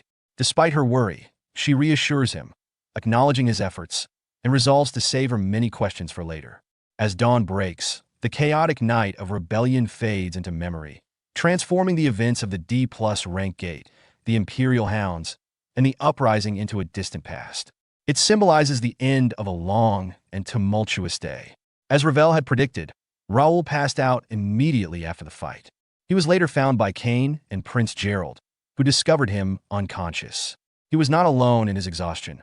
Philip, Jake, Pierce, Josh, and Nakia were all in a similar state. They had all pushed themselves beyond their limits, necessitating 3 days of sleep to recover from their intense efforts during the battle. Meanwhile, the king has survived the upheaval, but remains unconscious. His health further deteriorated due to the stresses of the rebellion. He is taken aback to learn that the third prince orchestrated the uprising, a revelation that adds layers of complexity to the political landscape. As the Holy Knights and Brother Dylan arrive in the capital, they find that the rebels have already fled, leaving the nobles scrambling to distance themselves from the insurrection. They busy themselves with providing endless supplies to demonstrate their innocence, revealing their self-serving nature amidst the chaos. In the aftermath of the unprecedented chaos that had swept through the kingdom, particularly in its capital, Turium, recovery began to take shape. A few days later, a significant ceremony was held at the king's palace, where the sixth prince, Gerald, addressed a gathering of knights, those defended the kingdom during rebellion. He praised Sir Raul D. Ashton, the third son of Ashton County and the acting guild master of the First Knights, for his pivotal role in quelling the rebellion. Gerald acknowledged Raul's bravery in protecting the royal family and the people, as well as upholding the honor of the knights. In recognition of his valor and service, Gerald, on behalf of the ailing king, bestowed upon Raul the title of Viscount, along with land and a residence in the capital, encouraging him to continue his loyal service to the kingdom. As Raul reflected on this moment, he thought about his journey over the past 6 months. He recognized that since leaving Ashton to enroll in the academy, he had finally established a solid foundation for himself within the kingdom.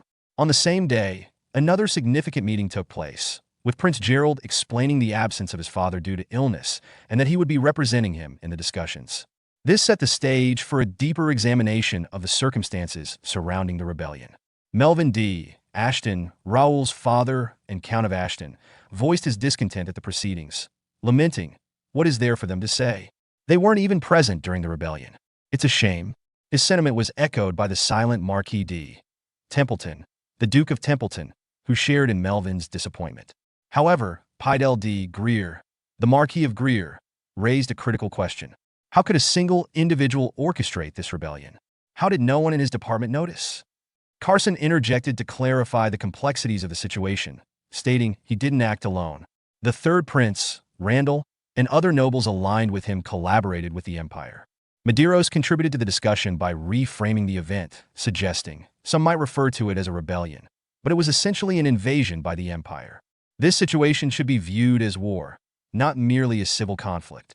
Clifford D. McNeil, the Marquis of McNeil, mocked the situation, laughing derisively and calling the empire of warrior families foolish. Meanwhile, Dylan, who chose to remain silent and not partake in the mockery. Alfredo Gray, on the other hand, expressed grave concerns, noting the significant damage inflicted upon the capital and the considerable losses suffered by the academy, particularly as many scholars had participated in the rebellion. He recognized the irony that the individual who ultimately stopped the rebels was also from the academy. In this tense atmosphere, Prince Gerald turned to Raul, seeking his insights as the one who had brought an end to the rebellion. Raul responded humbly, emphasizing that he had not achieved this victory alone. He credited the unwavering resolve and persistence of the First Knights and other knighthoods, urging the assembly to focus on the strengths they still possessed rather than lamenting their losses as they prepared for the future. Count Melvin Ashton, Raul's father, felt a surge of pride as he listened to his son's words. Supporting Raul's sentiment, Prince Gerald asserted the need for unity among the warrior families, declaring that while the empire may currently be silent, a state of war had effectively been declared. He stressed the precarious position of the kingdom due to their losses and the importance of collaboration to protect their realm. Meanwhile, Raul's internal reflections acknowledged the empire as a legitimate threat. However, he sensed that an even more significant challenge loomed ahead, realizing that the true troubles had only just begun. The scene then shifted to introduce a young man with blue hair, Kim Il-woo, who expressed excitement about the situation, exclaiming, "Wow, this is awesome. This is actually a game." This character was identified as a 25-year-old player who had just entered the Connect world. In that moment, a system window appeared, announcing the completion of a significant update, stating Connect's open beta update has been completed. Kim Il-woo marveled at the immersive experience of the game he had entered, stating this game is amazing. It feels just like the real world. Reflecting on his life, he thought about how his unremarkable existence had taken a fortunate turn when he was selected as a beta tester for a virtual reality game called the Kinect system. He recalled the skepticism surrounding the game, which was often labeled as a scam or a human experiment, yet he approached it with low expectations.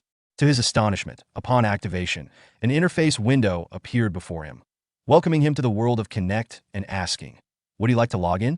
Please select yes or no." He pressed yes, and instantly found himself transported into a vibrant new world, filled with possibilities. He was amazed to discover that it was not a scam or an experiment, but rather a genuine virtual reality experience that promised much more. As he took in his surroundings, he marveled at the vivid sensations. He could smell the fresh air, feel the wind on his skin, and observed that even the NPCs, non-player characters, appeared lifelike. However, he had a fleeting concern, wondering if the pain in this world would also be as real, which he found somewhat frightening. At that moment, the mayor of the Free City, Mira, Ronaldo, greeted the gathered crowd of newcomers. Kim Il-woo noted the excitement in the air and thought to himself, "An event already? This doesn't seem like a tutorial." The mayor continued his address, acknowledging the recent rebellion at the capital. Intrigued, Kim wondered if this was how the game began, already setting the stage for conflict. Ronaldo reassured the crowd, stating, "He knows that many of you were scared by this unprecedented situation, but he is here to tell them that the kingdom still stands strong. The reason is the pride of their city, a hero among heroes who quelled the rebellion. Raul Ashton and his First Night Guild are here. Please don't be afraid to tour around the Free City." As Ronaldo spoke, he felt a wave of nostalgia and satisfaction, thinking to himself, how long has it been since he last received such a cheer for a speech? Thank God he sided with Sir Raul. As Kim Il-woo contemplated the significance of the First Knights, realizing they were likely a major faction within this virtual world, he pondered about Raul Ashton, wondering what kind of person he might be as the hero of the recent rebellion. Meanwhile, in the palace, Count Melvin Ashton, Raul's father, affectionately pulled at Raul's cheeks, filled with pride. He exclaimed joyfully, "It feels like just yesterday he was begging to be sent to the academy. He has already accomplished so much and brought great honor to their family." Raul, modestly downplaying his achievements, stating he was just lucky. At this moment, Dylan, Raul's older brother, interjected, asking about the fate of Randall, the instigator of the rebellion. He mentioned that all members of the Randall family, including those from the branch families, had been captured. Count Melvin responded, "Given the nature of the matter, the decision lies with His Majesty, but he believed most will receive minor sentences." Dylan then elaborated on the situation, stating that factions from the main Randall house who supported the rebellion had fled to the Empire, while the remaining family members likely had little involvement. He proposed a strategy of maintaining a state of house arrest on the captured members to ensure minimal oversight and prevent further rebellion. Count Melvin agreed with Dylan's assessment. However, Raul interjected with a warning about another potential threat, that Jaden County should be put in watch list. Confused, Count Melvin asked, "Jaden Viscounty, does he mean his uncle's family?" Raul explained that his uncle had maintained indirect contact with the Randall family through Baron Gender's family and had been frequently seen with the Minister of the Interior, who had instigated the rebellion. He expressed concern that, while it may not be apparent, Jaden County likely had a deeper involvement in the rebellion. Dylan supported Raul's claim, asserting that youngest is not wrong. They've been quiet for years, but he think it would be wise to be cautious. Count Melvin nodded in agreement, instructing his sons to keep a close watch on the families associated with the rebellion. He then reflected on Raul's growth, saying he used to think he was just a child, but he has matured so much. This father has no more regrets. The kingdom will need him even more now, and he believed Raul will do his job. Raul affirmed his father's confidence with a simple yes. At that moment, a butler approached Raul from behind and informed him that the prince was looking for him. Acknowledging the message, Raul responded that he would be there shortly. Turning to his father, Count Melvin Ashton, Raul expressed his farewell, urging his father to return safely. The Count wished Raul well, encouraging him to stay healthy, as Raul moved away to follow the butler. Count Melvin Ashton watched his son walk away and observed how mature Raul appeared from behind, even though his face still carried the innocence of youth. Dylan, who was nearby, agreed with a smile, recalling how Raul had warned them to be wary of their uncle. Dylan marveled at how much Raul had changed, considering he had once been frail both in body and spirit. Count Melvin Ashton then remarked that they could not leave everything to Raul, acknowledging that Dylan drew too much attention to discreetly monitor their uncle. With Raul burdened by many responsibilities, there was only one viable option left. Dylan, sensing the implication, sought confirmation from his father. The Count affirmed, instructing Dylan to find his sister, Lawrence. Later, Gerald expressed frustration about dealing with 4 warrior families, noting how intimidating it felt just being in the same room as them. Raul attempted to reassure him, insisting that they all served Gerald loyally and that he should not feel so pressured. Gerald, however, asked Raul to drop the formal tone, reminding him that he had requested to meet as a friend and fellow academy classmate rather than in an official capacity. Raul acknowledged Gerald's struggles and empathized, noting how much Gerald seemed to have endured. Gerald then admitted feeling ashamed for having relied so heavily on Raul despite his position as the prince. Raul was quick to reassure him, pointing out Gerald's significant contributions, including his efforts in fighting the rebels and doing his best for the kingdom. Yet, Gerald was troubled by the perception of the people in the capital, fearing that they blamed the royal family for the suffering caused by the rebellion. He expressed his belief that the citizens probably harbored resentment, perhaps even wishing to throw rocks at him, given that some of the instigators were members of the royal family. In response, Raul smiled, stood up, and suggested they go out together to discover firsthand how the people truly felt. The scene unfolds in the imposing Templeton mansion, where Dalton finds himself face-to-face with his stern grandfather, D. Templeton. The elder Templeton, addressing Dalton with a mix of disappointment and incredulity, criticizes his grandson's recklessness, expressing shock that Dalton had the audacity to avoid a mission personally requested by the king. Dalton, unfazed by his grandfather's words, casually responds that the king's order was directed at the family, not him, dismissively adding that his involvement wouldn't have made much of a difference. This flippant remark earns him an intense glare from his grandfather, who clearly disapproves of Dalton's attitude. Unwilling to meet his grandfather's piercing gaze, Dalton looks away, his demeanor betraying a hint of discomfort. Breaking the tense silence, his grandfather sighs deeply, his frustration evident as he reprimands Dalton. He reminds his grandson of the values he hoped to instill by sending him to the academy: discipline, honor, and a sense of responsibility, fitting for a Templeton. He emphasizes that Dalton needed to establish his own identity, not live in the shadow of his grandfather, the renowned swordmaster. Dalton, now visibly uneasy, drops his gaze further, avoiding his grandfather's judgment. Sensing his grandson's discomfort, D. Templeton speaks again, this time with a faint smirk.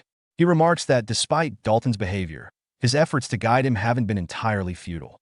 This unexpected comment catches Dalton off guard.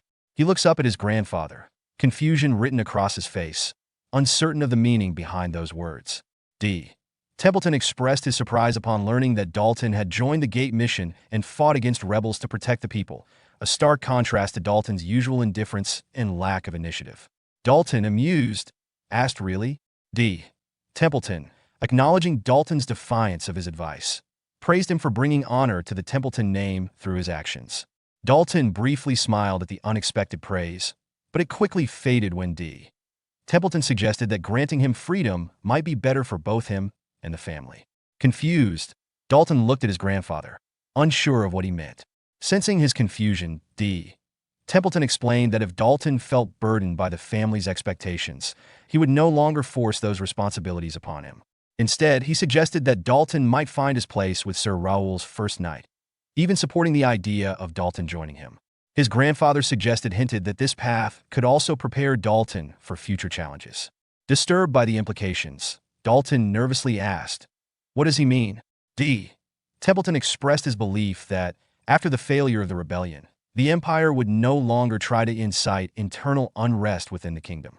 Instead, he anticipated the Empire preparing for a full-scale war, with the rebel forces that sided with them likely joining the conflict. He assured that if the kingdom faced the Empire in direct battle, he, as the swordmaster, would not remain powerless.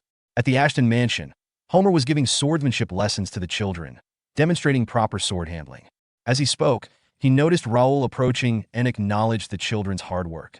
Homer respectfully greeted Raul, but his attention shifted to Prince Gerald, who stood beside him. Homer inquired about the prince's presence, to which Gerald explained he was there as a student from the academy. Raul intervened, asking Homer to act as though he didn't recognize the prince, as the new members wouldn't be aware of his identity. Homer agreed, and Raul commented on the enthusiasm of the new recruits, noting how energetic they seemed. Homer explained that, since all available spots were filled, the new recruits had been classified as candidates. Many of these youths had been affected by the recent rebellion, having lost their families or homes. Prince Gerald, feeling uneasy, observed the children practicing. Raul then suggested they ask the children about what the prince and he himself had come for and walked over to a 15-year-old boy who was practicing with a wooden sword. Raul asked the boy's age and, upon hearing he was only 15, expressed concern that he was too young for the knighthood. Raul asked why the boy wanted to join, and the boy nervously responded that he wanted to be stronger. Raul probed further, asking, stronger for what? The boy, with conviction, explained that he wanted to protect his family and the kingdom from the empire. He admired the knights who risked their lives for the king, as well as Count Raul, who had defeated the rebellion's leaders, and Prince Gerald, who had stayed on the front lines. The boy wanted to fight courageously against the empire, just like them. Prince Gerald, still nervous, observed a young boy practicing with a wooden sword. Raul noticed his tension and tapped him on the shoulder, pointing out that many youths, like the boy, had gathered from across the kingdom, emphasizing how the people viewed the royal family. Prince Gerald, initially hesitant to speak, became serious and approached the child, asking for his name. The child replied, Arthur, to which the prince smiled and complimented him on his name. In an unexpected move, Prince Gerald knelt before the child, which left both Homer and Raul stunned. Raul, in particular, wondered why a royal would kneel to a commoner. The prince then addressed Arthur with sincerity, acknowledging his bravery despite his young age. He expressed his respect for Arthur's courage and apologized for the hardships the child had faced due to the prince's own past failures. Prince Gerald vowed to carry on Arthur's bravery and protect the kingdom, pledging that he would never again be weak, even if it meant sacrificing his own body. His words, filled with determination, reflected a commitment to lead with strength and honor moving forward. King Thaddeus III of Reuben was believed to have died during the failed rebellion in Connect, but he survived in critical condition. The second prince was killed in the rebellion, while the third prince fled to the empire, which led to the fourth prince ascending to the throne. Raul reflected on his initial goal of changing Ashton County's fate, not caring about the succession to the throne. However, he realized that the ideal candidate for the crown had always been right next to him, Prince Gerald. Gerald addressed a young boy, Arthur, telling him he would remember his name and hoped Arthur would one day become a knight of the kingdom. Arthur agreed, and Raul watched, thinking that Gerald embodied the qualities of a leader the kingdom needed in times of war: brave, unifying, and humble. Raul recognized that Gerald, the sixth prince, was destined to be the next king of Reuben. Later, Raul and Gerald entered the mansion, where 2 teacups were placed before them, signaling a moment of calm after the events. Raul pointed out Gerald's unusual gesture of kneeling before a commoner, suggesting it could have caused trouble if the boy had known who Gerald really was. Gerald admitted he wanted to show his gratitude and explained that the boy had taught him an important lesson. Raul reminded him that, while the young people would become stronger, the kingdom needed leadership in the present. Gerald acknowledged that the right leader was right in front of him, Raul Ashton, now regarded as the guardian of Reuben. He added that the people depended on Raul. Raul responded by emphasizing that reliance alone wasn't enough. The kingdom needed someone who could unite all kinds of people: nobles, knights, mercenaries, and even vagabonds. The king was ill, and most of the heirs were either dead or missing. He pointed out that Gerald was the only one capable of taking on that leadership role, offering his opinion as a friend. Surprised by Raul's words, Gerald then asked if Raul would support him when the empire stops its overt actions and waits for the right moment to ignite a full-scale war. He anticipated chaos in the nobility and royalty during that time and wanted to know if Raul would stand by him as he tried to manage the turmoil. Raul, responding with confidence, agreed to stand by his side in that moment. At the same time, in the hidden basement of Viscount Plank's mansion, Pierce and Philip were inspecting the area, while Nakia focused on a door. Pierce remarked on the secret passage Plank had built, calling him a weirdo. Philip explained that Plank's eccentricity could be attributed to his influence by dark mana, and speculated they might find evidence of rebellion in the basement. Pierce then asked Nakia if she had discovered anything.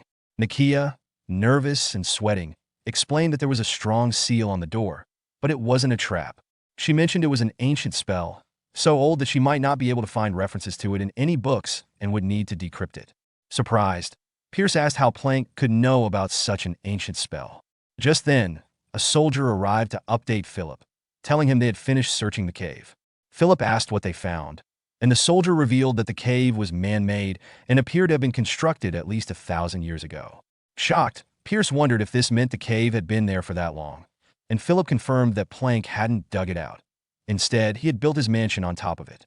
Nakia, feeling nervous, asked what was hidden inside the mysterious area, wondering what Plank was trying to conceal. Philip responded that they needed to report it to their master. The scene shifted to the Reuben Kingdom's prison, where guards were on duty. Inside one of the cells, Kane confronted Plank, who was chained to the wall. Kane sarcastically remarked that he never expected to see Plank again, calling him a rebel, but now just another prisoner. He expressed a desire to kill Plank for his role in hurting Kane's guild members, but refrained, as he had questions to ask. He demanded to know who in the Empire was behind the rebellion, how Plank had contacted their army, and whether there were other rebels beyond those already known. Plank responded with laughter, which irritated Kane. Kane speculated that perhaps Randall wasn't the only warrior family involved, but Plank interrupted, revealing a deeper truth. Both he and Kane had been born into lies. This cryptic statement shocked Kane, who asked what Plank meant by lies. Plank then revealed that the truth he had learned was a painful one: Raul Ashton. He dismissed the rebellion and the Empire, claiming that the world itself meant nothing. He went on to explain that Raul had made him aware of a cursed truth, that the world was an illusion, and soon, everyone would realize it. Plank claimed that the cracks in this false world had already started to appear. Meanwhile, Kim Il-woo was exploring the city. At the Imperial Hound headquarters, Silver Zero called for a report. Imperial Hound 3, reporting via a blue crystal ball, stated that their search of the refugees yielded nothing suspicious. Imperial Hound 7 added that while the royalty and nobility appeared calm, some were still in panic, seeking to align themselves with the warrior families to consolidate power. Silver Zero reflected on their failure, acknowledging that it had only strengthened the enemy's position. He then asked about the status of Plank, number 8. Imperial Hound 1 responded that Plank was imprisoned in the kingdom, rumored to be insane due to the side effects of dark mana, spouting incoherent words. Silver Zero, growing serious, reminded the group that the Emperor was deeply disappointed in their failure. He asked Imperial Hound 1 if he was aware of the consequences. Imperial Hound 1, nervous and shaken, took responsibility for the failure and vowed to do everything possible to make amends. It was revealed that Imperial Hound 1 was Viscount Jose, the captain of the Royal Guard of Reuben Kingdom. Silver Zero sternly warned the Imperial Hound members, "You better, or you'll be dead if something like this happens again." Imperial Hound 9 then pointed out that he was responsible for their failure, referring to Raul Ashton, who had once again foiled their plans. Imperial Hound 6 blamed Plank for failing to control Raul, noting that he was not only a classmate of Prince Gerald, but also rumored to be manipulating Gerald's rise to the throne to gain control over the royal family. 6 emphasized that Raul was no longer just a rookie, but had become a major threat to the Empire, urging action before he grew even stronger. Silver Zero listened in silence before surprising everyone by declaring, "Let Raul Ashton be." Both Imperial Hound 9 and 6 were stunned by this response. Angered, Silver Zero's red aura flared as he asserted that he would personally monitor Raul Ashton from now on, stressing that it was time to take him seriously. Meanwhile, at the training center, Jose and Dalton were sparring against each other. During their sparring session, Jose launched a powerful sword strike, but Dalton was surprised when Jose's attack pushed his sword backward. Jose maneuvered Dalton into a vulnerable position and attempted another strike, but Dalton used his left-hand sword to deflect the blow, causing Jose to fall to the ground. Sitting on the floor, Jose muttered in frustration, acknowledging that his attack had failed.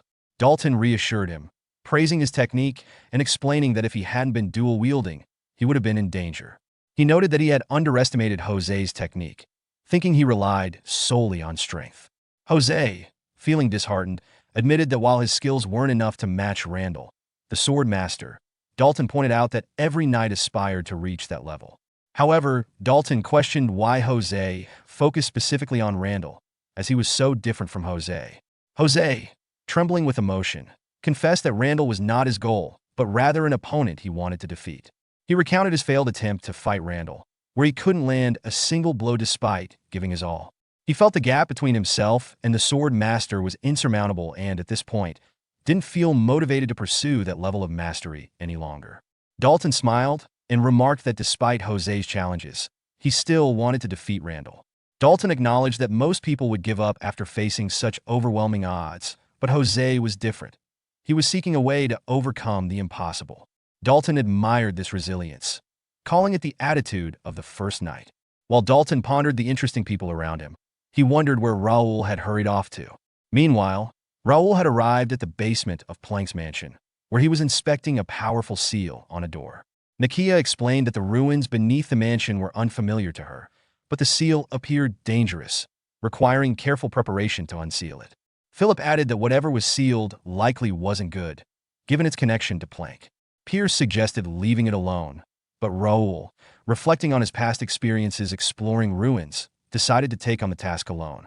He assured the others that he could escape quickly if things went wrong and told them to rest while he worked. Surprised but understanding, all of them left, and Raul continued studying the seal. Alone, he muttered to himself, ready to begin his exploration of the ruins. Raul was contemplating how to open the door, realizing that even Nakia couldn't identify the seal, making it seem nearly impossible to unseal.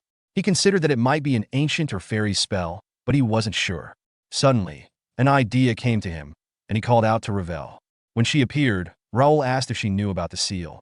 After examining it, Ravel identified it as a fairy seal, an ancient spell used by fairies. She wondered why it was there, noting that only a few fairies had the ability to use such a spell. Raul then asked Ravel if she could unseal it, to which she replied that it couldn't be unsealed.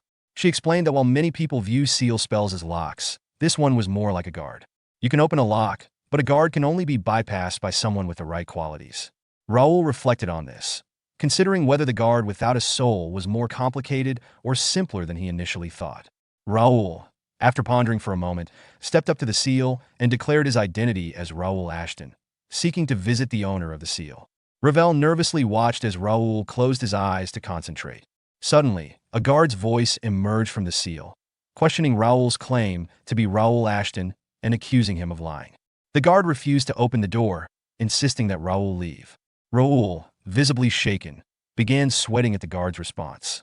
Ravel, angry, defended Raul, insisting that there was no lie and that only fairies would use such deceptive tricks. However, the guard remained silent, offering no further explanation. Raul, deep in thought, wondered if the guard knew about his previous life before he was reborn as Raul Ashton. He became determined to get past the guard, believing that there might be answers inside, particularly regarding why he had awoken in Raul Ashton's body. Resolute, he touched the seal once more, this time stating his previous identity as Bae DoHyun, a player from the game Connect, hoping to unlock the door. Ravel, anxious, asked if it had worked. The basement began to shake, and a bright blue line appeared on the seal, signaling that the gate was opening. Raul, observing this, wondered how the seal recognized him and what lay beyond it. Ravel, nervous, called out to Raul. He reassured her, explaining that the process had been easier than expected, and though he knew she had many questions, they should finish what they came to do before discussing it. Ravel agreed, and they both moved toward the now open door. Meanwhile, Kim Il-woo had just logged out of the game and removed his VR headset. He looked around his room, marveling at the experience, then posted online, expressing how incredible the game Connect was. He described it as feeling like being transported to another dimension, indistinguishable from the real world, with every sense perfectly implemented. He mentioned not feeling tired despite playing for 10 hours and admitted he couldn't tell which world was real. He also hinted at something significant happening in the game, encouraging others to try it too. Other users started commenting, with one person asking if Il-woo had been selected for the beta test. A second person commented, questioning why he was praising the game so much, suggesting he might be from the game itself. A third person responded sarcastically, accusing him of just seeking attention. The second person continued, dismissing Il-woo's comments, saying he shouldn't be near any marketing department. Annoyed by the criticism, Kim Il-woo sighed and muttered to himself, "Say whatever you want. Spend the rest of your life clicking your screens." However, he soon noticed a more positive comment from another beta tester, who was impressed that Kim had started in Mira, a well-known starting point in the game. The tester shared that Mira was a great starting place with many quests and helpful NPCs, and asked if Kim could share more about it. Kim Il-woo saw an opportunity and decided it was time to focus. He thought he understand now. With that, he picked up his VR headset again, determined to learn more about the game before the open beta. Raul and Ravel entered a cave through a sealed door. As they moved deeper, Ravel grew nervous and questioned if it might be a trap. Raul reassured her, emphasizing that nothing could threaten a fairy like her. However, Ravel pointed out that a seal is a form of fairy magic, and anything a fairy conjures could still pose a danger. Raul observed the cave's strange atmosphere and noted the unusual concentration of magic, which seemed to light up every corner.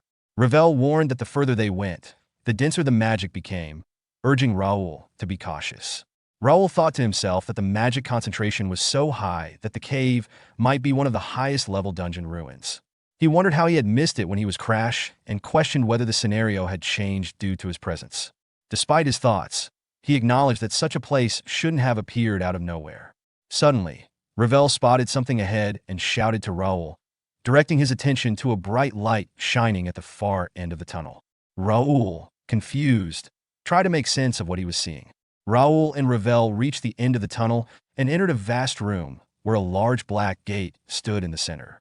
As they approached, Ravel noticed the black miasma surrounding the gate and questioned its origin, remarking that no fairy would release such magic. Raul, deep in thought, wondered if the gate was the legendary Dark Gate, a portal to the demon realm, also known as the Gate of All Disasters.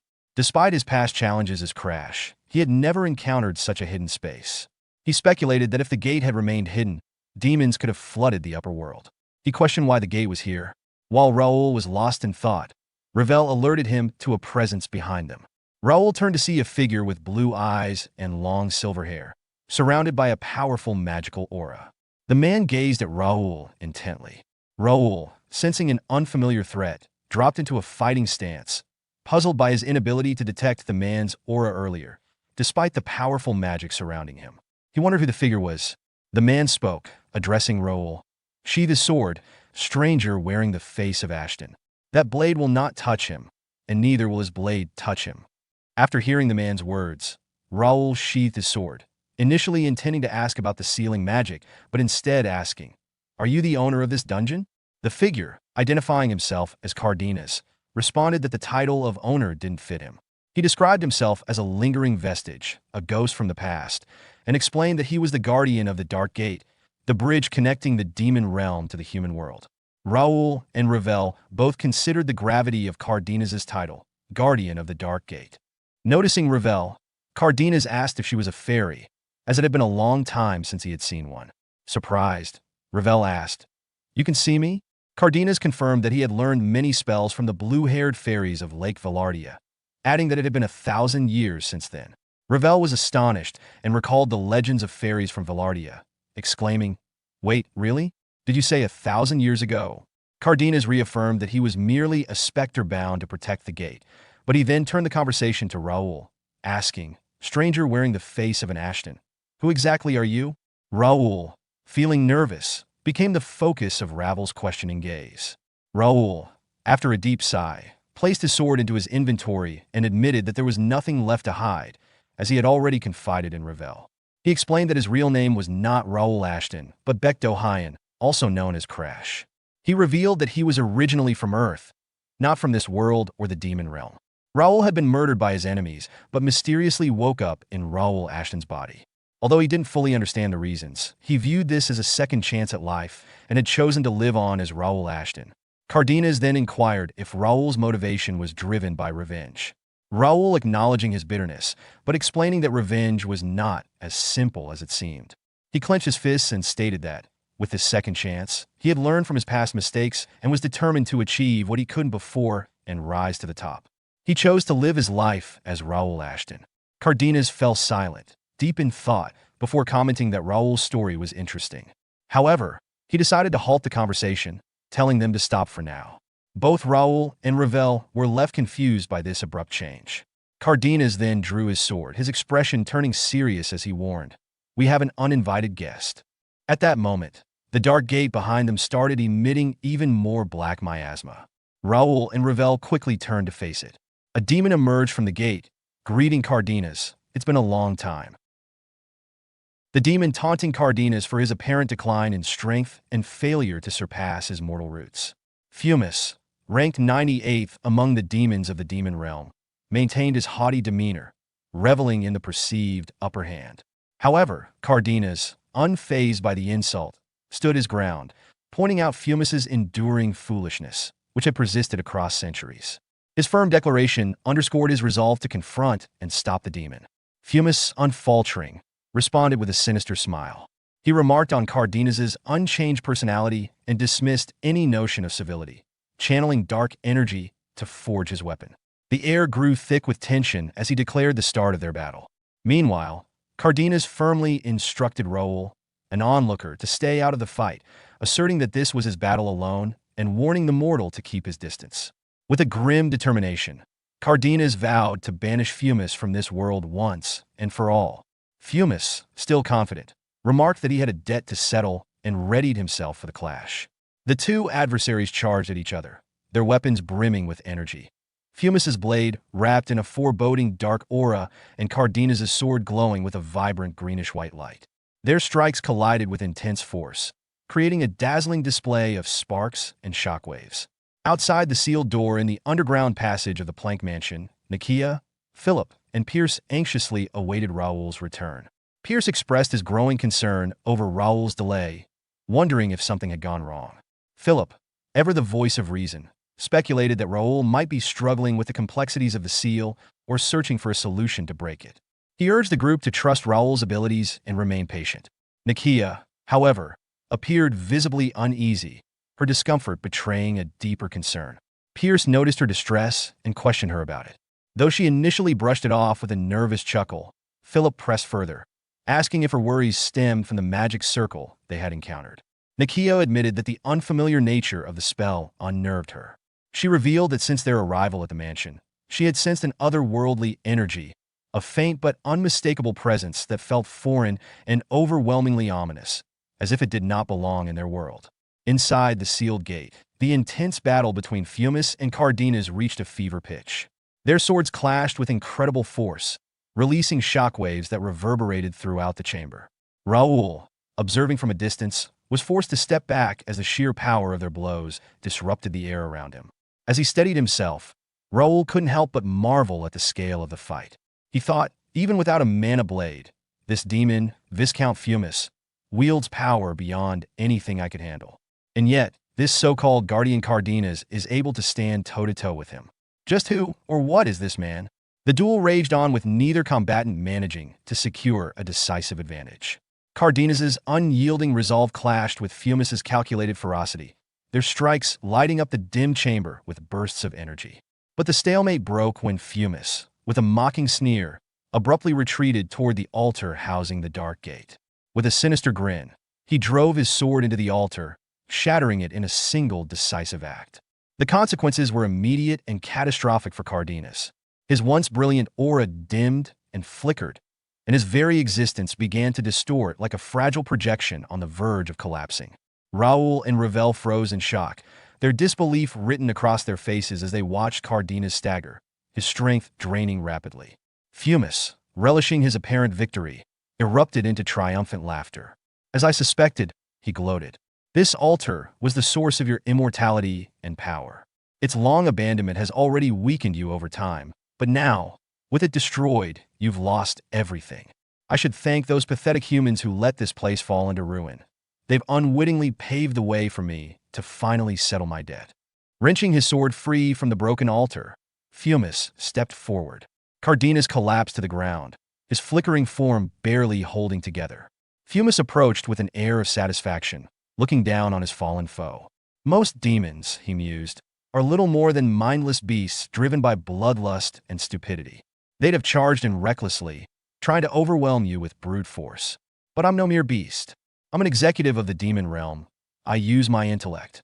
Ever since our last encounter, I suspected this altar held the key to your strength. It's almost disappointing how quickly this battle ended after centuries of waiting. But no matter. I'll savor the moment you disappear. With cold finality, Fumus raised his sword high, ready to deliver the finishing blow to Cardenas. But just as the blade began its descent, Raul intervened. His figure, bathed in a radiant golden aura, appeared between the two combatants, blocking Fumus's strike. Both Fumus and Cardenas stared in astonishment, their shock mirrored in their wide eyes. Fumus snarled, his frustration boiling over. Who is this brat? How did he block my blade? Raul said nothing in response. Instead, he launched a powerful punch that sent Fumus flying backward.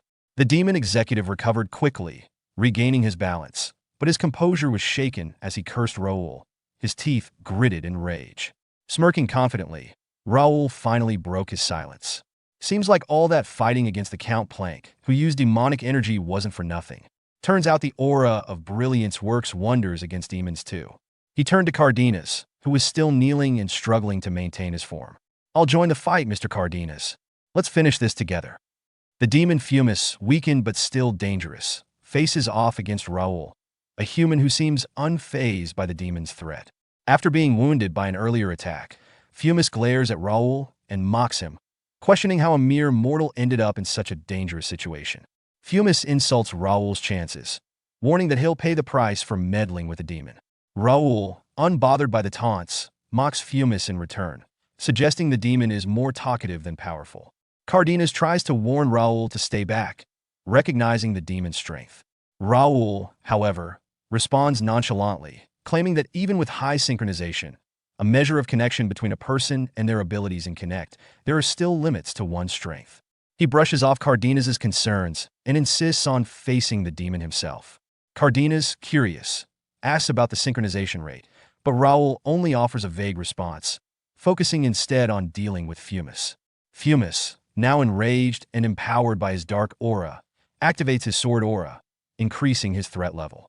He mocks Raul again, claiming that humans are mere playthings to demons, destined to be consumed by the demon realm once the seal is broken. Raul, unimpressed, sarcastically criticizes Fumus's lengthy monologue, questioning why all his enemies seem to drag out their speeches. His taunts only seem to fuel Fumus's rage further. As the battle intensifies, dark energy begins spilling from an ominous gate, signifying the growing power of the demon. Fumus charges at Raul, but Cardenas intervenes, blocking the attack with his sword and signaling Raul to take advantage of the opening. Raul strikes back, landing a blow that causes the demon to bleed. Fumus retaliates viciously, pushing Cardenas back and launching a counterattack on Raul. Raul, momentarily caught off guard by Fumus's swift response, braces for impact, but before the demon's claws can land, Ravel, a forest fairy, intervenes by casting a shimmering shield that deflects the attack. Fumus is momentarily stunned, giving Raul a brief respite. Ravel checks on Raul's well-being, and he reassures her with a smile. The scene escalates as Fumus, the demon, reacts with disdain toward the alliance of Raul, Ravel, and Cardenas. He mocks Ravel's presence, calling her a lackey to a human, and questioning how the fairies, once powerful adversaries to demons, have fallen so low. Ravel, standing firm in the face of his insults, defiantly counters, stating that fairies like her are not subservient, but rather friends, a concept that a demon like Fumus would never understand. Raul, grateful for her support, asks if she can fight alongside them, to which Ravel responds with unwavering determination, saying she won't sit idly by when fighting a demon. Fumus sneers at the unlikeliness of their alliance, human, fairy, and wraith, and declares that because of their involvement, he will no longer hold back. His aura intensifies, and his scales harden as he promises to show them the breaking of the gate's seal before killing them. The demon's transformation marks a significant increase in his power, and he warns them that demons will flood their world once the seal is broken. As Fumus prepares for the final blow, Cardenas, ever the tactician, attempts a sneak attack from behind. However, Fumus easily blocks the attack, mocking Cardenas' efforts and suggesting that his weakened state, as a wraith without his powers, makes him incapable of stopping the seal from breaking. Cardenas responds cryptically, indicating that the key to protecting the seal doesn't lie with him, but with Raul. Fumus, skeptical, turns toward Raul, who uses his psychokinesis to hurl several rocks at the demon. Fumus dismisses the attack, breaking the rocks with ease, thinking it to be an insignificant distraction. But as Fumus focuses on the rocks, Raul closes in, using the moment to attempt a sneak attack of his own. Fumus, realizing too late, prepares to strike Raul, but Ravel intervenes, casting a restriction spell that immobilizes the demon. With Fumus momentarily incapacitated, Ravel shouts for Raul and Cardenas to act, and the two warriors charge forward, unleashing a flurry of strikes with their mana blades. They overwhelm Fumus in a series of swift blows, causing the demon to fall, heavily wounded. His body lies still, seemingly defeated. Raul, breathing heavily and sheathing his sword, thanks Ravel for saving him, acknowledging that without her intervention, he would have perished. Ravel, ever modest, downplays her role but adds a crucial point. Being a fairy, she is inherently a demon's natural enemy. Despite their apparent victory, Cardenas remains uneasy, warning that the battle is not over. The trio turns their attention to Fumus's fallen body, which begins to emit a dark, ominous aura. Cardenas explains that the altar, which was holding the demon's power in check, is weakening. If it collapses completely, Fumus's strength will be restored, and the situation will spiral out of control. They need something powerful to replace the altar and maintain the seal, something with immense suppressive force. Raul, considering the situation, realizes that there might be a solution. He recalls the Regnator, a force capable of suppressing magic, and concludes that it might be the key to stabilizing the seal and preventing disaster. Cardenas, a guardian bound to the palace for centuries, asked Raul about the artifact in his possession. Raul, recognizing the artifact as Regnator, an ego, item meant to contain a soul, explained that while the armor currently lacked a soul, it had the ability to replace the broken seal. Internally, Raul understood the implications. Transferring the seal would involve moving its power into Regnator, effectively binding Cardenas to it once more. This decision would bring Cardenas' 1,000-year-long guardianship to an end and force him to decide whether to continue his duty or choose a different path. Cardenas reflected on his long, grueling role as the protector of the seal. For a millennium, he had been tethered to the palace, training nobles and knights and defending the kingdom against invaders and traitors alike. Though the years had been fraught with challenges, he had remained steadfast in protecting the seal, fulfilling his purpose despite betrayal and hardship. Before Cardenas could voice his decision, disaster struck. The roof of the chamber collapsed, sending debris and sand cascading down upon them. Raul and Ravel reacted quickly, retreating to safety.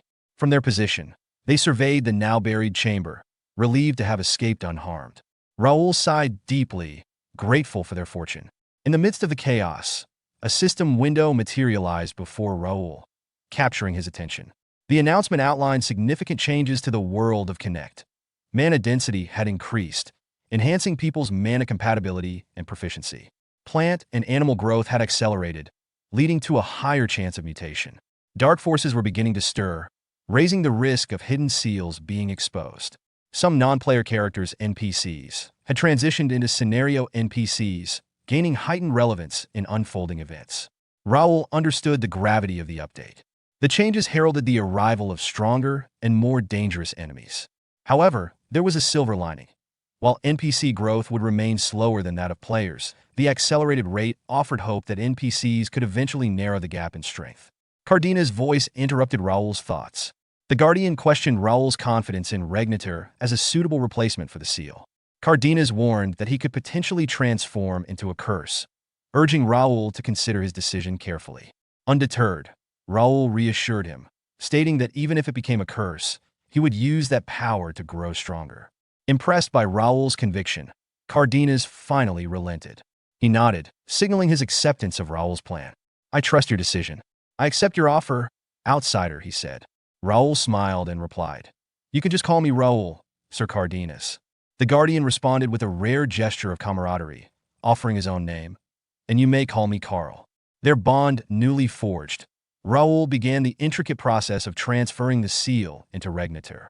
The day after the pivotal events with Regnator, Raul sat in his mansion, lost in thought. He reflected on the current state of Connect and anticipated the changes that would soon ripple through the world. It should be about time for it to appear in Connect, he mused, though his exact meaning remained unspoken. As he pondered, a system window appeared before him, detailing the results of a major update to the Connect system. Update completed. The Connect system's open beta has been successfully updated. Additional players will now enter Connect. 16 free cities have been designated as player protection zones. These areas will exempt players from revive penalties and prevent them from leaving during the protection period. New features like streaming, uploads, and an in-game browser have been added. A Connect-exclusive bank system, trade market, and auction house have been introduced. The initial main quest, the first gate outbreak, was completed with a low success rate, leading to adjusted difficulty. Gates will now transform into dungeons instead of causing chaotic outbreaks. A new scenario, Birth of Chaos, is set to begin alongside a player-exclusive main quest, Entrance of Savior, and an open event, Defeat the Instruct. Raul reviewed the changes with a mixture of detachment and understanding. This isn't much different from my previous life, he thought, recalling the events he had lived through before. However, the next system update captured his attention. Scenario: Birth of Chaos. Gate outbreaks have engulfed Connect, and villages and territories are overrun by monsters. Humanity has lost significant portions of its domain. The 4 ancient seals that once restrained the dimensional gates have been weakened due to an unknown plot. The guardians who once protected each kingdom have all perished, leaving royal families vulnerable. The balance of power is shattered, and hidden factions have begun to rise, seizing opportunities in the chaos. The world is descending into a survivalist state where only the strong will thrive. Raul's thoughts grew increasingly grave as he considered the implications of the scenario.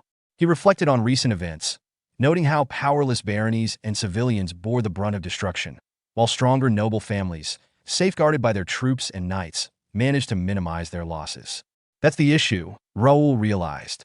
This chaos will be seen as an opportunity by powerful nobles, not just warrior families. Vulnerable lands will be targeted, claimed, and exploited without hesitation. He shifted his focus inward, contemplating his own situation. I've gained 3 territories, he acknowledged. Normally, the royal family would mediate disputes between nobles, but they've suffered immensely from the loss of their guardian. That blow was critical. The other nobles don't know yet, but they'll find out soon. Without Cardenas, can the royal family hold their position? Raul knew he couldn't afford to remain passive. If I can't stop this world from spiraling into chaos, I'll focus on protecting my people. I minimize civilian casualties and save knights who would have perished. But plots against Ashen County have been brewing for a long time. I need to be prepared. As Raul strategized, his attention shifted to Ravel, who stood frozen, her eyes fixed on the system updates. Her intense focus indicated she was processing the changes deeply. After a moment, she snapped out of her reverie and turned to Raul. Are you okay? I called your name several times, Raul asked with concern. Ravel's excitement was palpable. Raul, you must have known, she exclaimed. Known what? Raul asked curiously. That this world and the other are connected. It's incredible. The internet, it's like an ocean linking the worlds. Raul nodded knowingly. I couldn't explain it well before, but I'll try to make it clearer this time. With that, Raul activated the soul connection to Regnator. Golden light streamed from the artifact, gradually coalescing into the figure of Carl, now fully embodied in his new form. I've been waiting, Raul, Carl said, his voice steady and resolute. Carl stepped forward, his expression calm but curious. What made you call for me? He asked, his gaze fixed on Raul. Raul took a deep breath, gathering his thoughts before speaking. I wanted to talk to you about something I mentioned before, he said with a serious tone. Carl's eyes narrowed slightly as he recalled their past conversations.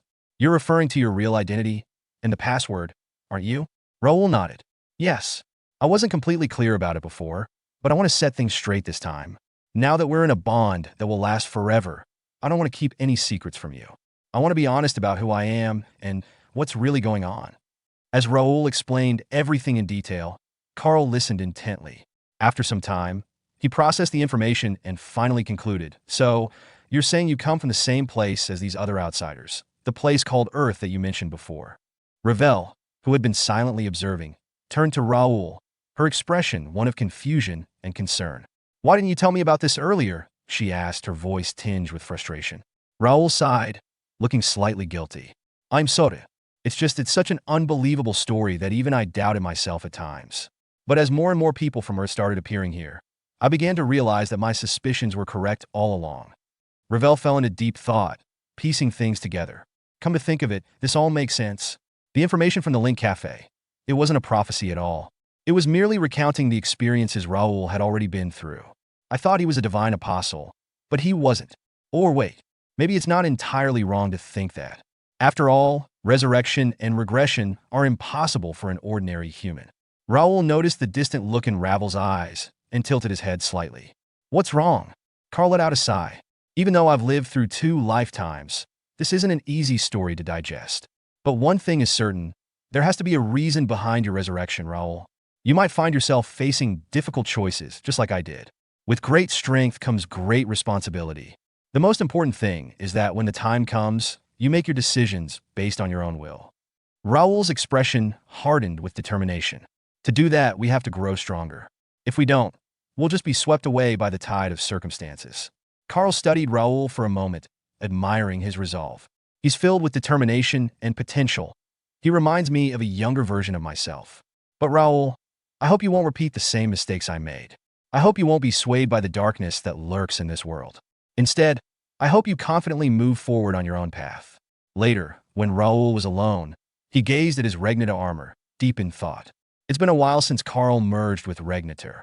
Even though he exists only as a soul now, unable to directly interfere with reality, if Regnitor is activated, he can manifest as a semi-spiritual entity. As Raul stood there, a system window suddenly materialized before him, providing detailed updates on his power armor, Regnitor. The display indicated that the armor's rank had increased from B+ to A, signifying a significant enhancement in its capabilities. The status section showed that it remained equipped by Raul, but was still partially awakened and sealed, implying that its full potential was yet to be unlocked. One of the most critical upgrades was the output power, which had increased from 1.6 to 1.8 core power, promising a notable boost in performance. Additionally, the maximum operating time had doubled, expanding from 60 minutes to 120 minutes, allowing for prolonged engagements before requiring recharging. However, the operation state was currently set to recharging. In terms of defense, the armor now boasted a 6th circle defensive spell, a considerable enhancement that indicated high-level magical protection. However, there was a drawback. The intermediate Mana Blade attribute's extension effect had been reduced by 70%, potentially limiting its offensive reach. The power armor retained a set of unique special abilities, each with its own potential in battle: Judgment, Stealth, Devour, Illusion Wings, Ego. Finally, the awakening time was listed as 15 to 30 seconds, meaning Raul could access more of its latent potential within that time frame. Raul smirked slightly. Carl also steps out from time to time to help me train. Thanks to that, my swordsmanship has improved significantly. Earlier at the training grounds, in an open field, Raul was practicing his family's sword techniques under Carl's watchful eyes. Carl observed his movements carefully before speaking. The Ashton family's swordsmanship is certainly impressive. Some might even say it boasts the greatest destructive force when wielding a two-handed sword. However, the problem with a specialized style is that its weaknesses become evident much faster. With that, Carl drew his twin swords, both glowing with a golden aura. In an instant, he struck the ground, causing an explosion of dust and debris. Raul instinctively shielded his eyes, momentarily losing sight of Carl. As the dust settled, a deep fissure split across the training ground. Carl turned back to Raul. Your family's sword style is highly regarded because of the superior physical abilities inherited within your bloodline. A body stronger than the average person allows for movements that others wouldn't even dare attempt. But that style doesn't suit you. Raul's grip tightened around his sword. I knew it. My body has its limits. No matter how hard I try, I can never match my brother or father's level of proficiency. Carl's voice softened slightly. I'm not telling you to abandon your family style. It is part of who you are, your roots. But if you continue using it without adapting, it will do more harm than good. He then placed a reassuring hand on Raul's shoulder. I'll teach you my swordsmanship. Given that we share similar roots, you'll pick it up quickly. It's unfortunate, but once you reach a high enough level, you'll be able to modify your family's technique as you see fit. What do you say? Raul clenched his fist and, with unwavering determination, replied, Please, guide me well. Back in Raul's room, now sitting in his chair, Raul stared at another system window, displaying his updated skills. His swordsmanship mastery, once at an intermediate level 8, had now dropped back to level 1. He exhaled slowly. It's unfortunate that I have to let go of the style I was most comfortable with, but this is a rare opportunity. Even though my mastery level dropped, my skills themselves haven't deteriorated. Carl's swordsmanship, the Infinity Sword, lives up to its name. The endless chain of attacks and adaptability makes it somewhat similar to my old style. Carl must have kept that in mind when he decided to train me. Because of that, I feel like I'm grasping this technique faster than any other I've learned before. But I still have a long way to go. I need to push myself further for the sake of those I care about. Just wait and see. I'll do everything I can to protect this second life. A few days later, Raul sat at his desk, flipping through stacks of documents. As our territory expands, so does our workload. We've stationed guards near the gates to prevent them from turning into dungeons. Checking on the gates and dungeons is essential. Additionally, for resource-rich dungeons or ones with valuable monsters, We've assembled a specialized raid team centered around our guild members. Each time we clear out monsters and guardians, the hunting gauge fills up. Once it's maxed out, the final boss, the dungeon master, emerges. Taking it down means the dungeon collapses. However, by strategically managing the guardians, we can regulate dungeon stability and avoid unnecessary risks. Just then, a knock echoed at his door. "Come in," Raul called. Kane entered, carrying a stack of papers. "Master, I brought the documents you requested.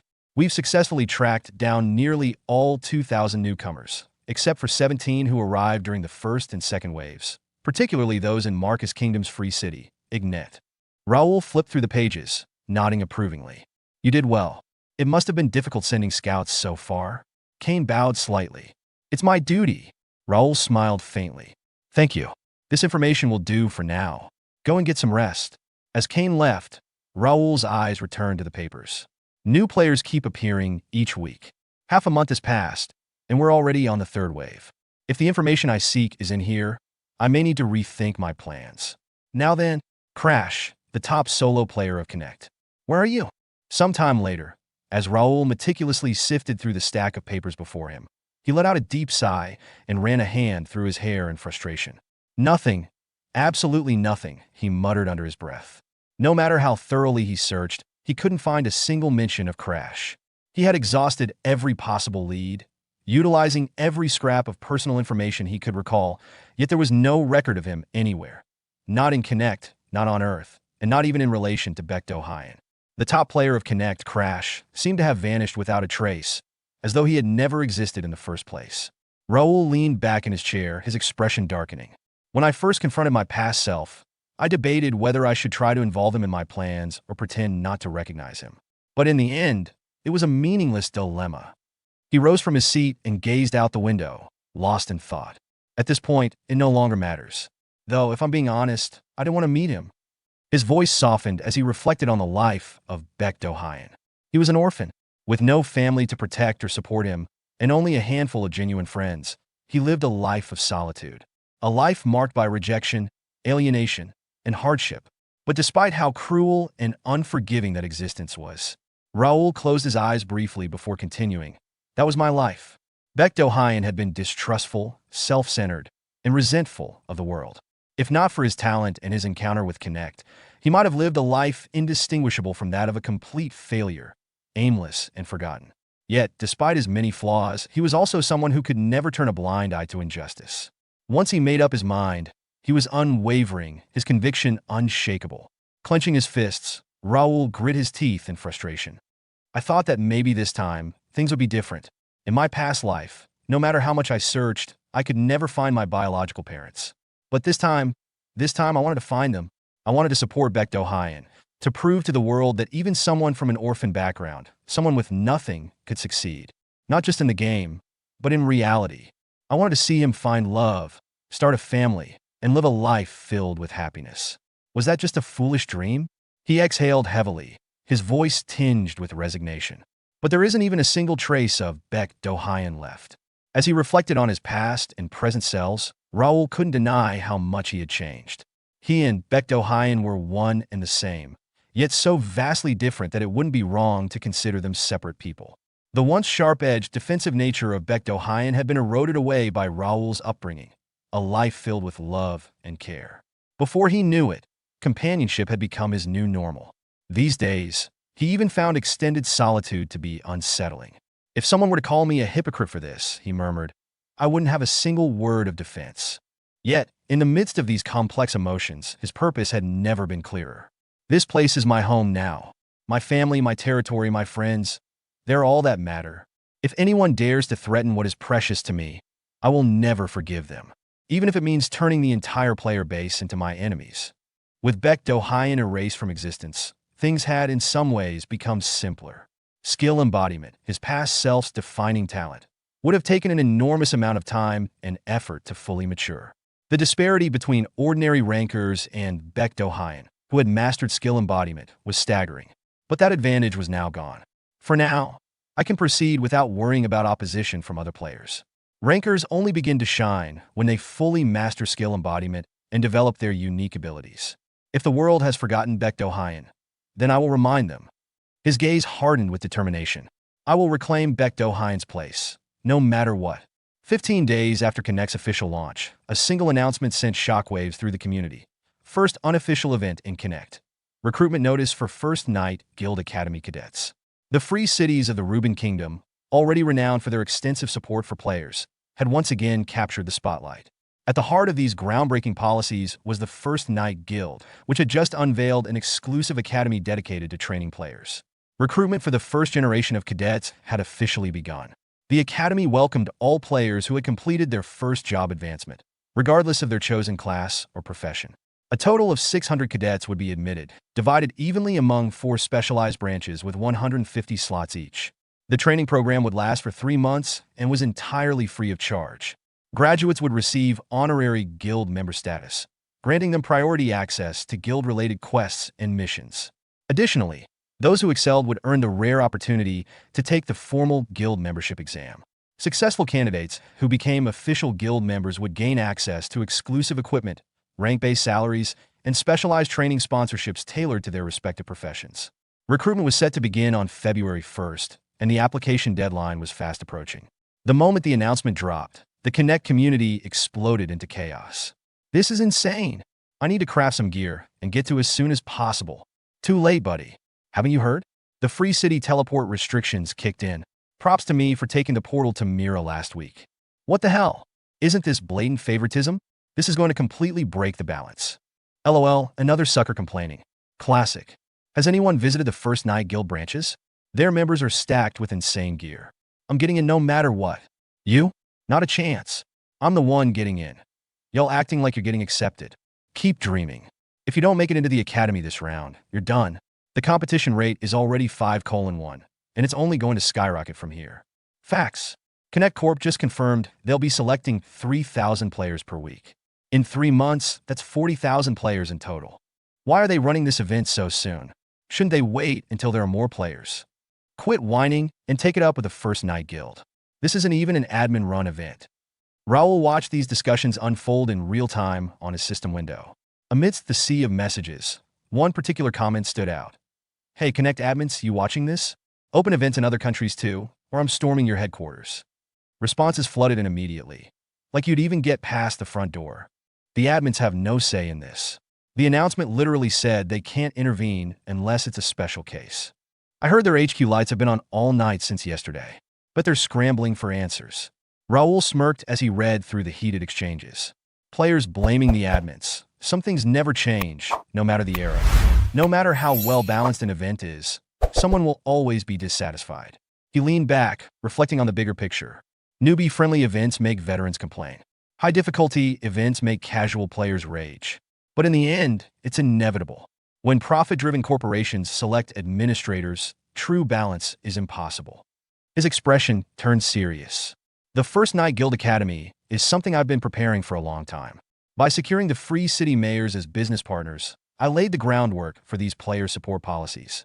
Naturally, players will flock to the free cities of Ruben, where the best conditions await. And when they do, the First Night Guild will be there to handpick those with the greatest potential. His eyes darkened. This is something that must be controlled, because even though I can't see them, they are out there, manipulating everything from the shadows. The Connect administrators. To me, they are just as much of an enemy as any other. In the mid to late stages of the game, the original purpose of Connect's management had been entirely eroded. Once a neutral governing body meant to oversee fair play, they had devolved into little more than tools for the powerful, mere puppets manipulated by those with influence. Events that were supposed to be impartial had instead been rigged in favor of guilds backed by massive corporations, and hastily assembled tournaments were used to promote nation-sponsored guilds. Even though Connect's AI worked tirelessly to resist the management's overreach, there were limits to what it could block. The administration's influence in shaping the game's trajectory remained undeniable. However, this time, things would be different. The upcoming recruitment event was never just about scouting new talent or improving the First Night Guild's public image. It was an experiment, one designed to test how much an event like this could influence Connect as a whole. Typically, game events were conceived, planned, and executed entirely by the management. However, Connect was meant to be a world of free will. As an NPC, Raul was pushing the boundaries, testing whether he could create events and issue quests independently. Up until now, he had encountered no interference. The First Night Guild had moved unchecked, free to host large-scale events that directly affected players. That alone proved a crucial fact. Manipulating the players from within Connect was not only possible, but could be done without opposition. The administrators, sitting high above, had likely assumed they would always have complete control over the players. But that illusion was about to be shattered. Things wouldn't unfold according to their wishes anymore. No, not this time. A smirk played on Raul's lips as he contemplated this. The scene transitioned to the free city of Mira, inside the mayor's mansion. The opulent hall was filled with a warm glow as the mayor greeted his esteemed guest with open arms.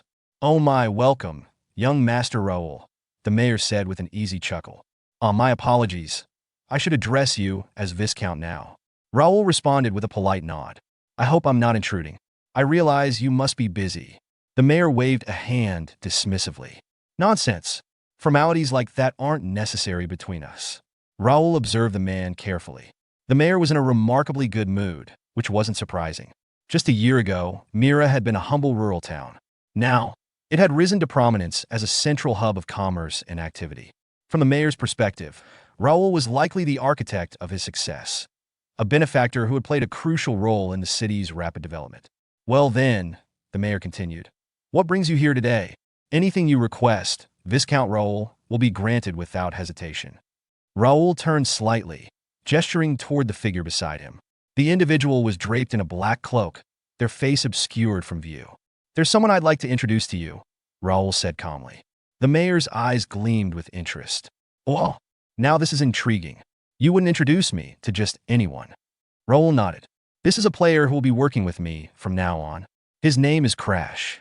At that, the cloaked figure lowered his hood, revealing a sharp gaze and an air of confidence. "Nice to meet you, Mayor," Crash said smoothly. "I'm Crash." The mayor studied him for a moment before breaking into a grin. "Oh dear, it seems I should be the one seeking your favor instead. You're going to be quite the valuable ally to our city." As Crash and the mayor delved into their discussion, Raul remained silent, watching attentively. Some time later, Crash exited the mayor's office after their conversation. The mayor, still beaming, called after him. "Please, don't hesitate to reach out if you ever need assistance. I'd rush to help you without a second thought." Crash turned back with a polite smile. "Thank you, Mayor. I appreciate that. I'll see you again soon." Once he was gone, the mayor turned to Raul and chuckled knowingly. "As expected, I can never get ahead of you, my lord. When did you manage to bring in another outsider?" Raul responded with a faint smile. "It happened naturally. He's a skilled individual, highly capable and full of potential. I figured it would be beneficial for you to know him." The mayor's laughter grew heartier. "With your keen eye for talent, no further explanation is needed. I'll be sure to keep a close watch on him." Later, as Raul prepared to depart, the mayor personally escorted him to the mansion's entrance. "Take care, Viscount. Thank you for your hospitality," Raul replied before stepping into his carriage, where Crash was already seated. As he settled in, Crash turned to him. "So, what did the mayor think?" Raul smirked. "He doesn't fully trust you yet, so he'll be keeping an eye on you." Then, in an instant, the truth was revealed. Raul had been disguised as Crash all along. And he said to Kane, who disguised himself as Raul, "Your disguise skills are terrifyingly good. I can't believe we actually managed to fool the mayor." At that moment, Kane, the one who disguised as Raul's, reverted to his original form. He remarked, "I'm just glad I could be of help." Raul removed a small ring from his finger, its shimmering surface distorting slightly before revealing his true appearance. "This little thing is quite reliable," he mused. "It's the ring I received from Vice-Chancellor Greyback at the Academy." A translucent window materialized in front of him, displaying the item's details. Grey's polymorph ring. Description: perfectly alters the wearer's physical structure to match a designated appearance. A second notification followed. Second identity. Grade unique. Description: grants the user an alternate identity that can be switched at any time. Applicable for rank calculations, party play, and quest participation. Limitation, experience, and achievements are calculated separately for each identity. Discrepancies in skill level between identities may lead to exposure. Raul smirked.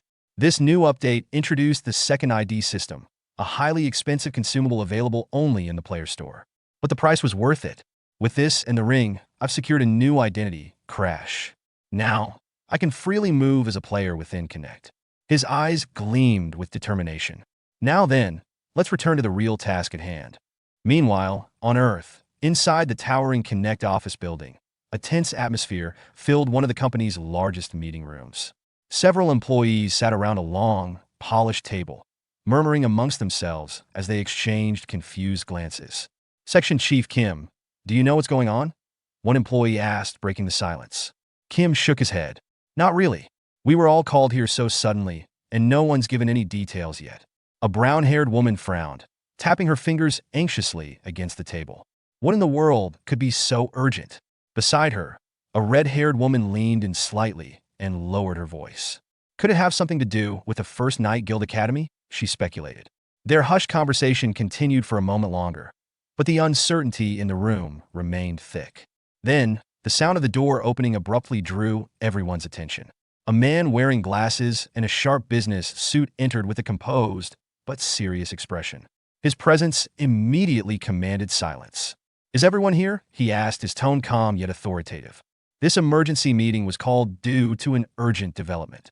The man was none other than Chai Li-wan, the planning director and head of Connect's headquarters. He glanced at his watch briefly before directing his gaze toward the large projector screen behind him.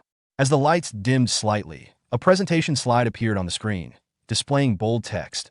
First Night Guild Academy Entrance Exam Special Course, Combat, Live Broadcast Scheduling and Advertisement Negotiation. Murmurs spread through the room as everyone read the title. Before they could react further, Chai Li-wan spoke.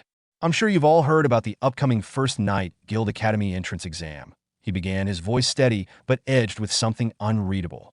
One of the exams, specifically the combat assessment, will be broadcasted live by Connect. However, here's the part you might not expect. The proposal for this plan came not from our internal team, but from the First Night Guild itself. The mastermind behind the proposal is none other than their guild master, Raul Ashton, with his designated proxy, Crash. And to top it off, the final approval for this plan came directly from the president. The moment those words left his mouth, a wave of shock rippled through the meeting room. Employees exchanged bewildered looks, and whispers of disbelief filled the space. The First Night Guild proposed it, someone muttered. Another voice, sharper with confusion, followed. Wait, you mean the NPCs? They were the ones who submitted the plan? A third employee, his face scrunched in disbelief, added. And the president approved it? Personally? The rising tension in the room reached its peak when one frustrated employee slammed his fist on the table, his voice bursting with outrage. This is absurd. How is a mere game character submitting proposals instead of one of our employees? How did this even get approved? The room fell silent. The weight of the situation sank in, and the reality of what had just happened began to settle into their minds. Meanwhile, Chai Li-wan remained quiet, gripping the printed proposal in his hands so tightly that the edges crumpled slightly. His jaw tensed as he stared at the document. To think this ridiculous proposal was approved without any discussion. He thought, frustration simmering beneath his composed exterior. His gaze flickered toward the screen once more. Just what exactly is the president thinking? The scene shifted to the heart of Mira, the bustling gathering square, where the air buzzed with energy. A voice rang out from the crowd. One spot left for the street dog elimination quest. Warriors preferred. Another voice called out, selling a warrior's two-handed axe and leather greaves. Great prices. Yet another shouted, looking for a group. Level 17 archer here. The square was filled with players moving around, shouting, and advertising their needs, creating a chaotic yet lively atmosphere. Among them, Raul, disguised as Crash, sat on a nearby bench, watching the players go about their business. As he observed the scene, a thought crossed his mind. Blending in among players while using my past life's appearance. It almost feels like I never reincarnated. A strange sense of comfort settled over him, prompting him to murmur under his breath. It's weirdly comfortable. Meanwhile, his contracted fairy, Revel, was intently focused on checking the Connect game's main page. As she scrolled through updates, something caught her attention, and she turned to Raul with urgency in her voice. Raul, an announcement just got uploaded to the main page, and there's a commercial alongside it. Raul raised an eyebrow. Really? What's it about?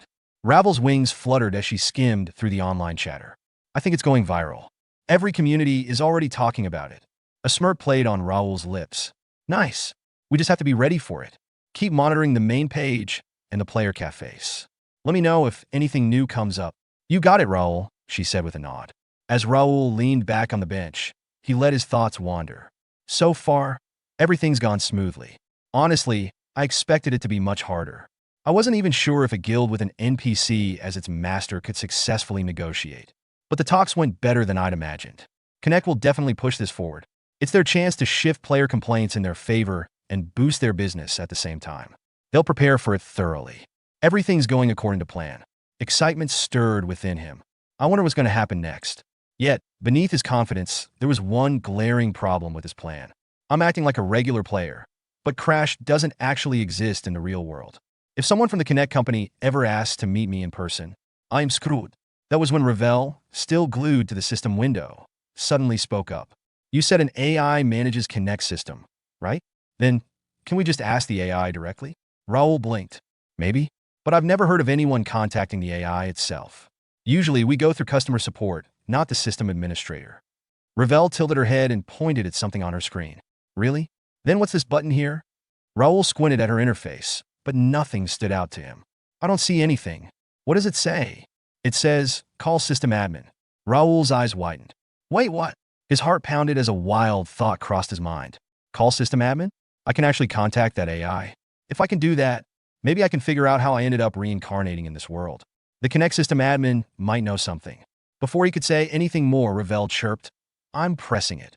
A large system window immediately materialized before Raul, glowing ominously. Message from Connect System Admin D. Raul D. Ashton. Authorized level 4 access. Write a message. Each message costs 100 coins. Raul stared at the screen in disbelief. Holy, this actually works. Without hesitation, he typed, Who are you? A reply came instantly. I'm System Admin D. 100 coins deducted. Frowning, Raul typed again. What's your true identity? I'm System Admin D.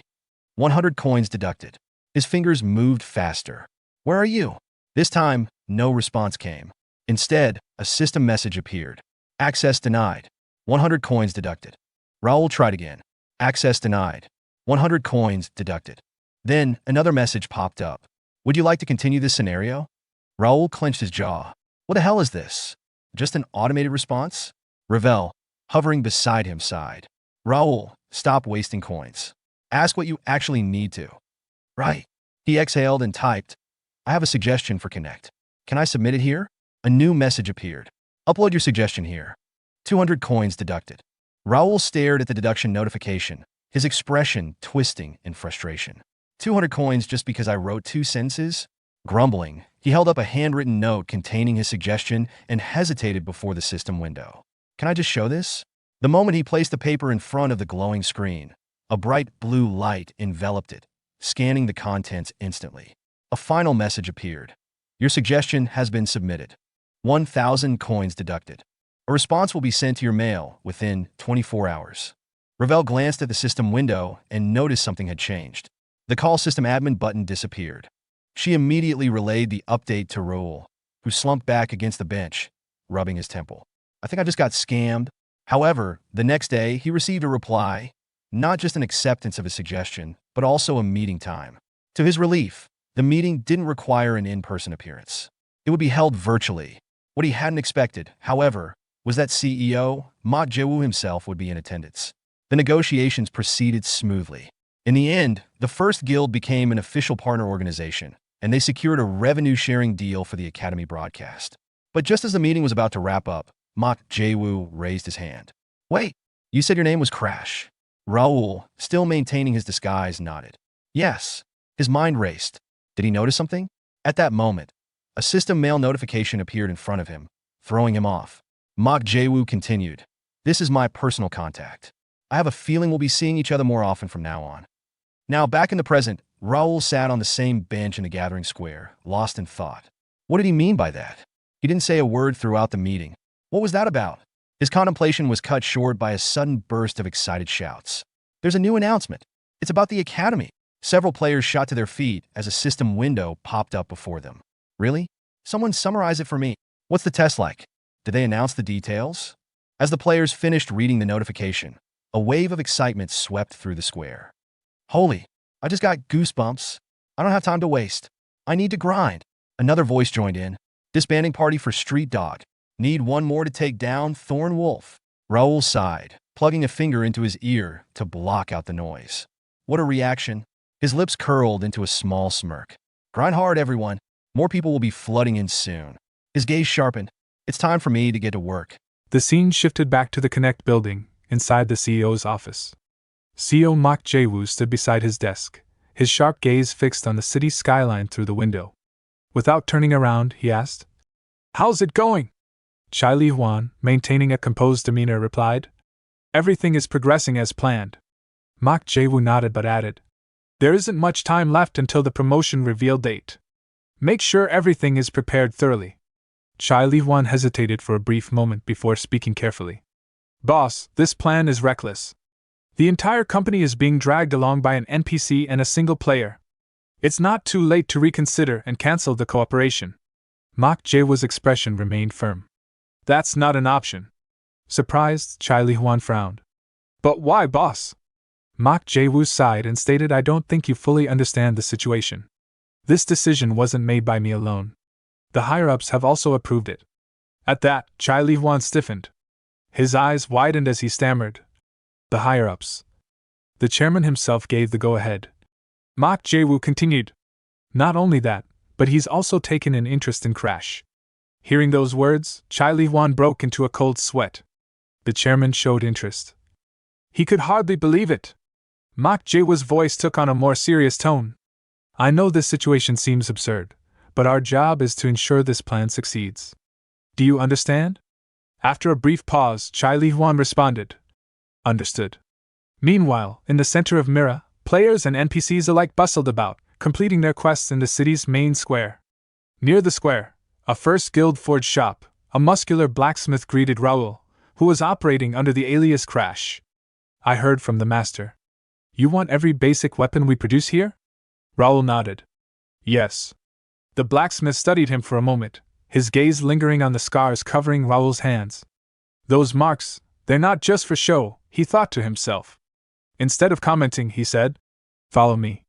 We need to figure out your grip and size." "All right." Raul agreed, following him inside. Inside the forge, the blacksmith presented him with an array of weapons. "These are the standard weapons we craft here." Raul picked up a sword, examining its balance and edge. "And he thinks it seems amazing."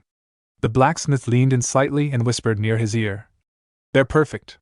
As the master requested, they may look standard on the surface, but each one was forged by our finest craftsmen. We also engraved the first guild logo on all of them." A small smile formed on Raul's lips. "Your master must be satisfied. These truly are amazing." The blacksmith chuckled. "You think so? Take your time with the measurements. This will take a while." Raul nodded and left the shop, calling back, "I'll see you next time." "See you later," the blacksmith responded. As Raul walked through the streets of Mira, deep in thought, he murmured to himself, "Next, I'll need to find a place to make armor. Connect doesn't have named brands yet, so if I start using items with a brand logo, it'll draw attention. This is going to be a huge event, broadcasted worldwide. Connect is moving quickly. I'll make sure people know our name." A major announcement was posted on Connect's official website, instantly capturing the attention of players and gaming enthusiasts worldwide. "First Guild Academy, the ultimate challenge begins. 600 challengers, only 16 will rise. Compete in an infinite tournament-style battle where strength, skill, and strategy will determine who secures an academy admission ticket. Fight. Win. Seize your chance at glory." This event will be broadcast worldwide, bringing unparalleled competition to a global audience. To support the academy candidates, Connect has confirmed round-trip portal tickets to Mira, ensuring every participant gets the chance to fight for their future. The moment the announcement went live, the gaming community erupted with excitement. Shortly after, a promotional advertisement was released, amplifying the buzz. Social media platforms, forums, and gaming discussion boards were flooded with reactions. Online reactions was like this: "Let's go! This is exactly what we needed! Winning this means instant fame! There are only 10,000 players in total, and it's a worldwide broadcast? But you can't even watch it on cable TV? I guess it's not PG-13. Okay, I take back everything bad I said about the devs. No way I'm leaving Mira, even if I lose! Nice try, but losers get sent back immediately after the admission test." I doubt this will get high viewership. No broadcasted game has ever really taken off. You're looking at this the wrong way. This isn't just a normal game, it's practically real life, not some pixelated fantasy. For those arguing this is a sport, it isn't. Mark my words, illegal gambling is already happening behind the scenes. This is different. Just look at the revenue it pulled in this year. Yeah, and parents are definitely not going to like this. Inside Connect's game planning office, tensions were running high as Chai Li Huan paced in front of his subordinates. His frustration finally boiled over, and he slammed his palm against the boardroom table, his voice sharp and demanding. This isn't enough. We need more engagement, more people talking about it. It doesn't matter what they say, as long as they're saying something.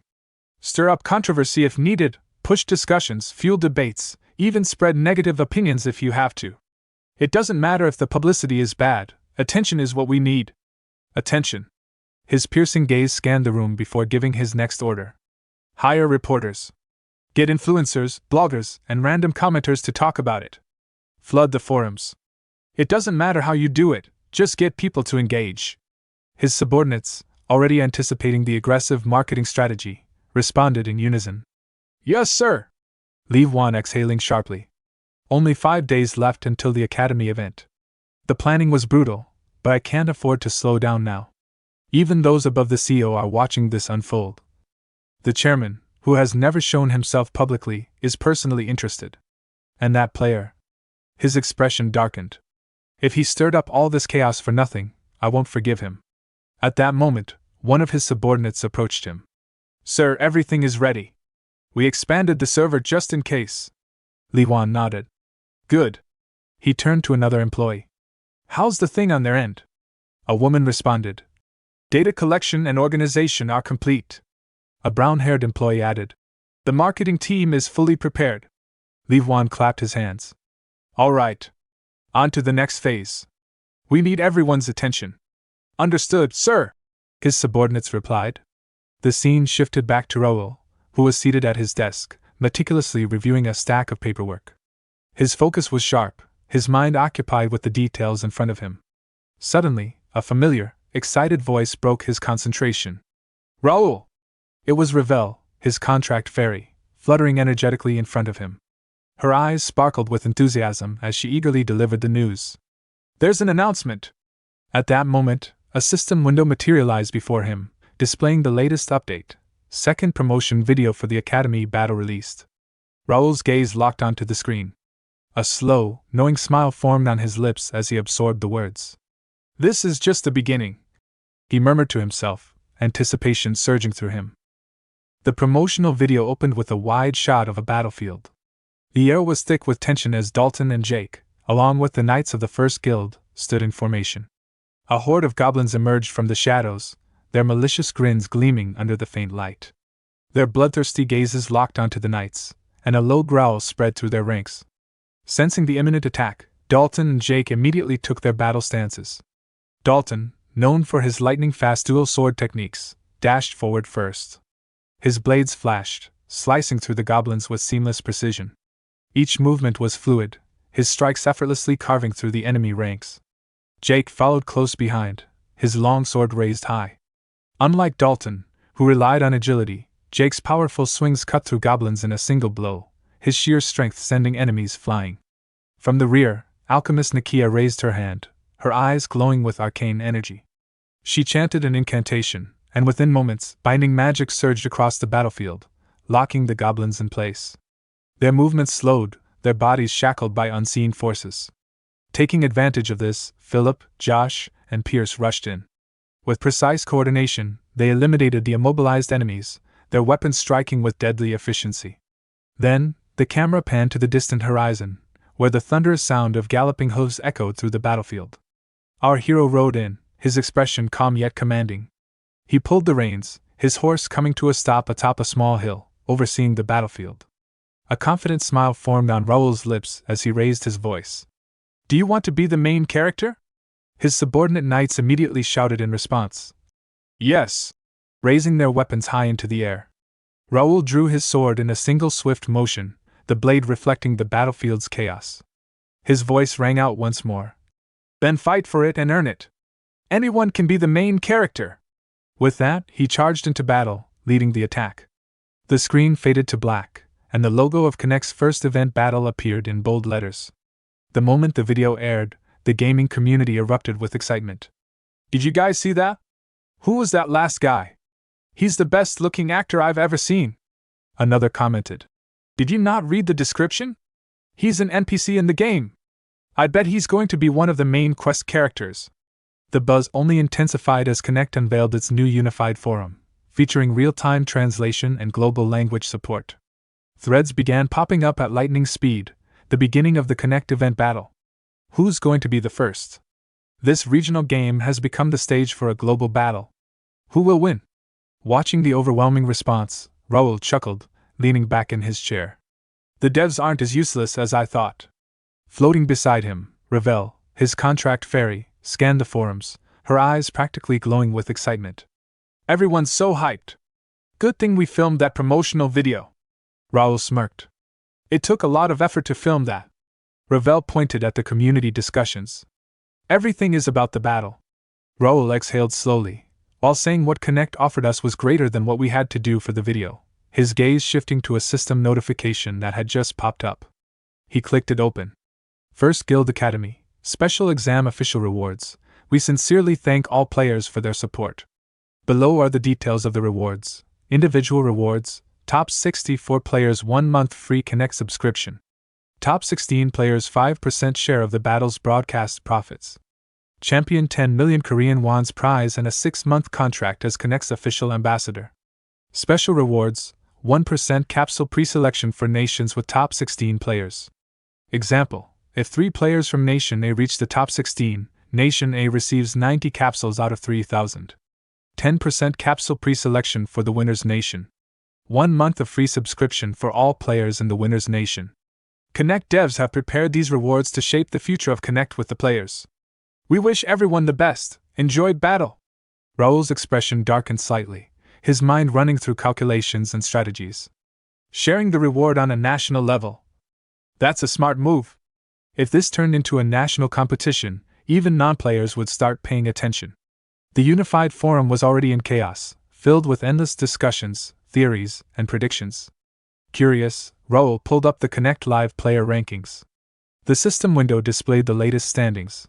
Live player rankings: first Bae DoHyun level 23 from South Korea. Second Louis Blake level 21 from United States. Third Lee Jin-chung level 21 from China.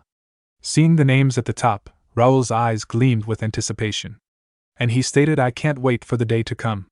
The day of the Academy admission test, the scene shifted to the First Night Guild headquarters, where thousands of players had gathered for the test. Raul and Ravel stood by a large window, overlooking the massive crowd below.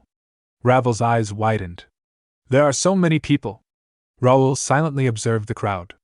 6,500 players had applied for the Academy. Essentially, every player over level 10 had signed up. After a thorough screening process, only 2,000 were selected. Out of them, 1,600 would participate in the battle, chosen based on strict criteria. Suddenly, a few players started complaining from the crowd below. How am I supposed to do this?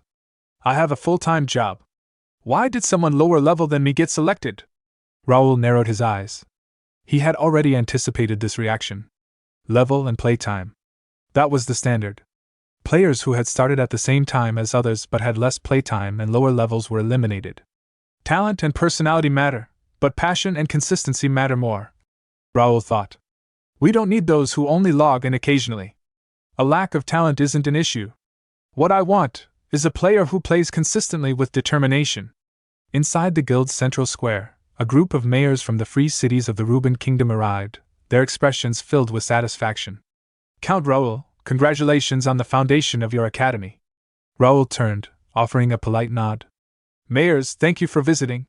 Reynaldo smiled, and stated, not at all. We are thankful to be invited. It's an honor to be part of this. Raul's gaze flickered to 3 individuals standing a short distance away. They looked uneasy, nervously chatting amongst themselves. Those are the mayors who rejected my idea. He mused. They looked down on me, but now, they must regret their decision after seeing how much the others gained from me. A familiar voice interrupted his thoughts. Master, all the players are here now. Raul turned to see Bernard, his trusted butler, standing before him. A slow smile formed on Raul's lips. They must be waiting. Let's go start the event. Palmer strode confidently onto the stage, standing before the thousands of players who had gathered for this moment. A hush fell over the crowd as they waited for him to speak. Then, with a bright smile, he raised his voice. Thank you for waiting! The first Academy entrance exam, the battle, begins now. A thunderous cheer erupted from the gathered players. Hands shot into the air as excitement swept through them like a tidal wave. Palmer let the excitement settle for a moment before continuing. Hello, everyone. I am Palmer, the First Night Guild's branch manager of Mira. Before we begin, let me introduce the rules of the exam. The crowd quieted, their eager anticipation turning into focused attention. For the qualifiers, 1,600 players will be divided into 8 groups. Each group will consist of 200 players, all deployed onto a battlefield where they will fight until only one remains standing. From within the crowd, a male player turned to the woman beside him, shaking his head. I figured it'd be something like this, but a full-on battle royale? The female player crossed her arms. Then how do they decide who moves on? Palmer answered as if he had heard them. Only 8 players from each group will proceed to the next round. The selection criteria are as follows. The last player standing automatically qualifies. The 5 players with the highest number of eliminations will also advance. 2 additional players will qualify by meeting a special condition. A murmur spread through the crowd as players tried to guess what that special condition might be. Palmer raised his hand, silencing them before revealing the answer. Scattered throughout the battlefield will be hidden statues. The first 2 players to collect 5 statues each will secure their spots in the next round. A ripple of surprise moved through the players. Palmer continued. However, be warned, when a player gathers 5 statues, they will form a beacon of light for 5 seconds. Anyone nearby will see it, and you will have to defend your statues for 1 full minute to officially qualify. If you die or lose possession of your statues, they will disappear. Be mindful of this risk. Some players gulped nervously. Others grinned, already formulating strategies in their minds. The time limit for the battle is 100 minutes. If, by the end of the match, more than one player remains standing or no one has gathered 5 statues, the top 8 players with the most eliminations will proceed. Lastly, there are a few hidden rules in place to ensure fairness. You'll understand once you see them. The tension in the air thickened as the weight of the exam set in. Palmer clapped his hands together and gestured toward the enormous system screen that appeared behind him. Now, here are the groups. Good luck, everyone! As the screen lit up with names, the players surged forward, scanning for their own. Players in Group A, please follow the guides. In the crowd, Kim Il-woo let out a nervous chuckle. Shit, I'm in Group A. He had been hoping to observe the other matches first, to analyze different strategies before taking the field himself. That plan was now out the window. He immediately pulled up the system window, his eyes scanning the list of players in his group. Let's see. The highest level player is 25, followed by one at 24. There are about 30 players at level 23. Fortunately, the top 2 ranked players aren't in my group. But his eyes landed on 5 particular names. There are 5 high rankers among them, rank 7, 13, 16, 25, and 31. I need to keep an eye on them. As he was marking their names, someone suddenly approached him. Hey, are you Korean? Kim Il-woo turned to see a player grinning at him. He nodded. Yeah. The player's smile widened. Nice. Can we talk for a second? Kim Il-woo frowned in confusion.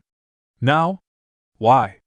Before he could protest, the player grabbed his arm and started pulling him along. Just come with me. We have to work together. Kim Il-woo let out a sigh. Fine. After a short walk, he found himself standing before a group of Korean players who had gathered together. A man at the center of the group greeted him with an easygoing smile. Hello, my name is Park Sun-ho. I already feel much safer surrounded by my own people. Hearing his name, Kim Il-woo quickly checked his ranking. Park Sun-ho. Level 19, global rank 357, local rank 27. Park Sun-ho continued speaking, his tone relaxed but firm.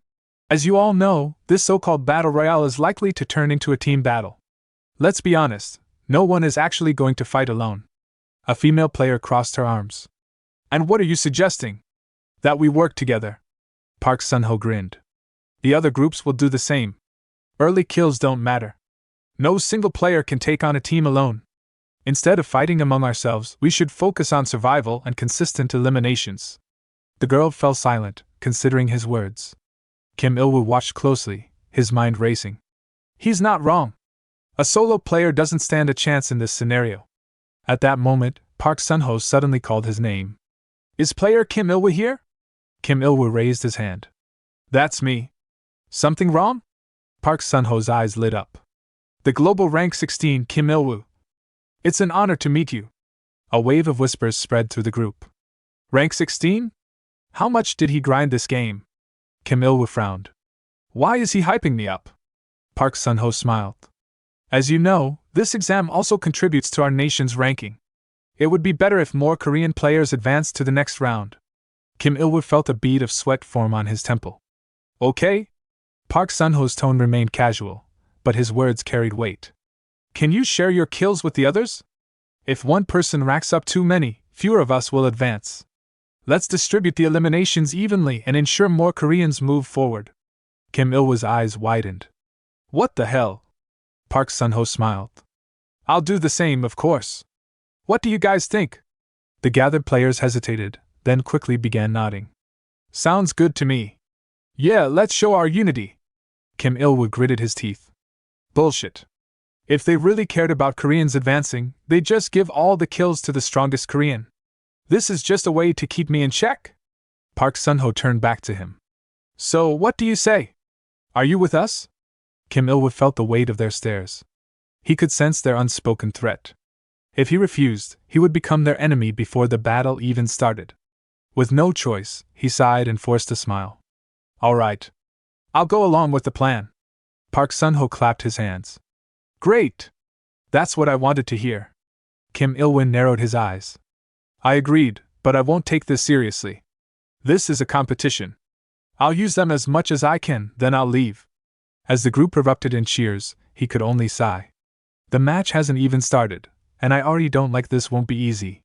Some time later, all the players stepped into the battle arena, their footsteps echoing against the stone floor. Kim Il-woo's eyes darted around, taking in his surroundings. This is the battlefield? It's smaller than I expected. Is this just a waiting area? The air was thick with tension, players sizing each other up as they waited for the exam to officially begin. High above the arena, in the spectator block, Mayor Reynaldo of the Free City of Mira scanned the crowd, his gaze searching for a particular figure. The moment Count Raul entered, a wide smile stretched across Reynaldo's face. Count Raul, I've been waiting for you. Raul, ever composed, nodded as he took his place. It looks like Group A is ready now. Reynaldo chuckled. I heard you personally designed this exam. Quite impressive. Below, Kim Il-woo continued to examine the battlefield, still feeling uncertain about its size. Something's off. A battle royale needs more space than this. There has to be something I'm not seeing. As if reading his thoughts, Reynaldo spoke again, gesturing toward the arena with a hint of amusement. The space seems a bit too small for a battle royale, don't you think? Raul, unfazed, gave a slight smirk. Don't worry. Special tools have been installed for this exam. Reynaldo let out a hearty laugh. Of course. Count Raul designed this. Naturally, there's more to it than meets the eye. As the players continued preparing, Reynaldo stated, shall we place bets on who the winner will be? His suggestion immediately caught the attention of the other mayors in the viewing area. Oh, that sounds fun! One of them agreed. Turning to Raul, Reynaldo grinned. You should bet too, Count Raul. Raul considered it for a moment before nodding. That does sound entertaining. His gaze swept over the arena, scanning the players below. Many had already begun forming groups, just as he had expected. Just as I thought. People are already clustering together. How predictable. Despite the numerous high-level contenders in the crowd, one figure caught his eye, a player standing slightly apart from the others, his posture tense but composed. As Raul knew him from his past life and his name Kim Il-woo. Raul's expression remained unreadable, but his thoughts lingered. I didn't expect you to be here. Kim Il-woo. Global rank 16 from Korean. To most, he might seem like just another skilled player, but to me, he's something else entirely, an anomaly in Connect. A singularity that shouldn't exist in this game. In my past life, he was the only friend I trusted. We grew up together in the same orphanage, closer than blood brothers. While I threw myself into Connect, Il-woo lived a normal life. He worked at a small company, married the right person, and never once touched this game. Ilwa was my anchor. The only person I could talk to, the only one who never judged me for wasting my life in a virtual world. So why is he here? The Ilwa I knew would never have played Connect. His life was set on an entirely different path. Did my presence in this world somehow change his fate? I thought my reincarnation had no impact on Earth, but I was wrong. What do I do now? Should I convince him to quit before he gets too deep?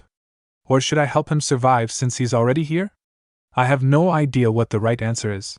Suddenly, Palmer's voice boomed over the battlefield. Attention, everyone! The test will begin when the number on the screen hits 0. A massive countdown appeared above the stage. Players shifted uneasily, gripping their weapons in anticipation. 10, 9, 8. The tension in the air was palpable. Eyes darted around, looking for threats before the battle even started. 3, 2, 1. Let the test begin, Palmer declared. Large red magic circles appeared across the battlefield, glowing ominously. Confused murmurs spread among the players as they instinctively braced themselves.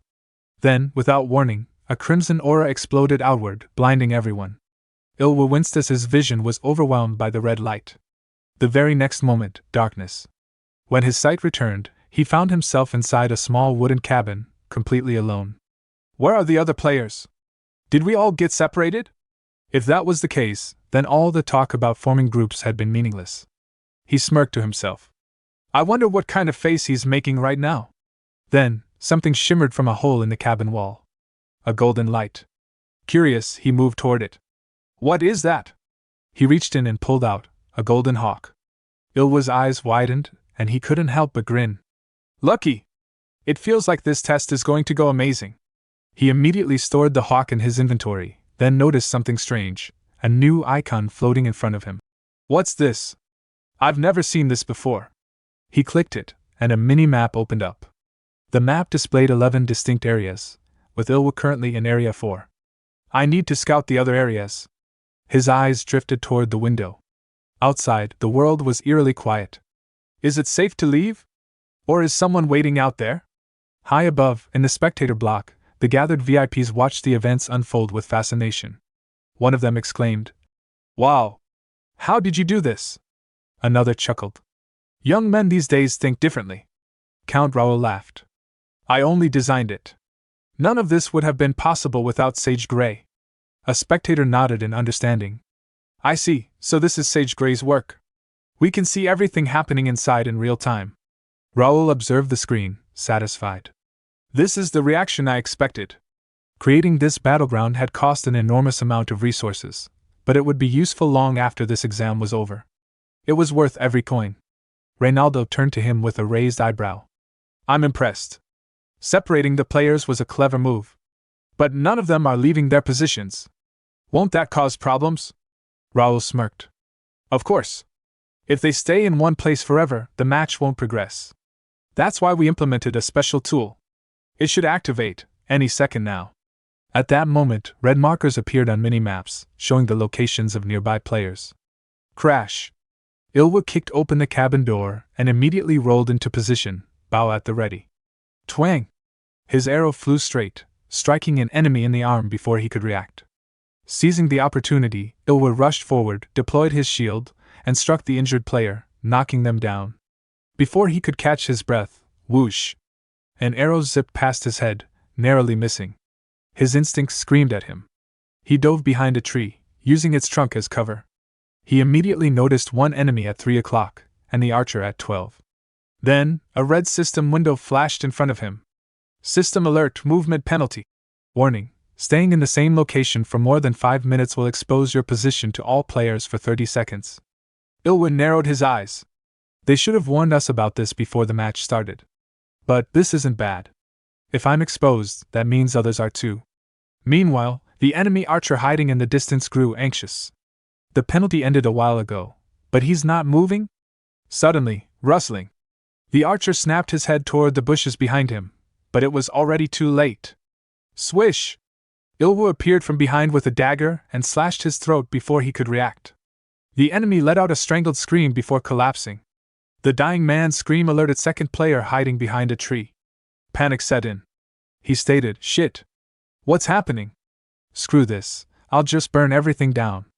He immediately began chanting a spell, fire gathering in his palms. But before he could finish, a blade pressed against his neck. Unlucky. Ilwa's voice was cold. A mage all alone? Bad idea. With a swift motion, he silenced him. Ilwa let out a deep breath, his heart pounding. That was close. Wiping the sweat from his forehead, he couldn't help but smirk. This is just the beginning. Current status, he got 3 kills and 1 golden hawk. The ground suddenly trembled beneath Ilwa's feet, sending a wave of confusion through him. His eyes darted around as he steadied himself, instinctively tightening his grip on his weapon. What's going on? He shouted. Before he could process the situation, a red system window flashed before him. System alert. 10 minutes have passed since the battle began. The area with the most surviving players is about to disappear. Time limit 1 minute. Players in that area must escape to another zone before the timer expires. Affected area, Area 7. Ilwa's eyes widened in shock. They're forcing us to move? He muttered. Wasting no time, he leaped onto a sturdy tree, quickly climbing to a vantage point. Balancing himself on a thick branch, he scanned the battlefield and saw it. Area 7 was now surrounded by an ominous red aura. Below, chaos erupted as players in Area 7 sprinted desperately toward the nearest safe zone. But just as they reached the border, hidden players lying in wait among the trees rained arrows down on them. Trapped between death and an ambush, many fell before even making it out. A few moments later, another system message appeared. System alert. Time limit expired. Area 7 is now disappearing. A frantic voice echoed from the battlefield. Wait. I haven't escaped yet. But it was too late. A flood of red energy surged over the area, swallowing it whole. In an instant, Area 7 ceased to exist. Once again, the ground trembled violently. A new message appeared. System alert. Battlefield structure shifting due to area disappearance. Watching from above, Reynaldo's eyes widened in awe. The terrain is changing mid-battle? Raul smirked. Now everyone should realize that hiding won't save them. Reynaldo shook his head. No one could have expected this. The battlefield must be in complete chaos right now. Raul's expression remained composed. Exactly. It must feel like purgatory down there. The scene shifted to Park Sun-ho clenched his jaw, frustration evident on his face. Who the hell designed this insane scenario? Gathering the Korean players hadn't been difficult. Many of them were ranked players, and under normal circumstances, their numbers alone should have guaranteed an advantage. But the randomized starting locations had thrown everything into disarray. Still, I had planned for this. If a pre-battle strategy wasn't possible, the next best option was to regroup after the test began. Since the in-game system translated all languages automatically, there's no need to specifically search for Koreans. After spending most of the early phase searching, he had managed to gather 5 teammates. Now, it was time to deliver results. He pulled up the real-time ranking window. First place, Brent from USA, with 7 kills. Second place, Kim Il-woo from Korea with 5 kills. Third place, Bae DoHyun from China with 5 kills. Sun-ho's eyes narrowed at the second name. Kim Il-woo? His grip tightened. When the hell did he get so many kills? His mind raced. That bastard must have gotten lucky with his spawn point. If I had been in his position, I'd be leading the rankings by now. But it wasn't too late. With 5 reliable teammates as his shields, his strategy would work. Enjoy it while you can, Il-woo. Soon I'll crush you. Just as he solidified his plan, the ground beneath them lit up. A massive magic circle glowed ominously. Watch out! Sun-ho shouted. Before anyone could react, teleportation magic activated. In a flash, they vanished. When Sun-ho opened his eyes, he was alone. A system message appeared in front of him. Teaming detected. Unfair play has been identified. As a penalty, players have been forcibly relocated to random locations. Sun-ho's face twisted in rage. He kicked a nearby wooden boundary and shouted. What the fuck is this? Whoever designed this must be watching and laughing right now. Dirty bastard. Elsewhere, Raul sneezed. Rubbing his nose, he muttered. Someone must be cursing me. Sun-ho exhaled sharply. Damn it. Regrouping is impossible now. Even if I could, catching up in kills will be tough. Before he could formulate his next move, a voice called out from behind him. What are you doing over there by yourself? Sun-ho's breath hitched. He knew that voice.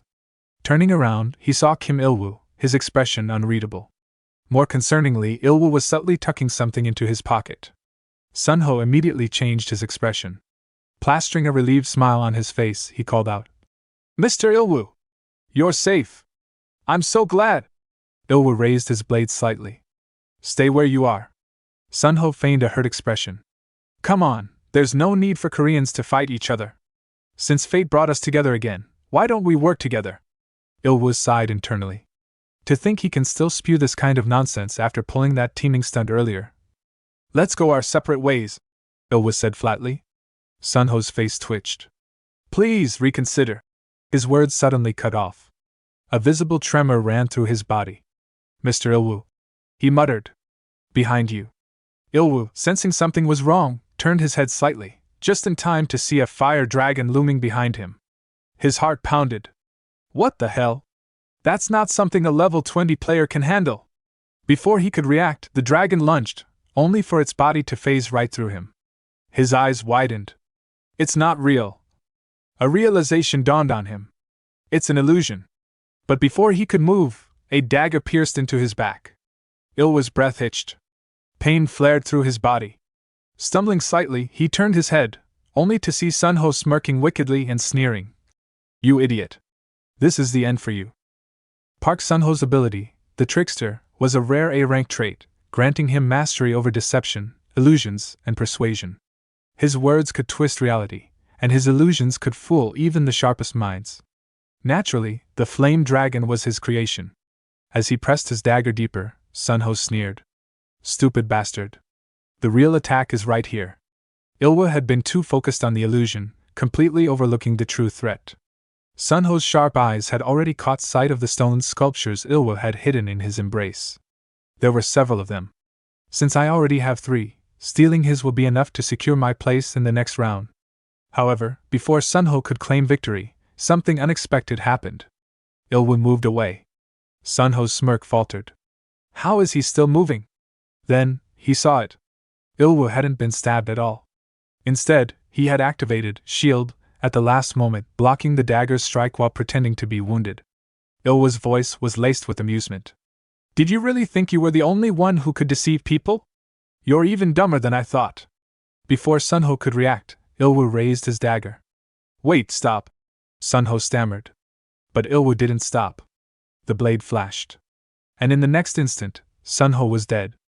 Il-woo knelt beside his fallen opponent, searching his body. His fingers closed around the golden phoenix statue Sun-ho had been hiding.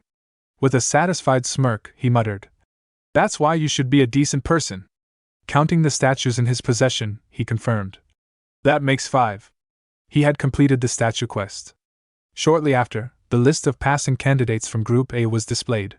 First place is Brent from USA with 11 kills. Statue quest completion by Kim Il-woo from Korea with 7 kills. And Yan Wairyong from China with 4 kills. Most kills, excluding already qualified candidates, ranked by survival time. First place Bae DoHyun from China with 8 kills. Second place Satoshi from Japan with 7 kills. Third place Manga from Germany with 6 kills. Fourth place Vasily from Russia with 5 kills. Fifth place Marcos from Mexico with 5 kills. With that, the first day's preliminary rounds concluded. As soon as the matches for Group A and Group B ended, the online forums exploded with discussion.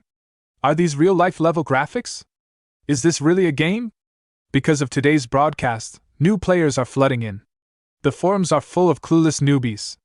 I didn't expect much, but this was insane. The exam was actually well designed. Yeah, I thought it'd just be a numbers game, but they actually made it fair. Props to the devs.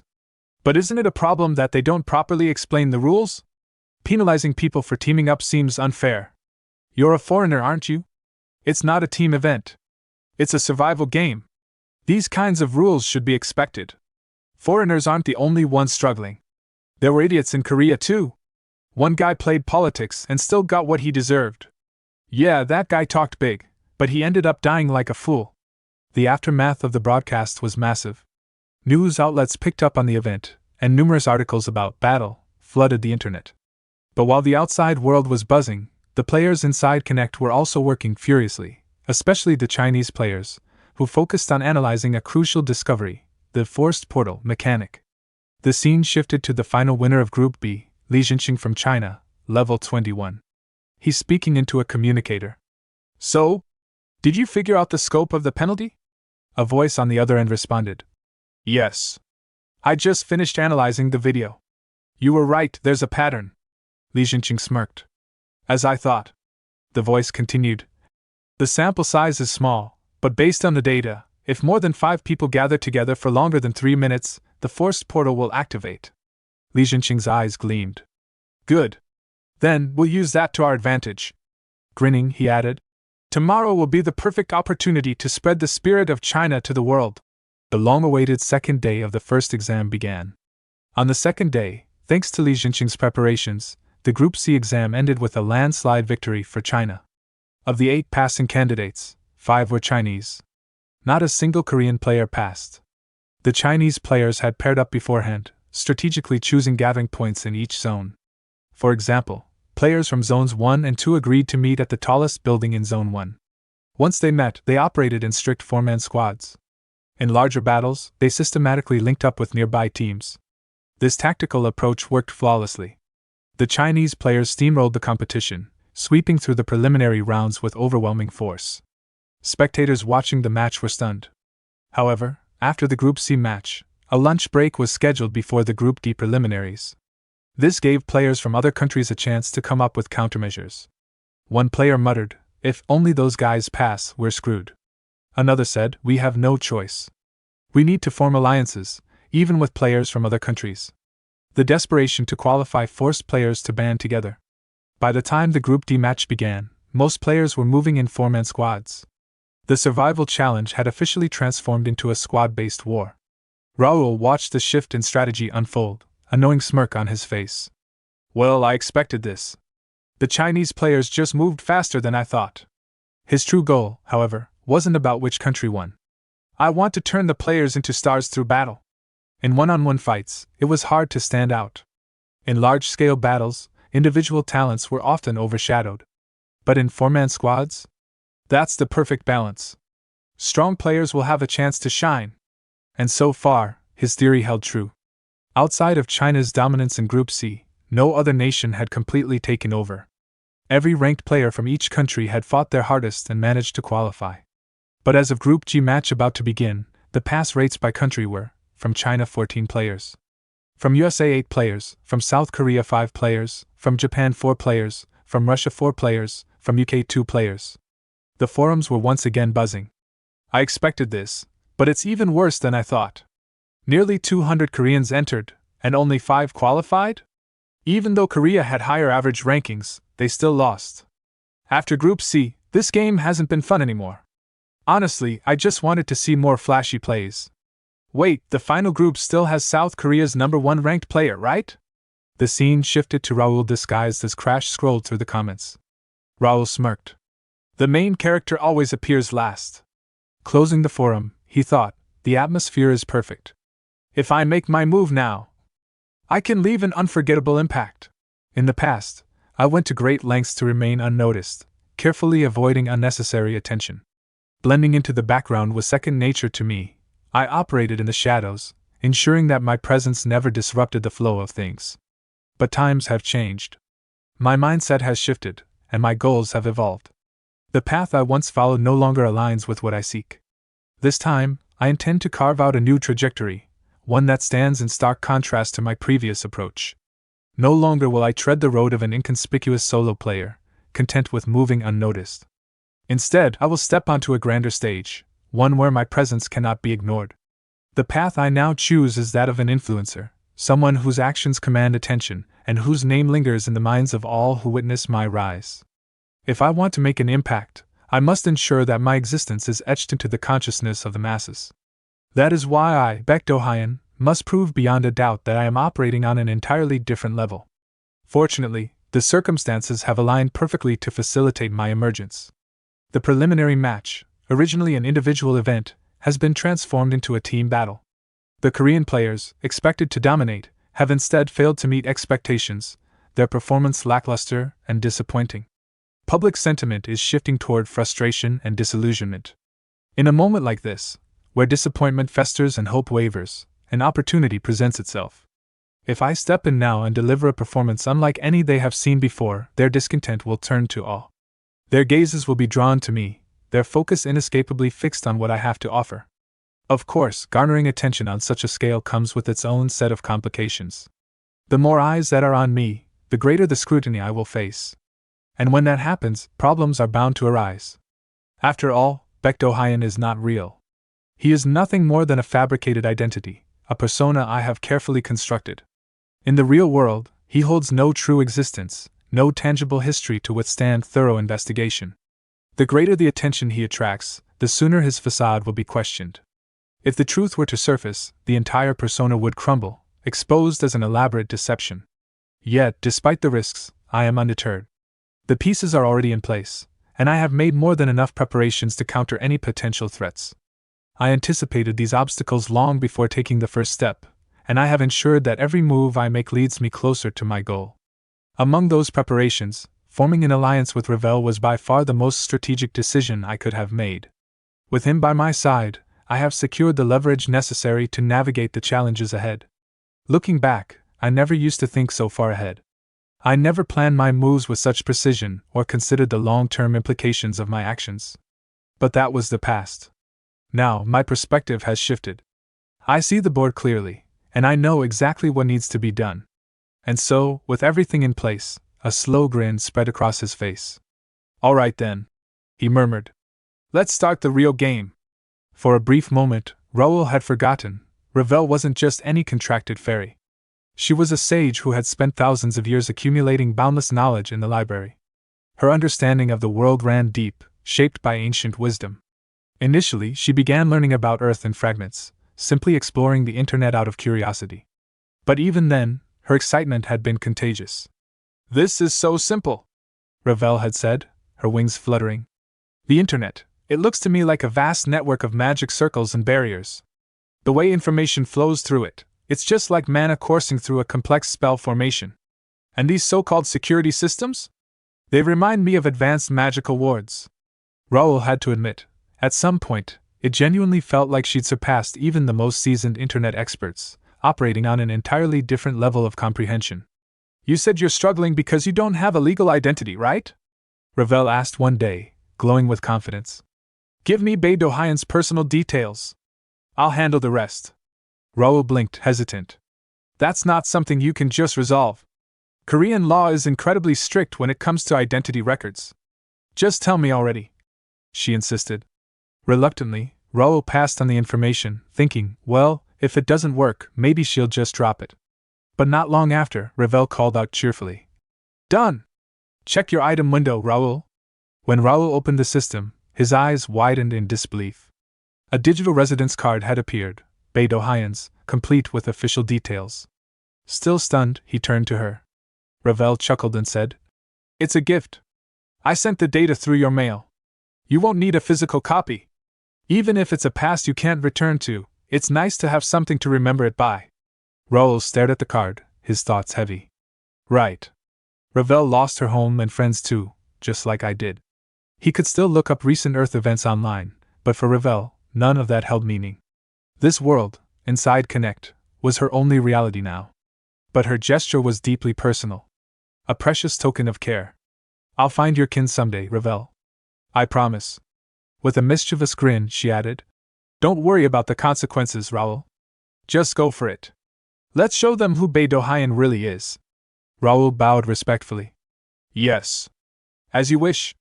Present day, First Academy entrance exam. The bulletin board buzzed with updates. "Hey, a new guy just got posted," someone called out. "It's duo-based," another replied. "We need to form squads." Blending into the crowd, Raul, now disguised as Bae DoHyun, watched the other players. Everyone seems too preoccupied with the strategies to notice me. Just then, a voice behind him asked, "Are you Korean?" Raul turned to see a smiling girl. "Yes," he replied. "Great. Come with me, everyone's gathered over here." She led him to a nearby cluster of Korean players. A silver-haired player looked up and smiled as Raul arrived. "You're the last one. Welcome. I'm Park Sunjun. Nice to meet you. I'm Bae DoHyun." Raul responded with a nod. Several of the Korean players tensed, their expressions tightening slightly. Now that we're all here, let's resume the meeting, Sungjin announced. I'm currently acting as the lead. Is that alright with you, Bae DoHyun? I don't mind, Raul replied. But before we continue, I'd like to say something. Sungjin gestured for him to go on. I plan to participate in this match solo. So I'd appreciate it if you excluded me from the group's strategy. The cheerful atmosphere evaporated. Shock rippled through the group. Are you saying you'll go against us? One player asked, frowning. Raul shook his head. No. I won't interfere with any of you, at least not until I've eliminated all non-Korean players. I have only 2 requests. First, secure as many kills as possible during the early stages. Second, if things turn south or you collect 4 fragments, head straight to Zone 1 when it opens mid-match. He turned and walked away. That's all. See you in the game. The girl who'd led him over and several others watched his back nervously as he disappeared from sight. A little bit later, Raul quietly reviewed his system interface, paying close attention to a specialized item, Gray's Polymorph Ring Plus 5. This high-grade, unique artifact allowed the wearer to alter their physical appearance at will. With the recent enhancement to Plus 5, the ring's capabilities were significantly upgraded. Raul could now manually adjust his stats within a range of 5% to 80% of their original values. Crucially, the previous penalty of a 30% reduction across all stats had been removed, thanks to an enhancement scroll Raul had used from the system shop. The only drawback that remained was a reversion to his original form if his mana dropped to 0. An additional, mysterious effect hinted that the creator, Gray, could be summoned once, though Raul wasn't yet sure under what conditions. Now fully in disguise, Raul had assumed the identity of Bae DoHyun, carefully calibrating his stats to match his fabricated identity. Though his true level was 84 in hardcore mode, he now appeared to be a mere level 23. His original job titles, Intermediate Psychokinetic, Sword Expert, and Advanced Knight, were concealed under the simple label of Beginner Psychokinetic.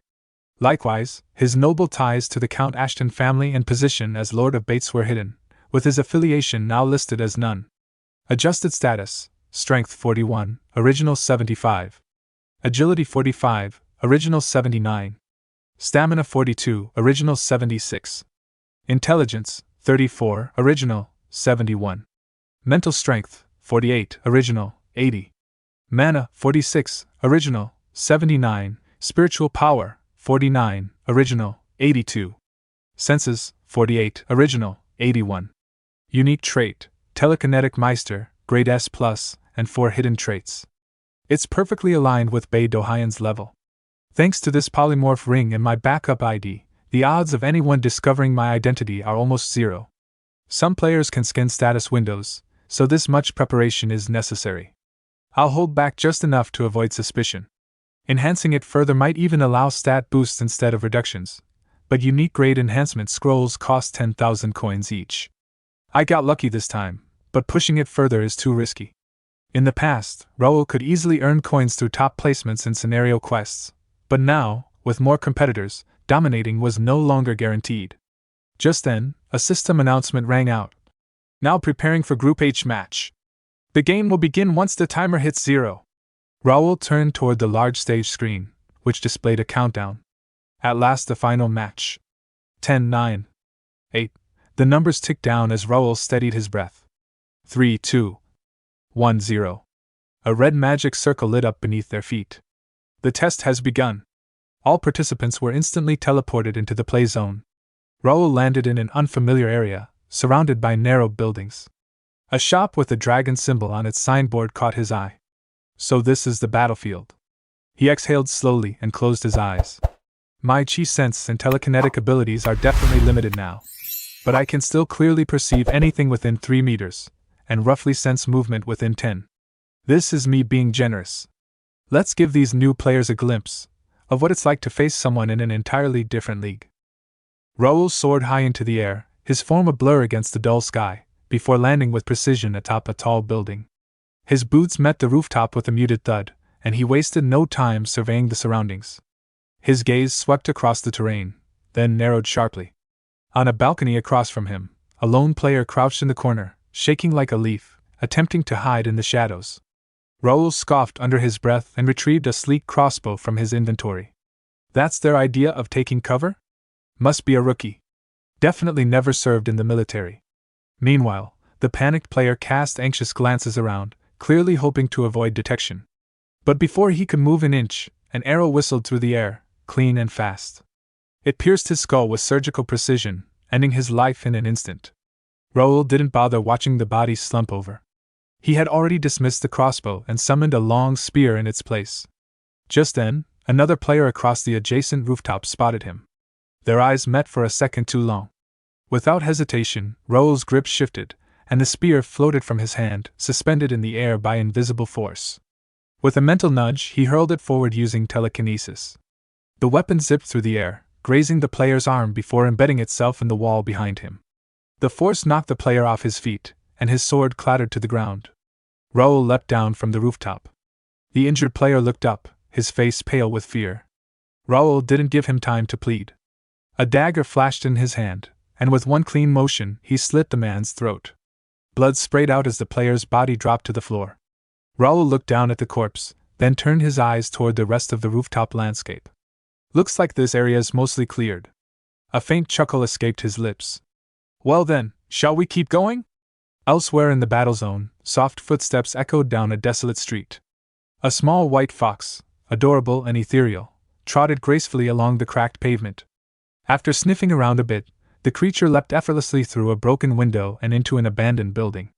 Inside, a young woman was already waiting. She rushed over and scooped up the fox with a warm embrace. "You did amazing, Yunbayal," she whispered with a smile. The girl was Han Seo-hyun, one of the Korean participants, and the very same one who had invited Raul to join the Korean group earlier. Her trait was rare and powerful, the ability to summon mythical beasts.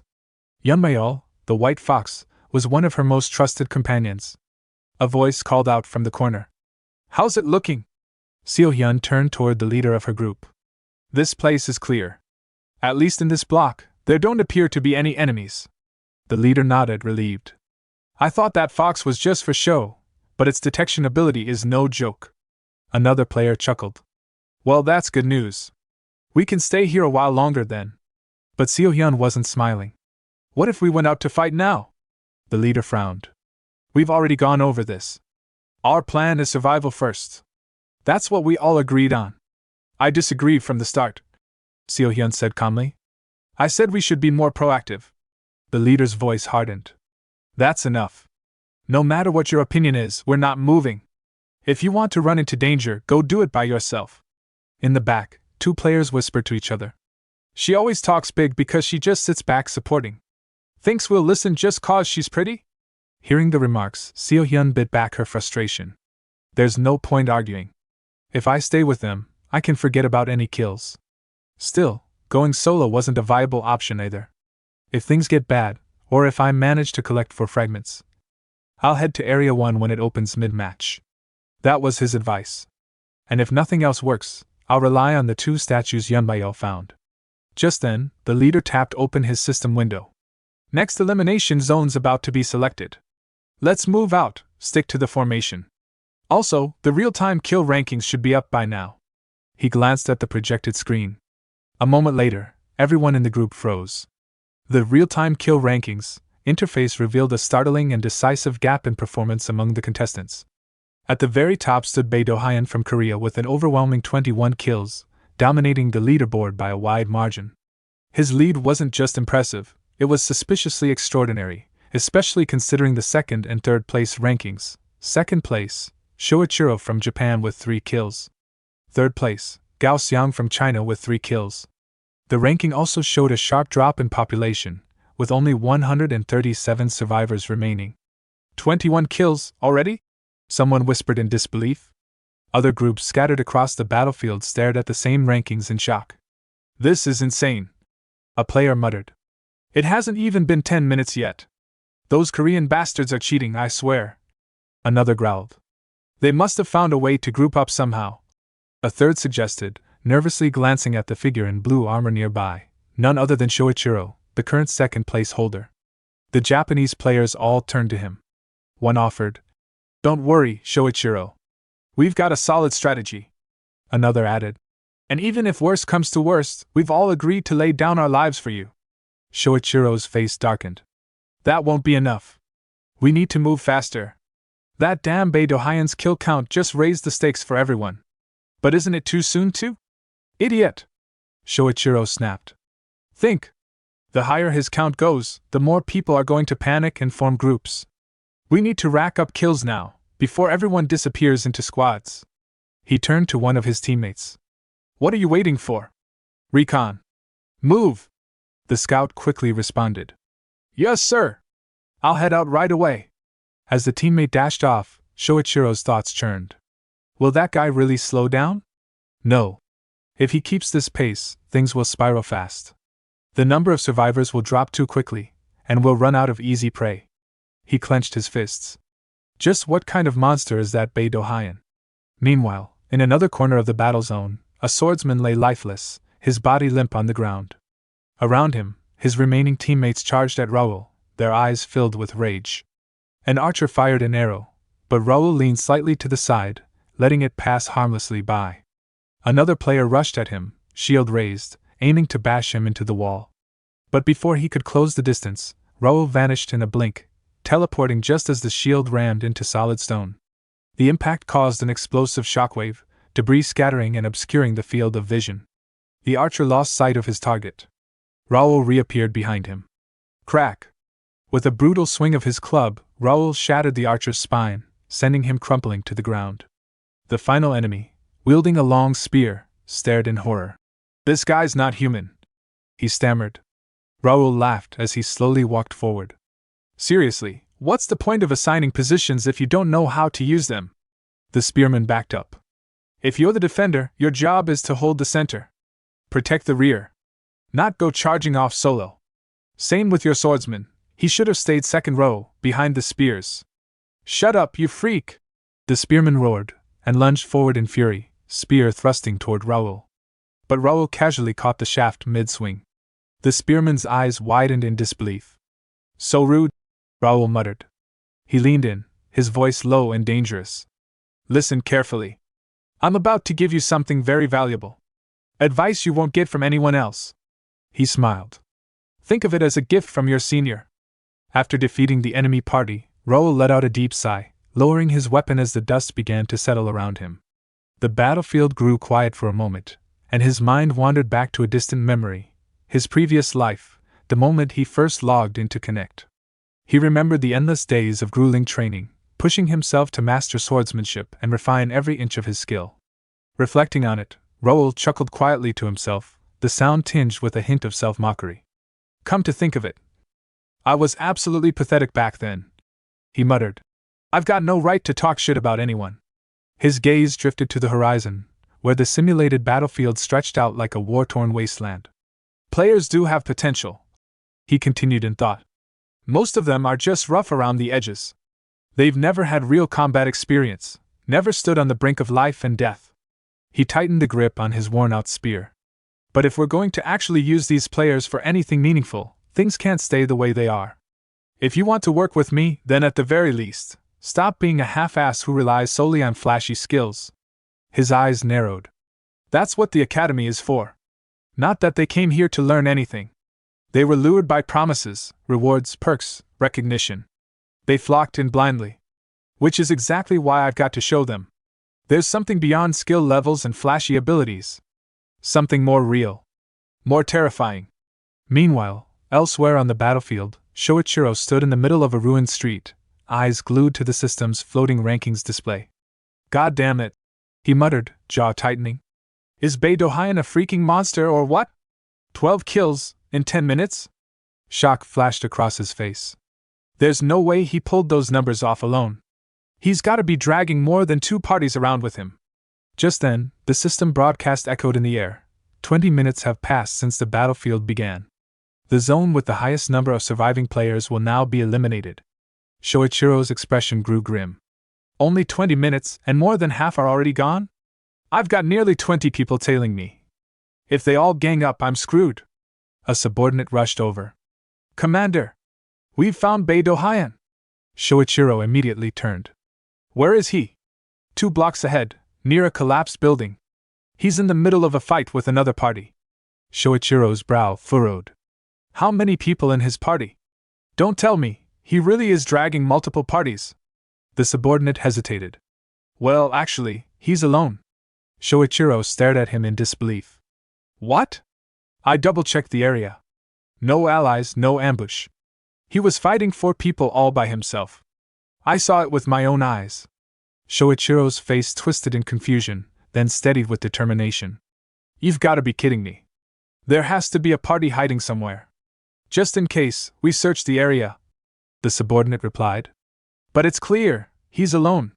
Shoichiro clenched his fists. Screw it. I'll confirm it myself. Everyone move in. We strike from behind while he's still fighting. His men nodded, drawing weapons. Shoichiro's thoughts hardened. I don't care what kind of tricks he's using. If he's alone, then he's a golden ticket. We bring him down, and I become the last one standing. He smirked. Thanks for racking up those 33 kills for me, Bae DoHyun.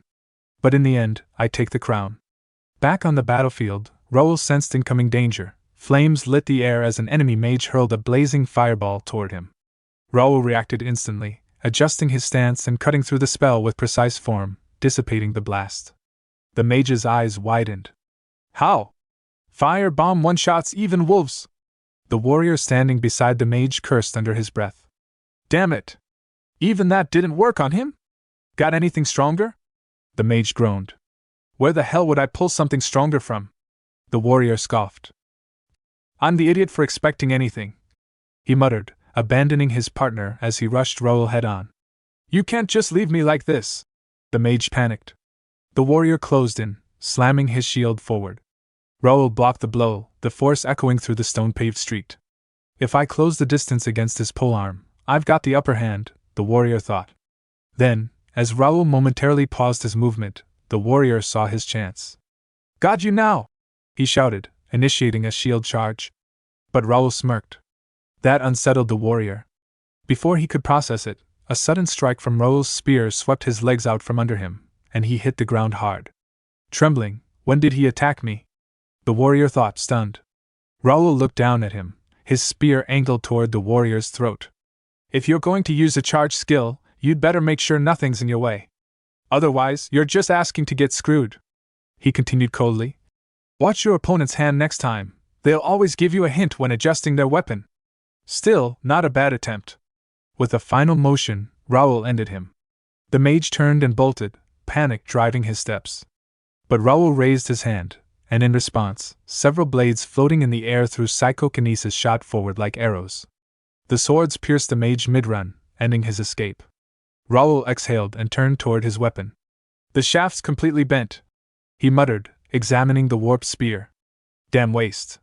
But I did block a full-on charge. Can't complain. Suddenly he sensed them, multiple presences on the rooftops. He looked up. Ninjas, more than a few.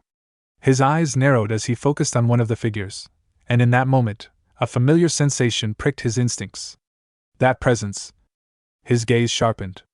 So it's you, Shoichiro. You're here. Shoichiro had been obsessed with ninjas long before Connect even existed.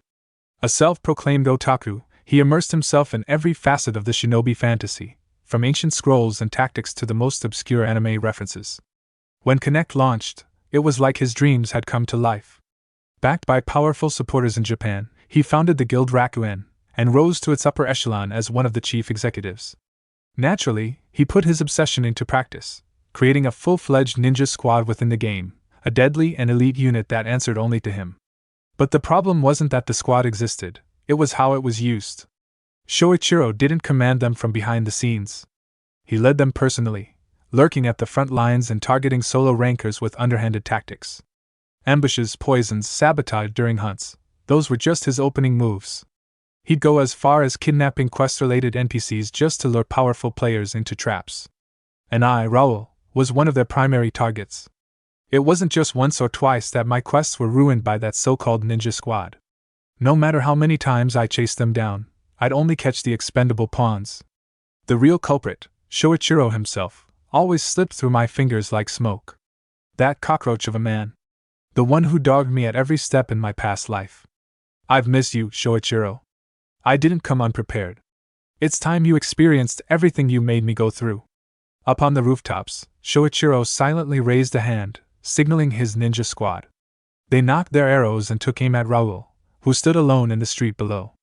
There's no need to waste energy in close combat for someone who's by himself, Shoichiro thought coldly.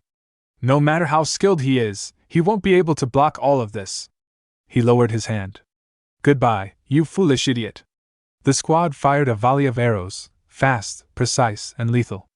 But the next instant, their target vanished. The arrows struck only dirt and stone. What?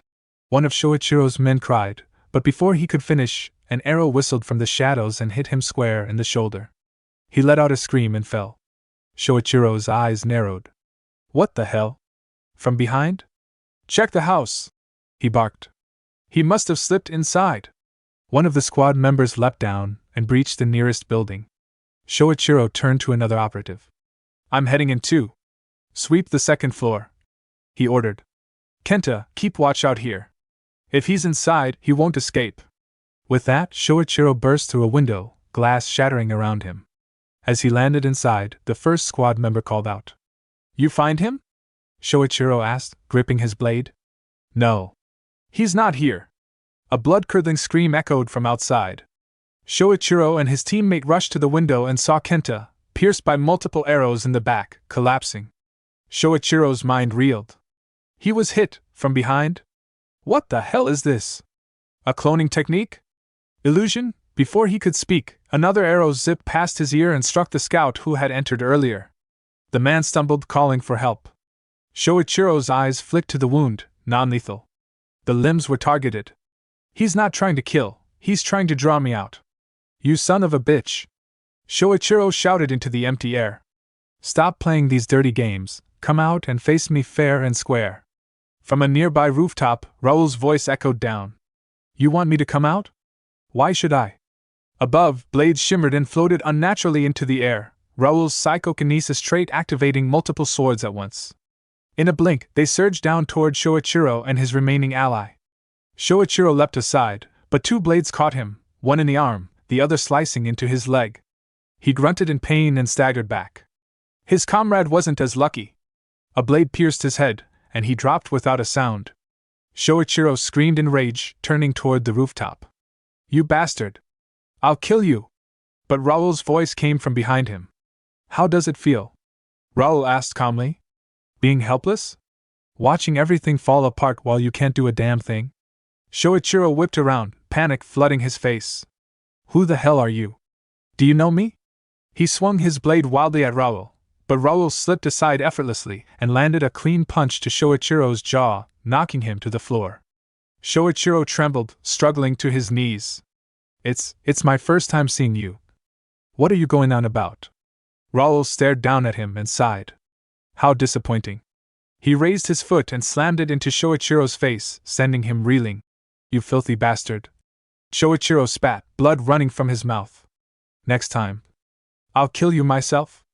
Raul's eyes narrowed. His psychokinesis flared again. Multiple swords hovered above him, then pointed downward. See you again, bud? The blades descended. Shoichiro's body went still. Raul stepped back and let out a breath. That was refreshing. He pulled up his system window, eyes scanning the updated stats. When did the numbers drop this low? He muttered. Guess it's about time I moved too. Zone 1 is finally about to open. A little later at the gate of Zone 1, Raul opened the system window. And seeing it, he thinks 81 survivors. If we lose just one of them, the gate will open. A space designed to make the exam even more intense. An artificial terrain, where securing a spot early gives a geographic advantage. When the last 10 minutes begin, all areas except Zone 1 will disappear. That means you eventually have to come to this place, whether you like it or not. He picks out a stool from the inventory and sits on it, thinking, when will they reveal themselves? At that moment, an arrow aimed at his head flies toward him, but he easily dodges by tilting his head slightly, and a smile appears on his face as he thinks, well, before that, they'll have to go through me first.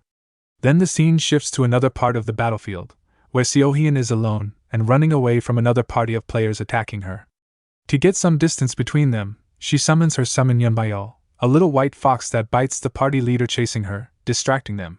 She moves away, thinking, the opponent is a Chinese team with over 10 people. Yumbayol is buying time, but it's only a matter of time before he gets caught up. All the former teammates were taken out, and now I'm the only one left. The only thing I can trust now is that man's words. She immediately jumps over the wall and arrives at the bridge that leads to Zone 1. She becomes confused as she sees someone sitting beside the Zone 1 gate. As she looks closer, it's Raul, and she rushes toward him while thinking, he's sitting out there in the open like that. I'm in big trouble.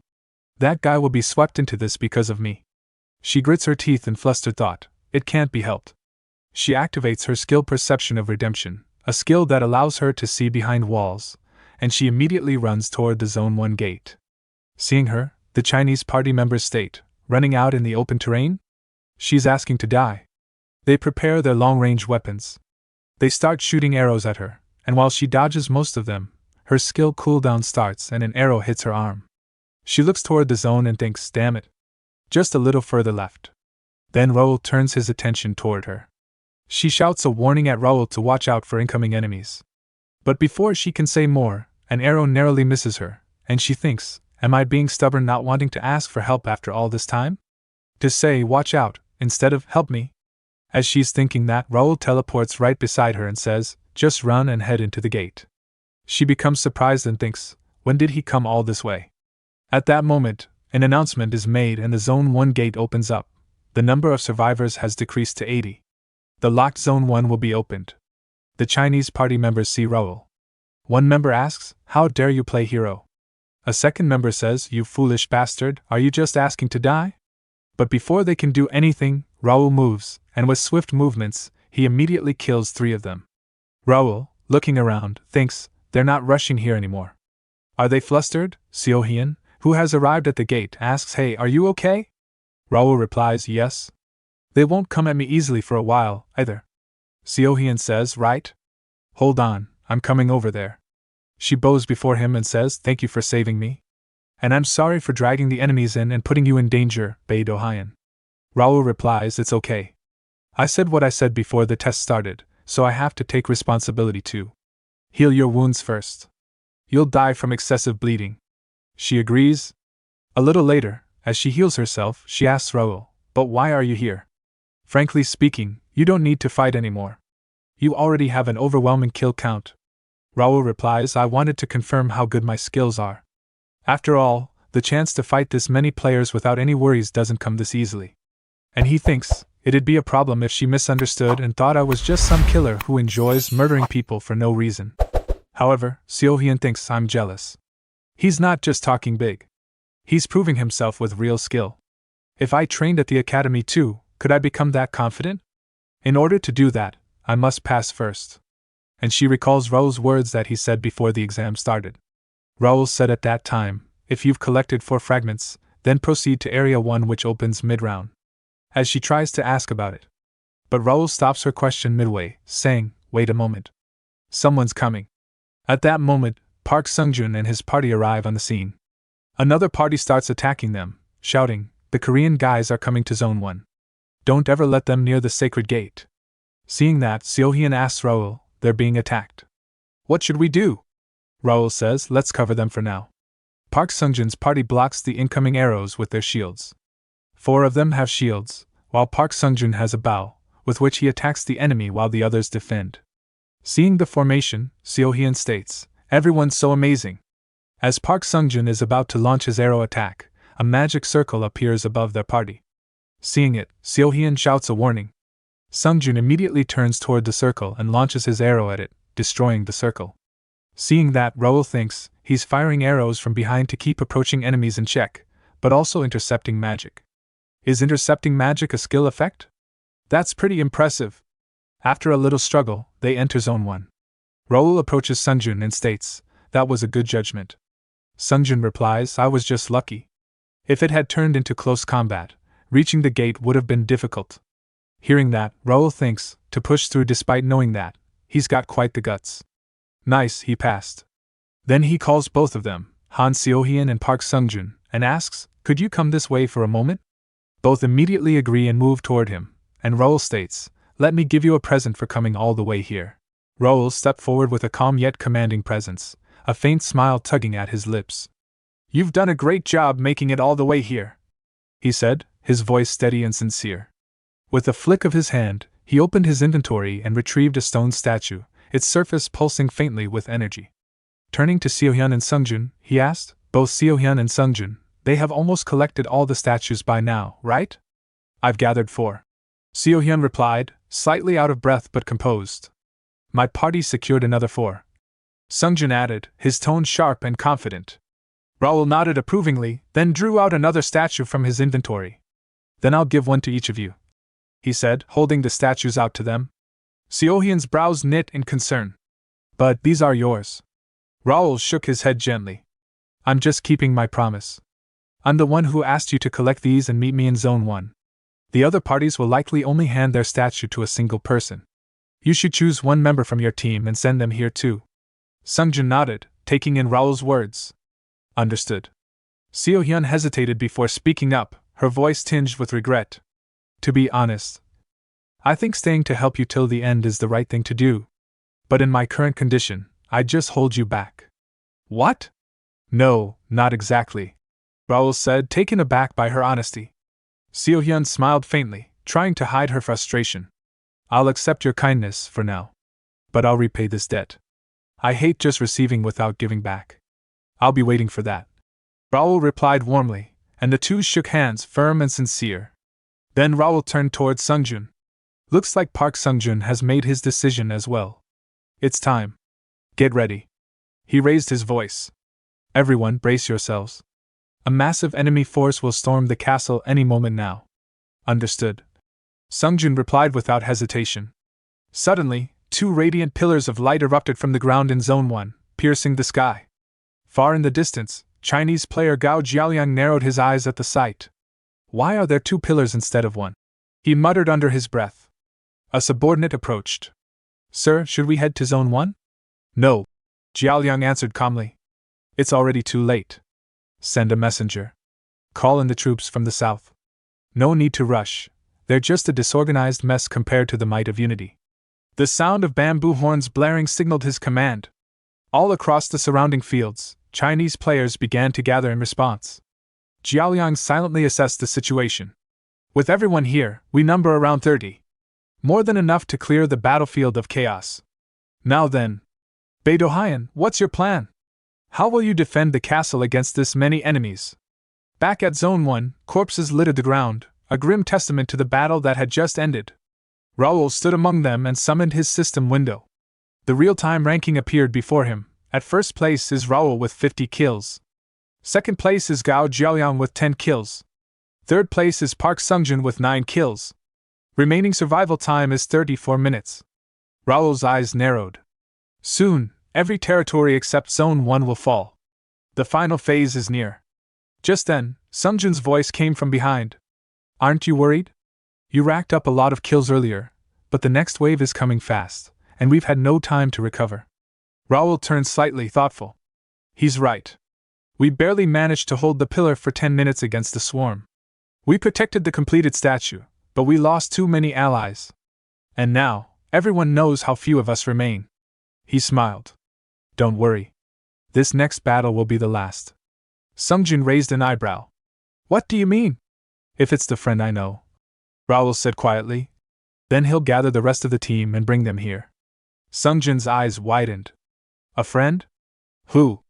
Before Raul could answer, one of Sungjun's subordinates rushed over, breathless. Enemies incoming. Sungjun snapped to attention. Already? How many are there? There, too many. We couldn't even count them all. The news hit hard, but Raul's expression didn't falter. He drew his weapon from his inventory, a fierce glint in his eyes. So he's here. Gao Jiaoliang. Gao Jiaoliang, known across servers as an elite tactician and executive of the Super Overlord Guild. His personal skills are one thing, but it's his mind, his leadership, that make him feared. Even low-level guild members flourish under his strategy. A real thorn in my side. In my previous life, I never had a clear shot at him. He operated from the shadows. But this time, I'll confront him head-on. He pulled this all together in such a short time. Is he planning to erase me with sheer force? As Jiaoliang's mages began chanting, a massive magic circle formed in the sky, But before the spell could complete, an arrow streaked through the air, killing one of the mages instantly. "Raul!" Sungjin shouted. "We'll support you from above." In unison, the Korean players raised their bows, yelling in unison. "Let's show them the true strength of Korea. Prove our power, loud and clear." Raul's heart surged. "That's right. This time, I'm not alone. Even the tightest formation has blind spots. When players cluster like this, it stifles their greatest asset, skills. Let's remind them how overwhelming skills can be." Raul activated a teleportation skill enhanced by telekinesis, vanishing from his spot and reappearing behind enemy lines. The same technique that shattered Shoichiro's mind earlier. He unleashed Swallow Waltz, a blinding flurry of dagger slashes that tore through the enemy ranks. This skill was passed down to Kale, the dagger specialist. And now, it's mine! Raul moved with lethal precision, cutting down enemies one by one. Sungjin watched in awe. He's too strong. But Raul wasn't done. He turned to face two heavily armored energy warriors guarding the flanks with large shields. "The formation's tight," Raul said aloud. "But all you've done is dig your own graves." He launched forward again, eyes scanning the battlefield. "Should I keep clearing the path until I reach Gao Jiaoliang himself?" Some time later, strategist Gao Jiaoliang arrived at Zone 1, only to freeze in disbelief at the sight before him. The ground was littered with the lifeless bodies of his fallen comrades. His eyes widened in horror, and his voice trembled as he muttered, "This is impossible." Turning to Raul, he demanded, "How did you manage to do this all on your own?" Raul, watching him tremble like a leaf, calmly asked, "So, are you going to fight, or are you just going to stand there gawking? If you're not planning to do anything, then step aside." Jiaoliang's face twisted with fury at the provocation. In a flash, he activated his wind magic, conjuring a sharp gust imbued with destructive force. "You arrogant bastard!" he shouted. "Don't delude yourself into thinking you've already won. I'm a high ranker of the People's Republic of China." He launched the spell toward Raul, but Raul moved swiftly, slicing through the magical attack with his twin daggers, cutting it down before it could touch him.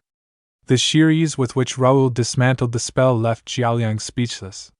Before he could react further, Raul flung one of his daggers aside and closed the distance in an instant. Grabbing Jiaoliang by the collar, Raul leaned in with a chilling smile and whispered, "So this is what your face looks like up close." Then, with a single, swift strike, Raul ended him. Jiaoliang's body crumpled to the ground, lifeless.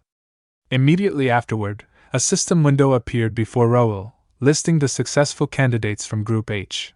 Final results: total kills, Raul, 80. Fragment completers are Han Seohyun with 4 kills, Li Jieching with 3 kills. Highest kill counts, excluding already qualified first place Park Sungjun with 11 kills. Second place Gao Jiaoliang with 11 kills. Third place Zhang Nilong with 8 kills. Fourth place Deng Yaoyuan with 7 kills. Fifth place Mao Yuan with 7 kills. Raul glanced at the results and thought, so this is the level of the preliminaries? That was too easy, almost disappointingly so. As soon as the preliminary battle concluded, news articles exploded across online portals, and the gaming community erupted with heated discussions. The headlines were bold. "The true predator emerges in the final preliminaries, his name, Bae DoHyun." Audiences were stunned by Bae DoHyun's performance. His skills had mesmerized viewers, and many began to believe he would be the ultimate victor. Still, some skeptics questioned if anyone could truly be that powerful, wondering if it was all too good to be true. But one question echoed louder than the rest: who exactly is Bae DoHyun? Meanwhile, at Connect headquarters, inside a sleek executive office, Chai Li Huan, the director of Connect, slammed his fist on the table and growled. "What do you mean untraceable?" A subordinate stood before him, calm but grim. "It's exactly what it sounds like. Investigating him further is beyond our intelligence team's capabilities. As you're aware, all core data is managed by System Administrator D.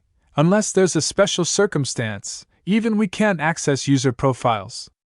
Li Huan gritted his teeth. "But if he's logged in, he must have received a capsule. We're the ones who handle capsule distribution." Can't we just check the delivery records? The agent shook his head. We did. There's no one named Bae DoHyun on the list. He's likely connected to the VIPs. As you know, they operate under different rules. The director's jaw tightened. So you're telling me we can't even touch this? That's correct, the agent said flatly. Our team won't be taking this case. With that, he turned on his heel and exited the office. Lee Won stared down at the report and cursed. What kind of damn company is this? He leaned back in his chair, lost in thought. Sure, we have the company sign out front, but the real management? It's all AI run. We just operate the front. CEO Mak Jae-woo? He's just a puppet. Every real decision is made behind the scenes by that mysterious chairman and the AI. And those damned VIPs?